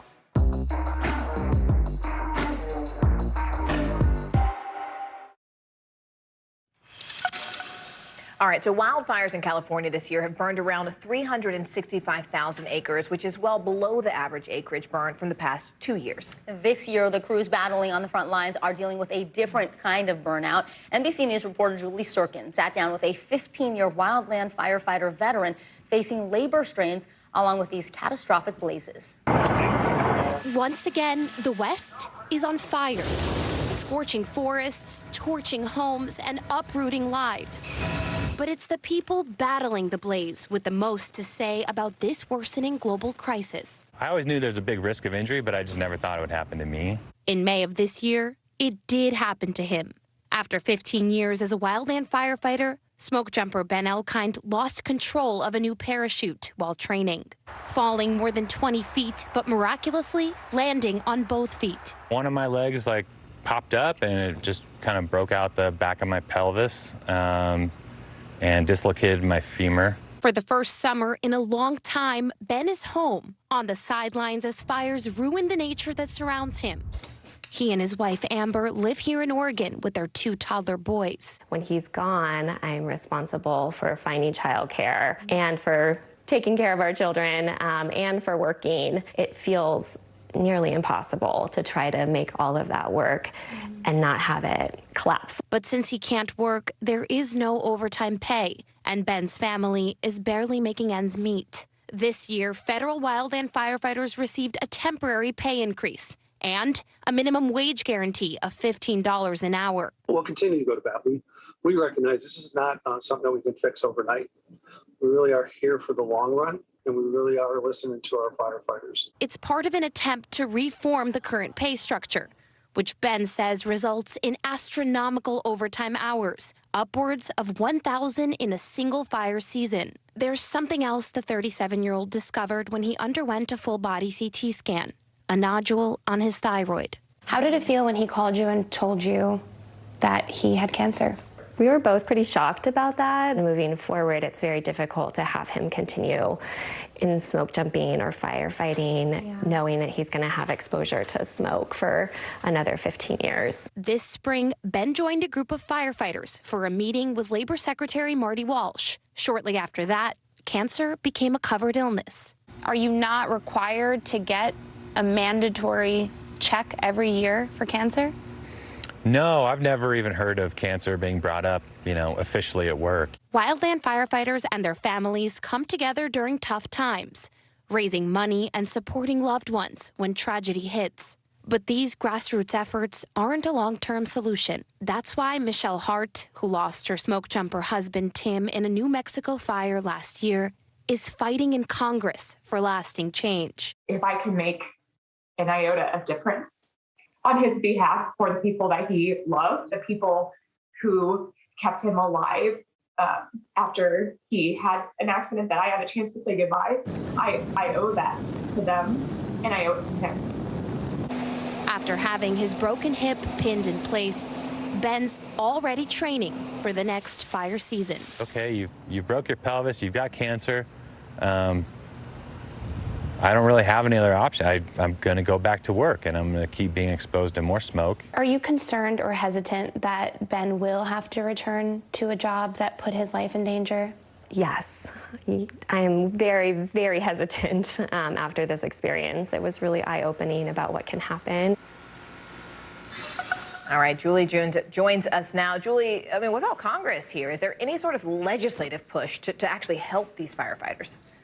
Yeah, you saw a little bit about that in the piece that you just saw, and one of those things is Tim's Act. It's named after the late husband of Michelle Hart. I talked to her when she was up here last year. It's been a while since it was introduced, but it is by far the most comprehensive piece of legislation. There's, of course, others floating around, especially from senators and lawmakers from these western states. The bipartisan infrastructure bill, though, is the reason behind that pay increase that we saw. So a lot of legislative pushes, and firefighters like Ben are hoping that becomes becomes a reality. Yeah, all right. Julie Sirkin for us there, live from Capitol Hill. Julie, thank you so much.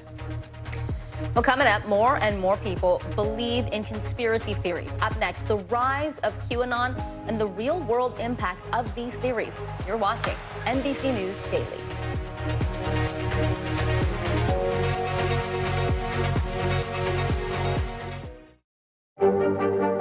Mr. Secretary, when is this going to get better?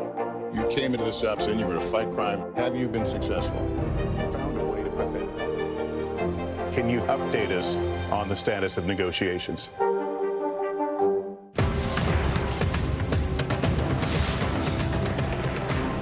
As we look out over the latest city-turned-crime scene, we see the things left behind. Back now with our NBC News exclusive.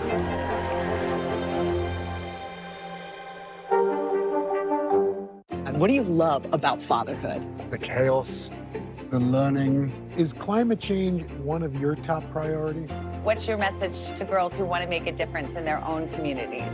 Believe in yourself. The indictment of a former president, or perhaps candidate for president, would arguably tear the country apart. Is that your concern? Can you update us on the status of negotiations? These days, it feels like the news never stops. So let's get into it. What's happening right now, what it all means for you for an hour every day. It can be hard to keep up, so let's get started together. Hallie Jackson Now, weekdays at 5 on NBC News Now. You get one beautiful life to live. What are you going to do? This show is so fun, but having you as a positive force means really the world to me. Jenna doesn't stop till it's sold, okay? We have this circle of women that love each other.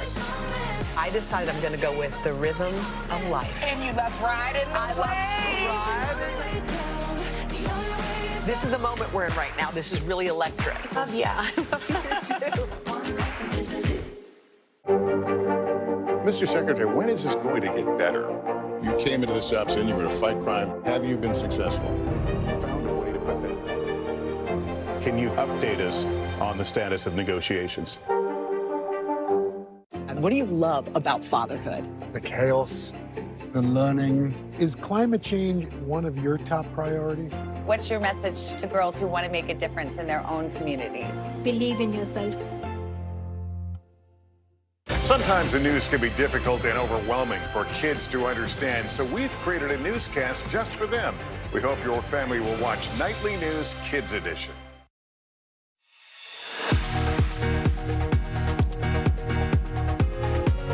Welcome back on this Monday. Thanks for being with us. I'm Vicki Wynn. And I'm Morgan Radford. Making news right now, Hurricane Ian has intensified into a Category 1 storm and is set to become a Category 4, packing 130-mile-per-hour winds. That storm is expected to make landfall in Cuba later this week in Florida.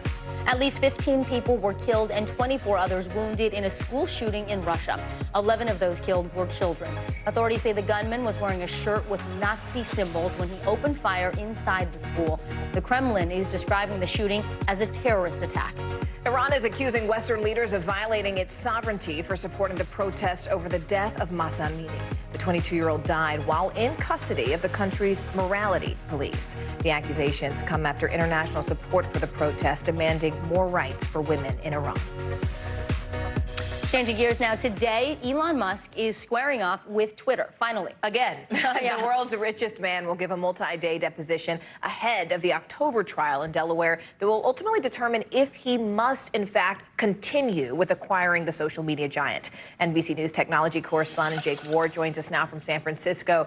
Jake, this is just, you know, gosh, the tech news gift that keeps on giving. I mean, what are we going to hear from Twitter's legal team today, Jake? You know, it is not clear exactly what we will hear. All of these proceedings are, of course, happening in private, but we do know that it is really just an extraordinary lineup of people that are going to come under fire. We have not only the world's richest man, Elon Musk, but Oracle co-founder Larry Ellison and the Twitter CEO, Parag Agrawal, is in theory at this very moment under deposition in the building in which I am sitting. We just found that out about an hour ago. So we really have some of the heavy hitters of tech here that are here. And of course, what Twitter is trying to establish here is whether or not Musk is trying to back out, for financial reasons, what his motivations are. There's even some suggestion that he may have been trying to create a competitor to Twitter, and that's why he has wanted all this data. So there's going to be undoubtedly sparks flying, at least in this particular deposition when it comes to Musk versus Twitter, you guys. Jake, here's the thing. Musk waived his right to due diligence reviews of the company. It's like when you buy a home and you say, you know what, we don't need to inspect it, it'll be fine. Okay, well, when you find there's a leaking roof or, it's on you. Yeah, it's on you, exactly. So a lot of folks are saying that he doesn't have the right now to back out of this deal. So what can Musk do at this point to help himself? Well, the most important thing, I think, is going to be that he does not get into questions of the share price and the rest of it. I mean, as you mentioned, Vicki, he agreed to buy this thing for $44 billion. That was at the time $54.20 a share. As of about 15 minutes ago, this thing was trading at about $41. So if he gets into complaining about the value of Twitter, they may be able to use that against him. Instead, he's undoubtedly going to stick to his main assertion, which is that the place is overrun with bots, right, with automated accounts, and that somehow is something he didn't know ahead of time. He's going to try and make that argument undoubtedly with those lawyers today, Vicki. Sure, and we know the whistleblower who spoke out did talk about those automated bots, so that'll be key to watch. NBC News technology correspondent Jake Ward for us. Thank you, Jake. All right, we're going to turn now to the rising popularity of QAnon. Online communities and social media are flooded with posts reflecting its conspiracy-driven messages, and now some are saying former President Donald Trump is embracing these QAnon theories. NBC News correspondent Vaughn Hilliard joins us now. Vaughn, I know that you've been sort of following the trend of this. And what's fascinating is that this is a trend that's not new. But what is new is how public figures are being a little less cutesy about embracing it and being very clear about signaling it. Why? Right, and you can't call something fringe when the former president of the United States is overtly embracing it. And that's exactly what Donald Trump has done over the last month, which has been a signal to these followers. We're talking about thousands, if not millions, of QAnon followers who are entangled in this conspiracy theory movement. It's a head nod to them. Take a look. It scenes like this when Donald Trump's embrace of QAnon became clear. We will fight for America like no one has ever fought before. The former president at rallies over the last week, closing with the song. And in no condition to lead our country. The music, I think it's where we go one, we go all. That's the title of the QAnon conspiracy movement theme song. And Trump has reposted a flurry of QAnon memes on his social media account. But now QAnon's conspiracy theories have become vast and violent. I believe he has the military behind him, and I believe that Biden he's going to be gone. What does that mean, gone? He's going to go to jail for treason. Will the military help Donald Trump with that? What does that look like? Yes, that's what I believe. The movement believes there's a cabal of Satan-worshipping pedophiles and hopes that Donald Trump will wage a secret battle with the military to reclaim power, arresting and even executing government officials, Democrats, Hollywood figures, and other elites. Do you believe like Democratic leaders should be executed? Anybody that's treason. The reach of the QAnon movement is enormous. And you're seeing the ideas of QAnon worm their way into places that they never would have before. But the QAnon movement has become more than memes, slogans in internet rabbit holes. My dad thought that he'd carry out martial law. Donald Trump would. Yeah. 21-year-old Rebecca and other close family members say her father grew isolated working from home during the pandemic and became so obsessed with QAnon that he grew paranoid. He got a gun and tried to kill everyone in my family, and he would have tried to kill me too if I was there. On September 11th, he killed Rebecca's mother, the family dog, and shot her sister. He was then killed in a standoff with police who say they are investigating any specific motive, which is yet to be determined. How was your dad before this? He was a totally different person, and I can say I think I started grieving him before this happened. Like, I started realizing that he's not the same person I grew up with. The once fringe movement festered after the 2020 election as followers baked new conspiracies. People don't have to be on 4chan. They don't have to be on 8chan to follow QAnon. It has seeped into other parts of the far-right ecosystem. We the people make up Q. We've all been waiting and we're ready. I think there are a lot of families who are impacted by this, and nobody takes it seriously. What would be your message to Donald Trump? I just think you should have some integrity and try to denounce these people.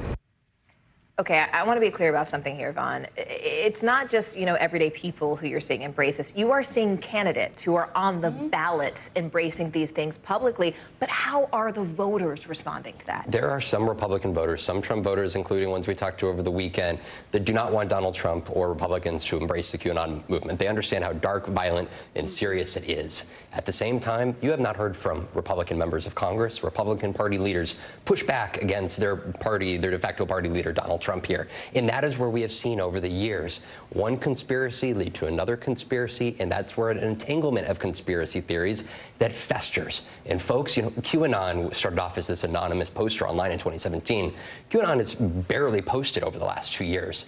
I was talking to the one expert there who kind of said, look, it's like the Bible, right? Folks have been taking the Bible and the verses and creating it into their own sort of orbit now and their own sort of interpretation. And that is what's happening with QAnon and now Donald Trump. By embracing it, it is allowing and essentially a head nod to these people that keep going. You're on the right track. We talked about this during your piece, that people sort of are slow to embrace or cannot believe that this is taking root, but it has. What is the answer, Vaughn, when you talk about, what are you supposed to do in response to these theories? How do you answer them? And I think that's the part where so many families, Rebecca there, the 21 you heard from, she didn't know what to do. Her dad pushed her away, and folks, we've talked to them. So many families individuals have gone down these rabbit holes and have led to isolation, paranoia, and they think that they're going to snap out of it at some point.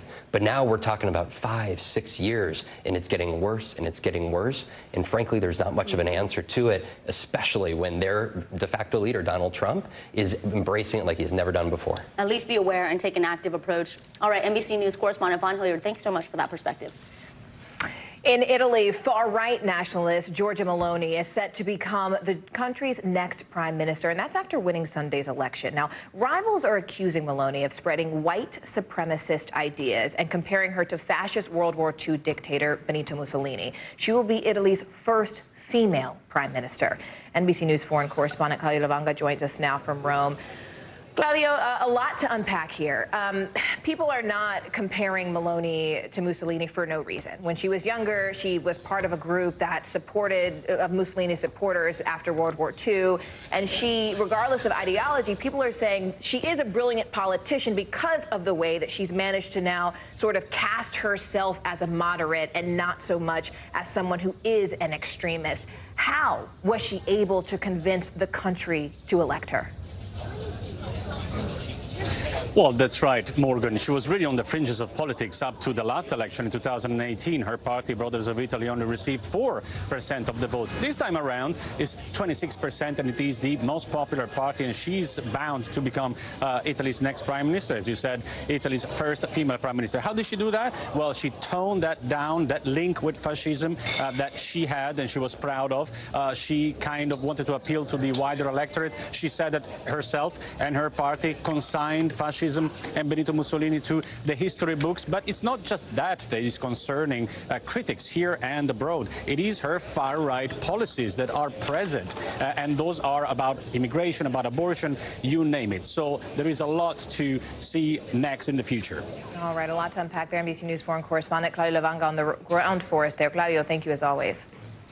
Well, back here at home, NASA is performing an out-of-this-world experiment today, crashing a spacecraft into an asteroid for the first time ever. The mission will determine if NASA would be able to reroute an asteroid that was headed toward Earth before it could hit our planet. NBC News correspondent Tom Costello joins us now. And Tom, this scenario feels like a movie, like several, but it actually sounds like a really smart exercise, too, in testing our capabilities should an asteroid actually head toward Earth. So how is this going to work? Well, listen, if you need any further proof about the potential devastating impact of an asteroid, just ask the dinosaurs, right? Oh, yeah, they're all dead. I mean, that's kind of the point. We now know that asteroids can come and hit the Earth with devastating impact. We saw one in 2013 in Russia that caused just massive destruction. It didn't destroy the planet. The concern is one could. So this NASA mission called DART will literally crash on a suicide mission into that asteroid. The goal is to nudge it off course. Now, this asteroid does not pose any threat at all. It's way out there, 7 million miles miles away. But this is a test, and if it works, then NASA knows, okay, we could use this if we do face the potential for a killer asteroid coming our way. Launch rockets and then push it ever so slightly off course when it's far away. If that doesn't work, then they have to come up with other ideas, other alternatives, which might even include a nuclear explosion. So a lot is riding on this test. 7:14 p.m. Eastern Time tonight, it crashes into that asteroid, and everybody's hoping it will, in fact, push it off course, proving that that technique would work. And it's way far off. No harm, no chance of harming the Earth. All right, NBC News' Tom Costello. Thank you, Tom, for making that clear. And an NBC News investigation coming up next. Some Uber Connect drivers say they're inadvertently becoming drug mules. How the rideshare company is responding when we come back. More NBC News Daily right after this. I really want to.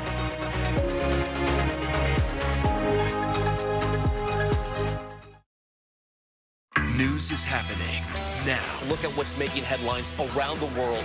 Whenever it happens, wherever you are, it's here now. The indictment of a former president, or perhaps candidate for president, would arguably tear the country apart. Is that your concern? Can you update us on the status of negotiations? Hey, podcast fans, ready to unlock our true crime mysteries? Try Dateline Premium on Apple Podcasts. You'll get early access to originals, plus bonus content, and everything is ad-free. So head to Apple Podcasts now to subscribe. You get one beautiful life to live. Jenna doesn't stop till it's sold. We have this circle of women that love each other. This is a moment we're in right now. This is really electric. Love ya. Love you too. As we look out over the latest city-turned-crime scene, we see the things left behind. Back now with our NBC News exclusive.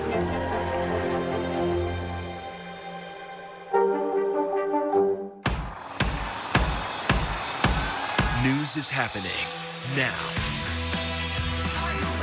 Look at what's making headlines around the world. Right now on Morning News Now. We're coming on the air with breaking news. And this is a significant moment. Whenever it happens, wherever you are, NBC News, streaming free now.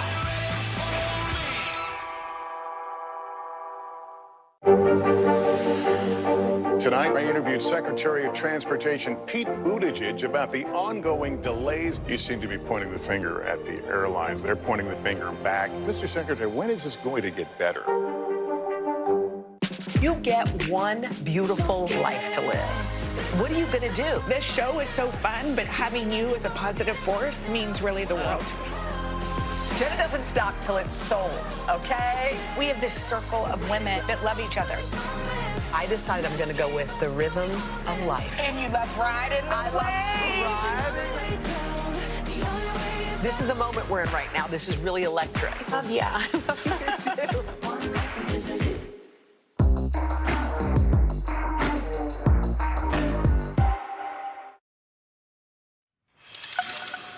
All right, so Uber Connect was meant to be a way for people to send non-food items just across town. The rideshare app launched its courier service during the worst of the pandemic back in 2020. Well, now some drivers tell NBC News they're inadvertently becoming drug mules. NBC News correspondent Zingle Esimwa investigates. This man, an Uber driver for 6 years, recently opted into the rideshare app's 2-year-old service, Uber Connect. But he and at least 5 other Uber drivers across the country say what began as a COVID-era courier service for care packages and board games now leaves a few drivers at risk of facilitating what they say are illicit drug transports.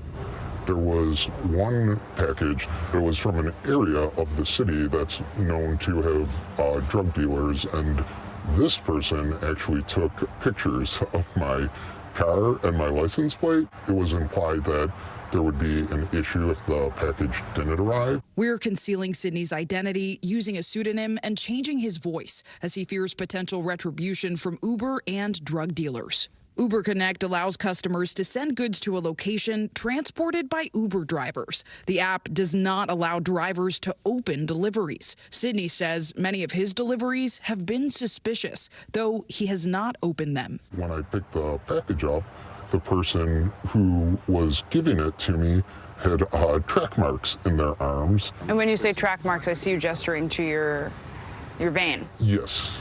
As in needles? Needles, yes. In an investigation with NBC's Dave Ingram, we connected with 6 current and former Uber drivers who verified their identity with us, most from a Reddit forum where Redditors who say they're Uber drivers post about their experience with Uber Connect. In at least one case, the allegations went beyond the internet. A Tampa-based Uber driver did report their suspicions to police. They got an Uber Connect package and held it up to the light, telling NBC they looked inside the bag and saw, quote, 2 white crystal-like rocks inside a clear plastic bag. Police say field tests returned negative. They could not determine what the substance was and are awaiting further testing. We reached out to police departments in over 20 cities across the U.S., asking if they had similar complaints from Uber Connect drivers. The Chicago Police Department telling NBC of 2 incidents where Uber Connect drivers suspected they were transporting drugs. Other departments said they did not have records that matched our request or they could not complete the request. And we're still waiting for some police departments to respond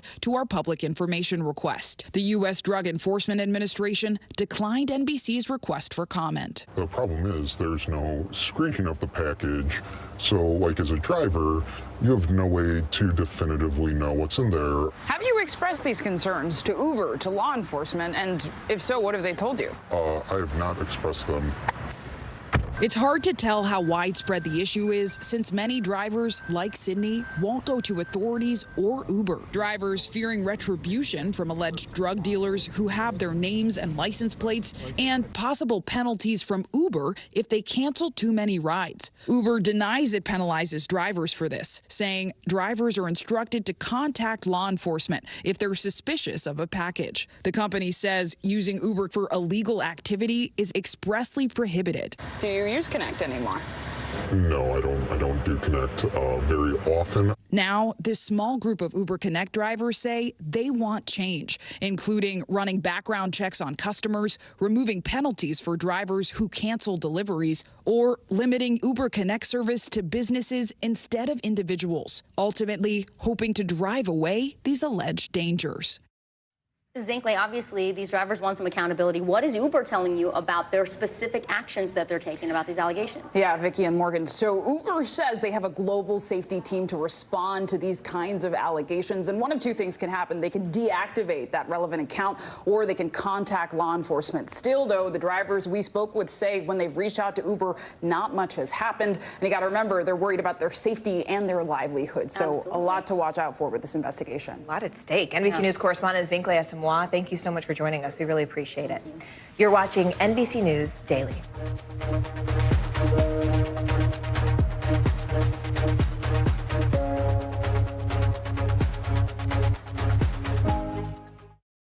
Sometimes the news can be difficult and overwhelming for kids to understand. Ukraine and Russia. Can you help me understand what's going on? So to help make sense of it all, we've created a newscast just for them. We hope your family will watch Nightly News Kids Edition. Hallie Jackson Now, weekdays at 5 on NBC News Now. And what do you love about fatherhood? The chaos, the learning. Is climate change one of your top priorities? What's your message to girls who want to make a difference in their own communities? Believe in yourself. We're here to start conversations because it's not my job to tell you what to think. My job is to think about what you tell me. Now Tonight with Joshua Johnson, weeknights at 8 on NBC News Now. Good morning, I'm Joe Fryer. And I'm Savannah Sellers right now on Morning News Now. We're staying on top of the breaking situation in Ukraine. We are watching dangerous heat this week. Recession, I mean, is that where we're headed? Is there any way to avoid that? Morning News Now, streaming weekdays at 7. A masked killer takes aim and fires. A fatal attraction that leads investigators to turn towards their own. Internal Affairs, a new podcast from Dateline. Listen now wherever you get your podcasts. I think when you open your eyes, you get to decide, how's my day going to be? we want to be a way to start your day, lighten your load, every single morning. Hey, podcast fans, ready to unlock our true crime mysteries? Try Dateline Premium on Apple Podcasts. You'll get early access to originals, plus bonus content, and everything is ad-free. So head to Apple Podcasts now to subscribe. Sometimes the news can be difficult and overwhelming for kids to understand. Ukraine and Russia. Could you help me understand what's going on? So to help make sense of it all, we've created a newscast just for them. We hope your family will watch Nightly News Kids Edition. You get one beautiful life to live. What are you going to do? This show is so fun, but having you as a positive force means really the world to me. Jenna doesn't stop till it's sold, okay? We have this circle of women that love each other. I decided I'm going to go with the rhythm of life. And you love riding the wave. This is a moment we're in right now. This is really electric. Yeah, I love you too.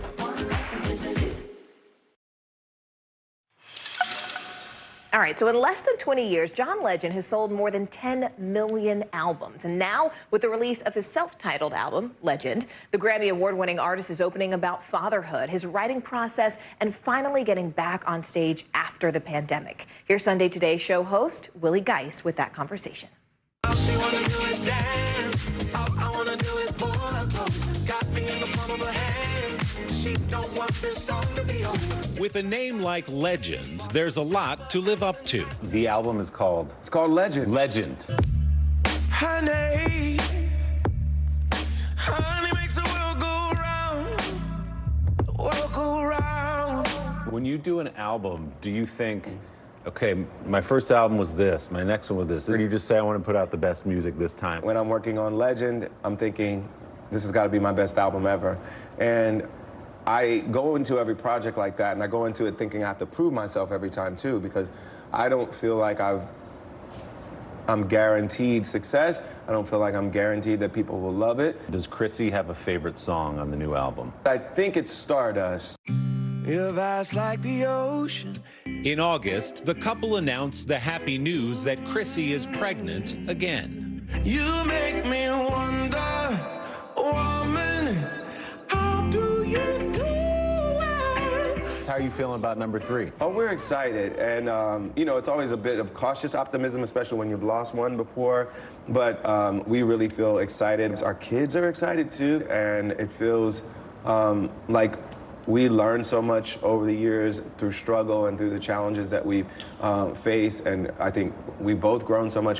And we're ready. We're ready for a new baby in our lives. Legend's day job allows him to be home in Los Angeles with his growing family.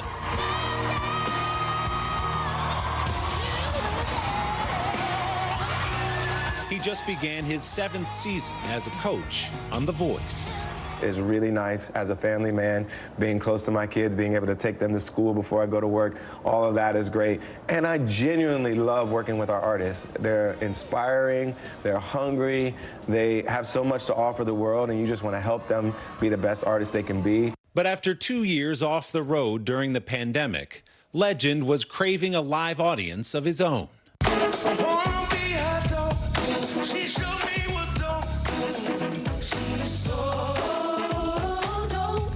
In April, he began a Las Vegas residency. What was it like to get out in front of that crowd again in Vegas and just feel that energy back finally? Well, my Vegas show is like no other show I've done before. We have dancers, we have feathers, we have the full Vegas glitz and glamour, but we also really wanted to take care to explore my entire career, my entire journey, my entire story. So it's a really autobiographical show, and we talk about me growing up in the church. We talk about my grandmother and her influence in my life. I'm living my dream, and I feel so grateful. And every time I'm on that stage, I don't take it for granted. I get to do what I love to do every single day. I get to write songs and perform them for people. I get to feel that connection with the audience, feel their energy. It's amazing. Our thanks to Willie Geist for bringing us that interview.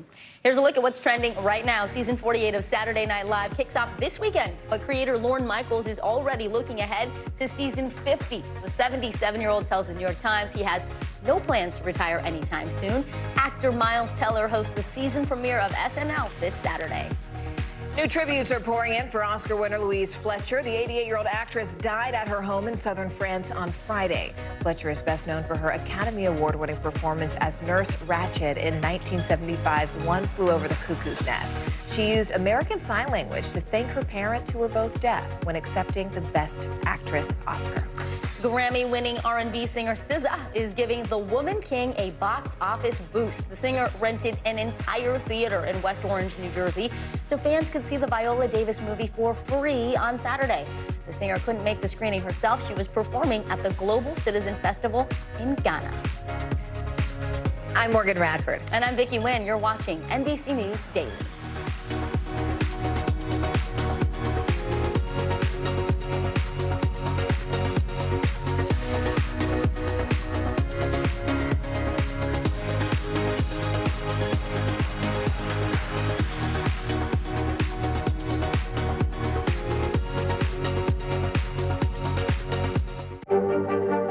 Mr. Secretary, when is this going to get better? You came into this job saying you were going to fight crime. Have you been successful? Found a way to put that. Can you update us on the status of negotiations? I think when you open your eyes, you get to decide, how's my day going to be? We want to be a way to start your day, lighten your load, every single morning. As we look out over the latest city-turned-crime scene, we see the things left behind.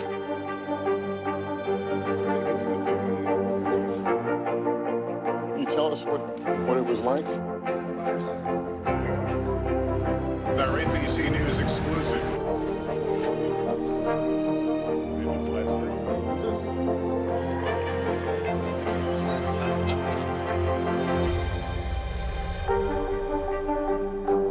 For Dateline Premium, subscribe now on Apple Podcasts. You don't know when your moment's coming, but when it does, you take it. News is happening now. Look at what's making headlines around the world. We're coming on the air with breaking news. This is a significant moment. Whenever it happens, wherever you are, NBC News, streaming free now. Internal Affairs, the new podcast from Dateline. Listen now. As we look out over the latest city-turned-crime scene, we see the things left behind. Back now with our NBC News exclusive.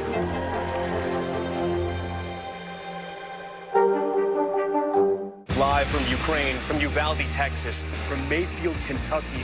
To cover the news, you have to be in it.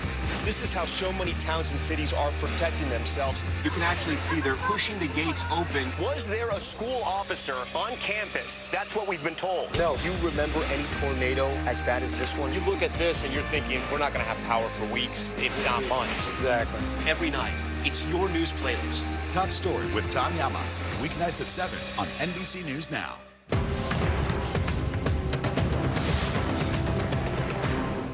NBC News, streaming free now. Hallie Jackson Now. Weekdays at 5 on NBC News Now. Hi, everybody. I'm Aaron Gilchrist. And I'm Cynthia McFadden. Kate Snow is on assignment. NBC News Daily starts right now.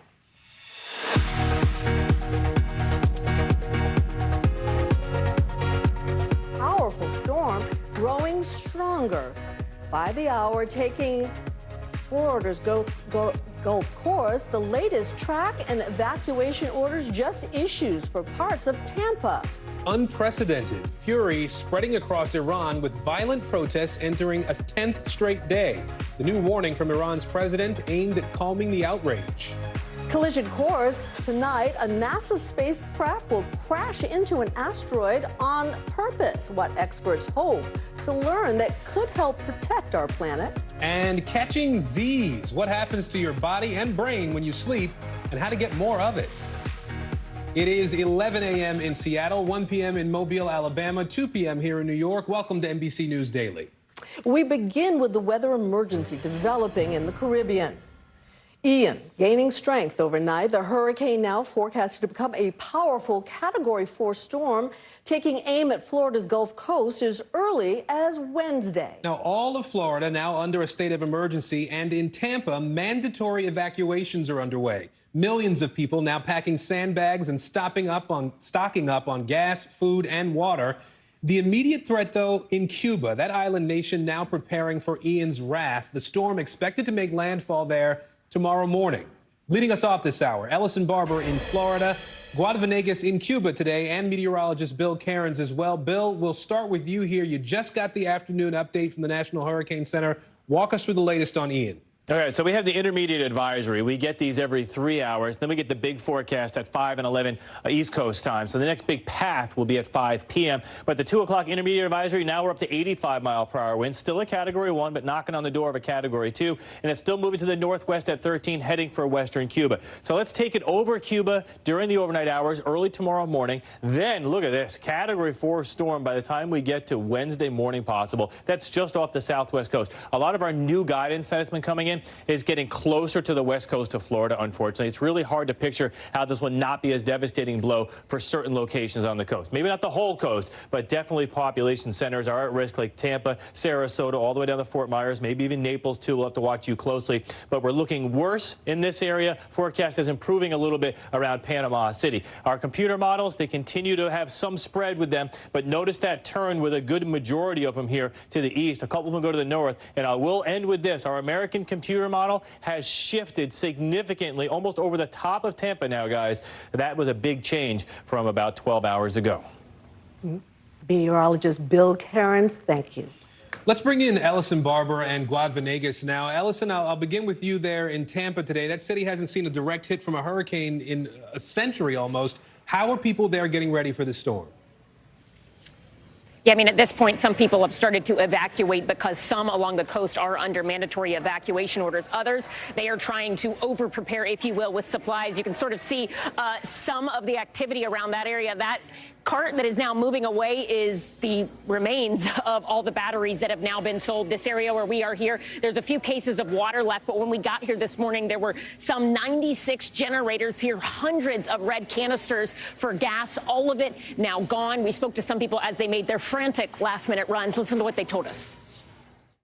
I think I'm good with, the main supplies. The one thing I could not find was a generator. Like I said, I went to 5 places yesterday, all emptied out.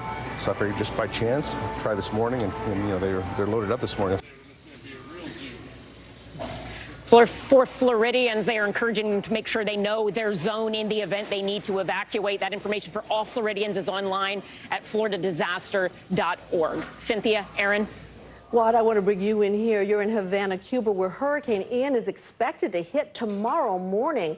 What are the conditions like right now, and how is the island preparing? Cynthia, so we expect some rain to begin as early as this evening. We minutes ago spoke to a meteorologist with the Institute of Meteorology who tells us the hurricane will be hitting West Cuba, as we've seen with the models. But even Havana, the capital, will get the effects of a tropical storm. So the alert by the government has been issued for 7 provinces. We estimate that's about 5 million people. Of course, the worst is going to be in the area of Pinar del Rio. The government, civil defense, this is part of the military, they're in charge of the evacuations. They're expecting to evacuate about 50,000 people that live near that coast in Pinar del Rio, the most vulnerable lower areas where the rain and the winds are expected to be the worst. And then, of course, that hurricane will make its way through that part of Cuba, one of the most vulnerable rural areas, while people in Havana are also bracing for the wind and the rain that's going to be hitting the most populated area of the island. All right, Guadavenegas for us in Cuba, Ellison Barber in Tampa. Thank you both. Moving north, cleanup efforts are underway in eastern Canada this hour. Post-tropical storm Fiona made landfall in Nova Scotia over the weekend. It was the strongest storm ever to hit that country. Roughly 300,000 people are still without power across the region. At least 1 person was killed. Homes in Port au Basque were destroyed by strong winds and flash flooding. And in Puerto Rico, more than 600,000 people remain without power more than a week after Hurricane Fiona. A congressional delegation visited Puerto Rico over the weekend, meeting with people in the hard-hit area of Ponce. The death toll now stands at 16 on the island. 20% of the island is still without running water. Wow. We are in hurricane season. The January 6th committee is preparing for its next public hearing on Wednesday while distancing itself from claims by a former staffer. Former Republican Congressman Denver Riggleman says someone at the White House switchboard called a rioter's phone during the attack. But many circumstances about that 9-second call, including who placed it and the person's position of authority, are still unclear. NBC News White House correspondent Monica Elba joins us now. Monica, I want to play what Riggleman told CBS News this morning, and then we'll talk on the other side. It wasn't a very long call. I mean, that's one of the things. It was less than 10 seconds. So when I say to the switchboard, it's just a switchboard number. So really the call is just from a desk phone to somebody, right, who's a DOJ charged defendant, Is it possible it could be the president who made that call? I would say it's probably not probable. Well, it seems members of the committee, of the January 6th committee, have really been trying to beat back the comments. Monica, fill us in.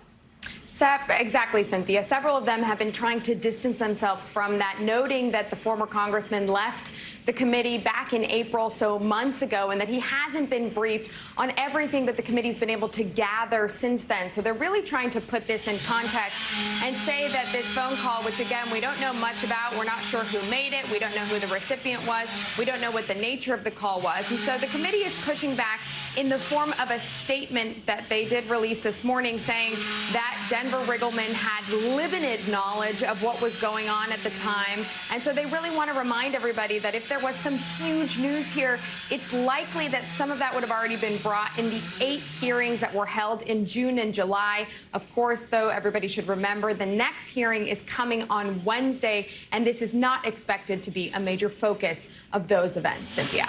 Monica Elba, we thank you. Well, it sounds like a plot from a sci-fi movie. NASA planning to crash a spacecraft into an asteroid. Tonight's first-of-its-kind test could one day prevent a disaster from actually hitting Earth. I want to bring in NBC News correspondent Tom Costello now. He's, of course, monitoring this for us. Tom, we're a couple of hours away now from the impact that we're expecting in space. Walk us through the final preps and what NASA's trying to achieve here. And the only guy probably more interested in this than I am is you, Aaron. I know you. I know what you love. Listen, this is a very cool NASA experiment. They launched this mission back almost a year ago.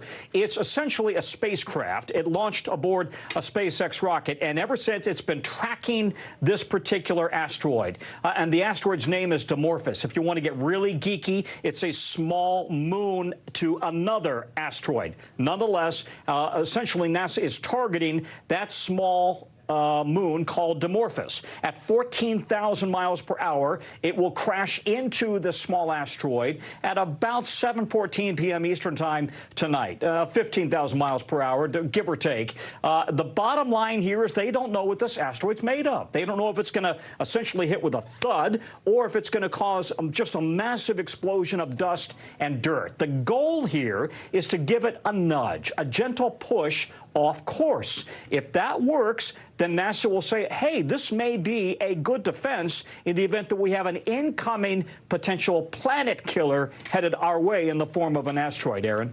So I can't help but to think about my Atari playing days as we talk about what's going to be happening here, Tom. I know it's a lot more serious than that, though. What other options is NASA considering to try to prevent an asteroid from actually hitting this planet in the future? This would be their first defense if it works. The next options might include some sort of an ion beam, believe it or not, a tractor mechanism, you know, kind of like out of Star Trek, where they used a tractor beam to pull something toward it. They might be able to do that using the gravitational pull of another spacecraft. And then the other option would be a nuclear explosion. Now, they really don't want to have to resort to that because that could cause just a cascade of debris, and you obviously don't want that showering the Earth. But nonetheless, these are the ideas and the options. That's why it's so important that this kinetic test today, hitting it with a rocket traveling 15,000 miles per hour, just a gentle nudge off course to essentially divert a future asteroid from Earth. We need to underscore this asteroid, nowhere near Earth. It's not going to pose any threat at all. All right, this is the time to test it out, and we'll see what happens later on tonight. Tom Costello for us in D.C. Thanks, Tom. Yeah, I have one word, yikes. Yeah. Pfizer is seeking emergency use authorization of their updated COVID booster shots for kids aged 5 to 11. The company submitted its application to the FDA today. These vaccines specifically target the Omicron variant of COVID. Pfizer's updated boosters have been approved for those over the age of 12. Well, the British pound takes a tumble, and Amazon announces its second Prime Day. CNBC's Brian Sullivan joins us now with today's CNBC Money Minute. Brian? Cynthia, thank you. Aaron, thank you. The Bank of England is trying to support the crashing British pound with a statement today saying it will not hesitate to raise interest rates to fight inflation if necessary. The British pound hitting an all-time low against the American dollar this morning on fears big tax cuts are going to fuel further inflation. A weaker pound hurts American companies in England because any profits they generate will just translate into fewer dollars coming back. SiriusXM has reportedly put Brett Favre's weekly NFL radio show on hold in the wake of accusations the Hall of Fame quarterback was involved in a diversion of Mississippi welfare money. Favre denies he did anything wrong. And as you noted, Amazon is joining the retailers who are starting holiday sales in October. It has just announced a 2-day Prime Early Access sale starting October 11th. I guess better not to call it Prime Day because it's 2 days. It's October 11th and 12th Prime Days. I don't know if you guys are done. I'm done with my holiday shopping because when you decide you're not going to buy anybody anything, you finish quickly. Back to you. Not quite an overachiever. Humbug. Different kind of done, right? Ouch. Brian Sullivan, thank you. 15 people are dead, including 11 children, after mass shooting in Russia. Coming up, the new information we're learning about what's now being called a terrorist act. You are watching NBC News Daily.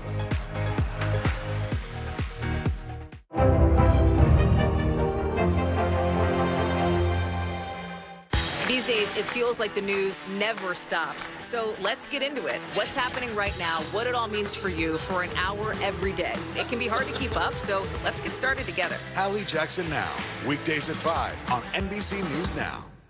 News is happening now. Look at what's making headlines around the world. Whenever it happens, wherever you are, it's here now. From Brooklyn, we're next to the subway station. The state's reservoirs are alarmingly low. War will pass them by.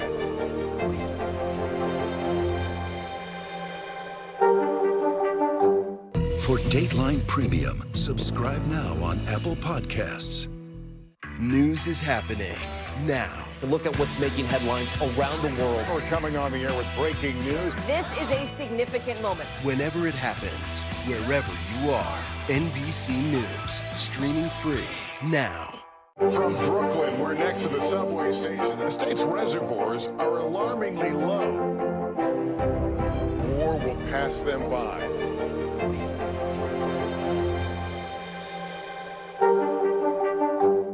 We're here to start conversations about the big things happening in our world, because it's not my job to tell you what to think. My job is to think about what you tell me. Now Tonight with Joshua Johnson, streaming weeknights at 8 on NBC News Now.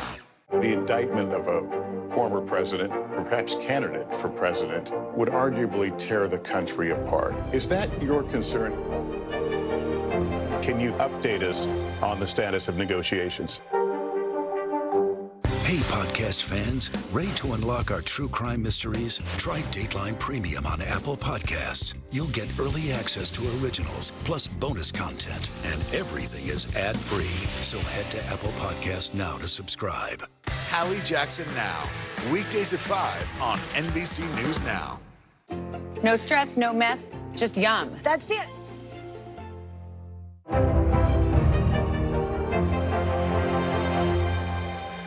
NBC News, streaming free now.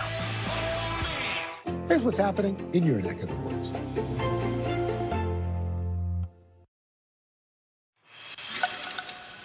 In Russia today, at least 15 people, mostly children, were killed in a school shooting. Authorities say that gunman was wearing a shirt with a swastika and took his own life. NBC News correspondent Priscilla Thompson joins us now, tracking this story today. Priscilla, the Kremlin called this shooting a, quote, terrorist act. What do we know about the gunman here and the school where this happened? Well, Aaron, officials say that the gunman walked into the school wearing a black ski mask and shot a security guard before continuing this rampage, shooting and killing those 15 students, teachers, and security guards, and injuring 24 more. State media there is reporting that he had 2 pistols and a large amount of ammunition, and officials have released video showing the aftermath of the shooting. They say he did die by suicide, and they show him wearing an all-black outfit with a black shirt with a swastika on it. Investigators are searching his residence, trying to gain more information about how this happened. They have said that he was a native of this town, which is about 600 miles east of Moscow, that he attended this school, but again, still investigating to figure out why exactly he did this. Aaron? Priscilla, it's not something we hear a lot of reporting about out of Russia with something like this. How unusual is this in a place like Russia?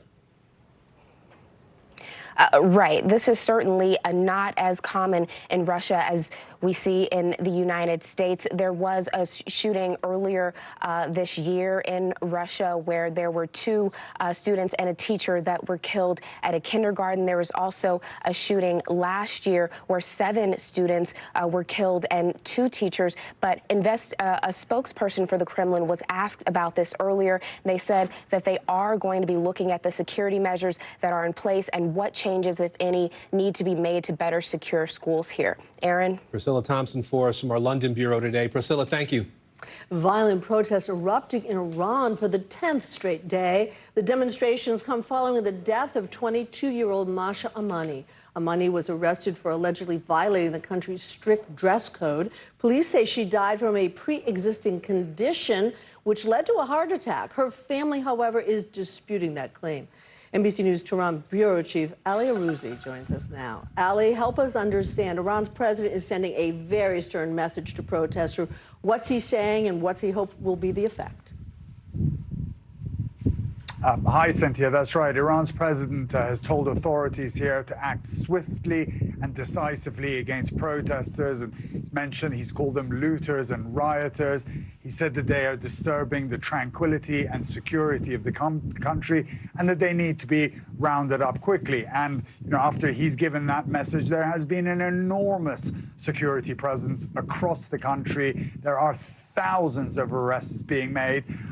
18 journalists have been arrested as well, many of them women. So they're cracking down hard now to put an end to these protests. How serious a problem is this for Iran's leadership, these protests? It's a very serious problem. Look, the headscarf has been one of the cornerstones of the Islamic Revolution. Although women have protested the headscarf over the 43 years of the Islamic Republic, it's never reached this point. Women have never come out into the street burning their headscarves, being cheered by large crowds. This is a sea change for the Islamic Republic. How they're going to deal with it is a question everybody is asking themselves. But this is not an issue they're going to be able to put back in the box. This is a fundamental change in this country, and the leadership probably doesn't know how to deal with it right now. Ali Arouzi, our thanks to you. And stay with us. A police car hit by a train while a suspect was being held in the back seat. Up next, how that suspect is doing and how this all happened. You're watching NBC News Daily.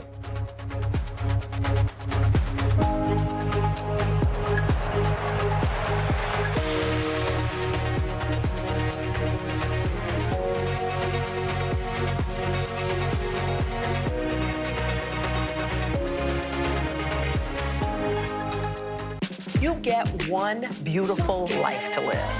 What are you going to do? This show is so fun, but having you as a positive force means really the world to me. Jenna doesn't stop till it's sold, okay? We have this circle of women that love each other. I decided I'm going to go with the rhythm of life. And you love riding the wave. This is a moment we're in right now. This is really electric. Yeah. I love you too. News is happening now. Look at what's making headlines around the world. We're coming on the air with breaking news. This is a significant moment. Whenever it happens, wherever you are, NBC News, streaming free now. Sometimes the news can be difficult and overwhelming for kids to understand. Ukraine and Russia. Could you help me understand what's going on? So to help make sense of it all, we've created a newscast just for them. We hope your family will watch Nightly News Kids Edition. It's the best time of the morning. Time for that pop start, baby. I'm feeling the vibe today on the show.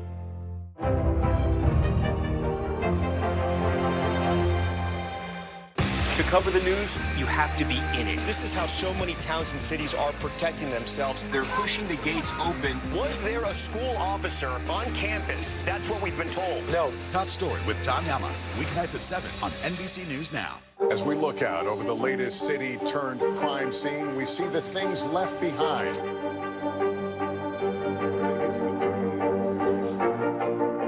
Can you tell us what it was like?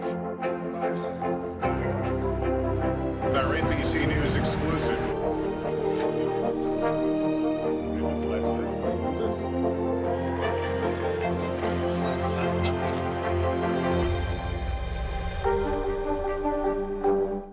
You get one beautiful life to live. Jenna doesn't stop till it's sold. We have this circle of women that love each other. This is a moment we're in right now. This is really electric. Love ya. Love you too. As we look out over the latest city-turned-crime scene, we see the things left behind. Back now with our NBC News exclusive.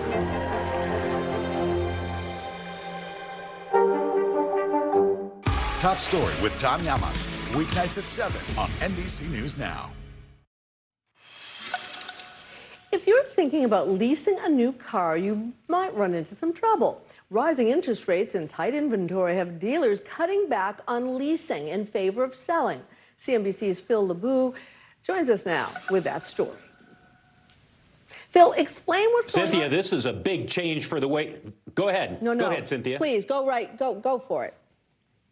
Well, I was going to say, this is a sea change in terms of what we've seen for the consumer in the United States. It usually has been, and this has been the rule over the last 20 or 30 years, 1 out of every 4 vehicles sold by the automakers was leased every month. They considered it a sale even though it was leased. Well, that has changed in the last year. Now the percentage of vehicles leased every month is down to 17% of all sales. And it's really because you've got a number of things happening here. But the biggest issue is that there's just a much tighter inventory because of the drop in production. And so auto dealers, automakers have fewer vehicles, and they would rather sell a vehicle outright than lease a vehicle. Leasing was always an area where it was a way of increasing volume, but it was never as lucrative as an outright sale of a new vehicle. And so what's changed is that there's less options for leasing, and as a result, fewer people are leasing vehicles. So things are particularly tight with electric vehicles. Is this making it harder for consumers to get their hands on them, either leasing or buying? Oh, absolutely. Well, look, when it comes to electric vehicles, you can lease some of them, but because the volume is so low at this point, the automakers are not doing a ton of leasing when it comes to electric vehicles. And overall, what you're noticing is that the production is so tight right now that the automakers are simply filling the orders that are out there for bought vehicles. There's very little production in terms of selling a vehicle to a new dealer or to an auto dealer and saying, look, you can lease this. You can do whatever you want to do with this vehicle. There's just not that inventory available. How long is it going to last? This tight inventory. Quite a while. Yeah. We're not going to see an increase in volume, Cynthia, for some time. And look, and what you're seeing right now is that the monthly payment, it has dramatically moved higher along with the entire auto market. It used to be that you could get into a lease for about $400, $420 a month. Now the average lease payment is $581 a month. That's the average, and it's still about $100 to $120 cheaper than what you would do with a monthly payment if you bought a vehicle. But when you're asking somebody to lease a vehicle for 3 years and then turn it back in and pay almost $600 a month for it, I think a lot of people are saying, wait a second, maybe I'll just go out and buy a vehicle, whether it's new or used. Phil LeBeau, thank you for that. A New York City penthouse atop the tallest residential condo building in the world is now the most expensive listing in this country. But with the market's current volatility, can it sell? Here's CNBC's Robert Frank. It's got 6 bedrooms, 11 bathrooms, 2 kitchens, and a ballroom that's over 2,000 square feet with 27-foot-high ceilings. The terrace is the highest in the world, giving you airplane-like views of Manhattan, the 5 boroughs, even the ocean and the hills of New Jersey. The penthouse of Central Park Tower stretches over 17,000 square feet. But with stocks falling and the housing market under pressure, it may also be a reach. Sales of ultra-luxury apartments in Manhattan down 38% so far this year. People are looking for places to put money. They're looking at the volatility in the stock market, and they're saying, whether I have $1 million to put away or $250 million, real estate is a safe, tangible asset. This penthouse is priced under $15,000 a square foot. So I know it sounds crazy, but relatively speaking, it's priced at a great value on a price per foot basis. It's a very, very big apartment and has a lot of amenities to it. And those building amenities include a game room, a screening room, an indoor and outdoor pool, a spa, a private restaurant, and your own wine and cigar bar. You can understand how it would be a hard sell, given the current market, so expensive. But if you have, $1 million it's like to play having a with. village. You just bought a village. You never have to see anyone, or you can have all your friends live with you, I suppose. I don't know. Separate wings, right? Someone said something really interesting. Maybe all those folks who are living in 300 and 200 square foot apartments, maybe they can go over. Yeah, I don't know. It's a thing. Yeah. I mean, only in New York, kids. True. Only in New York. Well, stay with us. Growing questions after the mysterious death of an 11-year-old in San Francisco. From Brooklyn, we're next to the subway station. The state's reservoirs are alarmingly low. War will pass them by.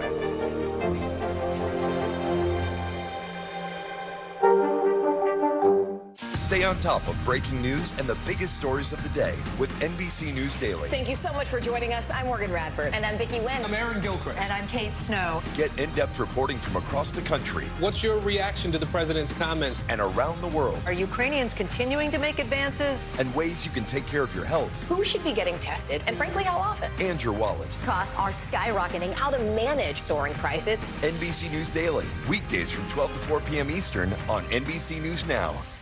Hallie Jackson Now. Weekdays at 5 on NBC News Now. For Dateline Premium, subscribe now on Apple Podcasts. Top Story with Tom Llamas. Weeknights at 7 on NBC News Now. Our show is about sparking conversations around today's biggest issues. The Fed raises interest rates. That controls inflation. Explain how that works. Is part of this that everyone's rethinking their jobs and their relationship to their employers? Could you just remind us why there are 9 justices on the Supreme Court instead of 3 or 20 or 2? It's not my job to tell you what to think. My job is to think about what you tell me. Now Tonight with Joshua Johnson. Streaming weeknights at 8 on NBC News Now. News is happening now. Look at what's making headlines around the world. Right now on Morning News Now. We're coming on the air with breaking news. And this is a significant moment. Whenever it happens, wherever you are, NBC News, streaming free now. You don't know when your moment's coming, but when it does, you take it. These days, it feels like the news never stops. So let's get into it. What's happening right now, what it all means for you for an hour every day. It can be hard to keep up, so let's get started together. Hallie Jackson Now. Weekdays at 5 on NBC News Now. Here's what's happening in your neck of the woods. Now Tonight with Joshua Johnson. Streaming weeknights at 8 on NBC News Now. Bottom of the hour now. Here are some of the stories making headlines on NBC News Daily. A convicted school shooter will remain behind bars for the rest of his life. Today, the Kentucky Parole Board ordered Michael Carneal to stay in prison and never be considered for parole again. Carneal killed 3 fellow students at Heath High School in 1997 when he was 14. At his hearing last week, Carneal said he still hears voices in his head like the ones that told him to shoot his classmates. He added that now he can resist those voices. Police in Pennsylvania looking for the shooter who opened fire at a theme park over the weekend. 2 teenagers and a man were shot. This happened Saturday night at Kennywood Park near Pittsburgh. They're all expected to be okay. Witnesses told police that 2 groups of kids were fighting before the shots were fired. And earlier today, President Biden welcomed the Atlanta Braves to the White House. The team was there to celebrate its 2021 World Series win. The Braves gave Biden a number 46 jersey, a nod to his position as the 46th president. Now to San Diego, where questions are growing after the death of an adopted 11-year-old girl. Her name was Arabella, and she passed away in a hospital last month. Yet weeks later, county officials are still providing very few details about her death or who may be responsible. Investigative reporter Alexis Rivas from our NBC station in San Diego is looking into this case. Alexis, was Arabella adopted out of the foster care system? How did we end up here? Yeah, we know Arabella was adopted out of the foster care system in 2019, about 3 years ago. But we haven't been able to get answers on much else, including the last time the county visited her and her family, or how many, if any, reports there were of suspected abuse. Just after 2 a.m. on Tuesday, August 30th, a neighbor's doorbell camera captured first responders rushing to a home on Lakeview Drive in Spring Valley. Deputies say it was a call for a child in distress. An 11-year-old girl named Arabella was taken to the hospital. We've learned she was one of 3 adopted children that live there. Hours later, San Diego County Sheriff's deputies arrived in force after they say detectives suspected signs of child abuse. Sadly, doctors couldn't save Arabella, and homicide took over the case. Around 3 p.m. that same day, her adoptive father, Brian McCormick, went back to the neighborhood. Neighbors and relatives told NBC 7 Investigates he was a U.S. Customs and Border Protection agent. The sheriff's department says he took his own life inside his truck in front of deputies. A neighbor who wanted to remain anonymous told us what happened next. It was the police, and they had their guns drawn on a truck, and they were opening up the truck, and it was the driver's side window that they were opening. What did you see inside the truck? It looked like a person was already deceased. Jen Korosky has lived next door to the McCormicks for 4 years. She says the family kept to themselves. She also repeated something we've heard from other neighbors.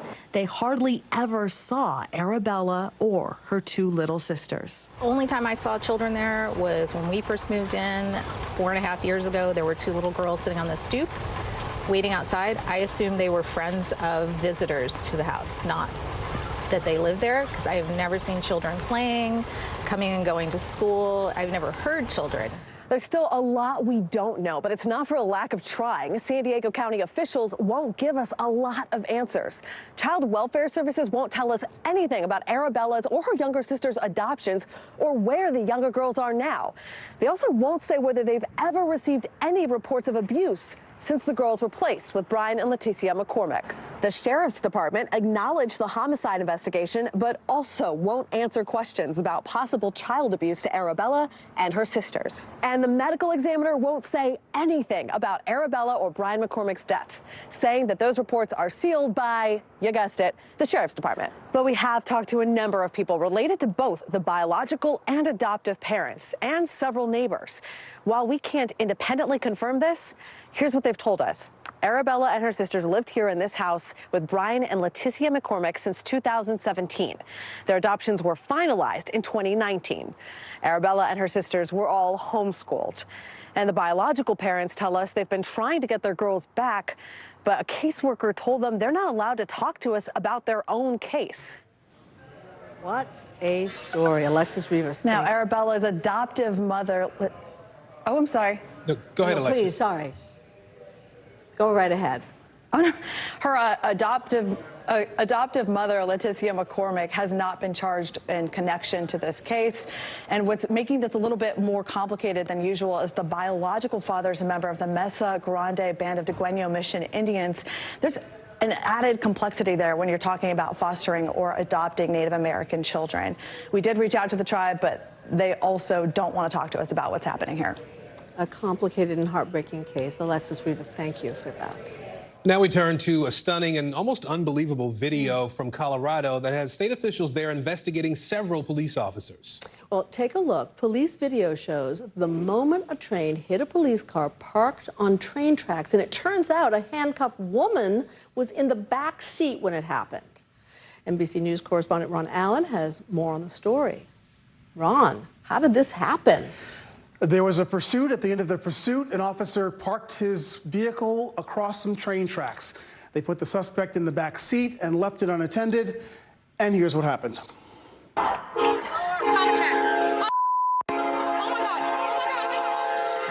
Shocking body cam and dash cam video released by the Fort Lupton Police Department in Colorado. Stay back! Showing the moment a train slams into a patrol car. All while 20-year-old Yareni Rios Gonzalez is cuffed and in the back seat. It's just mind-boggling that this could occur. Never park a car on a set of train tracks for any amount of time, even if you think it's abandoned. The 8-minute video was clip-edited and redacted by Fort Lupton Police and handed over to our affiliate KUSA after a records request was made. I'm going to your passenger side. The incident took place over a week ago. Fort Lupton police were responding to a road rage incident with a gun. Keep your hands above your head. Don't move. Police pulled over and arrested Rios Gonzalez. Where are you taking me? We're taking you to the car. And placed her in their cruiser, parked right on the tracks. Do you have anything on you that's going to poke me, stick me, hurt me? No, ma'am, but can I please get my cell phone? We'll get your cell phone in a second. Is there any weapons in the car? Ready? No, ma'am, there's nothing on. There's no weapons in the car? The video cuts to officers searching her car for a gun. Toss it out the window? She could have, out that window, but... That's when you hear the first train horn in the distance. No, that's time check. Oh my God. The clip, heavily edited, then cuts to another officer's body cam. Stay back! Then to a dashboard cam showing another officer standing next to the unit with the suspect inside as the train barrels down the tracks. Chaos continues as police realize what happened. Extended medical emergent. The suspect was in the vehicle that was hit by the train. Amazingly, Rios Gonzalez is alive in this totaled squad car. She suffered 9 broken ribs, a broken arm, a fractured sternum, and numerous other injuries to her head, leg, and back, her attorney told NBC News. There may still be a firearm in the vehicle. I don't know if you guys have been through it yet. The video again cuts to police continuing their search for a weapon. Here's your gun. Multiple legal analysts believe the officers could be charged. This was absolutely reckless behavior. The Fort Lupton Police Department posted a statement saying they released the video in keeping with their transparency policy. Also saying investigators with the Colorado Bureau of Investigation and the District Attorney's Office are looking into this incident. The Plateville police chief telling NBC News the officer from his department that was involved has been placed on paid administrative leave while the investigation is completed. So far, the woman in the car, Rios Gonzalez, has not been charged. Her attorney telling the Denver Post he blames the officers for her injuries, saying, quote, "It's kind of unbelievable they did something like this." Ron Allen, NBC News. As far as we know, Rios Gonzalez is still hospitalized. Her attorney also said that she did everything she could in the backseat of the car to get the police officers' attention because she heard the train when it was coming. And as we reported, this matter is under investigation by numerous agencies.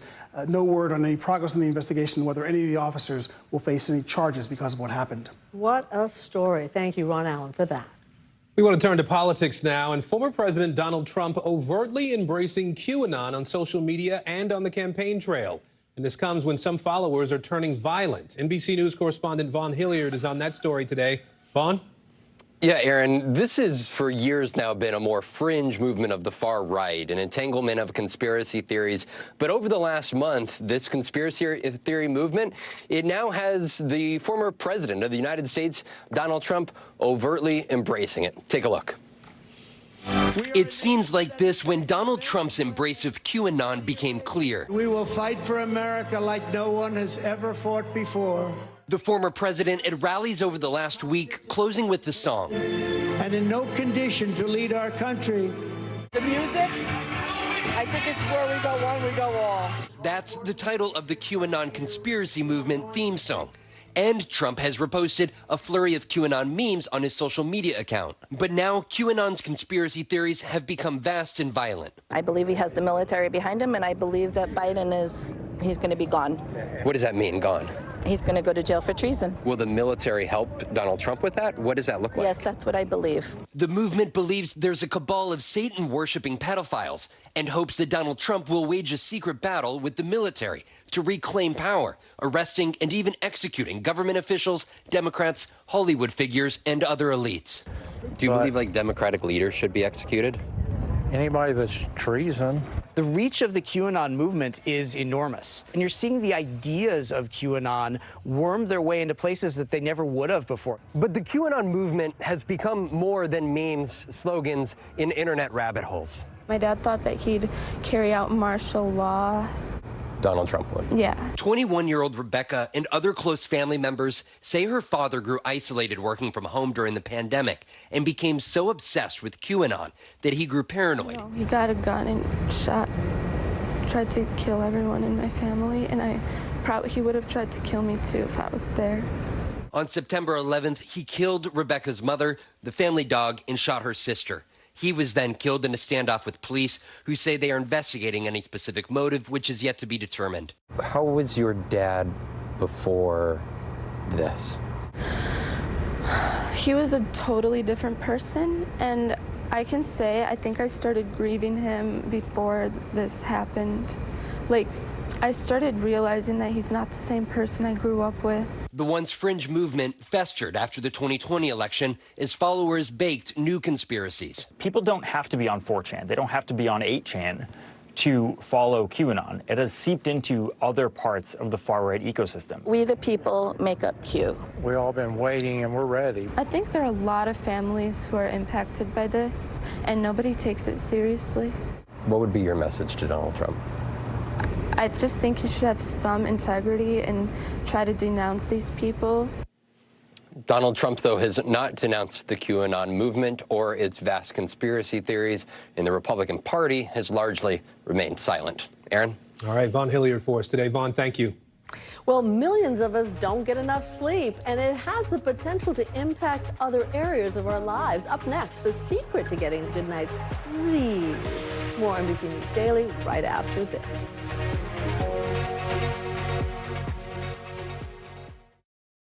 NBC News, streaming free now.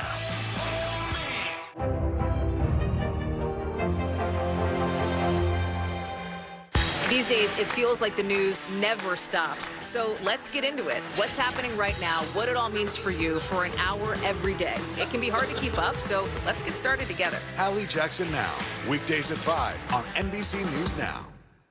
No stress, no mess, just yum. That's it. From Brooklyn, we're next to the subway station. The state's reservoirs are alarmingly low.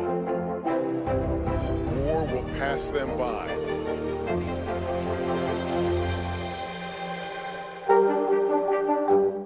To cover the news, you have to be in it. This is how so many towns and cities are protecting themselves. They're pushing the gates open. Was there a school officer on campus? That's what we've been told. No. Top Story with Tom Yamas, weeknights at 7 on NBC News Now. News is happening now. Look at what's making headlines around the world. Right now on Morning News Now. We're coming on the air with breaking news. And this is a significant moment. Whenever it happens, wherever you are, NBC News, streaming free now. Harry Styles! These days, it feels like the news never stops. So let's get into it. What's happening right now, what it all means for you for an hour every day. It can be hard to keep up, so let's get started together. Hallie Jackson Now, weekdays at 5 on NBC News Now. Harry Styles!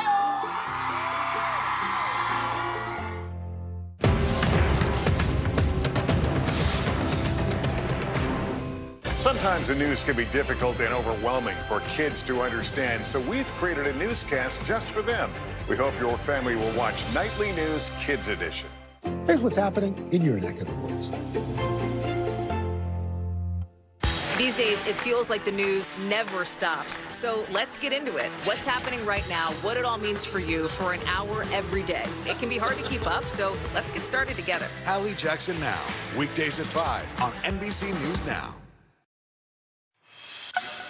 Today on Dr. Doctor, we're talking about one of the most common cancers afflicting American men, prostate cancer. Yeah, the American Cancer Society says about 1 in 8 men will be diagnosed with that disease. There are symptoms to look for, though, that can help find it early. Joining us now, board-certified colorectal and general surgeon, Dr. Cedric McFadden. We appreciate you being here today to help educate us a little bit. So it's National Prostate Awareness Month this month. Walk us through, what the prostate does and some of the things that we should be looking for to figure out if there's a problem. Sure. Well, the prostate is a small gland that sits at the base of the bladder. It's responsible for producing fluid that assists us with reproduction. Some of the signs and symptoms of prostate cancer are very mundane, right? They can be just changes in urination that many men mistaken for just normal parts of getting older. But in many cases, there are no signs or symptoms, which we find then that cancer on routine screening exams. Well, Dr. McFadden, no relation, yes. I'm sorry to say, at least as far as we know. What are the symptoms that men should look for, and how soon should men start screening? So the symptoms are primarily difficulty with urination. Either you're going more frequently, especially at night, there's difficulty beginning the process of urination, or there could be blood in the urine, and that can obviously raise a lot of red flags.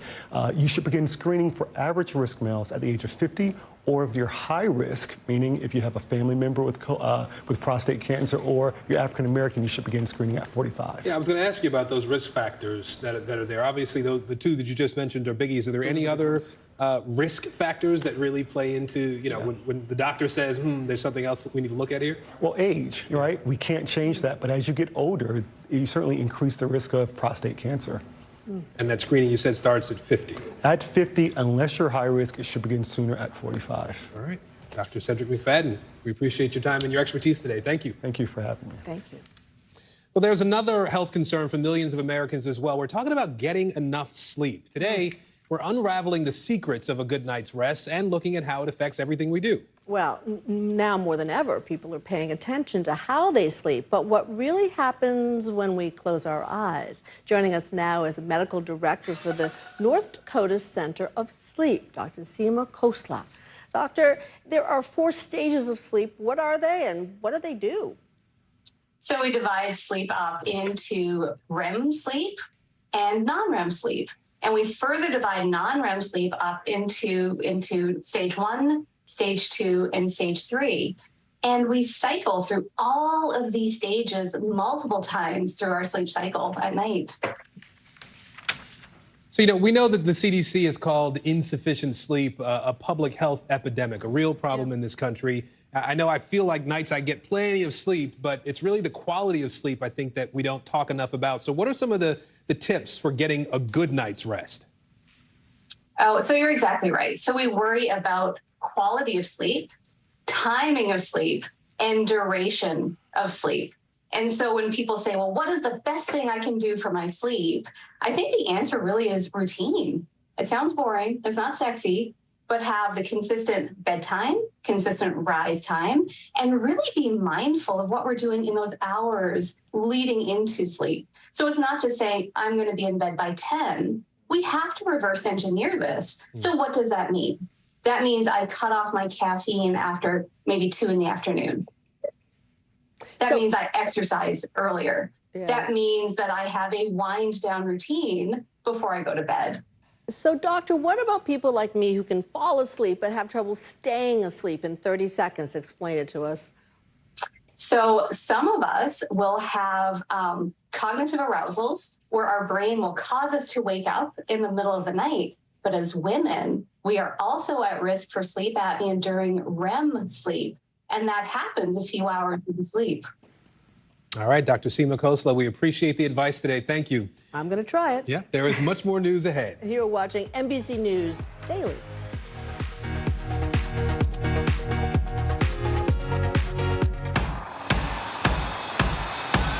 News is happening now. Look at what's making headlines around the world. Right now on Morning News Now. We're coming on the air with breaking news. and this is a significant moment. Whenever it happens, wherever you are, NBC News, streaming free now. Now Tonight with Joshua Johnson, streaming weeknights at 8 on NBC News Now. Good morning, I'm Joe Fryer. And I'm Savannah Sellers right now on Morning News Now. We're staying on top of the breaking situation in Ukraine. We are watching dangerous heat this week. Recession, I mean, is that where we're headed? Is there any way to avoid that? Morning News Now, streaming weekdays at 7. A masked killer takes aim and fires. A fatal attraction that leads investigators to turn towards their own. Internal Affairs, a new podcast from Dateline. Listen now wherever you get your podcasts. Mr. Secretary, when is this going to get better? You came into this job saying you were going to fight crime. Have you been successful? Found a way to put that. Can you update us on the status of negotiations? You don't know when your moment's coming, but when it does, you take it. Top Story with Tom Llamas is your news playlist on NBC News Now. And now, you can listen to it as a podcast. Available anytime and anywhere.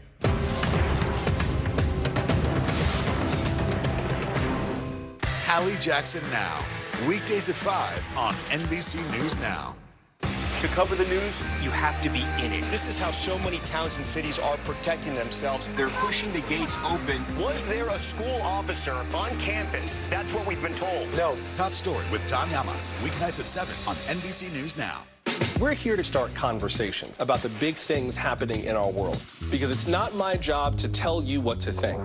My job is to think about what you tell me. Now Tonight with Joshua Johnson. Streaming weeknights at 8 on NBC News Now. These days, it feels like the news never stops. So let's get into it. What's happening right now, what it all means for you for an hour every day. It can be hard to keep up, so let's get started together. Hallie Jackson Now, weekdays at 5 on NBC News Now. Latinos make up roughly 20% of the U.S. population, and in 2020, they were responsible for an economic output of $2.8 trillion. At the same time, though, Latinos are vastly underrepresented on corporate boards. CNBC's Bertha Coombs has been reporting on efforts to address that gap. She joins us now. Hi, Bertha. Hi, guys. You know, we have seen a big effort to improve diversity on corporate boards over the last couple of years. But when it comes to Latinos, Luis Marconi, who we interviewed, well, he's a rare bird. After 25 years growing new businesses at Hormel, Luis Marconi set his sights on a corporate board seat. Thinking in terms of what would be the best way to honor those who helped me, I thought the best way would be to pay forward, helping others to succeed. In June, the avid fisherman and diver was named a director at American Outdoor Brands. In July, he joined them ringing the NASDAQ bell. It was important to us that we had somebody on our board that would help us understand and really target what Luis, our new board member, would call the emerging consumer, and help us domestically and also grow internationally. Since the pandemic, American Outdoors customers are increasingly diverse. This is where you draw from the experiences of being exposed to business cases in different geographies or in different cultures that will trigger some ideas that perhaps your competitors are not seeing. Racial and ethnic diversity is up in corporate boardrooms since 2020. In fact, for the very first time, all 500 firms in the S&P 500 now have at least one diverse board member. But Hispanic board membership, now 5%, remains disproportionately low compared to population size. All diversity gains are important and significant, and we need more of it.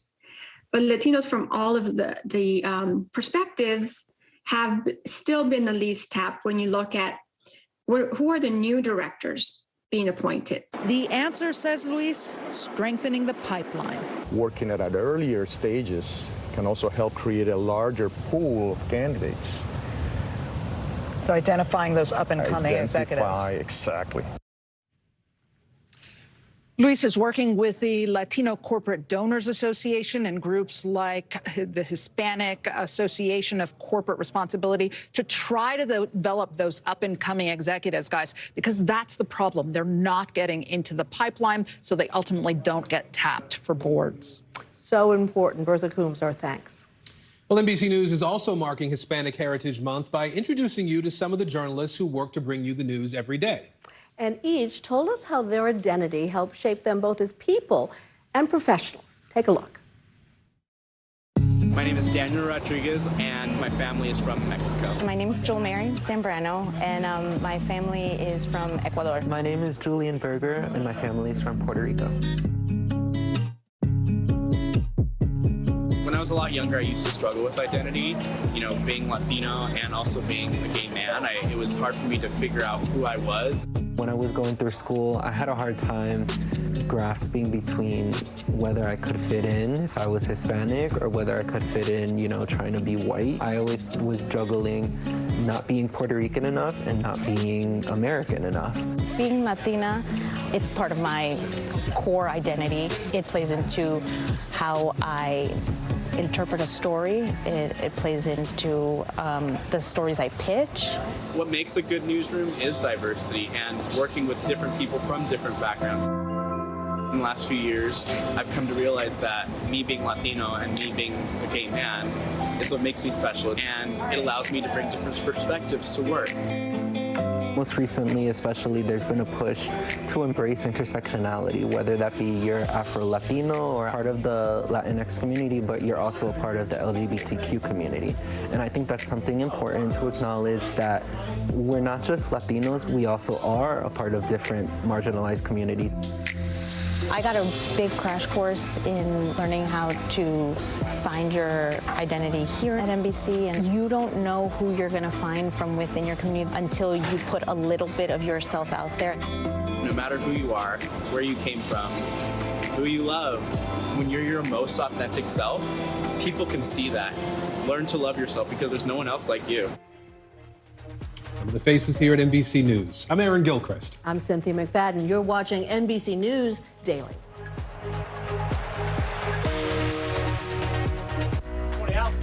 I think when you open your eyes, you get to decide, how's my day going to be? We want to be a way to start your day, lighten your load, every single morning. Now Tonight with Joshua Johnson, streaming weeknights at 8 on NBC News Now.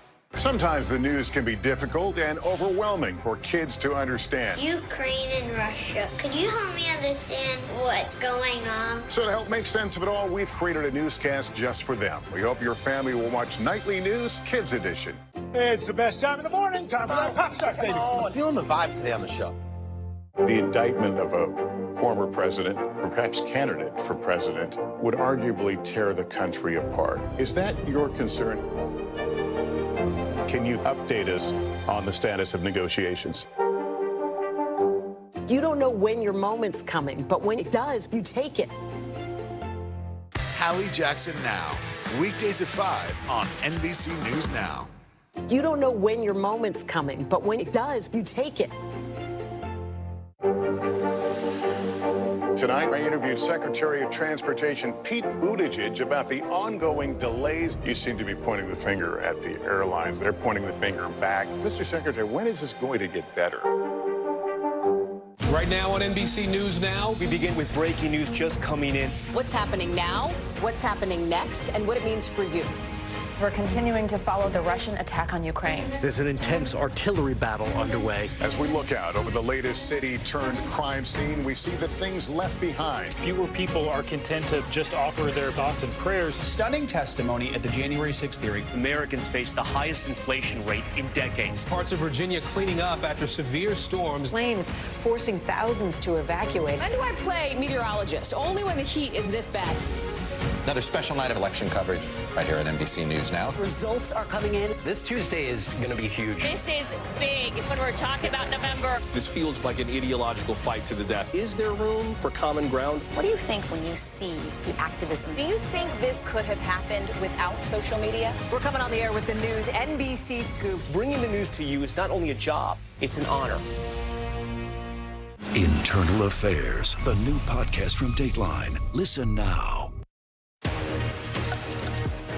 Hi, everybody. I'm Aaron Gilchrist. And I'm Cynthia McFadden. Kate Snow is on assignment today. NBC News Daily starts right now.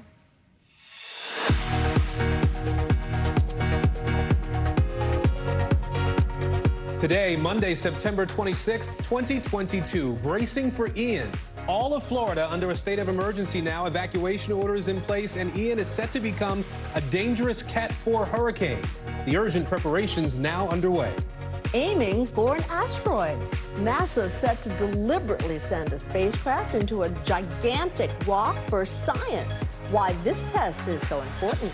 Unwitting criminals, Uber drivers across the country say they are unknowingly delivering packages filled with drugs. How it's happening and how the company is responding. And prepare for takeoff. Delta Airlines flies the first all-female flight crew to Kennedy Space Center. How these women are inspiring the next generation. We begin this hour with breaking news and the dangerous threat from Hurricane Ian. Right now, Ian is just off the coast of Cuba. The hurricane is expected to get even stronger in the coming hours. It's forecast to become a severe Category 4 hurricane. Now, every county in Florida is under a state of emergency right now. Evacuation orders are in effect for parts of Tampa right now. Millions of people there are bracing for the worst. They're filling sandbags and stockpiling gas, food, and water. But right now, Ian has its sights set on Cuba. The island nation will feel effects of the storm tonight and will likely take a direct hit tomorrow morning. Leading us off this hour, Ellison Barber in Tampa, Guad Venegas in Havana, Cuba, and NBC News meteorologist Bill Cairns is here to track the storm for us. Ellison, let's start with you. Mandatory evacuations are in place for parts of the area. How are people preparing? Yeah, the part of this county that is under mandatory evacuation or is what's known as Zone A. That's home to about 20,000 people. This store where we are, Home Depot in Tampa, this is really kind of all that's left of the hurricane supplies, at least right now. It's some batteries and the little bit of lanterns that still remain. When we first got here this morning, around 6 a.m., there was just this entire floor full of hurricane supplies. We have a GoPro video we could show you of sort of what happened over the next few hours. People came in and came in and came in and came in, and pretty soon all of those supplies, all of those generators were gone. Since that evacuation order has gone in place, more and more people seem to kind of be coming into the store with a bit of urgency. People we have spoken to, they say particularly what they are watching and looking out for is the possibility of storm surge. Listen to some of what we've heard. We're sort of starting to realize we probably should have prepped a little bit. I think I'm good with, the main supplies. The one thing I could not find was a generator. I said I went to 5 places yesterday, all emptied out. So I figured just by chance, try this morning, and they're loaded up this morning. That's good to see.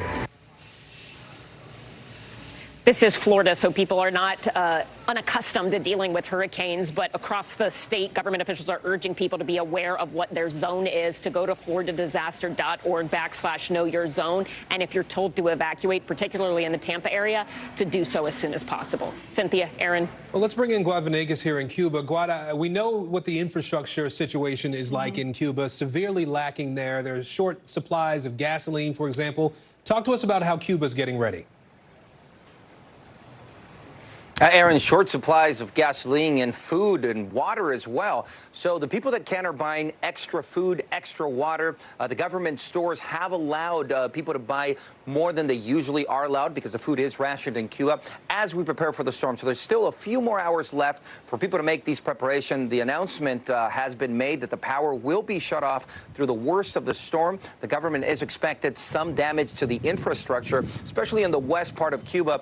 We know that 7 provinces have been issued an alert, a hurricane alert. That does include the area of Havana.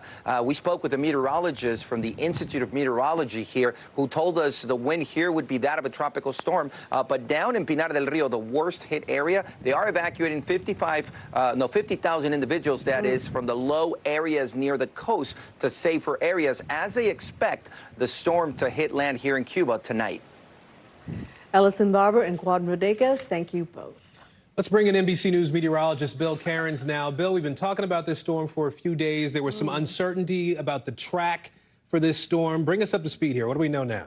Any storm approaching the Florida Peninsula, it's so skinny. Any storm approaching from the south is a very difficult forecast. I mean, 10 miles is a huge difference between a landfall in Fort Myers versus Tampa, and it's only 10 miles by east to west. So the Hurricane Center is now watching this approaching Category 2 strength, going to cross over the top of western Cuba as we go throughout the night tonight, possibly as a major hurricane early tomorrow, and then during the day tomorrow, continuing to grow over the warm waters of the Gulf. Notice it's far enough away, only tropical storm force conditions in the Keys, shouldn't have too much damage there. Same goes for areas from Fort Myers southwards, but it's really from about Fort Myers, Naples northwards that the concern grows a lot, because we've seen a bend towards the coast over the last 12, 24 hours with a lot of our computer models. And now watch 140-mile-per-hour Cat 4 going and raking near high populations. And I mean, Tampa's like 3 million people in this greater vicinity here, and that's a lot of people in the way of what could be a Category 3 or 2 at that time, and then heading northwards and weakening very slowly in a big rainmaker. And our computer models, European and GFS, are now almost over the top of Tampa.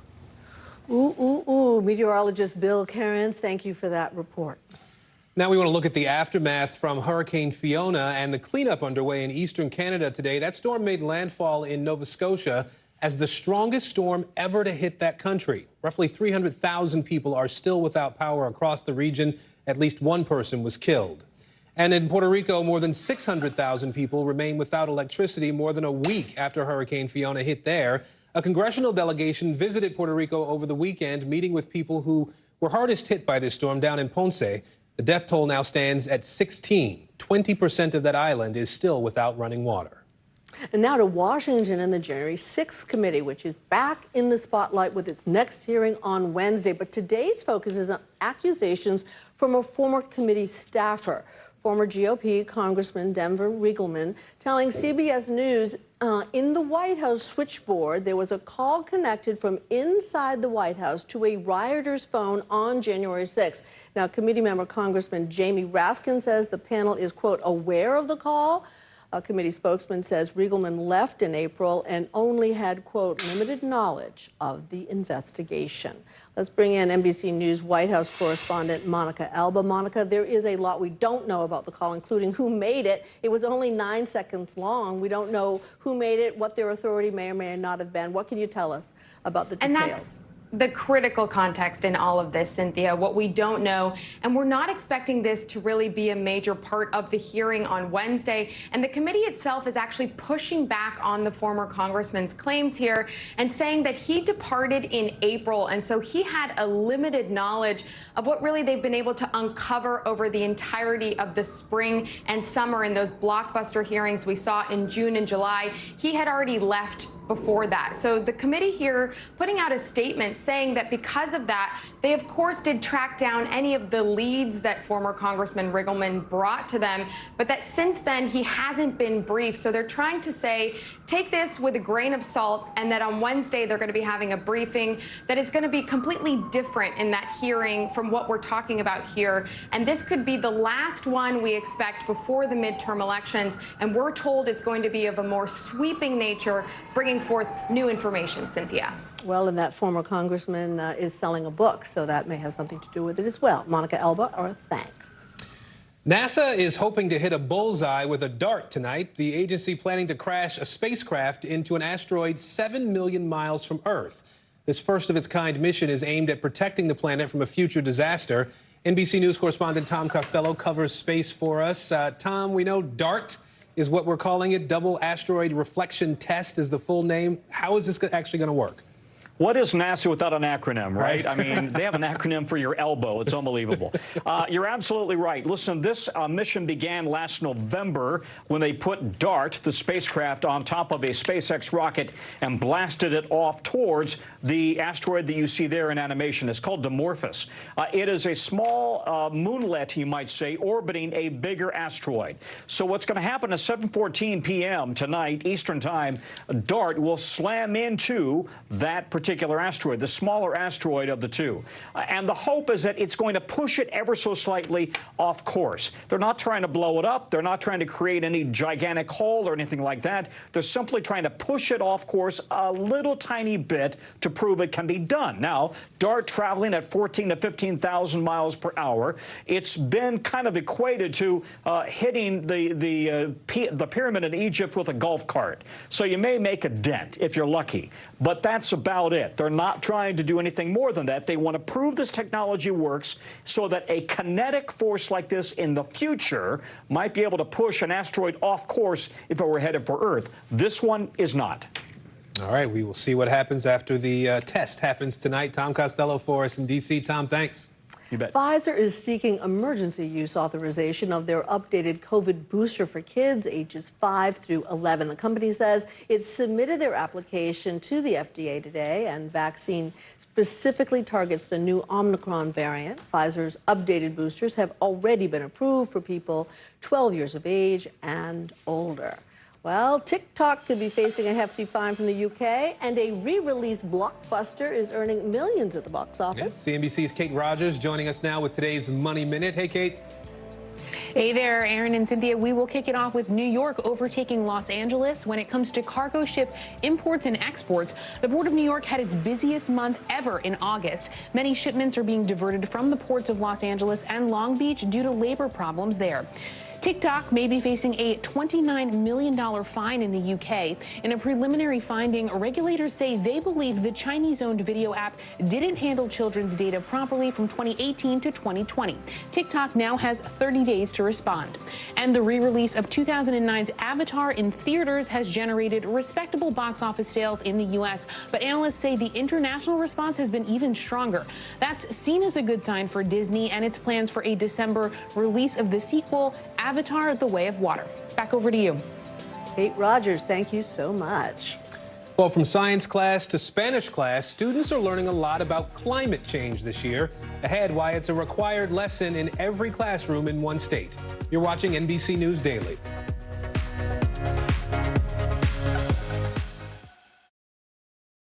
Good morning. Welcome to Today. I love mornings. They're full of possibility. And how you start your day sets the tone for the whole day. We need to pull up one extra chair at the table. We feel like we're right there with you. Just ahead, in this half hour, we're going to introduce you to... Because every day we start our morning so you can take on yours.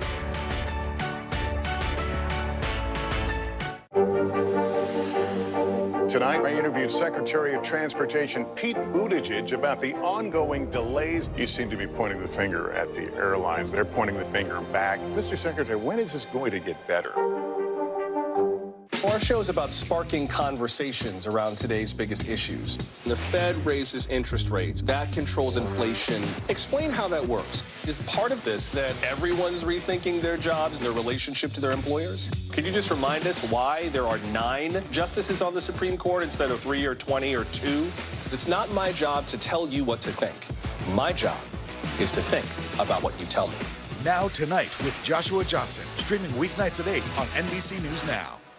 News is happening now. Look at what's making headlines around the world. Whenever it happens, wherever you are, it's here now. Mr. Secretary, when is this going to get better? You came into this job saying you were going to fight crime. Have you been successful?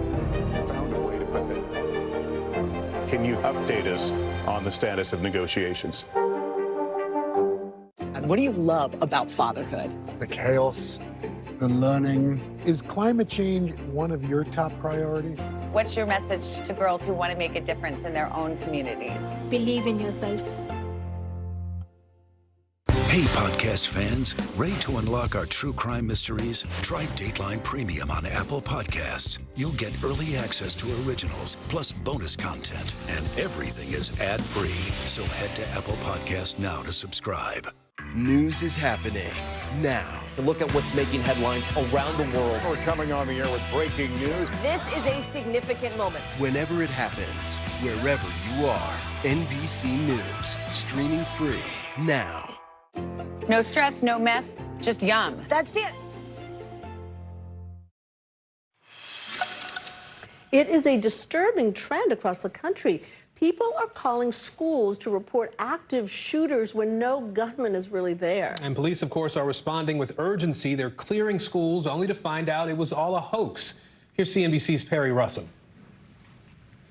From coast to coast, schools on lockdown over fake reports of an active shooter. It causes a tremendous amount of panic, which is why we're so frustrated and so angry at the people who feel that this is some level of amusement to do this. On Wednesday in Minnesota, huge sigh of relief that no one's injured. 14 schools receiving fake reports, including in the city of Cloquet, where police say the caller was specific, telling them students were being shot with an AK-47 in room 108 of the English department. It appears to be so far one individual that was making these calls, very similar voice and tone and dialect. Police say swatting happened last week in Houston. And we searched this school, we searched it again, and we searched it a third time. The FBI in Houston issuing a statement saying they're aware of numerous swatting incidents, adding, "We will continue to work with our law enforcement partners and act upon threat information." Parents in Fort Myers, Florida say they've had enough after a hoax last week. They need to be held accountable. Big time, and whoever else that was along with them. In Kansas City, Missouri, a fake threat at this high school. The fact that they were running in with assault rifles made it a little bit more real. Anxious parents standing on sidewalks, a reminder of the real shootings at Robb Elementary and Oxford High School. Inflicting fear on communities for the fun of it, it's disgusting. Sarah Boyd is with the Clay County Sheriff's Office in Missouri, one of the agencies responding to the fake call in Kansas City. This is super disturbing from a law enforcement perspective because, like I said before, it drains resources incredibly. I mean, we and several surrounding agencies, through everything we had available at that. Boyd tells us that fake call was a week ago, and on that day, several other schools across the country also got calls. She says the FBI is now trying to figure out who was behind it. No one has been charged. Back to you.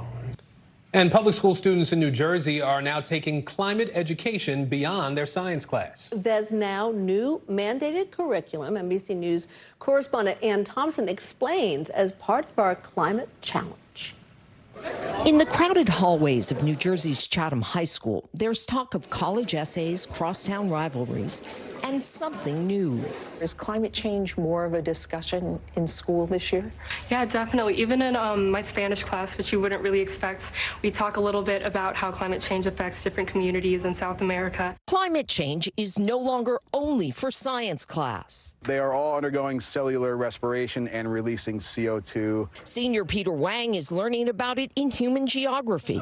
We're learning about the movement of people and things like that, and climate change obviously has a huge impact on that, on migration. Deutsch Tori Van Wee even teaches it in German class. So what is climate change in German? Klimawandel.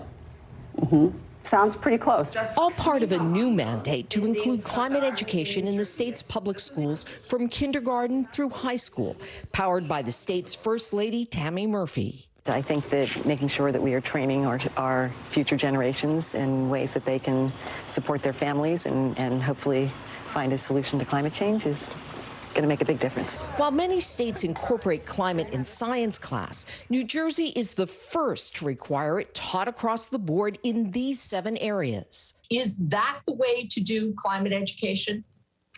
I think it has to be. Dr. Laura Shifter is with Harvard's Graduate School of Education. And we know that the impacts are going to affect our health. We know that it will affect our economy. We know that it'll affect our politics. So actually, the impacts of climate change are not just siloed within the scientific sector. For German and French teacher Van Wee, it's not a stretch. I've been teaching these elements for a long time because it's been a reality for a long time. Examining issues and solutions in Europe with students whose lives have already been marked by the deadly destruction of Hurricanes Sandy and Ida here at home. There's a lot of doomsaying in the climate world.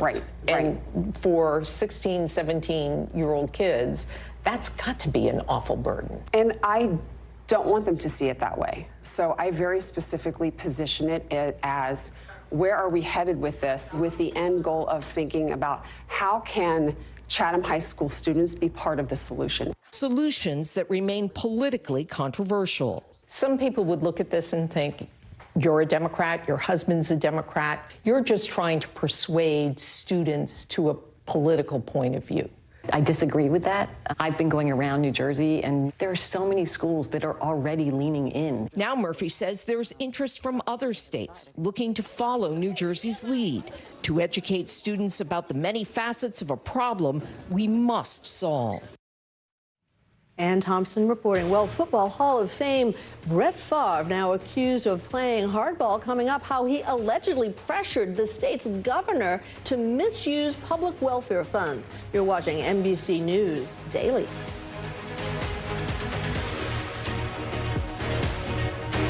Hallie Jackson Now, weekdays at 5 on NBC News Now. Tonight, I interviewed Secretary of Transportation Pete Buttigieg about the ongoing delays. You seem to be pointing the finger at the airlines. They're pointing the finger back. Mr. Secretary, when is this going to get better? You don't know when your moment's coming, but when it does, you take it.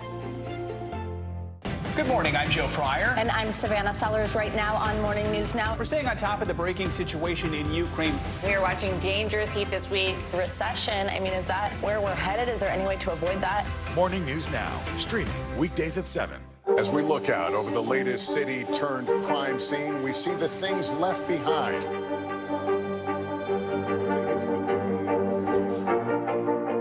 Can you tell us what it was like? Our NBC News exclusive.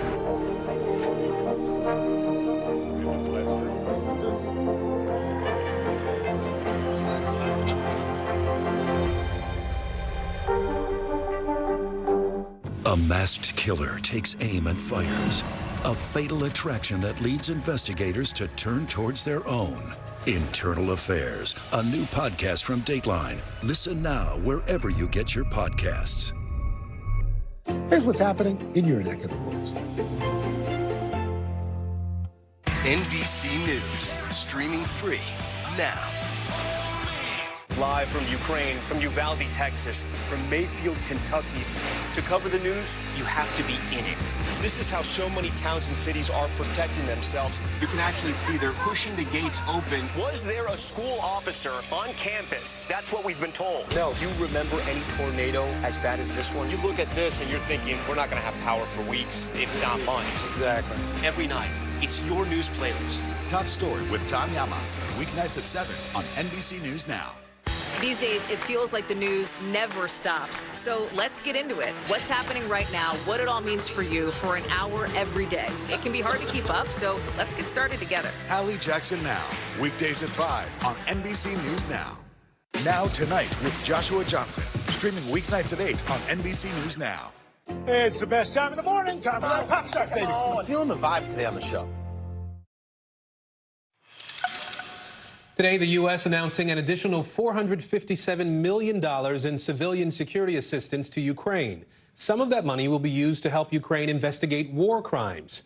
Meanwhile, Washington is responding to Russian President Vladimir Putin's threat of using nuclear weapons. Secretary of State Tony Blinken says the U.S. response would be, quote, decisive. He's a U.S. fugitive turned Russian citizen. Today, President Vladimir Putin granted citizenship to whistleblower Edward Snowden. The former intelligence contractor fled the U.S. and was given asylum in Russia after leaking secret files in 2013. Those files reveal classified surveillance operations carried out by the National Security Agency. In Italy, far-right nationalist Giorgia Meloni is set to become the country's next prime minister after winning Sunday's election. Rivals are accusing Meloni of spreading white supremacist ideas and comparing her to fascist World War II dictator Benito Mussolini. She will be Italy's first female leader. Mass protests in Iran over the death of 22-year-old Masha Amani, who are expected to continue despite crackdowns from the country's security forces and warnings from Iran's leaders. NBC's Alia Russi has the latest from Tehran. Extraordinary scenes in Iran, where protesters have taken to the streets for 10 consecutive nights in defiance of an unforgiving crackdown, threats, a near-internet blackout, and severe warnings from the country's leaders. Iran's president telling authorities they must deal decisively with those who oppose the country's security and tranquility. The protest sparked by the death of 22-year-old Mahsa Amini. She had been arrested by the country's morality police for an alleged violation of Iran's strict Islamic dress code.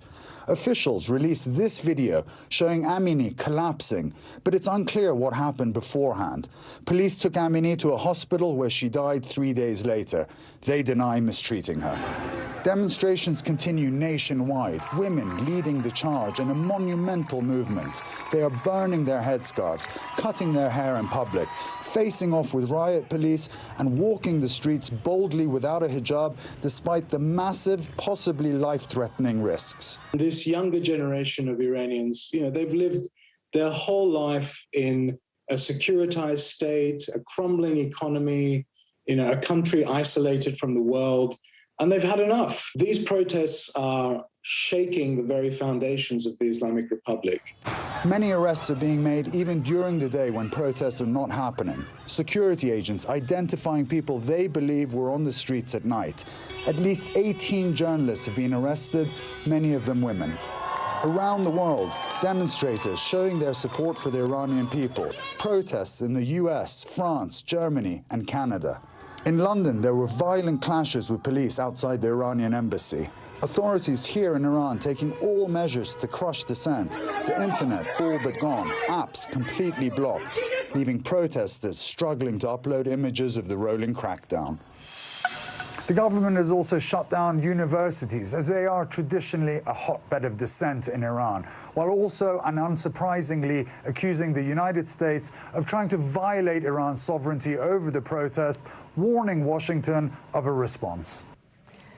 Back in the U.S., the Drug Enforcement Administration is sounding the alarm about a dangerous new form of fentanyl. It's called rainbow fentanyl, and it's bright in colors. They're luring young people to try it. Our Kate Snow sat down with the DEA administrator for an exclusive interview about the danger this poses. Some dealers are calling it sweet tarts. They're calling it candy names. It has nothing to do with candy, right? It has nothing to do with candy. And we should say this as clearly as we possibly can.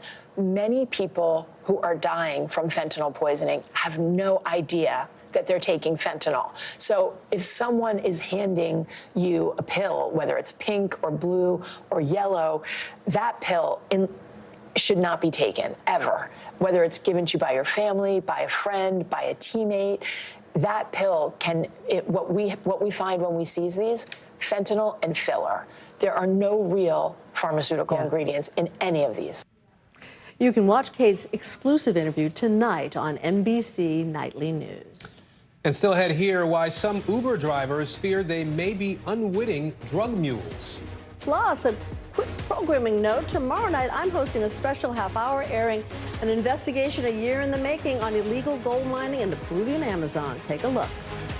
What do you love about fatherhood? The chaos, the learning. Is climate change one of your top priorities? What's your message to girls who want to make a difference in their own communities? Believe in yourself.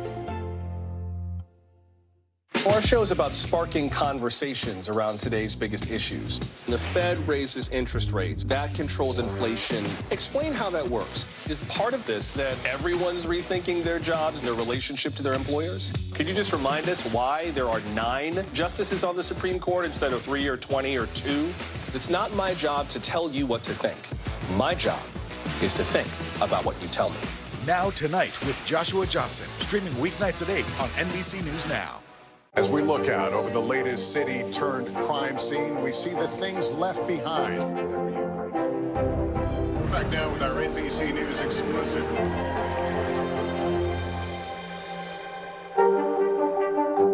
NBC News, streaming free now. I think when you open your eyes, you get to decide, how's my day going to be? We want to be a way to start your day. Lighten your load every single morning. We're here to start conversations about the big things happening in our world, because it's not my job to tell you what to think. My job is to think about what you tell me. Now Tonight with Joshua Johnson, streaming weeknights at 8 on NBC News Now. Good morning, I'm Joe Fryer. And I'm Savannah Sellers. Right now on Morning News Now. We're staying on top of the breaking situation in Ukraine. We are watching dangerous heat this week. Recession, I mean, is that where we're headed? Is there any way to avoid that? Morning News Now, streaming weekdays at 7. Sometimes the news can be difficult and overwhelming for kids to understand. Ukraine and Russia. Could you help me understand what's going on? So to help make sense of it all, we've created a newscast just for them. We hope your family will watch Nightly News Kids Edition. These days, it feels like the news never stops. So let's get into it. What's happening right now, what it all means for you for an hour every day. It can be hard to keep up, so let's get started together. Hallie Jackson Now, weekdays at 5 on NBC News Now. It's the best time of the morning. Time for that pop start, baby. Oh, I'm feeling the vibe today on the show. NBC News, streaming free now. Bottom of the hour now, here are some of the stories making headlines on NBC News Daily. 2 people were killed and several others were hurt during an illegal car rally in New Jersey. The youngest victim was just 18 years old. Police arrested and charged a man from Pittsburgh. Jury selection is underway today for the Hawaii couple charged with stealing the identities of dead children and acting as Russian spies. Court documents show Walter Primrose and Gwen Morrison were seen in photos wearing what appear to be KGB uniforms. Defense attorneys say the couple wore the uniforms as a joke.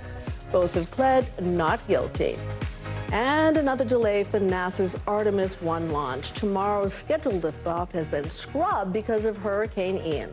Tomorrow, NASA will start moving the rocket from the launch pad to protect it from the storm.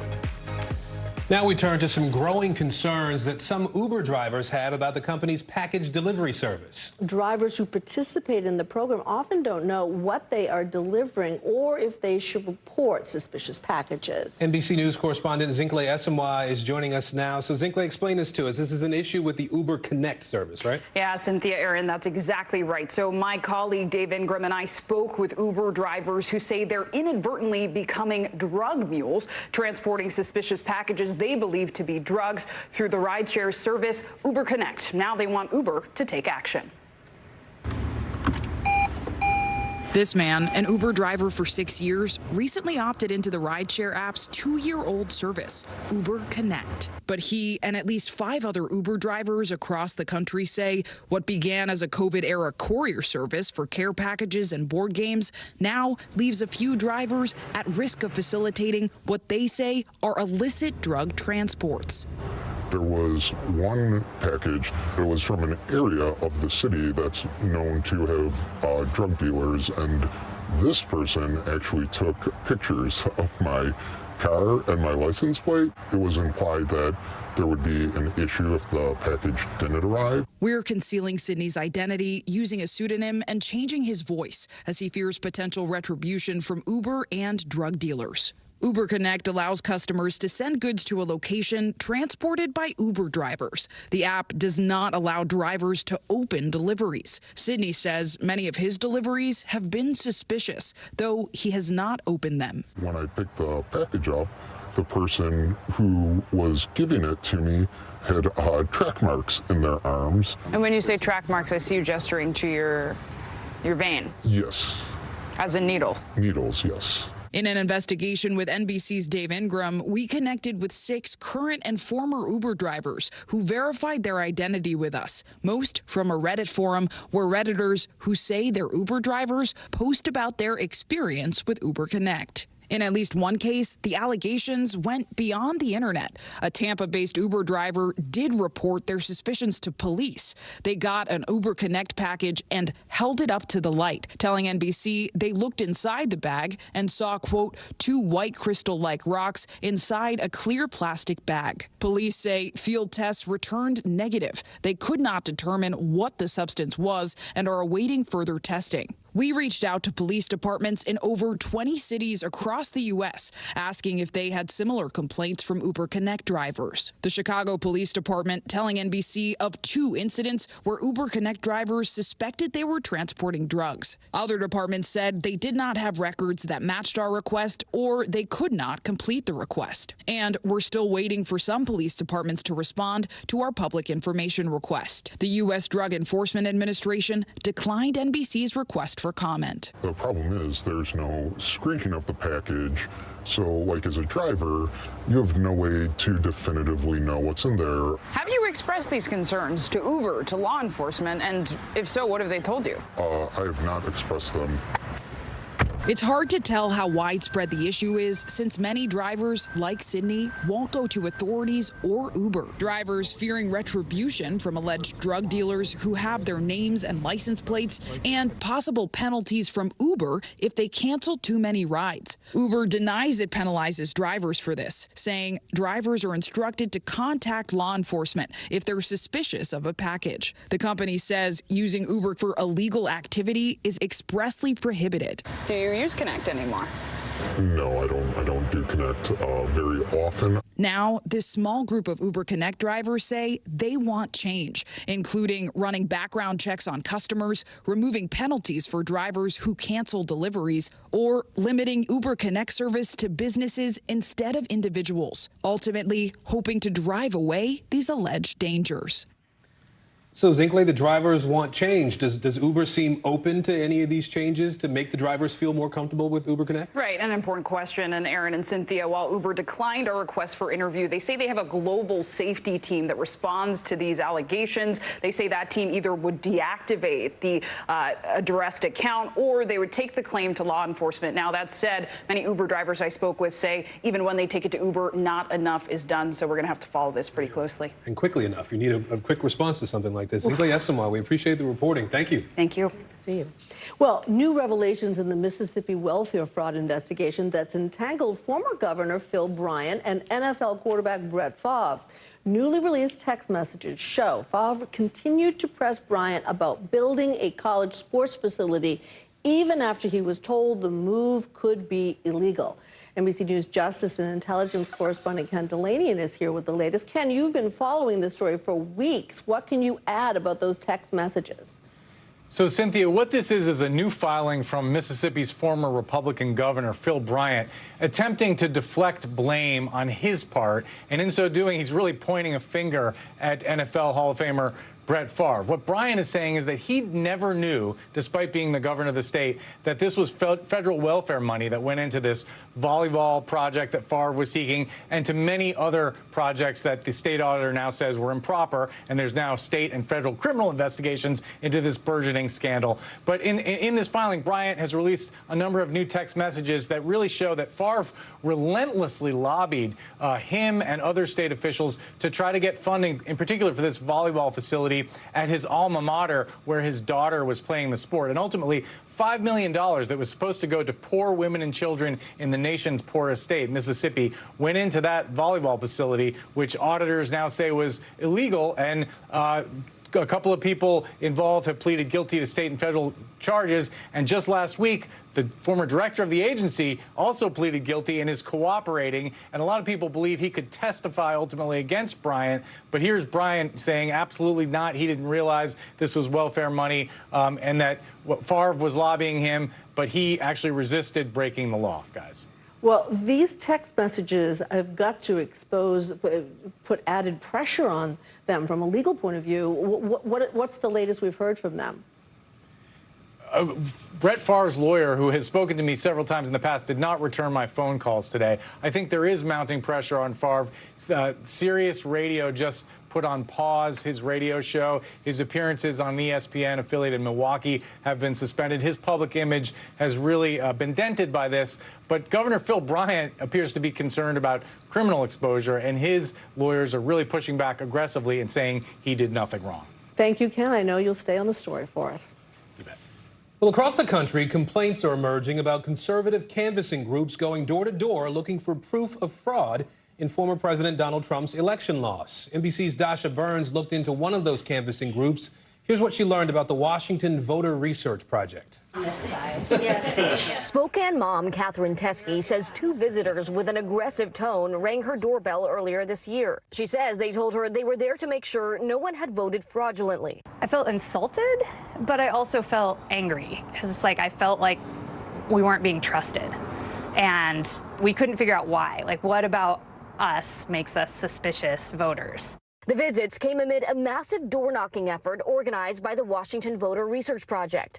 Glenn Morgan, a conservative activist, saying he founded the organization last year to clean up the state's voter rolls. We have about 350 volunteers in the state, and it's pretty widespread. Of the 39 counties, we have about 23 of them with doorbelling teams. Morgan says the goal is to help local auditors who run elections in each Washington county. But some, like Vicki Dalton, argue this effort isn't helpful. In fact, they've received complaints from residents about canvassers' tactics. One of the gentlemen would flash what a person described as a fakey metal badge. Does it seem like these people were trying to imply that they were affiliated with your office? People were representing themselves as either doing this for the Secretary of State or doing it for that particular county auditor's office.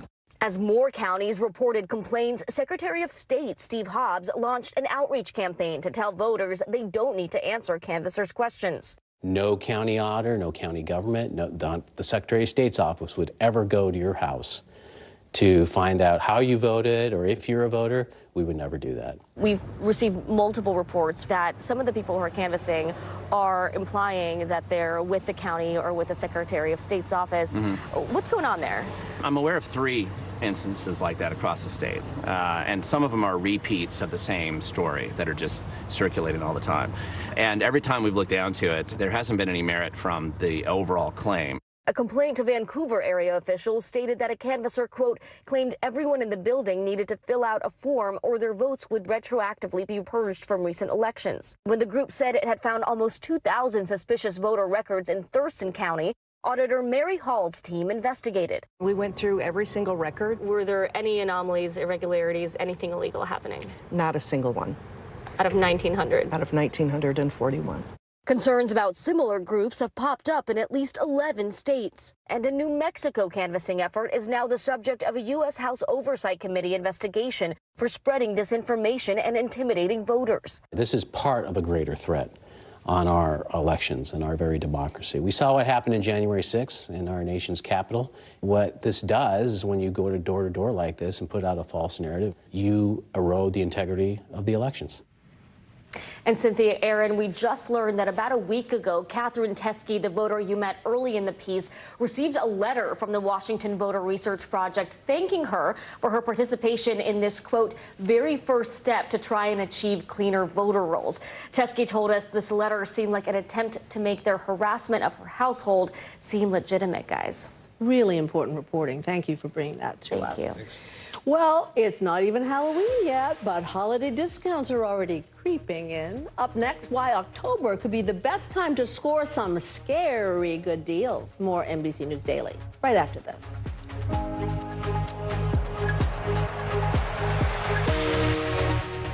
From Brooklyn, we're next to the subway station. The state's reservoirs are alarmingly low. War will pass them by.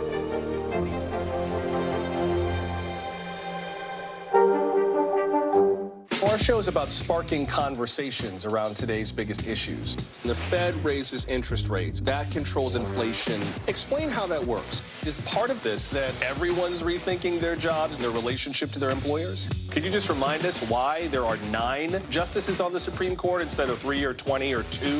It's not my job to tell you what to think. My job is to think about what you tell me. Now Tonight with Joshua Johnson, streaming weeknights at 8 on NBC News Now. The day's biggest political stories with trusted insight now and expert analysis now. A daily look at the politics behind the headlines. Meet the Press Now, streaming weekdays at 4 p.m. on NBC News Now.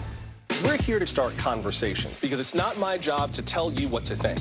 My job is to think about what you tell me. Now Tonight with Joshua Johnson, weeknights at 8 on NBC News Now. Stay on top of breaking news and the biggest stories of the day with NBC News Daily. Thank you so much for joining us. I'm Morgan Radford. And I'm Vicki Wynn. I'm Aaron Gilchrist. And I'm Kate Snow. Get in-depth reporting from across the country. What's your reaction to the president's comments? And around the world. Are Ukrainians continuing to make advances? And ways you can take care of your health. Who should be getting tested? And frankly, how often? And your wallet. Costs are skyrocketing. How to manage soaring prices. NBC News Daily. Weekdays from 12 to 4 p.m. Eastern on NBC News Now. Good morning, I'm Joe Fryer. And I'm Savannah Sellers right now on Morning News Now. We're staying on top of the breaking situation in Ukraine. We are watching dangerous heat this week. Recession, I mean, is that where we're headed? Is there any way to avoid that? Morning News Now, streaming weekdays at 7. Hey, podcast fans, ready to unlock our true crime mysteries? Try Dateline Premium on Apple Podcasts. You'll get early access to originals, plus bonus content, and everything is ad-free. So head to Apple Podcasts now to subscribe. The indictment of a former president, or perhaps candidate for president, would arguably tear the country apart. Is that your concern? Can you update us on the status of negotiations? For Dateline Premium, subscribe now on Apple Podcasts. We're back now with good news for those of you looking to get a head start on your holiday gifts this year and save some money at the same time. Well, many retailers are offering huge holiday sales and discounts as soon as next week. NBC News Daily anchor Vicki Wynn has everything you need to know to save big time. Call it Christmas in October. Retailers rolling out big holiday sales earlier than normal in an attempt to draw in cash-strapped consumers before the economy gets worse. Target launching deal days on October 6th through the 8th, offering thousands of holiday discounts and a price match guarantee through Christmas Eve, meaning if Target lowers the price later in the season, you can get reimbursed the difference. Not to be outdone, Amazon announcing Prime Early Access sales on October 11th and 12th, where members will find discounts of up to 80% off everything from electronics and fashion to home items and toys. Walmart, which says half its customers start holiday shopping in October, will extend the period that shoppers can return gifts from October through January. In terms of the depth of discounts and the number of retailers participating, this is going to be a bit more exciting in October than we're used to. To meet the expected demand, many retailers are ramping up seasonal hiring. Target looking to hire an additional 100,000 workers. To deal with excess inventory from the summer, some stores are offering enticing return policies on slow-selling products, allowing you to keep the item you want to return and still get a refund or exchange, a policy that saves the retailer on restocking costs. And they let me keep the old and they gave me the new. So it was convenient because I didn't have to ship anything back. Experts say you'll find the best holiday discounts on overstocked items like furniture, summer clothes, and classic board games. But these deals likely will disappear once the products sell out. You see a very deep discount, like 40% or plus, I would maybe snap that item up now because you may not see a greater discount later. Experts say you can also track prices on big ticket items with browser extensions like Honey, the Camelizer, and Invisible Hand. They work in the background as you shop online, and they'll let you know about the best deals and show you the item's price history. You can also search for an item's price at different retailers using Google or Yahoo and comparison shop that way. Back to you. Well, useful tips from Vicki Wynn. Is there such a thing as a Halloween present? You know, if people who are gift givers, they'll find a reason to give a gift. Those, right? Me neither. I'm good without it. A scary moment for a Maryland doctor. His own car pinning him against a brick wall in his driveway. Yeah, we're talking about rollaway accidents, and they're responsible for hundreds of deaths and have been on the rise ever since 2018. Here's Susan Hogan from our NBC station in Washington, D.C. It can happen in an instant. Drivers caught off guard. Their cars suddenly rolling back when they get out of the vehicle. I'm so lucky to be alive. It happened to this Maryland doctor. Last summer, Dr. Ken Rothfield talked to the News 4i team about the severe injuries he sustained after his car pinned him against a brick wall in his driveway as he tried to get out. I really did beat myself up for a few days for being so stupid to put my car in neutral instead of park. But I learned that this is actually a very common problem. The National Highway Traffic Safety Administration just released new non-traffic crash data that includes rollaway incidents defined as unattended vehicles with no driver in control. Over a 5-year span, almost 10,000 people were injured in such accidents, and more than 700 died. The number of deaths have increased each year since 2018, while overall injuries did decrease in 2020 during the pandemic.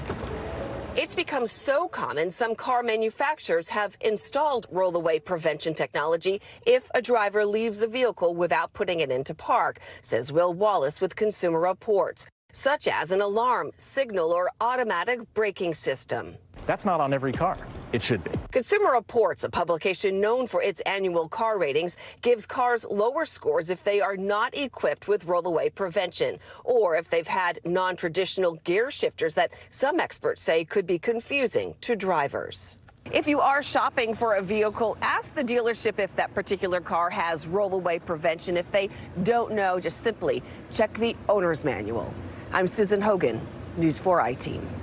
Important information. There is more news ahead. You're watching NBC News Daily.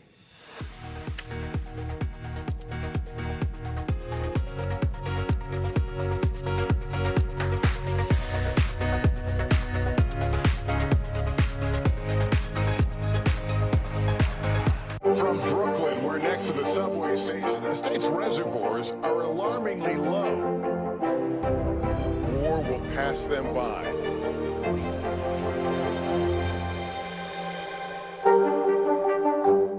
To cover the news, you have to be in it. This is how so many towns and cities are protecting themselves. They're pushing the gates open. Was there a school officer on campus? That's what we've been told. No. Top story with Tom Yamas. Weeknights at 7 on NBC News Now.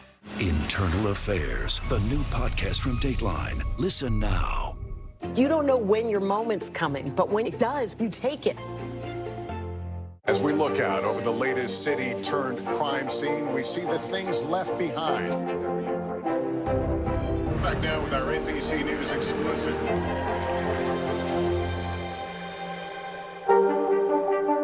Harry Styles!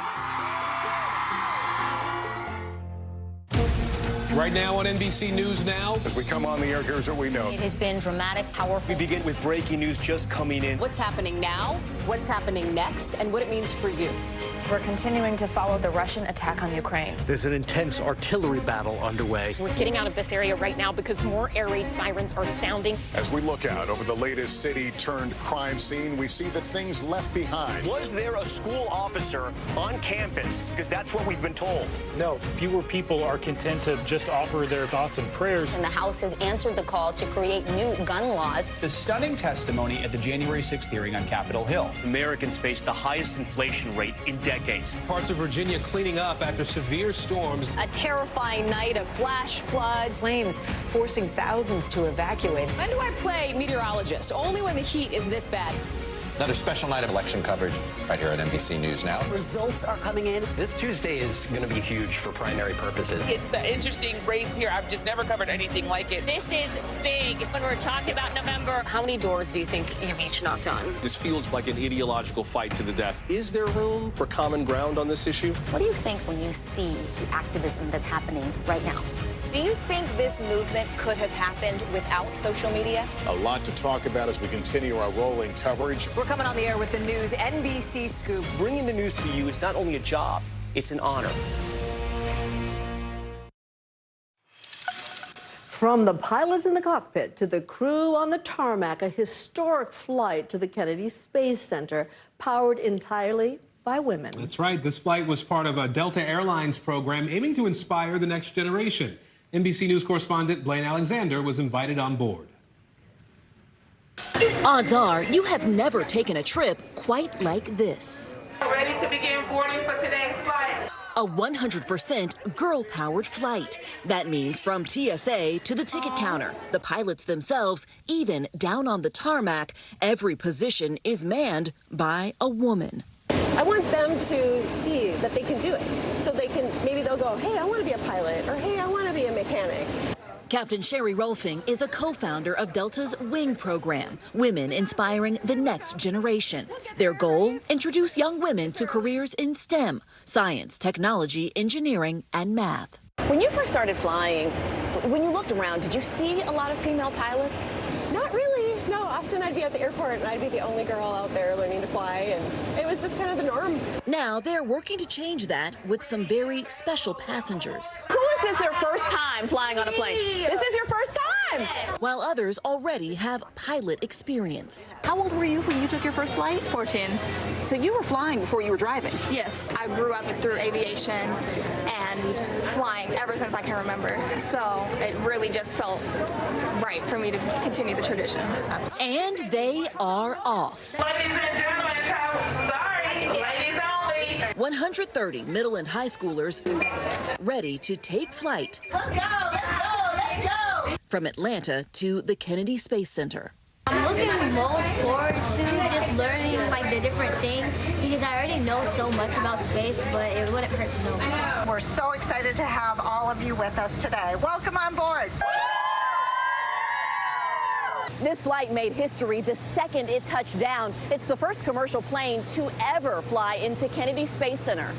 From a visit to Artemis to some of the shuttles that paved the way, it's a full day of space and career exploration, capped off by a power panel of women. Jenny Lyons has been with NASA for more than 30 years. She started with the shuttle program. Now she's part of the team working on Artemis.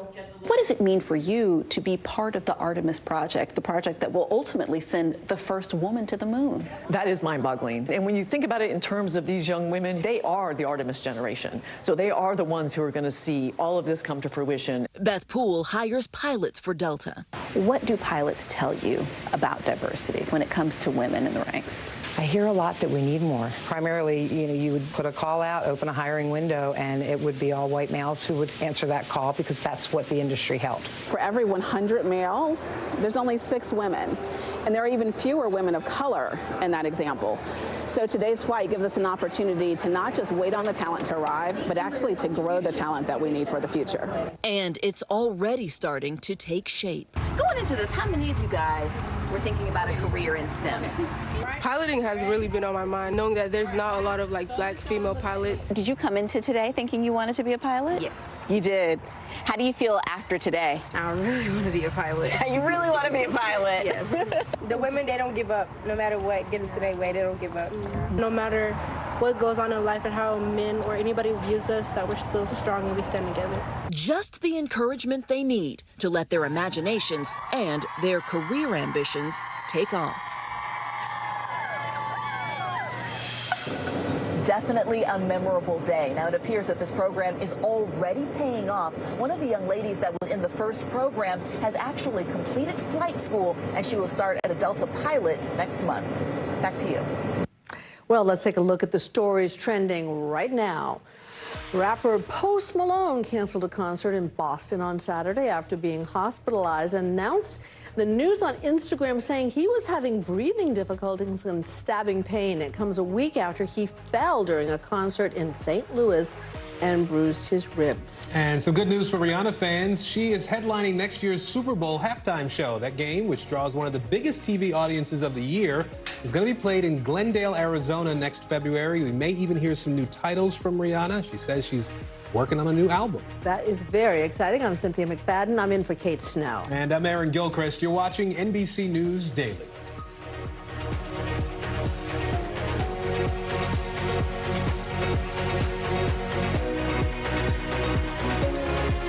Here's what's happening in your neck of the woods. Sometimes the news can be difficult and overwhelming for kids to understand. Ukraine and Russia. Could you help me understand what's going on? So to help make sense of it all, we've created a newscast just for them. We hope your family will watch Nightly News Kids Edition. As we look out over the latest city-turned crime scene, we see the things left behind. Back now with our NBC News exclusive.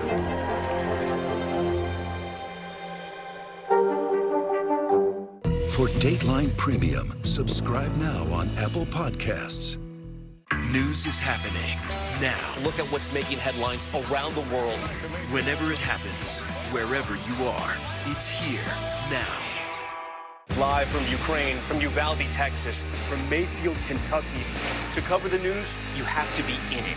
This is how so many towns and cities are protecting themselves. You can actually see they're pushing the gates open. Was there a school officer on campus? That's what we've been told. No. Do you remember any tornado as bad as this one? You look at this and you're thinking, we're not going to have power for weeks, if not months. Exactly. Every night, it's your news playlist. Top Story with Tom Yamas, weeknights at 7 on NBC News Now. We're here to start conversations because it's not my job to tell you what to think. My job is to think about what you tell me. Now Tonight with Joshua Johnson, weeknights at 8 on NBC News Now.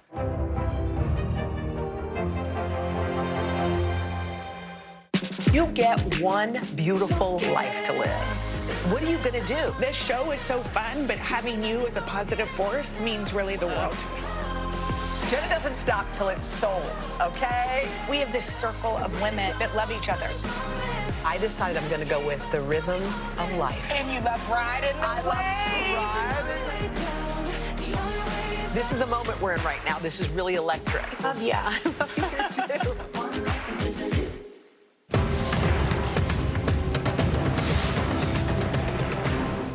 From Brooklyn, we're next to the subway station. The state's reservoirs are alarmingly low.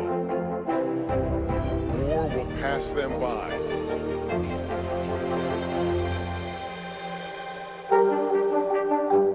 Hallie Jackson Now, weekdays at 5 on NBC News Now.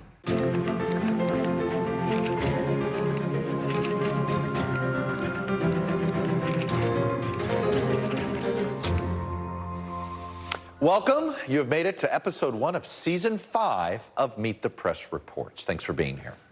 Theocracy. It isn't a word you often hear in American politics these days, but given the religious rhetoric coming from some Republican candidates this year, it doesn't feel as far-fetched or hyperbolic as it would have been in the past. Frankly, it feels possible. There are candidates embracing the idea that whatever the First Amendment actually says about the free exercise or establishment of religion, that this wall between church and state should actually come down. And not only that, these folks argue the wall was actually never supposed to be there in the first place. In fact, here's Lauren Boebert. She's a freshman member of Congress from Colorado. She was speaking this summer to congregants. Here's what she said. The church is supposed to direct the government. The government is not supposed to direct the church. That is not how our founding fathers intended it. And I'm tired of this separation of church and state junk. She's not alone. The Republican candidate for governor in Pennsylvania, the nation's 5th most populous state, said this to his supporters. So much for this myth of separation of church and state. That's right. And that's the same position that Michael Peroutka, the Republican nominee for Maryland Attorney General, it's a position he's taken since at least 2014 when he called the separation of church and state, quote, the great lie. And he added, there can be no separation of God from government because he, capital H there, created it.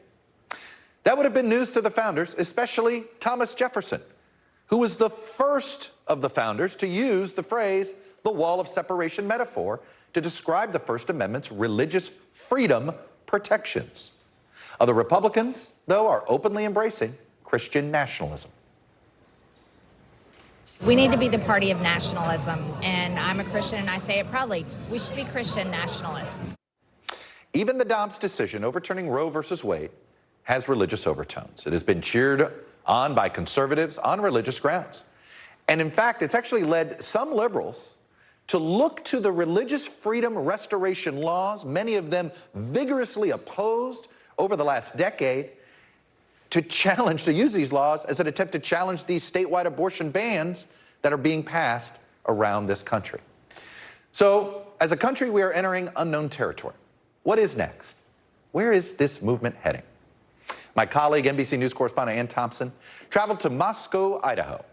It's a blue enclave, small blue enclave, in an otherwise ruby red state that's grappling that has been grappling for years with questions about the role religion should play in the public square and everyday life. In northern Idaho's dunes of grains and grass, a battle without bullets over the direction of a town. I believe that what's happening in Moscow is a microcosm of what's happening all across the country that started here maybe 10 or 15 years earlier than what's happening across the country. And that is?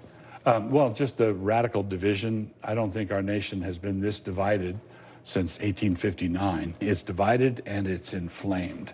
And that whole process, I think, began to be visible here a decade or a decade and a half before it became radically visible in the nation as a whole. Pastor Doug Wilson leads Christ Church in what he calls a Cold War civil war. Our rights come to us from God and not from the government. Fighting in, of all places, a college town. Moscow, home to University of Idaho and just 8 miles from Washington State University, exudes a live and let live vibe. One of the interesting things about Moscow is how these two entities live side by side, and I mean literally. Right behind me, that's the offices of the Christ Church. And right next door is the headquarters for the local Democratic Party. From this former art house movie theater, Wilson leads his campaign to make Moscow a Christian town. Idaho is a very red state. Moscow was historically a very blue dot in this red state. And so consequently, the fact that we've done this has been disruptive in the minds of some, but the feasibility of evangelizing in Moscow had to do with the importance of the university and the size of the town. So in your version of a Christian town, would there be a place for non-believers? Oh, absolutely. Yeah. Would there be a place for same-sex couples? But you mean legally? Yes. You mean like marriage? No marriage. But there'd be same-sex couples. No marriage, even though it's the law of the land in the United States? Just like Roe used to be, right? In my belief system, in our doctrinal stand and what we believe the Bible teaches, homosexuality is not only a choice, but a sinful one, yes. It is a muscular, masculine-led vision of Christianity. Scripture tells the man to provide, protect, and love. Scripture tells the woman to honor, help, and submit. Expounded on his show Man Rampant. Men are going to be dominant no matter what you do. And articulated in his blogs. This one saying marriage is a little kingdom and the husband is a little king. A wife should be submissive to her husband, as Paul teaches in multiple places, yes. So a wife should be submissive to her husband, but in the blog post that you just cited, I made a special point of saying that the woman exercises authority over the selection of the one that she's going to submit to. So when you say wives should be submissive to their husbands, does this mean, why shouldn't they be equal? Well, because God created us a certain way. So we want to fit with the design.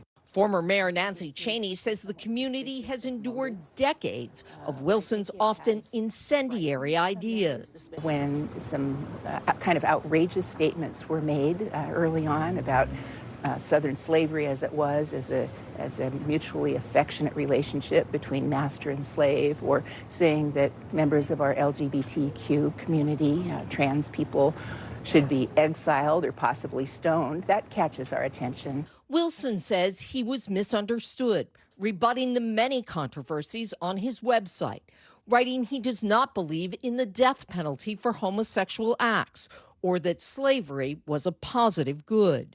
But the visible and invisible lines being drawn here and elsewhere across the country are setting off alarm bells for many faith leaders. Do you consider Christ Church a church? I don't. Really? I really don't. What is it then? I see it as a dominionist cult.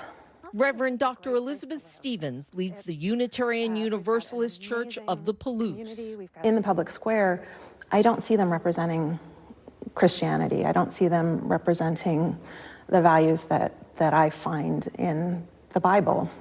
I see them representing patriarchy. I see them fighting the culture war. Stephen's position in that war is visible for all to see, a stained glass rainbow chalice. Wilson fights with the printed word. A prolific author, he's written dozens of books, all distributed by his own Canon Press. It publishes more than 1,000 different titles, half of which are books and materials serving hundreds of thousands of homeschool and Christian students nationwide. Wilson laughs off the cult accusation, but the former Navy man embraces culture warrior. You can't have a naval warfare without ships, and you can't have tank warfare without tanks. And as I tell Christians all around the country, you can't have culture war unless you have a culture. Our tagline is all of Christ for all of life. So we want to be 7-day-a-week, 24-hour Christians in everything we do, and a distinctively Christian culture is forming here. And not reclusive and not cultic, but it's distinct. Here in Moscow, Wilson and Christ Church have built a multi-million-dollar enterprise that includes a K-12 school, a publishing house, a college, and a streaming show. Pursuits that some worry will change the very character of this town. What scares me is that he is making Moscow into a Wilson town. Keely Emerine Mix is a former pastor. What worries me is not that the stamp of Christ might be wrongly shoved down the throats of my neighbors here in Moscow, but that the stamp in the foot of Doug Wilson will be wrongly and is being wrongly crammed down their throats or standing on their neck. I think that his influence on this town has been despicable. Aubrey and Wyatt Knickerbocker met 2 years after her family moved to Moscow, seeking a Christian town. We found what at first we thought was a very welcoming community. There was something every day, something new, some sort of baby shower or something for the school. You get very swept up in all of it. Until they heard this message from another pastor in the church. Women should wear women's clothes. They shouldn't wear pants. Shouldn't have short hair. Shouldn't have short hair. Men shouldn't wear earrings. No one should have tattoos. And then there was this, a psalm sing in the middle of the pandemic, protesting the local mask mandate, retweeted by then President Trump. That was when I realized that these were not people trying to spread awareness or trying to spread the good news of Christ. It was people trying to say, look at us, we are so oppressed. Did you feel betrayed when you realized that? How would you describe your feelings? Yes, very betrayed, because I've grown up in the Christian church, and it never occurred to me that a church could be wrong and how wrong they could be. They stopped attending Christ Church. Aubrey says she was attacked online. Now they actively avoid patronizing businesses run by church members. If it was another church that owned it and they just happened to have some beliefs that I didn't agree with, that's fine. But when you're hurting people, that's when you have really crossed many lines. Are you being judged on your faith rather than your product? I believe 100% that that's true. Josh Flickner says he came to Moscow seeking a Christian community and found it in Christ Church. But his business, Journey's End Cafe, is paying the price for where he worships. I really wanted this place to be actually a bridge builder in the community. And so, yeah, it's really a bummer that that a lot of people in the community are just so full of bigotry that they do not want to even try to build those bridges. He says his workers are threatened by crank calls and his future by a social media campaign calling out businesses run by church members. Look at what people say about my business and then pretend like I was not a white heterosexual Christian male. That would be a hate crime. Anywhere else in the country, against any other type of person, that would be a hate crime. 3 weeks after this interview, Flickner announced he's closing the cafe. So how close is Wilson to reaching his goal of turning Moscow into a Christian town? Well, no one is quite sure, but everyone has an opinion. Honestly, it's almost laughable, only because you're talking about a minute percentage of the population. George Scandalos and Brandy Sullivan own restaurants and businesses on Main Street.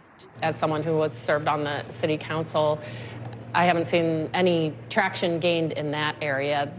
The last 2 elections, there were some candidates who were members of Christ Church, and those elections were very uneven.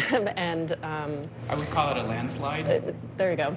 In defeat? Yes. You have 700 active households, about 2,000 church attendees. This is a city of 25,000 people.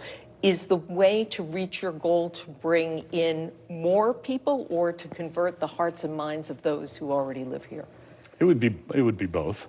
Yeah, we would want to persuade the people who are already here, and we want to welcome the people who arrive here. Like many other churches, Wilson's deals with accusations of sex abuse, including a deacon this summer pleading guilty to a federal charge of child pornography, and Wilson marrying a released child molester to a church member. The thing that upsets people is not the child molestation offense, because there are 20, 30 sex offenders in Moscow, and everybody knows the name of one of them because of where he goes to church. Right? The ones who don't go to church, they're all okay. They stay out of the newspapers. But the one who is repentant and wants to live right and is, straightened out, we're going to go after him because this is because the target is actually me.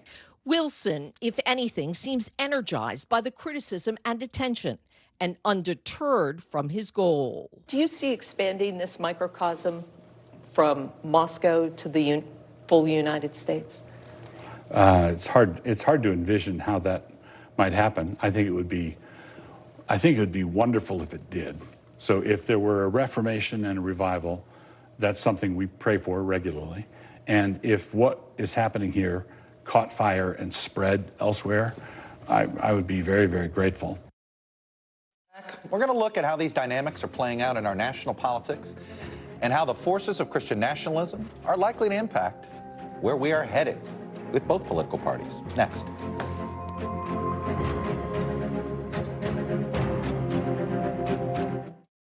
Top Story with Tom Llamas, weeknights at 7 on NBC News Now. You don't know when your moment's coming, but when it does, you take it. Top Story with Tom Llamas, weeknights at 7 on NBC News Now. Now Tonight with Joshua Johnson, streaming weeknights at 8 on NBC News Now.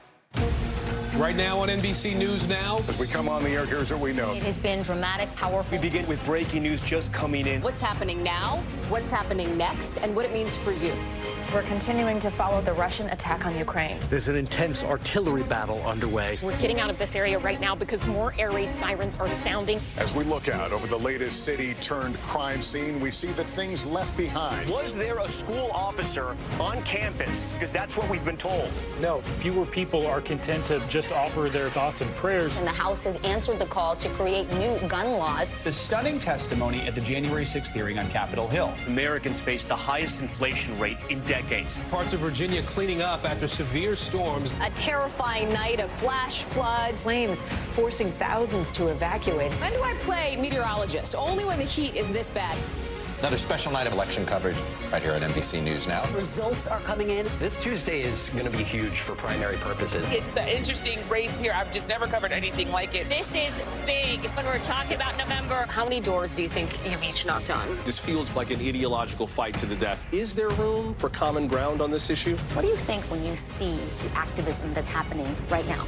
Do you think this movement could have happened without social media? A lot to talk about as we continue our rolling coverage. We're coming on the air with the news NBC Scoop. Bringing the news to you is not only a job, it's an honor.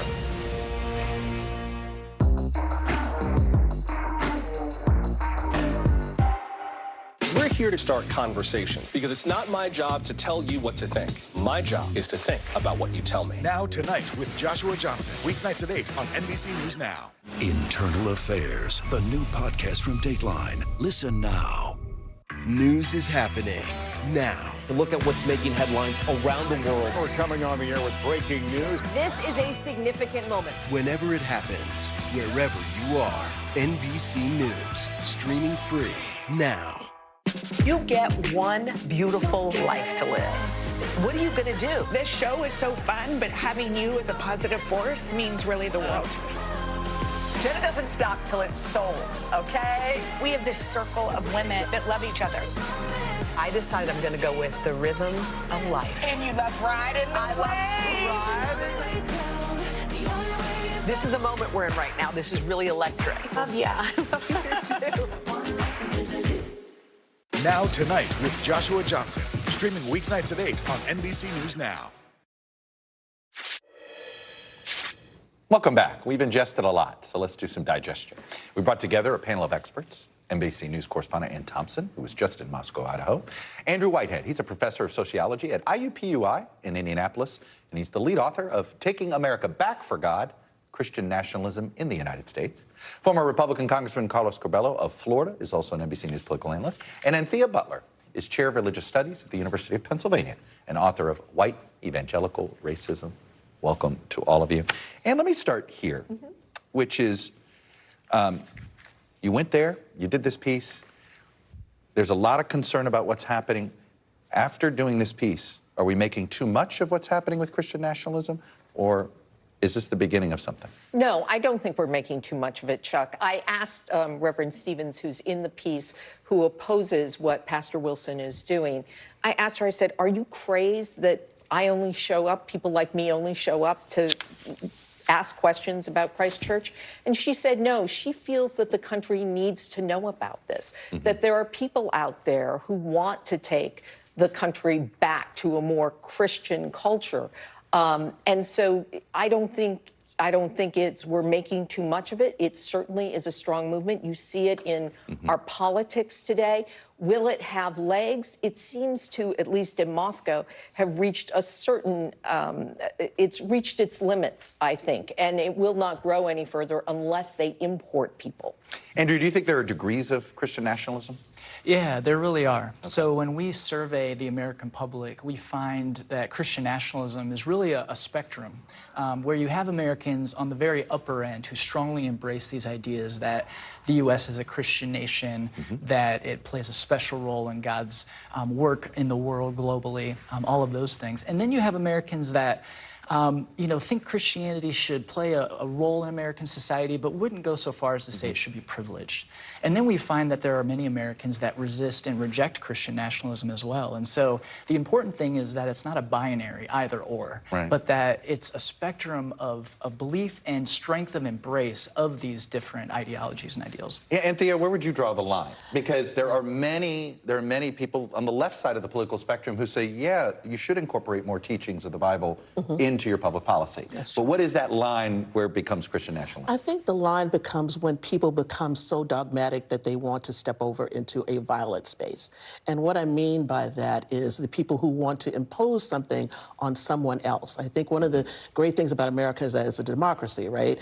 And that America got started by people who were escaping religious autonomy so they could have religious freedom. And so one of the things I think is really important here in the delineation between what is Christian nationalism and what is not Christian nationalism is what are people trying to impose? Are they trying to use their Christian nationalism to do a takeover? And then finally, who gets to be included as a Christian, in America? And I think that's a really important part. Carlos, I want to put together two things. One is from a former colleague of yours, Adam Kinzinger. But before I get to his comments, I want to play a piece of sound from the president of the Southern Baptist Theological Seminary, Al Mohler, who absolutely embraces this label. Take a listen. We have the left routinely speaking of me and of others as Christian nationalists, as if we're supposed to be running from that. I'm not about to run from that. And Adam Kinzinger tweeted when Marjorie Taylor Greene said something similar, we need to prove to people we are the party of Christian nationalism. He tweeted, he then quoted, he put in what he says is a quote from the Taliban that says, we are the party of Islamic nationalism. And then he writes, I oppose the American Taliban. And he then signals Kevin McCarthy and his. What is happening inside the GOP on this issue? Well, what Kinzinger is pointing out is the hypocrisy in all of this. It has been Republicans and conservatives over the years who have criticized other countries, like Muslim countries, for imposing religious beliefs and practices, and also for attacking communist countries for imposing atheism and banning people from practicing their religion. So what's happened here, that this has become a part of the culture wars. And this is the bunker mentality that Donald Trump and other conservatives have pushed a lot of the population into thinking that they're under assault. And I think, look, we have to be sensitive. The pace of cultural change in our country has been pretty rapid in recent decades. I think Depends social who you media. are. Yeah. Okay, like it's rapid for some, it's really slow for others. I mean, you know. But we have to understand that some people increasingly feel excluded, left behind, and obviously that generates a lot of anxiety, and that's why people act out in these ways. But when it comes to our leaders, I think Kinzinger is right. I mean, we have to be consistent, and we can't be hypocritical in saying, you know, these countries shouldn't do this and that, but it's okay for us to do it here because it's the religion that we prefer. Andrew, what do you make of this active debate inside the GOP?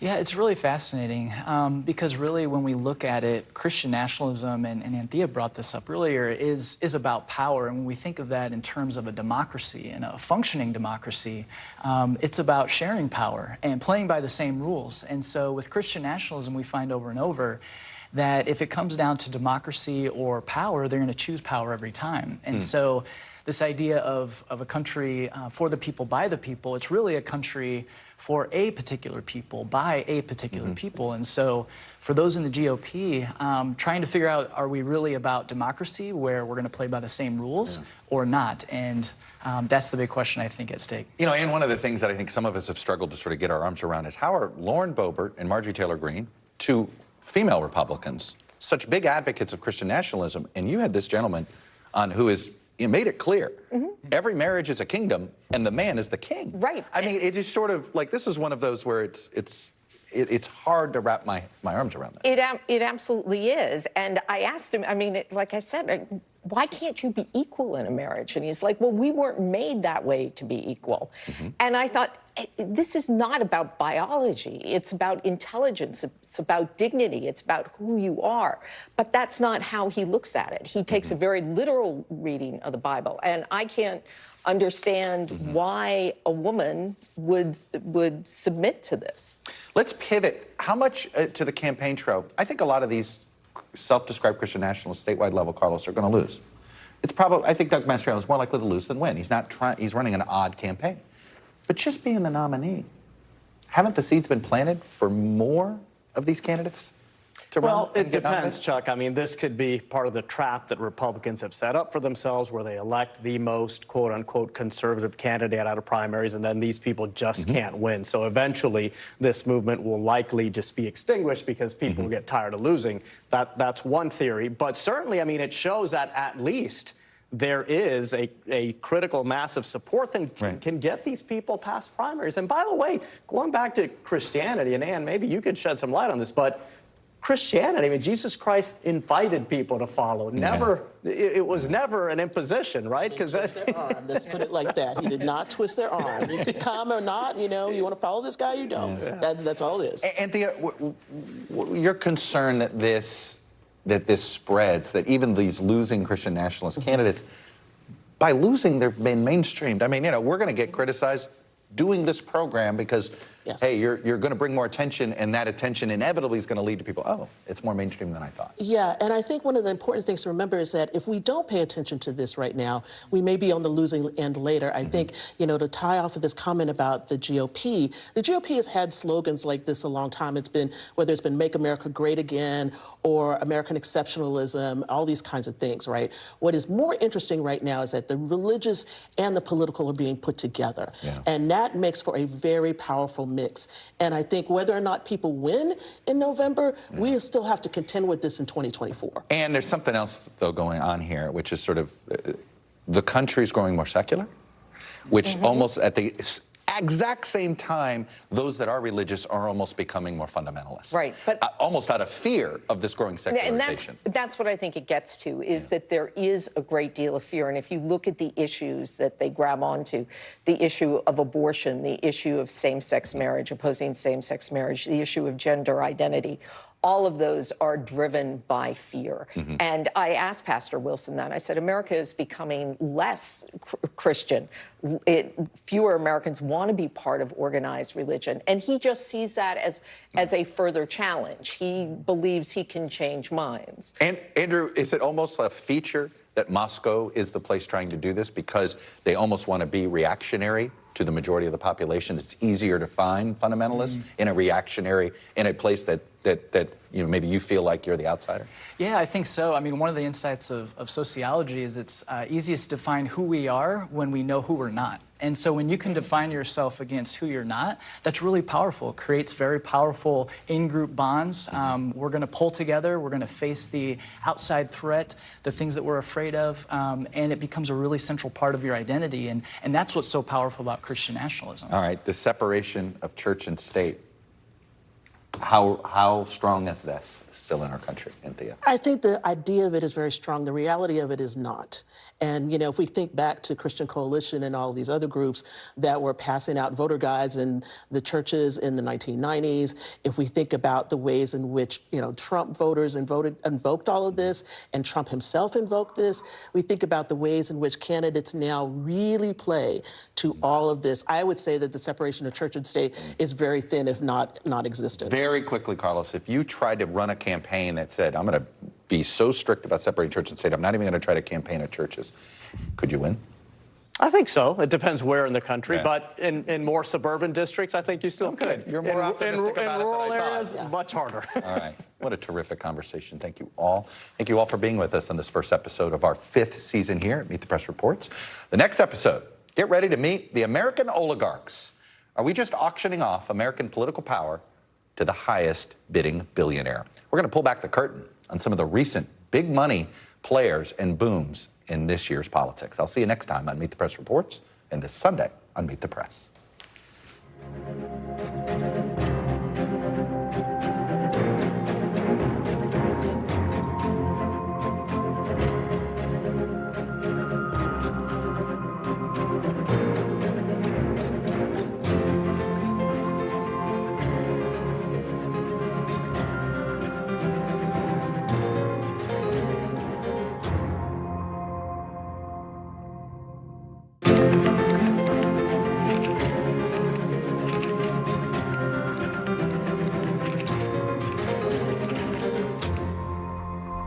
Hello there, and welcome to another episode of Meet the Press Reports. And this week, it's a deep dive into the American oligarchy.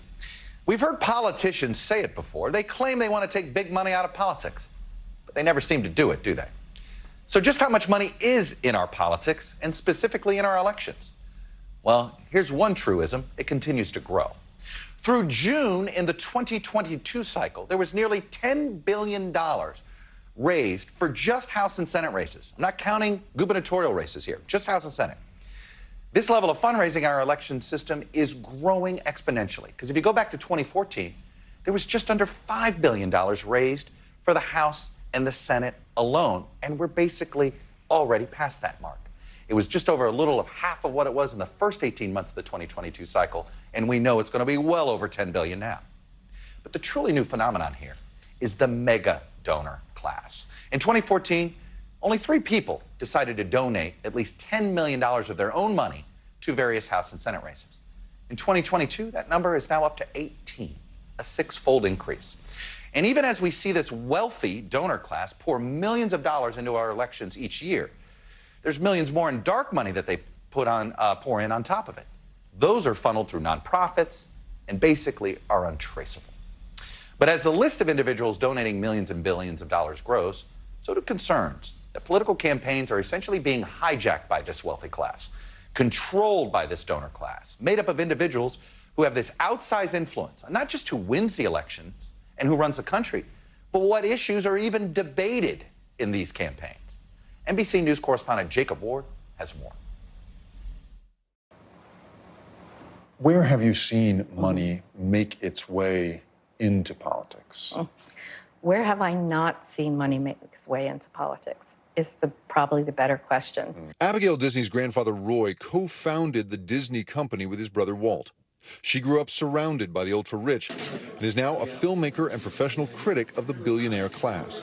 You have an ultra-wealthy class whose life and interests are entirely divorced from the reality of everyday Americans. Things that concern them are not concern the everyday American, just don't come up, you know, if you're ultra-wealthy. Do you think the ultra-rich, if anything, are less qualified than Yes. everyday people to Just be empathetic, think about the problems of the world. There are studies that show that the wealthier you get, the less nice you become. In her upcoming documentary called The American Dream and Other Fairy Tales, Disney explores the collapse of the American dream through the lens of the happiest place on Earth. Her finger points directly at the top. A custodian would have to work for 2,000 years to make what Bob Iger makes in one. Do we live in an oligarchy, do you think, in America right now? Yes, I think we live in an oligarchy. Much of our oligarchy in this country is a result of the government privileging either an industry or a group of individuals within an industry, or keeping classes of people away from the corridors of power. And the data is clear. That privileged class of people is injecting huge amounts of money into politics on both sides of the aisle. An NBC News analysis shows that so far this year, 18 individuals have each donated over $10 million to this midterm race. That's a total of $504 million, over $500 million in political contributions. In 2014, only 3 people contributed over $10 million each. Good evening. Among the most active political players is Peter Thiel. The Silicon Valley tech billionaire and PayPal founder has thrown tens of millions of dollars behind just 2 Senate candidates. In Ohio, he's backing fellow venture capitalist and political outsider J.D. Vance. In Arizona, Thiel donated heavily to the campaign of Blake Masters. Each clinched their respective GOP nominations. And while Masters is happy to espouse his far-right political positions, in Arizona, there's an invasion at our southern border. He's much less forthcoming with details about the financial relationship with Thiel, who's estimated to be worth $3.8 billion. We're just trying to talk about campaign finance. Producer Ezra Kaplan tried to press the issue with Masters outside an event closed to the press in Scottsdale last month. Peter gave what he gave, and I'm grateful that he supported that outside group, and I'm working hard every day to raise the money internal to the campaign that we need to go out and spread the message. Will you be able to stay independent with the money? Masters is now set to face incumbent Mark Kelly in November. Kelly enjoys a much larger war chest from mostly small donors plus several super PACs.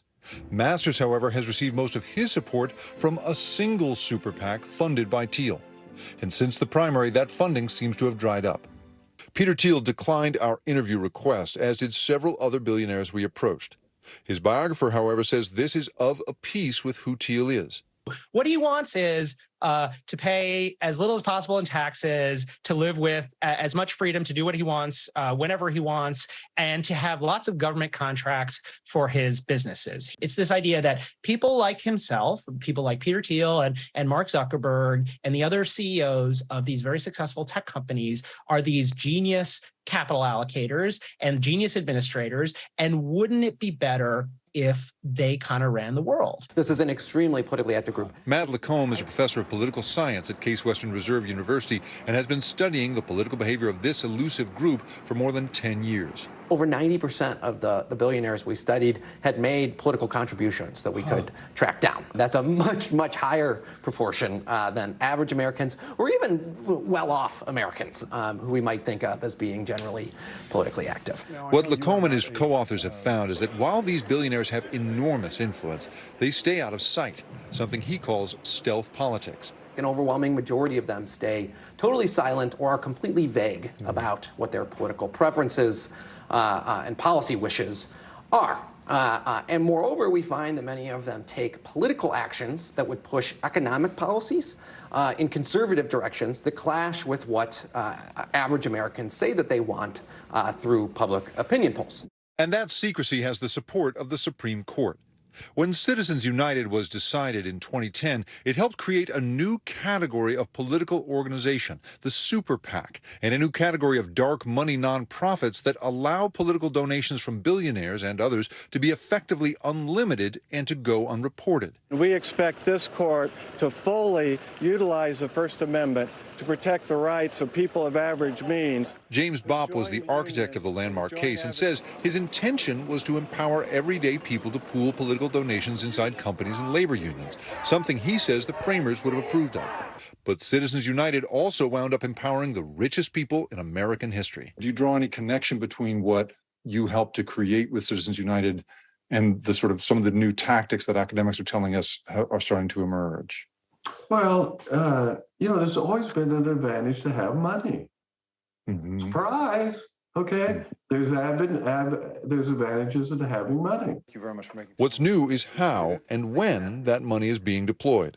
So primary elections tend to involve less money, and they tend to be less visible. All of that means that the actions of powerful people and the money they might have to spend can go farther. Let's think about this tactically for a second. If you're Peter Thiel and you've already put $10 million into the candidacy of J.D. Vance here in Ohio, maybe you don't have to worry about the general election. I mean, right, once he's won the primary, maybe the little R next to his name will carry him the rest of the way in today's hyper-partisan political climate. But it wasn't always like this. Once upon a time, it was culturally unpopular in the United States to be, well, rich. Today, we as a society tend to put the ultra-rich up on a pedestal. Now we're looking to people and admiring them for the quality of being able to become very, very wealthy. So there was a massive shift. Do you think that explains the political activism of billionaires, that they just feel, well, I'm qualified to make decisions for everybody because I've amassed this fortune through my pluck and my brains? That is exactly, I think, what's going on. Your activism, your filmmaking, your speaking out, even in front of Congress about this stuff, makes me wonder, do you think you would get involved in politics? Do you want to create a candidate? I think my unique position in this world is to use my position in the oligarchy to put the oligarchy out of business. My thanks to NBC News correspondent Jacob Ward for that report earlier this week. I sat down with Sam Bankman-Fried. He's the CEO of the cryptocurrency exchange FTX. You may have seen their ads. And he's one of America's youngest billionaires. And recently, he's used some of the money he's made to become one of the biggest donors in this year's midterm cycle, including in the state of Oregon, where he broke a spending record to back a single Democratic House candidate who ended up losing a primary big. You've spent your money a little bit differently in politics than others have. Didn't go well in Oregon. What did you learn, and how are you adapting? Because you strike me as somebody, you try something, you look at how it works. Okay, let me try this way. Yeah, it's a good question. And, part of this is, look, stuff happens. I do what I can, do what I think is right, and adapt. And, in Oregon, there's a candidate who I thought had a chance of being, one of the biggest advocates for pandemic prevention, in D.C. I think one of the things I learned is, look, there's really diminishing marginal returns here, right? There's no matter how much you spend in any one place, there's just a limit to how much impact it's going to have. There's a limit to how much support it can be. And I think that was the biggest takeaway from it, was just, Do you think you spent too much money there in hindsight? Yeah, I think it's probably right. So there's a point of saturation that you've learned. Yeah, that's right. What about your individual influence? You've seen what's happened to George Soros. He's been politically attacked. It gets I could make the same case for the Adelson family, both Sheldon and Miriam, right? These are two people that have been dominant over the last decade. Are you prepared for that? So, in the end, I want to do what's right for the country, and not optimize for people saying nice things about me. If people say mean things about me, I can take it. But the other thing that I would say is I'm really aiming to do this in a bipartisan way. And I think that's something... You've given to some Republicans, but it's been very targeted. It's been targeted, and I think the reason for that is that I don't, at its core, view this as a Democrats versus Republicans thing, where my core goal is boosting a party. I view this as having constructive people, whatever party they're part of, is incredibly valuable for D.C. And it's something I've just seen on the ground, where people who are willing to get together and try and do the important things for the country, they can compromise their party, and they're who save the day at the end. And so I'm happy to support, across the aisle in either direction. So there are going to be some people to watch this and say, Rich guy's got his own agenda here. He's not telling us. Why shouldn't folks be a little bit skeptical of your real motives here? Admit that this is really all about crypto. This is really all about your business, which is regulating what you do. Right. It's a good question. And frankly, everyone should always be skeptical of things like this, right? I'm not going to tell people that they should give anyone a free pass on it. And I think what I'd say is, look at the evidence, try and trace out what's happening. It's really funny. Sometimes I'll read these articles and they'll say, SBF donates to candidate something crypto, something, and the entire article will be like, we're trying really hard to find the crypto angle, and we haven't found it yet. The candidate has no statements. They don't know what a Bitcoin is. there's a crypto angle. We're still looking. And it's like, no, like that was... People aren't taking you at your word? People aren't taking me at my word, and I understand that. And I think what I'd say is then do the research. You know, look at the policies that I'm supporting, the candidates that I'm supporting, you know, and many of these people, I have no idea what their position is on crypto. Okay, but you now will have lawmakers return your calls a lot easier than the average person. Right. So your money is effective in that respect, and you are going to be able to make your case in front of members of Congress because you're willing to spend money. Have you thought about that? I think it's probably true. And frankly, I think that there is value from the pandemic prevention side there, being able to, again, get in front of them and say, hey, look, this is a big issue. I think that, you know, on the crypto side, the way that I view that is as I have a duty as a member of the industry to try and get us regulated, to try and move the industry in a more responsible direction. And I think that requires engagement. I think it would be irresponsible of me not to engage, you know, with Capitol Hill, with regulators. And the things that I've been arguing for are more regulation for the industry. I think that's what's right for the country. I don't know if that's what's right for a company, but it's what needs to happen.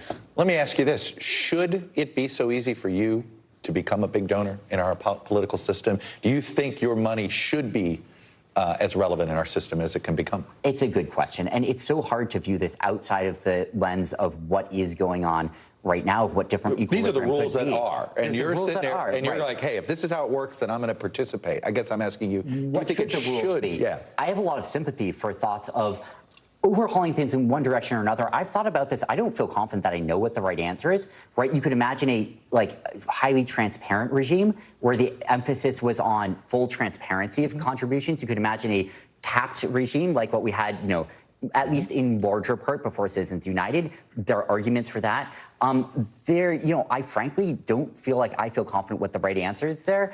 I certainly don't feel like we've necessarily reached it as a society, though. You think every money you spend in politics should be disclosed publicly? Are you comfortable with that? I think that I think what I would say is, you know, if there was a norm where every dollar that everyone donated in politics was to be disclosed publicly, I would have a lot of sympathy for that. I think I might support it. I haven't thought carefully about it enough to know. But well, it sounds like what you're saying is maybe there's some donations that you have made that you wouldn't make if you knew they were going to be immediately public. I don't generally think about it that way. I generally think of it as like these are the right you know, the right contributions to make. I think that and I think that there is a thing where it's important what the norms are because that's what press is going to judge everything by, right? And it's important that there is the right context. And I think that you would see fairly different treatment of things if everything was made transparent. I think that there would be advantages to that system. You made your money in some ways by finding a loophole. Right, and in the exchange rates and how the exchange system, and you saw something was missing. I'm curious now, bringing a fresh set of eyes to how campaign politics works, to how the funding mechanisms work. Have you found this sort of gaping hole, flaw, or loophole that you're like, how come nobody else has noticed this? So to the extent that I have, I think what it is people are just not engaged enough in policy. They're not engaged enough in what's going on in D.C. When you say people meaning the electorate or people meaning elected officials? Oh, I mean the electorate. Okay. And I think that there's sort of this notion that I certainly ascribed to at one point that I think a lot of people do, that you can't actually have, you know, your vote doesn't actually matter, that this is all sort of irrelevant. And I think that just turns out to not be right. And even if you just look at voting, right, like, is it worth it to vote? The answer is yes, right? Does your vote matter for elections? The answer is yes. And if you do the math, it's actually extremely impactful. Every person's vote, I mean, obviously, if it's a presidential election, it matters if you're in a swing state. But, you know, you're having impact over millions of dollars in expectation of what happens. You have talked that $1 billion is perhaps your ceiling for 2024. How would you imagine spending that? Candidates or your own organization to maybe educate the public? So it all is going to depend on the details. And I really do mean that in that, does it depend on who's running? Does it depend on if it's Biden and Trump type of thing? That's one thing it's going to depend on. And it's not just the presidency as well. It's more generally like, I want to support great public servants. And, you know, if you imagine an election where everyone running on both sides of the aisle for every race was an amazing public servant, I say, great, you know, I'm not needed here. Like, this is, you know, I'm happy. And, you know, I think that if you had the opposite where everyone was horrific, which obviously won't happen, I think then what I would start to get to is there needs to be an informational campaign to alert people to how poorly people are being nominated here, right? And so it's going to be really, really responsive to the weeds of which direction things go. Sam Beckman-Fried, appreciate you coming on. Not every major donor will talk about why they do it. I appreciate that you did. Of course. Thank you. Thank you. When we come back, how great of a threat is big money in politics to our democracy? We're going to discuss that and more. Stay with us.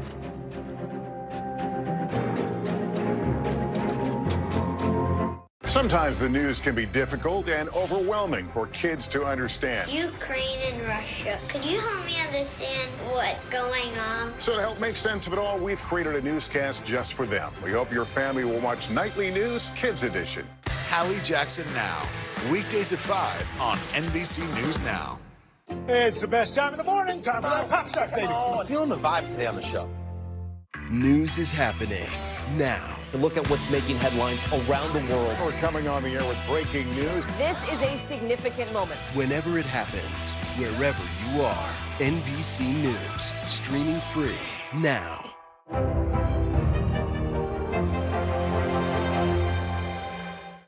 Top Story with Tom Llamas is your news playlist on NBC News Now. And now, you can listen to it as a podcast. Available anytime and anywhere.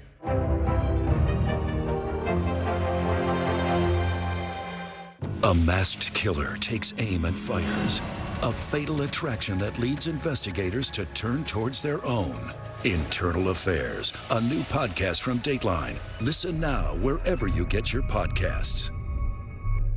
Good morning, I'm Joe Fryer. And I'm Savannah Sellers right now on Morning News Now. We're staying on top of the breaking situation in Ukraine. We are watching dangerous heat this week. Recession, I mean, is that where we're headed? Is there any way to avoid that? Morning News Now, streaming weekdays at 7.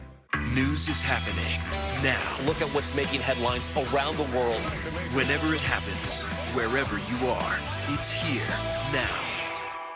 Our show is about sparking conversations around today's biggest issues. The Fed raises interest rates. That controls inflation. Explain how that works. Is part of this that everyone's rethinking their jobs and their relationship to their employers? Could you just remind us why there are 9 justices on the Supreme Court instead of 3 or 20 or 2? It's not my job to tell you what to think. My job is to think about what you tell me. Now Tonight with Joshua Johnson, streaming weeknights at 8 on NBC News Now. These days, it feels like the news never stops. So let's get into it. What's happening right now, what it all means for you for an hour every day. It can be hard to keep up, so let's get started together. Hallie Jackson Now, weekdays at 5 on NBC News Now. To cover the news, you have to be in it. This is how so many towns and cities are protecting themselves. They're pushing the gates open. Was there a school officer on campus? That's what we've been told. No. Top Story with Tom Llamas, weeknights at 7 on NBC News Now. I think when you open your eyes, you get to decide, how's my day going to be?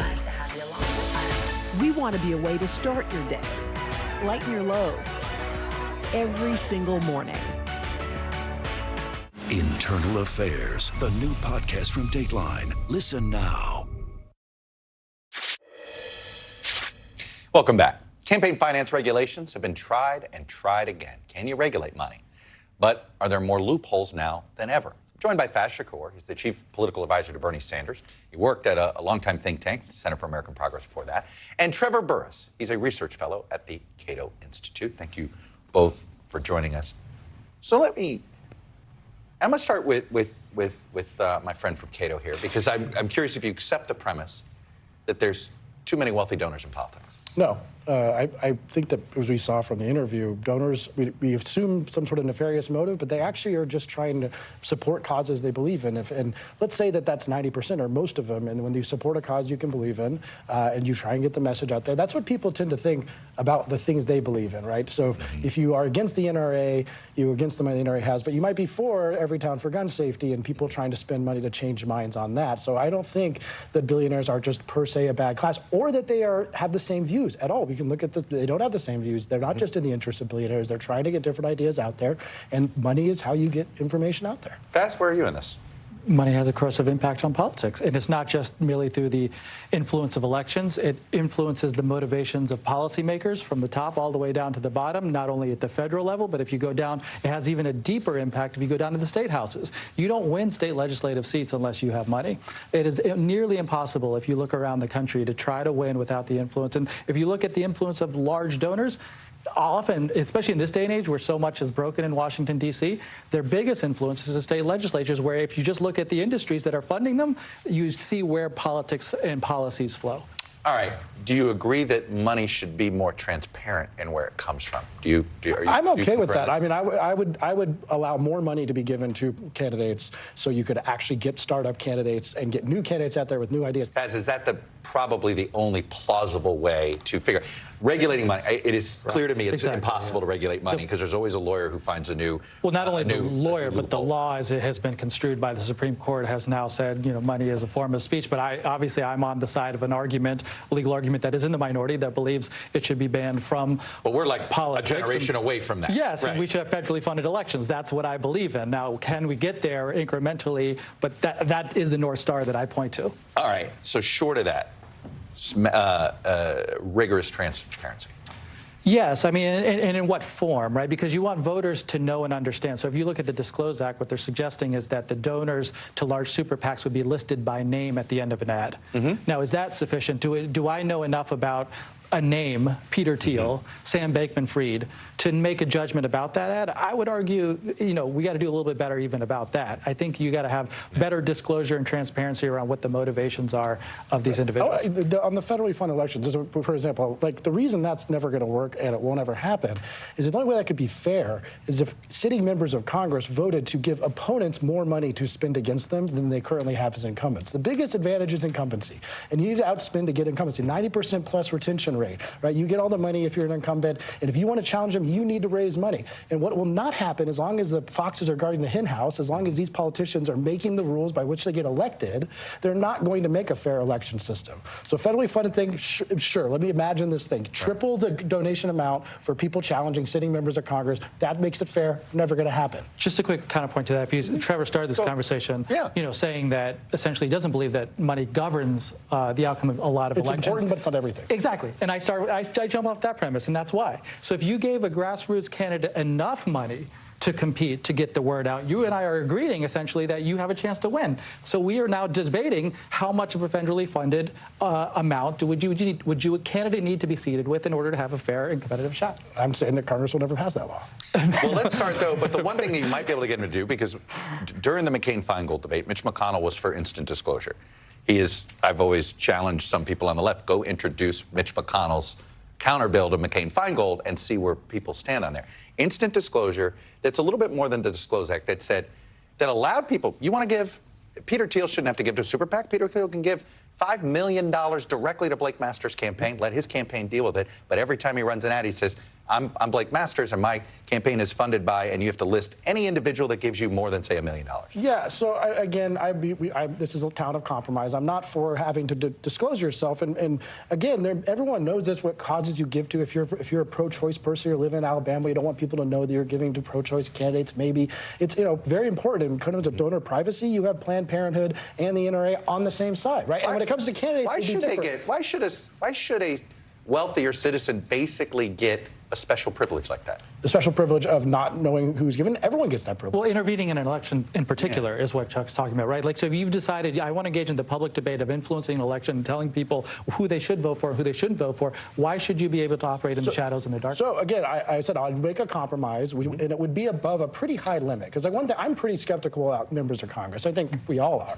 But right now we have a campaign limit of $2,900. I even think the price tag of a member of Congress is higher than $2,900. Right. I think if you really want to get them to do something, you're going to give them at least $50,000, $100,000, who knows? But below that, people shouldn't have to disclose. We don't need to know who our neighbors are giving money to in any way, especially if it's below a non-corrupting level. But the influence of money in politics is less so now about the direct money to a candidate and more so around outside spending and races in favor of those candidates. Well, so you're talking about that's because of let's talk about McCain. Look, I actually think McCain-Feingold might have been a mistake because it took the money, took the political parties out of the big money Right, game. yes. And then all of a sudden, we had no transparency into who was given money. Yeah. Right? Do you accept that? Right, McCain I mean, Feingold might have been a mistake.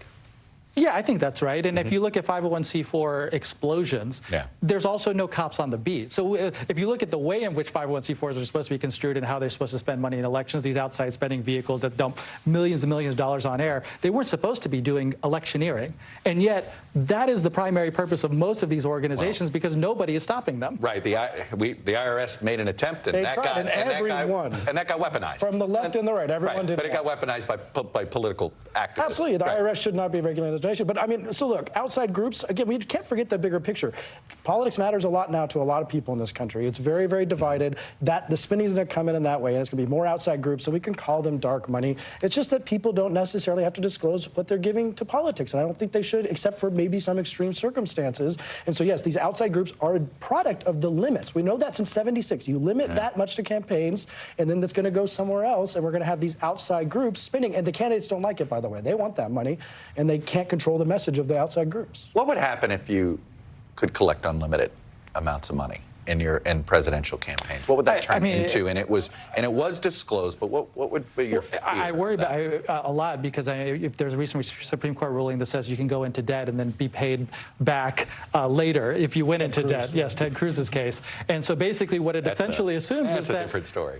Well, it's the same kind of argument, is that if one individual could bankroll Chuck Todd to run for Senate, you know that the only benefactor that I need and the person whose allegiance I need to have throughout my entire life and career is to ensure that so-and-so is happy with me. And that influences your choices on anything and everything, right? You're thinking about how does that individual think about this issue, that issue, and that issue. What if we don't think about it as allegiance? What you ask what would happen? We would have more dynamic politics, right? You have to raise money in these small amounts. That means you have to get a broad brush. If there is someone out there who says, like happened to Eugene McCarthy in '68, and I have to go back this far because we have those campaigns come in, he wanted to end the war in Vietnam. He wanted to challenge a sitting Democrat president for the nomination. He got donations from the Mott family for $600,000 to do it. But Trevor, what you're intentionally doing when you say a millionaire or billionaire is going to give that much money is you're saying all of the other people who might give $5 or $10 don't matter anymore. That's the biggest problem we're having. Well, this is a debate we're not going to end here, but I do have to go. You guys were terrific in representing these two points of view. That's all we have for Meet the Press Reports this week. Thanks for being here. Next week on Meet the Press Reports, the wide and growing world of U.S. gun culture. The more armed Americans are, the more armed Americans get, and the farther the country moves from what some people believe is effective gun safety legislation. We're going to talk to a diverse group of gun owners about the safety measures they want, the ones they fear, and the impact the thriving gun culture has on American life. I'll see you next week on Meet the Press Reports, and this Sunday on Meet the Press.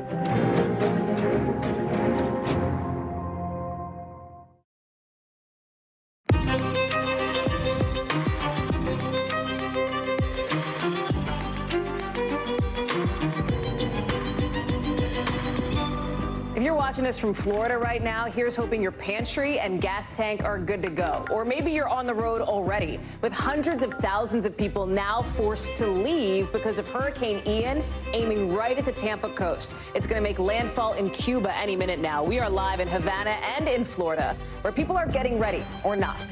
Plus, NASA's going all Armageddon on an asteroid tonight to test out new technology that could someday push the big one out of Earth's way. We've got more on tonight's mission, which we're told by reliable sources does not involve Bruce Willis. And new reports that the White House and TikTok may have come to a deal over how that app stores data. So is it going to change anything for users other than the fine print? And the exclusive details we're getting from the DEA tonight on so-called rainbow fentanyl, what parents and really everybody should know. And in tonight's backstory, we go behind the scenes on how our team reported on the way former President Trump is embracing QAnon, that dangerous and sometimes deadly conspiracy theory. That's later on in the show. Hey, I'm Hallie, and at some point in the next couple hours, Hurricane Ian will hit Cuba as Florida braces for what could be its first major storm in 4 years. All of it as, by the way, we're not even done cleaning up from the last hurricane. So you're seeing some of the track there. We're going to talk more about that, but let's take you first to Cuba. This is them. They're locking down gas pumps there, okay, because 190,000 people are very much in the path of what could be 14-foot storm surges. Then there's what's happening in the U.S. The Tampa area is expected to get the worst of it. You see this, the sandbag preps, people filling them up, tossing them in trucks. They've started. The airport in St. Petersburg shuts down tomorrow. Airlines are starting to give out travel waivers. Ian could be the first storm to directly hit the Tampa area in more than 100 years. So now you have a few counties putting in place evacuation orders, like Hillsborough. Do you see the red zone here? The 200,000 people who live there are being told, not asked, they're being told to get out now, with Governor Ron DeSantis saying in the clearest way possible that this storm is going to affect everyone. Even if the storm, the eye of the storm doesn't hit your region, you're going to have really significant winds. It's going to knock over trees. It's going to cause interruptions. And so that's just the name of the game. The White House telling our team that FEMA's administrator is in close touch with the governor, sending staff and supplies. All of it as Canada is dealing with what's left of a different hurricane, Fiona. Do you see this? Look at your screen. That is a whole house. That is a full house getting swept away, okay? This is a deadly storm here. One woman was killed on Prince Edward Island. Officials say it might be months before infrastructure is back up and running. And just looking at that, you can see why.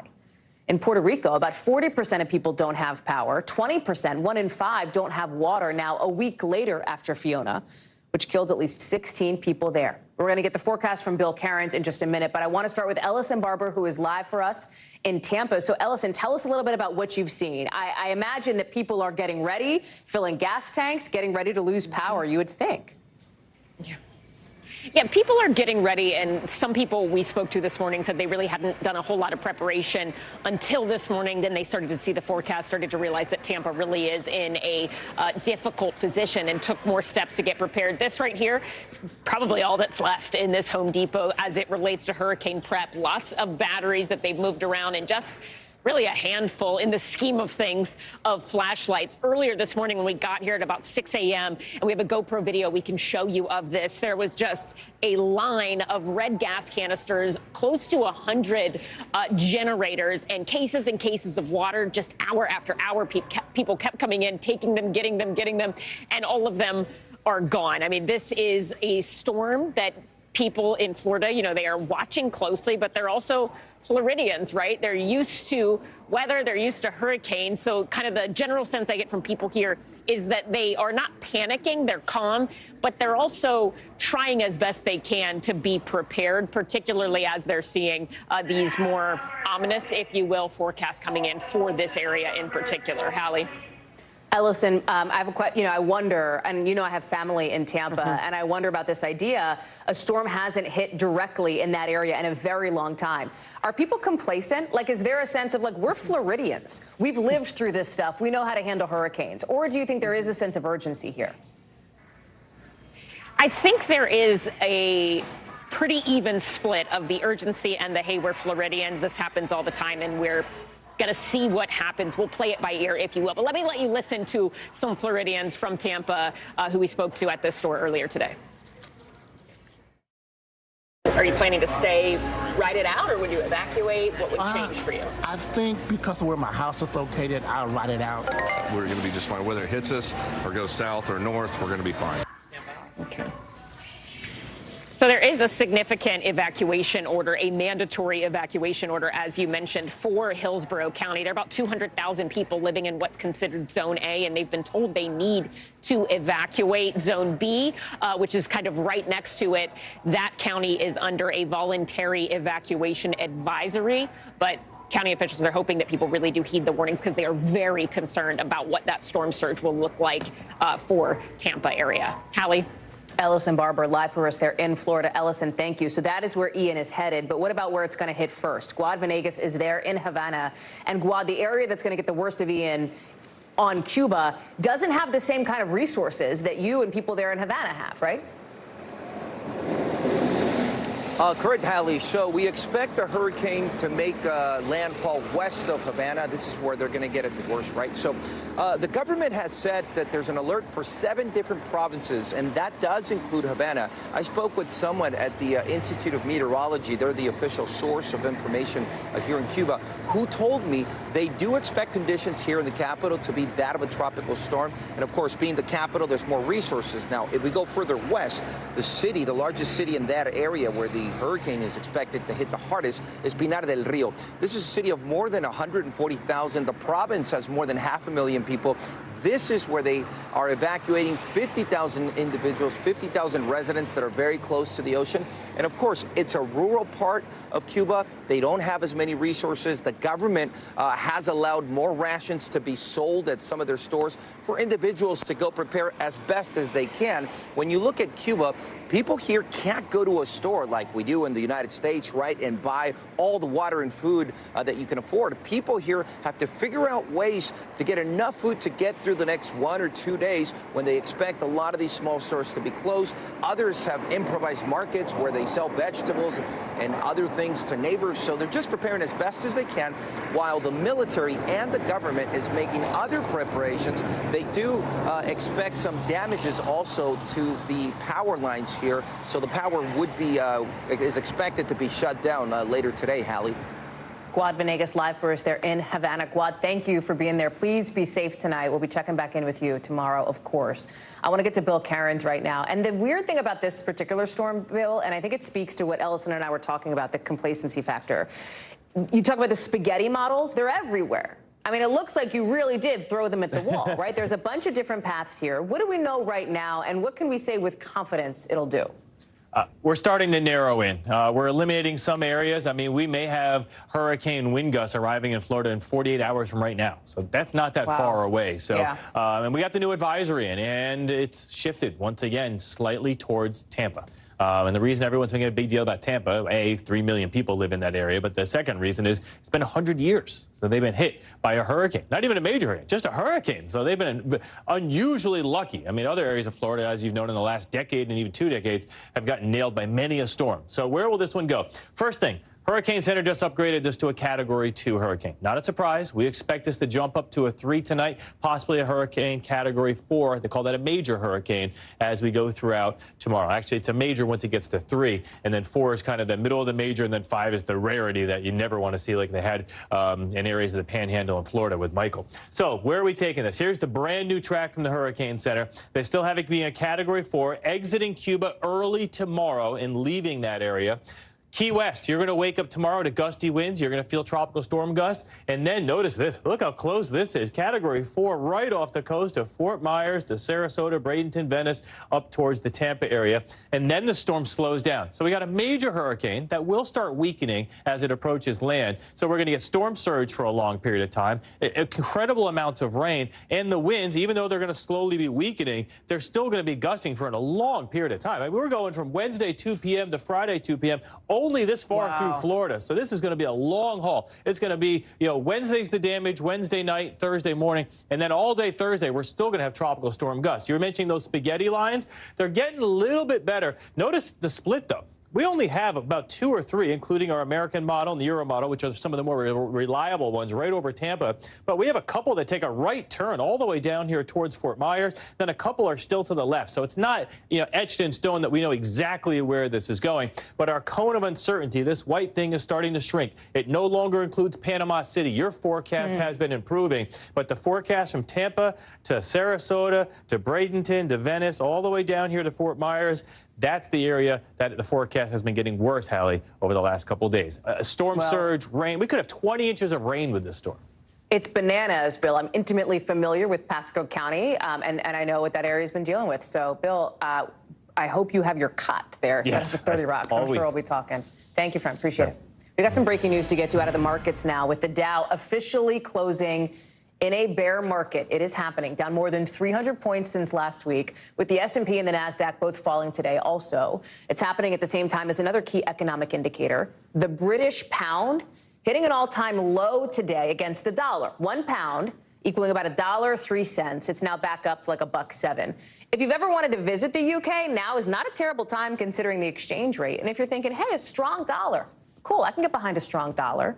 Well, economists aren't so sure. One headline in the New York Times framing this as being good for the U.S. but bad for the rest of the world. And experts point out that in the past, dollar strength like what we're seeing now has led sometimes to some kind of financial or economic crisis. I want to bring in now our NBC business and tech correspondent, Brian Chung. So, Brian, the Dow now officially in a bear market. We had talked last week it was maybe flirting with the bear market. They have now sealed the deal. Does that actually mean anything functionally for human beings who are not day-to-day stock traders? Well, functionally, it means don't look at your 401k for right now. But when you take a look at the bear market that we entered officially today, as of the market close, that is because the Dow fell by over 1% today. Essentially, what that means is that from the peak of the Dow earlier this year, it's been a 20% fall. The S&P 500 had already reached that watermark in July. Now, what we're talking about here is a stock market that's obviously been ugly in 2022. All this built around the fears that we're seeing from a Federal Reserve that could be raising interest rates into a recession, the cost of lowering high inflation in this country, compounding all of that with the developments we've seen overseas, as you mentioned, with the British pound falling as much as 4.4% today. That might be good for American travelers, but not good for the international picture, because a strong dollar has, in some cases in the past, led to financial crises in other countries. What does it mean for exports and such? How seriously should we be taking this news about the pound and the dollar if we're not planning to travel to the UK anytime soon? Well, if you're talking about from the American viewpoint, that would make American exports certainly more expensive for other buying countries. Now, the overall concern, though, isn't necessarily the flow of goods and trade. What the real concern is going to be is whether or not other countries that have large amounts of dollar reserves, without getting too much into the weeds, might have to defend their currencies. We saw the Japanese government, for example, last week after the Federal Reserve's rate hike on Wednesday, move to try to support their currency. And if you rewind to 1997, the Thai baht had a big issue because of a strong dollar, something we certainly don't want to get to right now. Argentina, Egypt, Kenya, indebted countries to watch, Hallie. Brian Chung, thank you for that breakdown. Appreciate it. Just a couple of hours from now, NASA is going to crash a rocket on purpose. They will crash it on purpose into an asteroid, a space rock that's just up there, minding its own business, 7 million miles from Earth. So why is NASA doing this?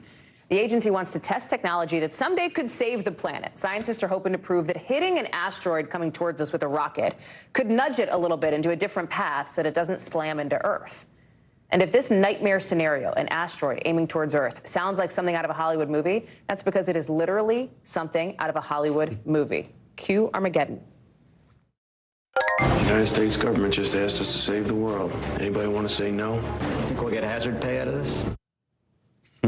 Epic film. Tom Costello is with us following this drama. Tom, to be clear, this asteroid they're going to hit isn't actually barreling towards Earth. That's not happening. There's no threat. This is truly just a test. It's just an experiment. Tell us more about this mission. Can we underscore that yet again? This asteroid is not a threat. Bruce Willis is fine. It's too far away. This asteroid's 7 million miles away. Okay. So what happened is last November, NASA launched this rocket, this spacecraft atop a SpaceX rocket, to 7 million mile destination. They now have rendezvoused with this asteroid. It's called Dimorphos, a nice little Greek name. The bottom line is it is a, pardon me? It's intense. It's very intense. I know all of the NASA names have Greek names, it seems, or an acronym. It's a tiny moonlet, a small moon around a bigger asteroid.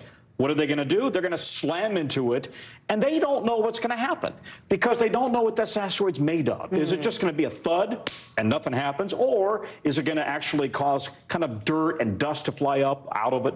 Regardless, their goal here is to literally push it, to give it a nudge, because if they can do that, if they can nudge it just a little bit, then maybe they can do that when we truly are looking at a planet-killer asteroid coming our way. There's nothing on the horizon yet, but that's what they want to have, a planetary defense system. This is going to happen just after 7 o'clock Eastern, 4 o'clock Pacific is when this is going to go down. I heard one expert describe it to you as something like a golf cart hitting the Great Pyramids, right? Like the scale of this is very interesting. And if it goes well, does that mean we can all breathe a sigh of relief? Like we're protected in case an asteroid does ever someday start barreling towards Earth? If it happens and we can breathe easier, we won't know that right away. We'll know if it hits tonight. Okay. We'll probably know that in real time. We may not get the data on whether the orbit or the trajectory of that little asteroid, whether that's moved. We won't know that right away. They got to train their telescopes on it, do all the math. Okay. But if it has, then maybe we have a defense if we see an asteroid coming and we can launch one of these in time. But remember what happened in 2013, Hallie Jackson, because I know you remember. Remember that big asteroid that blew up over Russia? Mm-hmm. It literally caused 1,500 people to be injured. It leveled something like 7,000 buildings, and they didn't see it coming. Why? Because it was coming from the direction of the sun, and the telescopes can't look into the sun, right? That blinds them. So we have a blind spot right now as we look for potentially Earth-killing asteroids. Let's hope that Bruce Willis remains on standby. Seriously. Just in case. Tom Costello, you're going to have a big night ahead of you. Thank you, friend. Yeah, it's going to be fun. Appreciate it. We'll look for the updates. Thanks. All right. We're going to bring it to you here live, by the way. You'll see Tom for that. Other breaking news here tonight. Within just the last few hours, we saw Edward Snowden, the former U.S. intelligence contractor who is still wanted in the U.S. for espionage.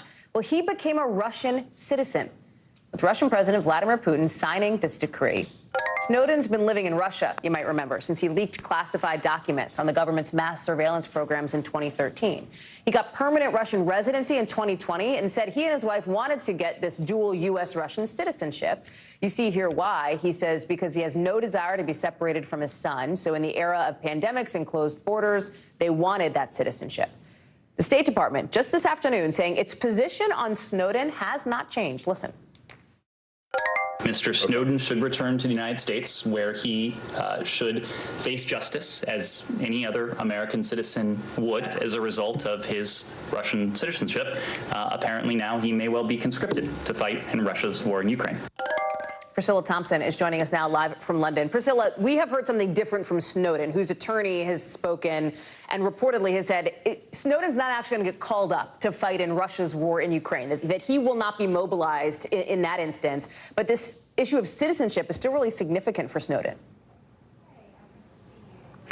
Right. And as it relates to the call of troops, it's important to remember that when Vladimir Putin announced that, he said that it would be limited to those with military experience. And so what we're hearing from Snowden's attorney today through reports from Russian state media is that he's saying Snowden doesn't have that Russian military experience. Therefore, he wouldn't be called up and included in this conscription. But the other important thing to remember here is that this is a partial mobilization, and it may not be the last one. So it is very possible that there could be more mobilizations, and that prerequisite of military experience may not be required. So I'm not sure that this means that Snowden is entirely in the clear as it relates to that just yet, Hallie. He's one. Listen, I feel like so many people know Edward Snowden's name. He has been wanted by the U.S. for years. They've wanted him to stand trial for espionage. This is coming at this very tense moment, obviously, between the U.S. and Russia, obviously because of the war in Ukraine here. There is a lot of sort of geopolitical implications to Vladimir Putin taking pen to paper and signing that citizenship decree. Right. It's certainly significant to a certain extent, particularly in that there's not much that the U.S. Can do about that. And we heard the State Department spokesperson saying as much when he says that Snowden should return to the U.S., but not that the government can compel him to return to the U.S. But the other important piece of context here is that Snowden's name was one of more than 70 that were listed on that decree. So this doesn't appear to be anything that was specifically targeted towards Snowden or about Snowden and the U.S. But even so, it does come at this time as relations between Russia and the U.S. are steadily deteriorating as this war in Ukraine continues. Hallie? In 2017, Putin was in a documentary and was asked about Snowden. And I think it was Oliver Stone, correct me if I'm wrong, who said something like, don't you think he's a traitor for what he did? Let me see if we have a little bit of back and forth that I want to play of that, Putin's response on Snowden. Сноуден не предатель. Он не предал интересы своей страны и не передал другой стране ни одной информации, которая бы наносила ущерб его народу. Все, что он делает публично. If you couldn't read the subtitles, if you're watching on your phone or something, it said Snowden is not a traitor. That's what Putin said at the time. Do we know anything else about the relationship between the Russian president and Edward Snowden?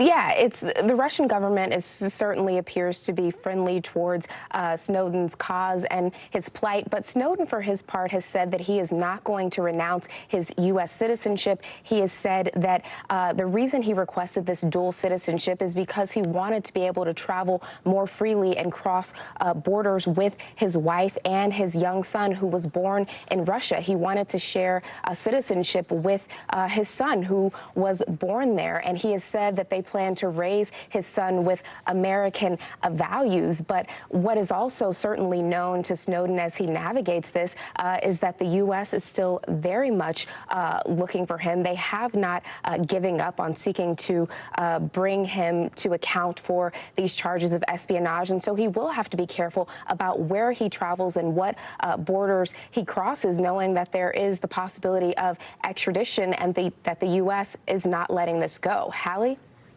Priscilla Thompson, thank you so much. We've got to get to a news story just developing that you will see only here on NBC News. Because in just the last hour or so, our team has scooped that a member of the far-right Oath Keepers group, who's facing charges for her role on January 6th, was texting with Rudy Giuliani's son to talk about all these conspiracy theories on 2020. Person's name is Kelly Sorrell, who apparently talked with Andrew Giuliani in November 2020, and then a Trump White House aide. She also apparently tried to text a White House number, according to a new book by somebody else who's in the spotlight today, and that's former Republican Congressman Denver Riggleman, who also happens to be a former January 6th committee staffer. Ryan Riley is the reporter behind that exclusive. He's joining us now. What should we know, Ryan? So, Kelly Sorrell has recently been charged in connection with January 6th. And she's, basically she took over the Oath Keepers actually after Stuart Rhodes was arrested.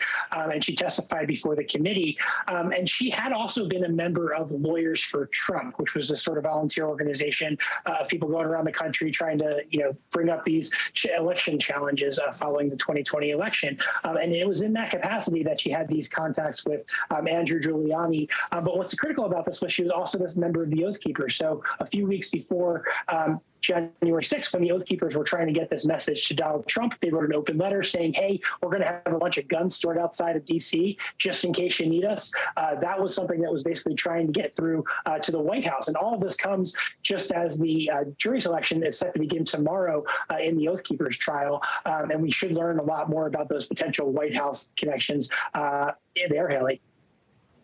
What's interesting about Riggleman here, Ryan, is he's been sort of dribbling and drabbling out little pieces of information ahead of his book being published tomorrow, I think it is. He went on 60 Minutes and talked about what he described as an aha moment, a call that he had known about or had heard about between a White House, somebody at the White House, and somebody on the day of the attack who was at the riot, one of the rioters, as this was going down. The January 6th committee has tried to distance itself from Riggleman, essentially saying he hasn't been on staff for a long time. I'm paraphrasing here. But I thought it was interesting that he, in talking with you and your team, was explaining his rationale for why he was divulging some of this previously unknown info in this book. That's right. And essentially what the committee is saying is that he only knows a picture of this. So he has all of these leads, which then you sort of have to chase down. So I think that, it certainly sheds some light and looks at some issues that we should dig further in on. But, the committee wants to be sort of the final word here and be able to definitively say what happened when it goes forward with its findings in this upcoming hearing and with, of course, its final report, which we should get by the end of the year. Ryan Riley, thank you. The Biden administration and TikTok have started hammering out a deal to try and address some national security concerns to keep the platform up and running in the United States, according to the New York Times. So if you use TikTok, or maybe you know people who use TikTok, you're going to want to listen to this. People with knowledge of the discussion said TikTok would make some changes in a few ways. First, all data would only be stored on U.S. servers. Remember, TikTok is owned by a Chinese company, which is why there had been some concerns from lawmakers about national security issues. Second, an American tech company would monitor the algorithm for TikTok. And then third, there would be a new board of security experts that would oversee security in this country and then report back to the administration. These negotiations have been happening for years, again, because of ByteDance, TikTok's parent company, with lawmakers, some of them raising red flags about whether TikTok can really protect your data from China. The White House declined to comment on the report. The Treasury Department said it doesn't comment on transactions that it may or may not be reviewing. We've reached out to TikTok. We haven't heard back. TikTok has said that it previously that it stores user data not in China and has defended its app. Steve Kovac is joining us now. First of all, Steve, is this deal actually going to get done? Because, again, this is years in the making. It's something we've been talking about for a long time. Is it going to happen or no? Hallie, I'm not going to predict if it's going to happen or not, but I can tell you it appears that the Biden administration is trying to placate all sides here to get something through. So, fair, Steve. So they're trying to land the plane. No crystal ball, but it looks like they're trying to land the plane on this. Yeah, and what are those two sides? The one side is ByteDance, that Chinese company you talked about. They want to keep their stake. TikTok is going to go public one day and make a ton of money for its stakeholders, and ByteDance, the Chinese company, wants to stay involved in that, but it realizes, look, if it's going to continue to operate in the United States, it's going to have completely hands-off the data. It just came out earlier this year that they actually still have access to the U.S. data, despite a lot of the messaging from the company that they don't. And of course, if the Chinese government asks for that, that's a problem. So what they're trying to do here is work out a deal with a tech company here in the U.S. It sounds like it's going to be Oracle. Oracle's not responding to me when I ask them about it, to host all the stuff in the cloud here in the United States so that data is protected. There's no way anyone in China, let alone the Chinese government, can get a hold of it. At the same time, allow ByteDance to keep their ownership stake and effectively make money off these transactions coming up. So a micro and a macro question. Micro, if we use TikTok, are we going to notice a difference? And macro, how does this fit into the bigger picture of this sort of tension internationally between China and the U.S.? Yeah, so let's talk about the micro first, Hallie. On the micro side, you probably won't notice anything different as a TikTok user. Right now, when you agree to stuff on TikTok or any social media app, they can use your data for advertising and things like that. But what is going to be different is that data hopefully won't be viewable by the Chinese government or anyone at ByteDance, the Chinese-owned company. On the macro level, yes, this is a big issue that's talked a lot about in the tech industry, is if we create what's called a splinter internet, meaning there's a Chinese version of the internet and there's a United States version of the internet and and so on and so forth, based on the different rules each of these countries have and these policies. So that could be dangerous because it creates a less open web. It makes it harder for people to communicate. I mean, we're seeing this in Iran, for example, when they shut down the internet. It's a bad thing for just people communicating in general. So that's the danger here, is if they go too far with it. Steve Kovac, great to see you over at CNBC. Thanks, Hallie. Thank you. Coming up, Italy on track to have its first far-right leader since World War II. What we know about Giorgia Meloni and our 5 things. Plus, maybe more trouble for Brett Favre. What we're finding out from new court documents on that whole Mississippi welfare scandal. Wait till you see some of these texts. That's next.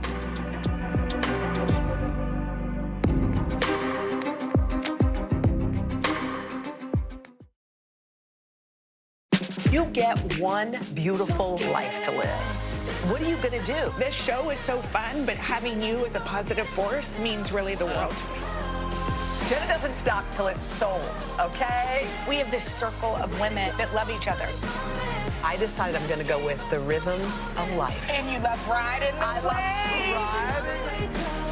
wave. This is a moment we're in right now. This is really electric. Yeah. I love you too.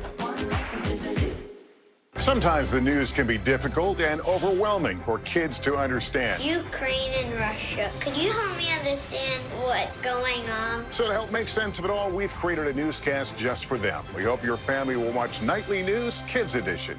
For Dateline Premium, subscribe now on Apple Podcasts. News is happening now. Look at what's making headlines around the world. Whenever it happens, wherever you are, it's here now. You don't know when your moment's coming, but when it does, you take it. We're here to start conversations because it's not my job to tell you what to think. My job is to think about what you tell me. Now Tonight with Joshua Johnson, weeknights at 8 on NBC News Now. These days, it feels like the news never stops. So let's get into it. What's happening right now, what it all means for you for an hour every day. It can be hard to keep up, so let's get started together. Hallie Jackson Now, weekdays at 5 on NBC News Now. For Dateline Premium, subscribe now on Apple Podcasts. No stress, no mess, just yum. That's it. Tonight, I interviewed Secretary of Transportation Pete Buttigieg about the ongoing delays. You seem to be pointing the finger at the airlines. They're pointing the finger back. Mr. Secretary, when is this going to get better? Top Story with Tom Llamas is your news playlist on NBC News Now. And now, you can listen to it as a podcast. Available anytime and anywhere. Now Tonight with Joshua Johnson. Streaming weeknights at 8 on NBC News Now. These days, it feels like the news never stops. So let's get into it. What's happening right now, what it all means for you for an hour every day. It can be hard to keep up, so let's get started together. Hallie Jackson Now, weekdays at 5 on NBC News Now. As we look out over the latest city-turned-crime scene, we see the things left behind.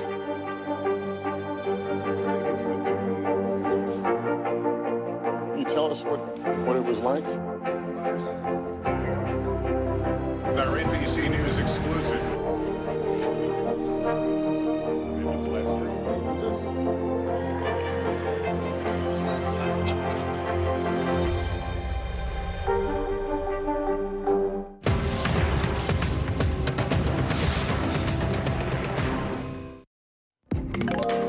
The new warning from Iran to the West as protests after the death of a young woman intensify now across the country and more pop up around the world. We're going to take you live to Tehran with one of the few Western journalists who's in that country later on this hour. But first, new texts between former NFL quarterback Brett Favre and former Mississippi Governor Phil Bryant show just how much Favre pushed Bryant for money for a new stadium at the University of Southern Mississippi. Okay. But apparently that was even after Favre was told that using state money, welfare money for that kind of project could be against the law. He'd already gotten millions of dollars for a separate volleyball arena, and now new court filings show Favre texting Governor Bryant for money, to which Bryant says any improper use could result in violation of federal law. Favre then says they could even name the stadium after the governor, that we are not taking no for an answer. To which Bryant then says in part, I'm too old for federal prison, smiley face emoji, sunglass emoji. It's coming as Favre's Sirius show is now on hold, Sirius XM. ESPN Milwaukee also temporarily suspending his appearances.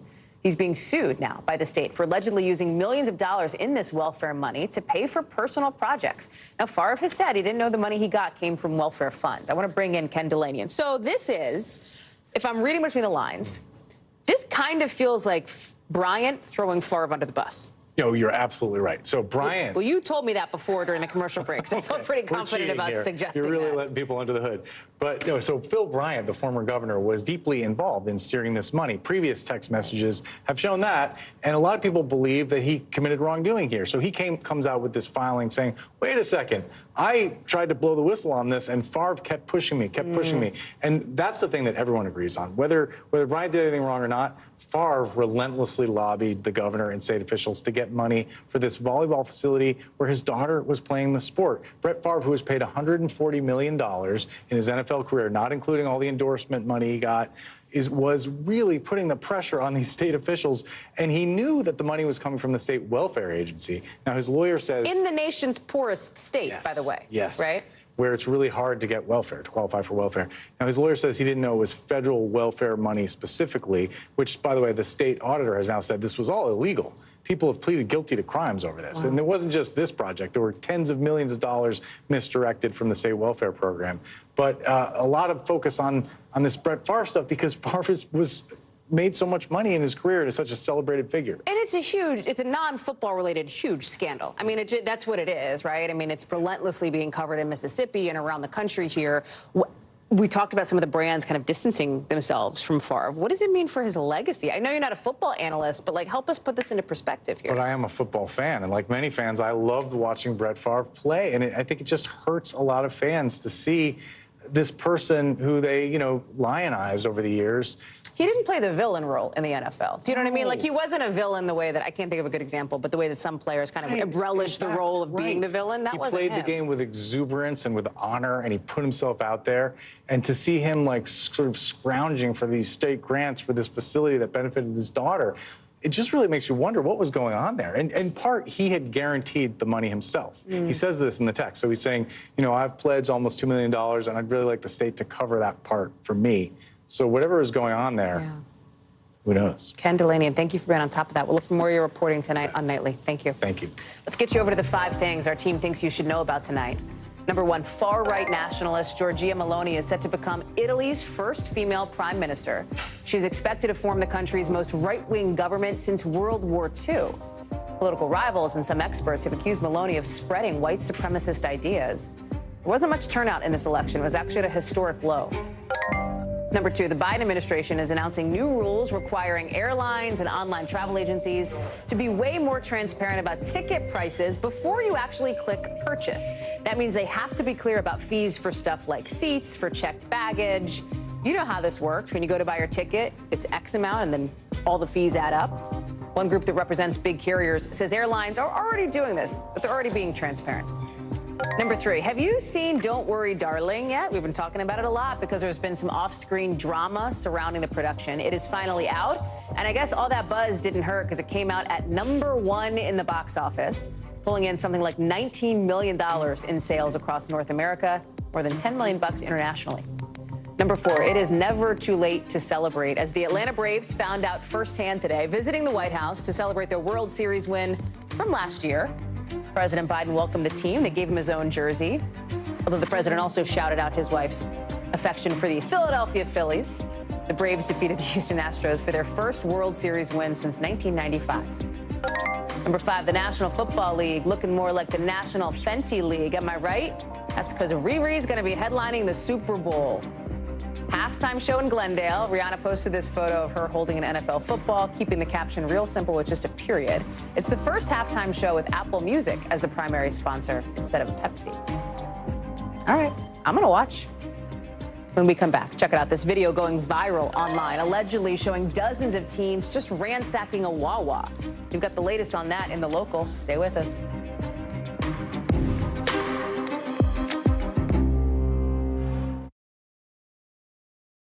Top Story with Tom Llamas is your news playlist on NBC News Now. And now, you can listen to it as a podcast. Available anytime and anywhere. We're here to start conversations because it's not my job to tell you what to think. My job is to think about what you tell me. Now Tonight with Joshua Johnson. Weeknights at 8 on NBC News Now.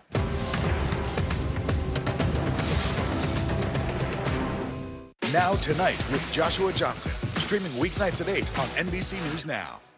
You get one beautiful life to live. What are you going to do? This show is so fun, but having you as a positive force means really the world to me. Jenna doesn't stop till it's sold, okay? We have this circle of women that love each other. I decided I'm going to go with the rhythm of life. And you love riding the wave. This is a moment we're in right now. This is really electric. I love you. I love you too. The indictment of a former president, or perhaps candidate for president, would arguably tear the country apart. Is that your concern?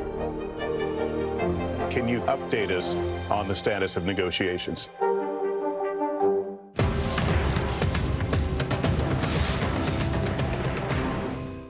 Top Story with Tom Llamas is your news playlist on NBC News Now. And now, you can listen to it as a podcast. Available anytime and anywhere. News is happening now. Look at what's making headlines around the world. Right now on Morning News Now. We're coming on the air with breaking news. And this is a significant moment. Whenever it happens, wherever you are, NBC News, streaming free now.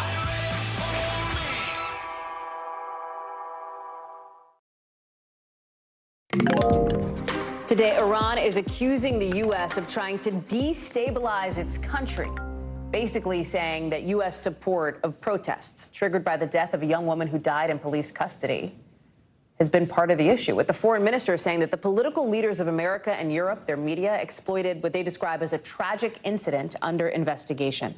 State TV says at least 41 people have now been killed. But look at these images, right? You are still seeing these demonstrations going on and even spreading. It's not just in Iran anymore. L.A., Berlin, Toronto. British police say 12 people have been arrested after fighting started at the Iranian embassy in London. Protests started when Mahsa Amini was arrested for allegedly breaking headscarf rules. Officials say she died of a heart attack, but her family said she had no pre-existing conditions. NBC's Ali Arouzi is one of the few Western journalists who is live on the ground in Tehran for us. He is joining us now. We're glad you're there. And Ali, you know, these women are getting a lot of support from around the world because these protests are mostly led by women, but that is leading to this new warning against the West from Iran. That's right, Hallie. They are truly spooked by this movement, and they're blaming everybody except the situation they've created in this country over the last 43 years. Look, Hallie, the reality is that this has been a burning issue for women since 1979 in this country. They have opposed the hijab. They've gone out and they've made campaigns. They've tried to change the law, but it's never come to their favor. Never, not once. The morality police have always come out. They've come down hard on women. I mean, even, you know, teenage girls in this country, once you reach the age of puberty, you're expected to wear a headscarf. So everybody was fair game for the morality police from 12 or 13 years old.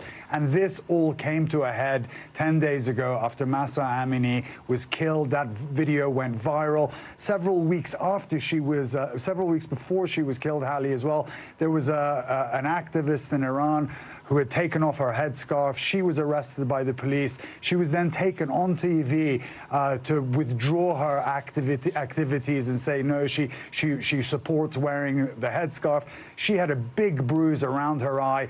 That also touched a raw nerve amongst people here. And now we're in this situation, and it's predictably unpredictable, Hallie. I mean, change has come here. It's not, the Islamic Republic are not going to be able to put the issue of the hijab back in the box. But where it goes from here is completely uncertain. There is a big divide between the country's rulers and about 70–80% of this population who are very youthful, very westward looking, and especially the women are very well educated. It's going to be very, very difficult to roll those activities that these women have done over the last 10 days back. Even today, Hallie, walking around the streets in Tehran, you see women walking around without a headscarf. This was unthinkable 10 days ago, but they're standing by their rights, and it really is quite inspiring to watch. And the images are absolutely extraordinary that are coming out of Iran. You also have this new attack, this drone attack on the Kurdistan region of Iraq, which people might be going, well, wait a second, Mahsa Amini was Kurdish. Is there any indication that those things are connected, Ali, or do we just not know? Absolutely. I mean, let me put some context in here for you first. The Kurds in Iran have had a long-standing dispute with the Islamic Republic government. They've never gotten on with each other. As you mentioned, Mahsa Amini was from the Kurdish region of Iran. They exploded there when she died, and then over the weekend, the IRGC launched artillery attacks on Kurdish military bases. They did it again today, and they blamed the Kurdish dissidents of involvement in the ongoing unrest in the country, so it was directly linked to one another. Ali Arouzi, live for us, continuing some imperative reporting on the ground in Tehran. Ali, thank you. Coming up, an NBC News exclusive you will only see here. The head of the DEA sounding the alarm on a new form of fentanyl. Do you see it here? That's not candy on your screen. That's drugs. What parents should know, what everybody should know. Coming up.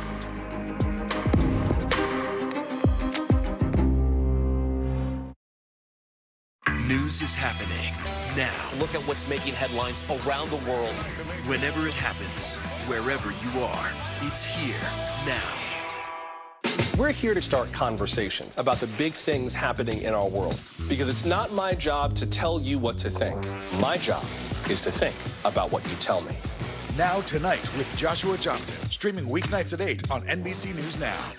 Good morning, I'm Joe Fryer. And I'm Savannah Sellers right now on Morning News Now. We're staying on top of the breaking situation in Ukraine. We are watching dangerous heat this week. Recession, I mean, is that where we're headed? Is there any way to avoid that? Morning News Now, streaming weekdays at 7.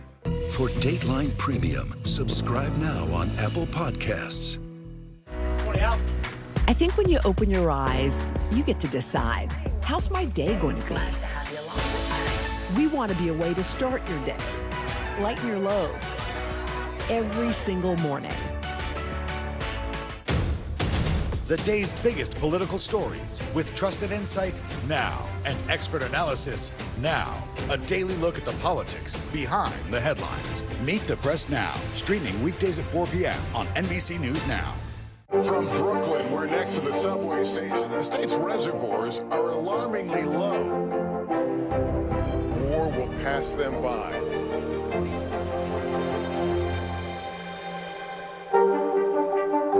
Live from Ukraine, from Uvalde, Texas, from Mayfield, Kentucky. To cover the news, you have to be in it. This is how so many towns and cities are protecting themselves. You can actually see they're pushing the gates open. Was there a school officer on campus? That's what we've been told. No. Do you remember any tornado as bad as this one? You look at this and you're thinking, we're not going to have power for weeks, if not months. Exactly. Every night, it's your news playlist. Top Story with Tom Llamas, weeknights at 7 on NBC News Now.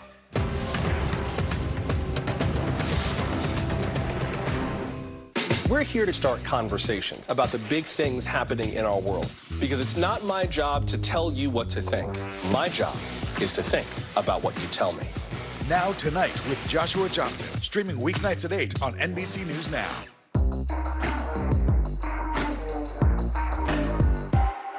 As we look out over the latest city-turned-crime scene, we see the things left behind. Back now with our NBC News exclusive.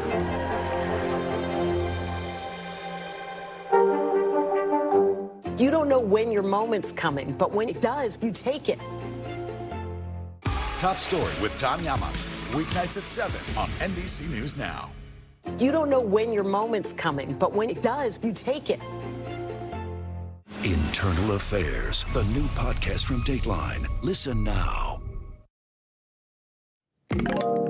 NBC News covers hundreds of stories every day, and because you couldn't possibly read or watch or listen to them all, our bureau teams have done it for you. This is what they tell us is going down in their regions in a segment we call The Local.